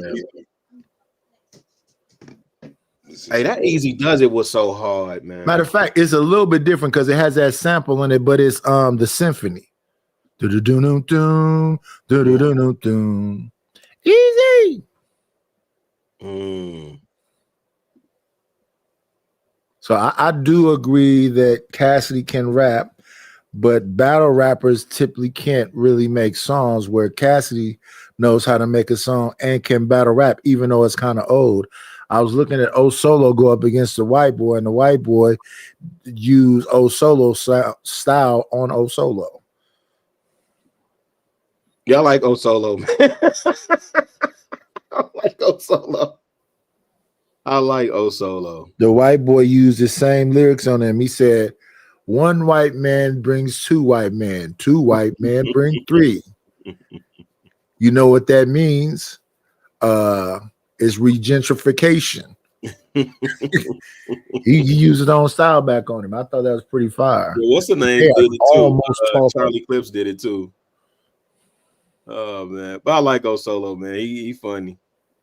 Yeah, he hilarious. Yeah, my son, my youngest son, is in a battle rap heavy, so he usually try and put me up on what's popping. And then you got E Ness that was in the band. Mm-hmm. I think he sound pretty good. That my thing with a lot of them dudes though, when y'all went to Wild and Out, didn't that take some of your credibility away? That's the first thing they go at when they come back. But I think Clips is still Charlie Clips still get busy though. Who did Hitman just battle? And who's that? Hitman battled Cassidy. No. Lux and God dog from Harlem. Murder Moot. Didn't he battle Murder Moot? They just battle Hitman Holla battle Murder Moot? Yeah. I didn't see that. Yeah, I don't watch battle rap like that. Only time I like be focused on is when Cassidy is doing something. Yeah, he lost that battle. So that's what I'm saying. To your point, I think Charlie Clips still get busy, but I think Hitman took a hit. No pun intended. And then what's the name? Conceited don't even battle no more, right? I haven't seen him. But isn't he doing skits and stuff like Big John, all of them? Yeah, I think he with the girl, with old girl. That I don't know. Hopefully, I think King Botch, Conceited, and all of them is kind of doing skits now. Yeah, and them skits is getting real professional. Big John, them is almost like mini movies. Yo, I was just reading somewhere. They said, what do they call it? Micro dramas or something. They was talking about how that's going to be big in 2026, and you'll see a lot of tech companies investing in that. So it's like it's not long form. So what would you call it? Like an extended short or something? I don't know. Yeah, that kind of thing. Like a short film. See, with the short attention span that people have, that's what they do. So that's what I was saying about Angry Man. Angry Man will do an actual short that's within a 1 minute, but then he'll also do them little clips that's like 12, 15 minutes. So we could probably take some over here that's interesting once we get pumping again, and we'll do the shorts, and then we'll take, best of moments. Because some people just go on the back of YouTube and just let the YouTube AI make their clips. My thing is that I just think that that's real lazy. Because if you look at my shorts, you'll see all that time I take in making me Supermans and Kings of Harems and all of this stuff. So they have a clip that just is like just going. There's no like thumbnail or nothing else. I think that's a little lazy. And then some folks they'll start their channel like that too. They'll just come on and start talking. No intro, no nothing. And I made all kind of different intros. Cause like that intro that you see with all the nights, that's like 5 video games put together. And then the other thing, the nights got to look consistent. So that part where the dragon gets shot out of the air, then was like 5 different video games. And then No Chasers, well, I made it in front of No Chasers because I wanted people to see how I made it. So I took all the sound bites from YouTube, sword fights, ninja anime sword fights, chips to symbolize the person walking, door slams to symbolize, when the dragon falls from the sky. So I showed you how I took all the sound bites and then all the different video clips. So it's a part where they're riding in on the horses. I got the horse sound, and I got it pretty lined up pretty well. It looks like it all come together. Now I'm like prompt farming. Let me see if y'all can hear this. Let me see. Go gadget arms.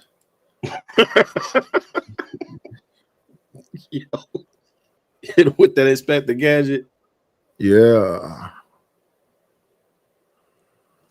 See if y'all can hear this. So let me see. Tell me if y'all can hear this.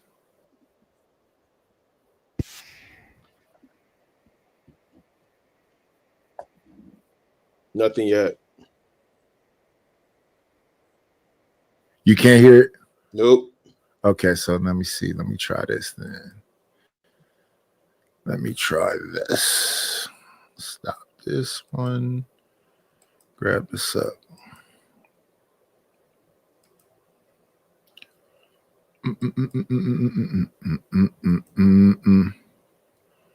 Okay, y'all can see it, so let me take it down. Now let me see if y'all can hear it.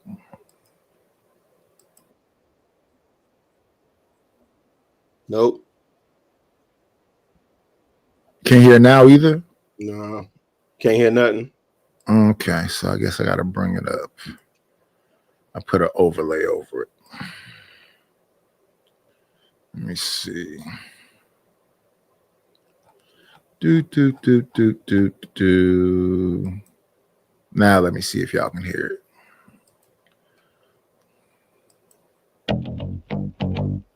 Yeah, we can hear it.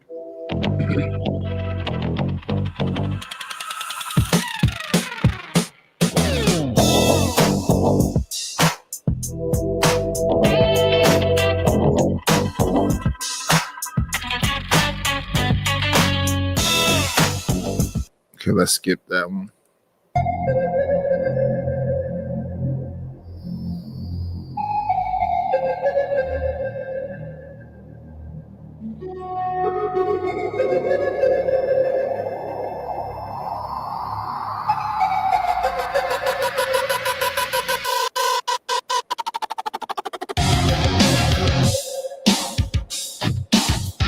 Okay, that's the rock.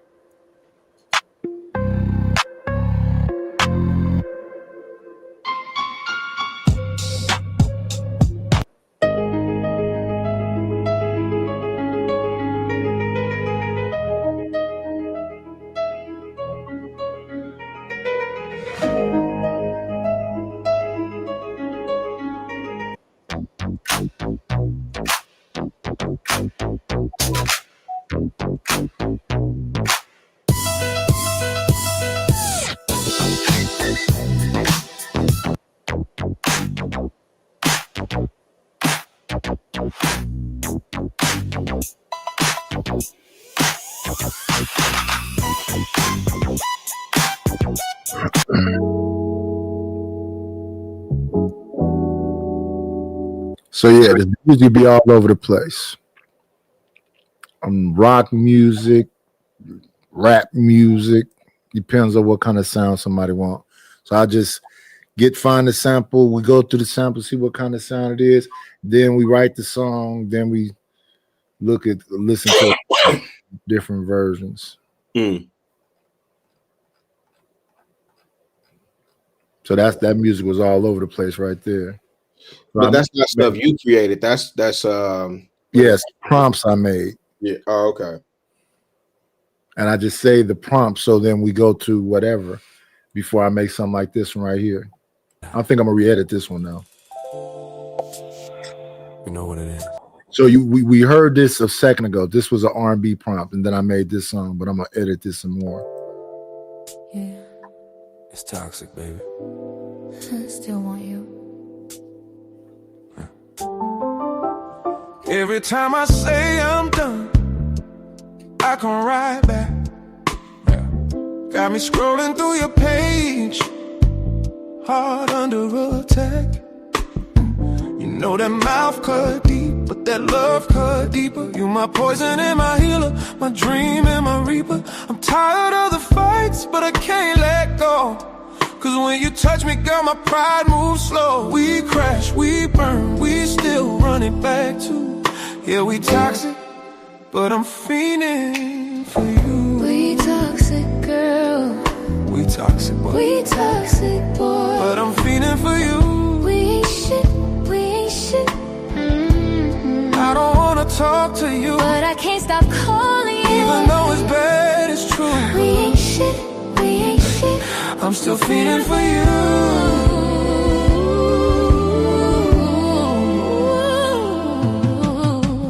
Call me crazy, but you love that too. You got a hold on me, I can't. That was that R&B prompt. Let me go another one. Tune in. Click that button. This the gospel of vibe, you can't fuck with us. Type tough, but you shake when you stand in front of us. Like, comment, subscribe when we thunder up. Cause the object of the game is to stay alive, don't run from us. I ain't ducking no smoke, I'm the quake when the block shake. Talk slick on the screen, in person you vibrate. You ain't never slid nothing, your whole vibe fake. I push a button, watch your little crew evaporate. Bark loud, but your veins pump Kool-Aid. I saw fear in your soul when the tool raised. Let me see. I like this one. Where's Duke at? Oh yeah, $1 Million Love. That's a good one. It depends on what kind of music a person wants.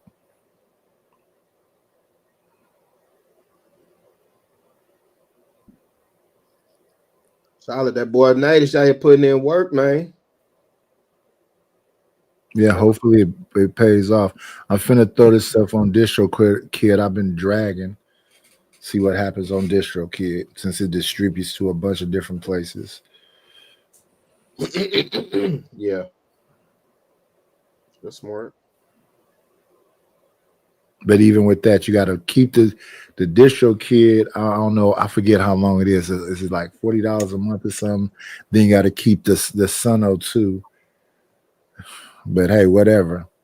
I don't care if I can get, $200-$300 a month. That's something.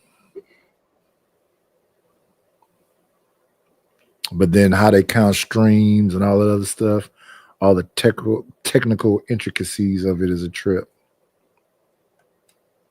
Oh, go ahead. StreamYard has, plays games too. Sometimes they just don't download quick and get glitchy.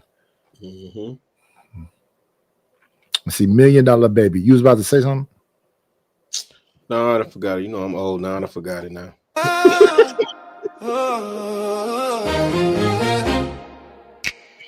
Do it, baby. Yeah. Yeah. Do it, baby. I can show you the thing. Step into my world. Yeah. Do it, baby. Do it how you feel. Do it, baby. Show me that it's real. Do it, baby. You know the deal. I'm your $1 million love. That's how I feel. I ain't never claimed a block, I just claim my name. Clean up good for your girl, no shame. Silk shirt, gold chain, pour the champagne. You the reason I done changed my game. You say I talk slick, that's truth with a melody. Every time I sing, you remember me. Night in the lab, but tonight is chemistry. Between you and me is destiny. Girl, I'm trying to make it badly. Oh, yeah. You my fantasy, my reality. Oh, they don't understand the magic we made when this night is love. Yeah, baby. Night is just. I'd rather float with the funk than deal with your junk. So stay the fuck out my face. Yeah. You've been running around talking down, trying to kill my shine. Acting like you made me, but never walked my line. I've been good to your soul, gave you love, gave you grace. But every time I turn around, you all up in my space. Feeling like Curtis on a Sunday, trying to keep the peace, but you pushing all my buttons, not a love decrease. I'm a lover, I'm a dreamer, but baby, please don't chase. Cause if you ain't bringing nothing good, stay the fuck out my face.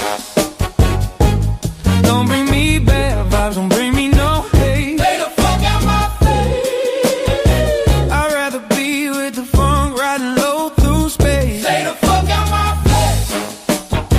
If you ain't showing real love, then baby, don't stay. Stay the fuck out my face. Just stay, just stay. See, I'm a funky type of lover, baby, deep in my groove. I glide through the cosmos, watch my soul improve.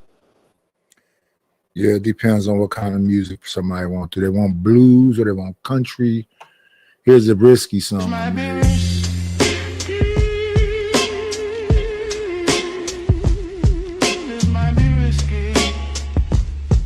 But that's what makes it real.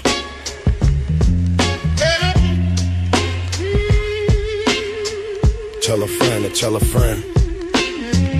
Like, comment, subscribe, my friend. We gon' do this again. Hey yo, this the block talk, not Fox talk.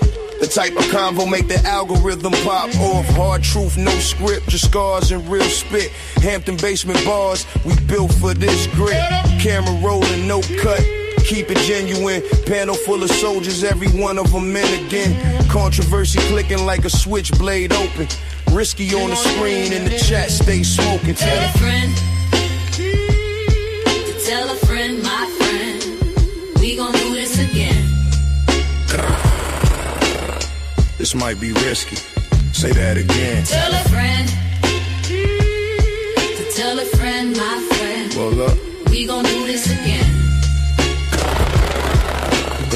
This might be risky. Say that again. They want truth, not gossip, so we serve them raw. Every mic check feel like a street law. Got queens, got kings on the panel with pain. Debating worldview, steady iron and shame. Clickbait killers, we don't do gimmicks. Only loud facts and cold analytics. Respect the host, voice deep like a sermon. Risky in the mix, now the coaches start turning.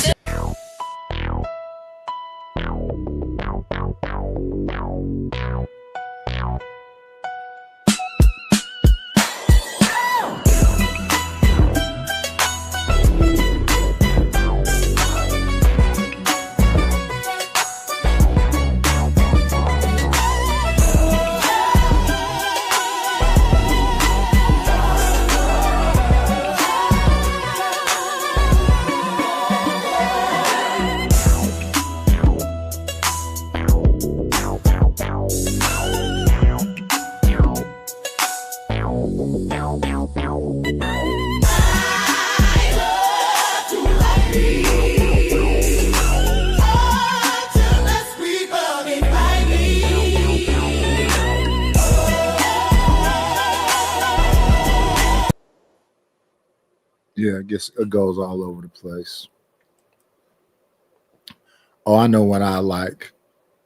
This was a joke I went on. Solid Fake was over there bothering me one day. Let's play Solid Fake right quick. It's hard to have a man that's completely toasted cooking you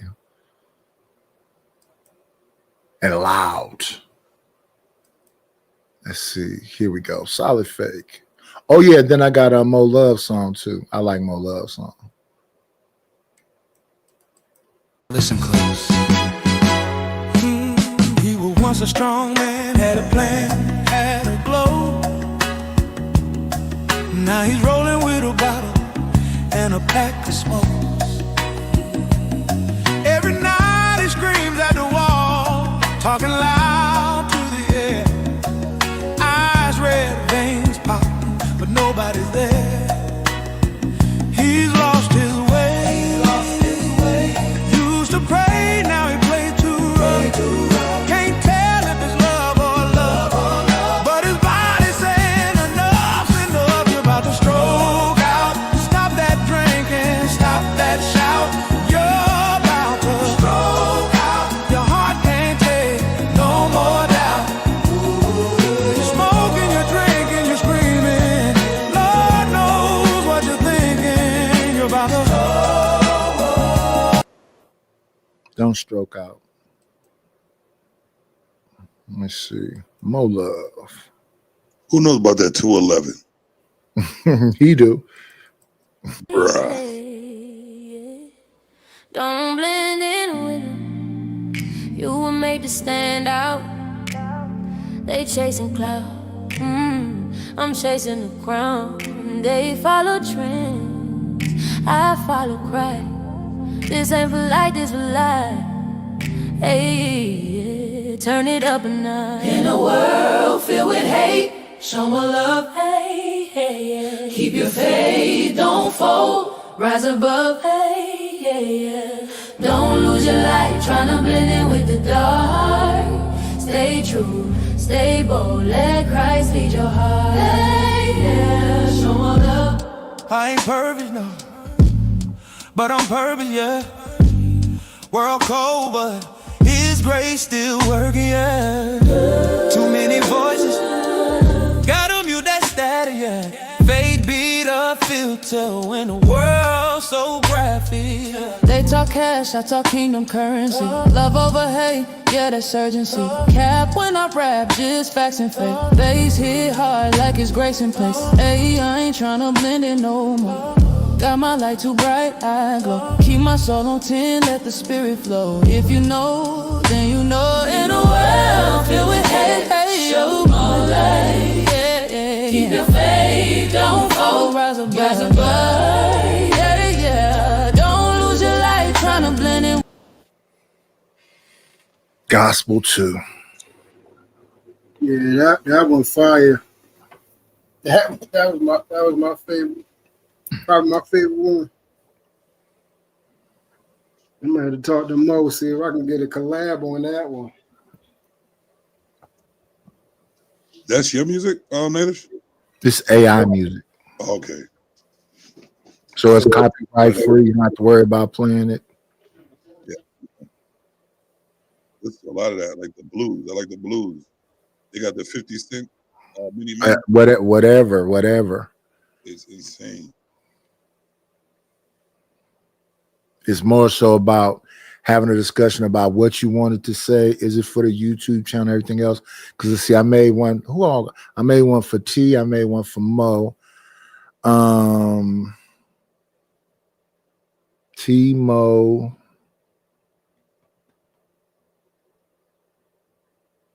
Oh, Joy's for real. I can't even remember everybody. I made a bunch for a bunch of people though.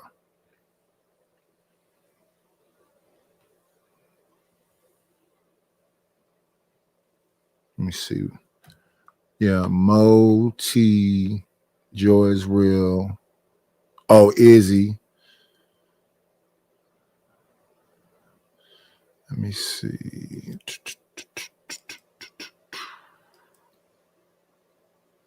Oh yeah, this is the wrong button. Video that's already made. There we go. So yeah, Mo, T, Izzy, Solid Fake. I made a song about John Galt.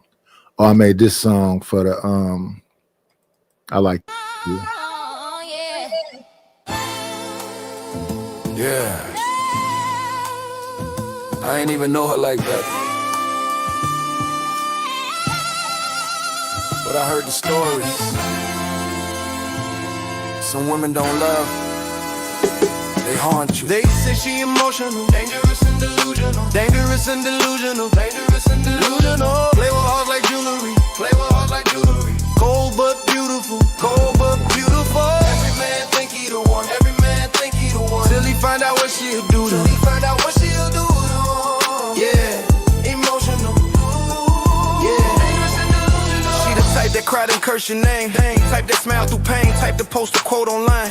Then go spin your brain. Got dudes buying a piece. While she flirting in they face, she don't chase no love. She chase replacement. Her she sweet when she wants something mean. When you falling deep, play innocent in the daylight, but she pray while you sleep. She got angels on the neck, but demons in her speech. She don't talk about the past. She just say it's all beneath me. They say she emotional. Say she emotional. Dangerous and delusional. Dangerous and delusional. Play with hearts like jewelry. Play with hearts like jewelry. Let me see. That's fire, bro. I try. Let me see. Man, oh my gosh, I need something right now. They like the John Galt one too. The Slumlord.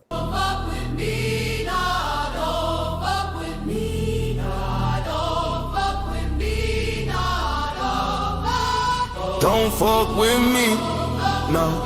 Don't fuck with me, no. Fuck John, got what's up with CT. We see the truth, don't lie to me. Fuck John, on repeat. Treat his tenant like shit, no remorse in his eyes. Collect rent while the toilets overflow and the ceiling dies. Wall crack, kids sick, ain't no heat in the room, but he drive by smiling, brand new perfume. Talking about work hard, but he built off pain. Living like a king off somebody's strain. Ain't no heart in that luxury suit. Just cold lies and the cheap ass truth. Fuck John Galt on repeat. Treat his tenants like shit. What's up with CT? Where the justice at? We bleed facts, they tweet cap. You hate your own people, ain't no soul left inside. We the ones that built you a place to hide. Mold in the bathroom, rats in the sink. You don't fix nothing, you just blink. Every check you cash got a tear behind it. Every brick you lay got a scream inside it. You ain't rich, you just rotten and greedy. Call it business, but it's souls you're feeding. Insane. Yeah, we had an old beef I thought was over, and then LA came over here instigating, talking about he's over there playing the song and laughing to it. Yeah, I think that's it. He took your music and played it on his channel? Oh, that's great. Oh, well, he was responding to on T channel, because T asked me to play the song for her because I guess he was going off on T. So he was reacting to T playing the song. But he likes the song. He likes being a slumlord.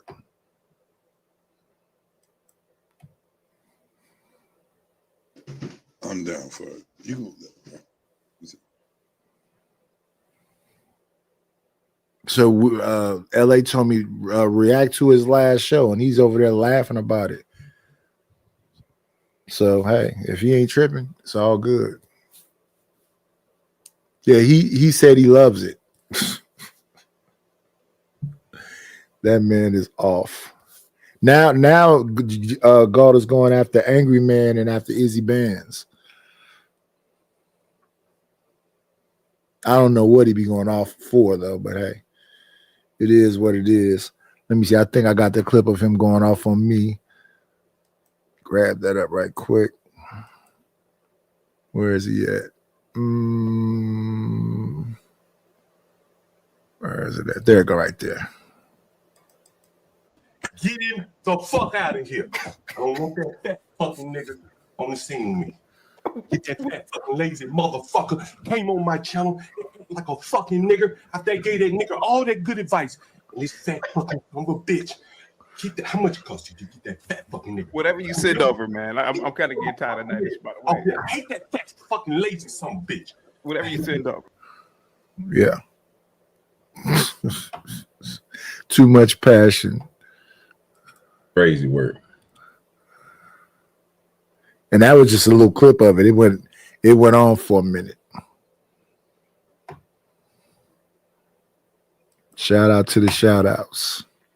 Okay. Today is Saturday, right? Yeah, I think it is. What you got planned for the Saturday, OG? Anybody got shows on? Shit, Spoon got one popping right now, but you know he over there doing his Call of Duty. I'll have one going later on tonight.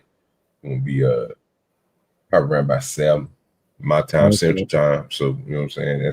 That'll be different for everybody else. Spoon he's playing Call of Duty? Yes, sir. Oh, I didn't know he had a gaming channel. Well, let me see.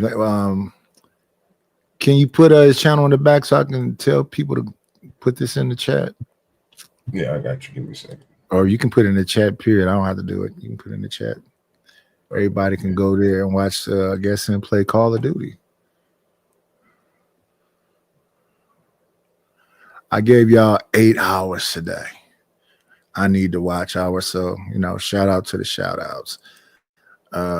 We looked at just Freezy talking to Obsidian. Mumia Obsidian Ali.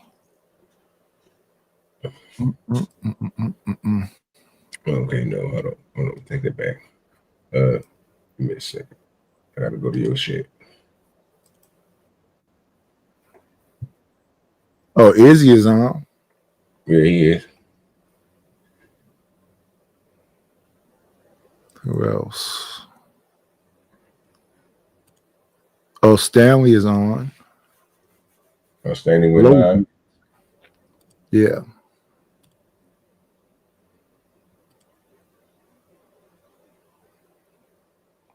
Oh, yeah, okay. They won't let me put nothing in the chat.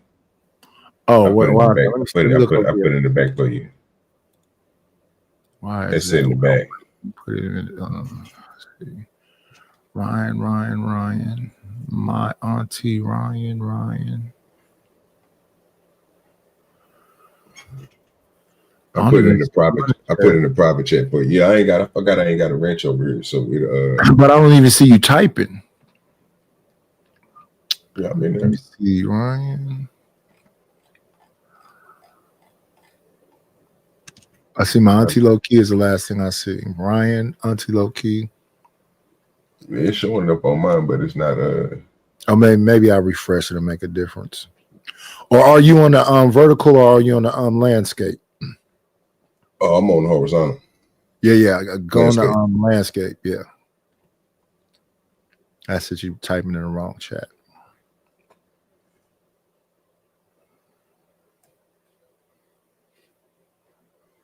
Oh yeah, the horizontal is where we at. Yeah, that's what I'm saying. And I don't even see you typing. I put it in the back chat. It's in the private chat in the back. Yeah, okay. Let me go over to the vertical and see if I see you over there. Yeah, it's right before I put the fist in there. I put it in there, but like I said, it ain't going to recognize it because I ain't got a wrench. Yeah, but I'm trying to see where you typing so I can give you a wrench. That's what I'm talking about. Oh, I put the fist in there in the chat. It's under Auntie Low Key. Should be the last one. Let me see. There we go.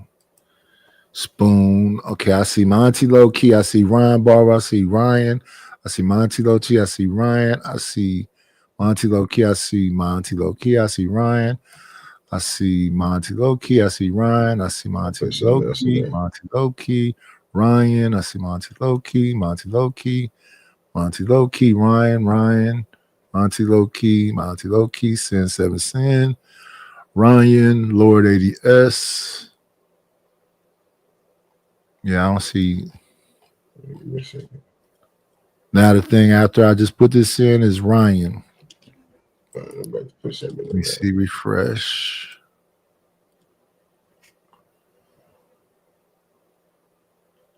Yeah, you must be on the vertical. I mean, yeah. Let me look at the vertical. No, I ain't on the vertical. I don't use vertical on my computer.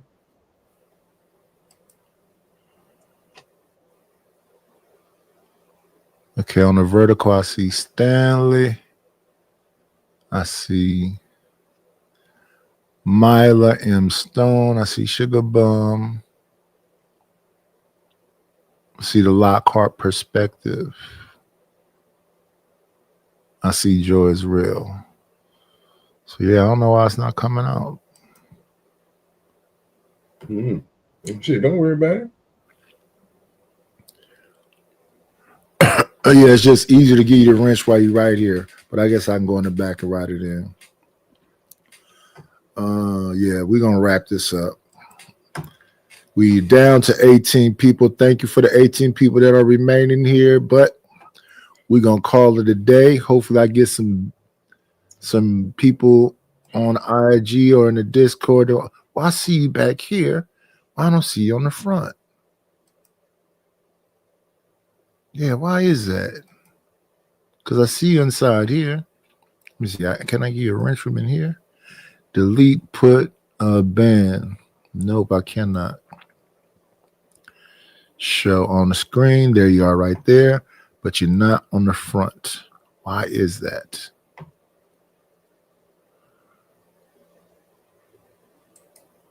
Are you looking at it on YouTube? Yeah, I'm looking at it on YouTube. Make sure you don't know you're dirty. That's a whole fact.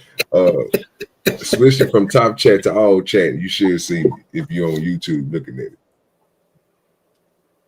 Because sometimes YouTube, sometimes YouTube. It says top chat and live chat, all messages.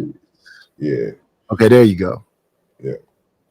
When you don't see people on YouTube, bro, just put in go to live or all. That way you'll see everybody in there. Sometimes it just put the top chat, the people who's chatting a lot on there. Okay, there you go. I appreciate you. Yeah, let's get up out of here. Yeah. And that's the other thing. The other reason why I got my damn watch hours really quick last time, because we was doing back-to-back 12-hour streams. But that was me in Granville. Let me see.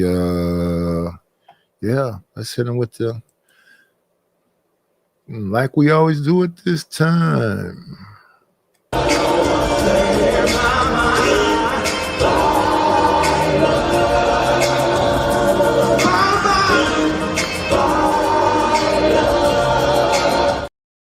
Shut this mother. We'll shut this motherfucker down. And Porky Pig. That's all, folks.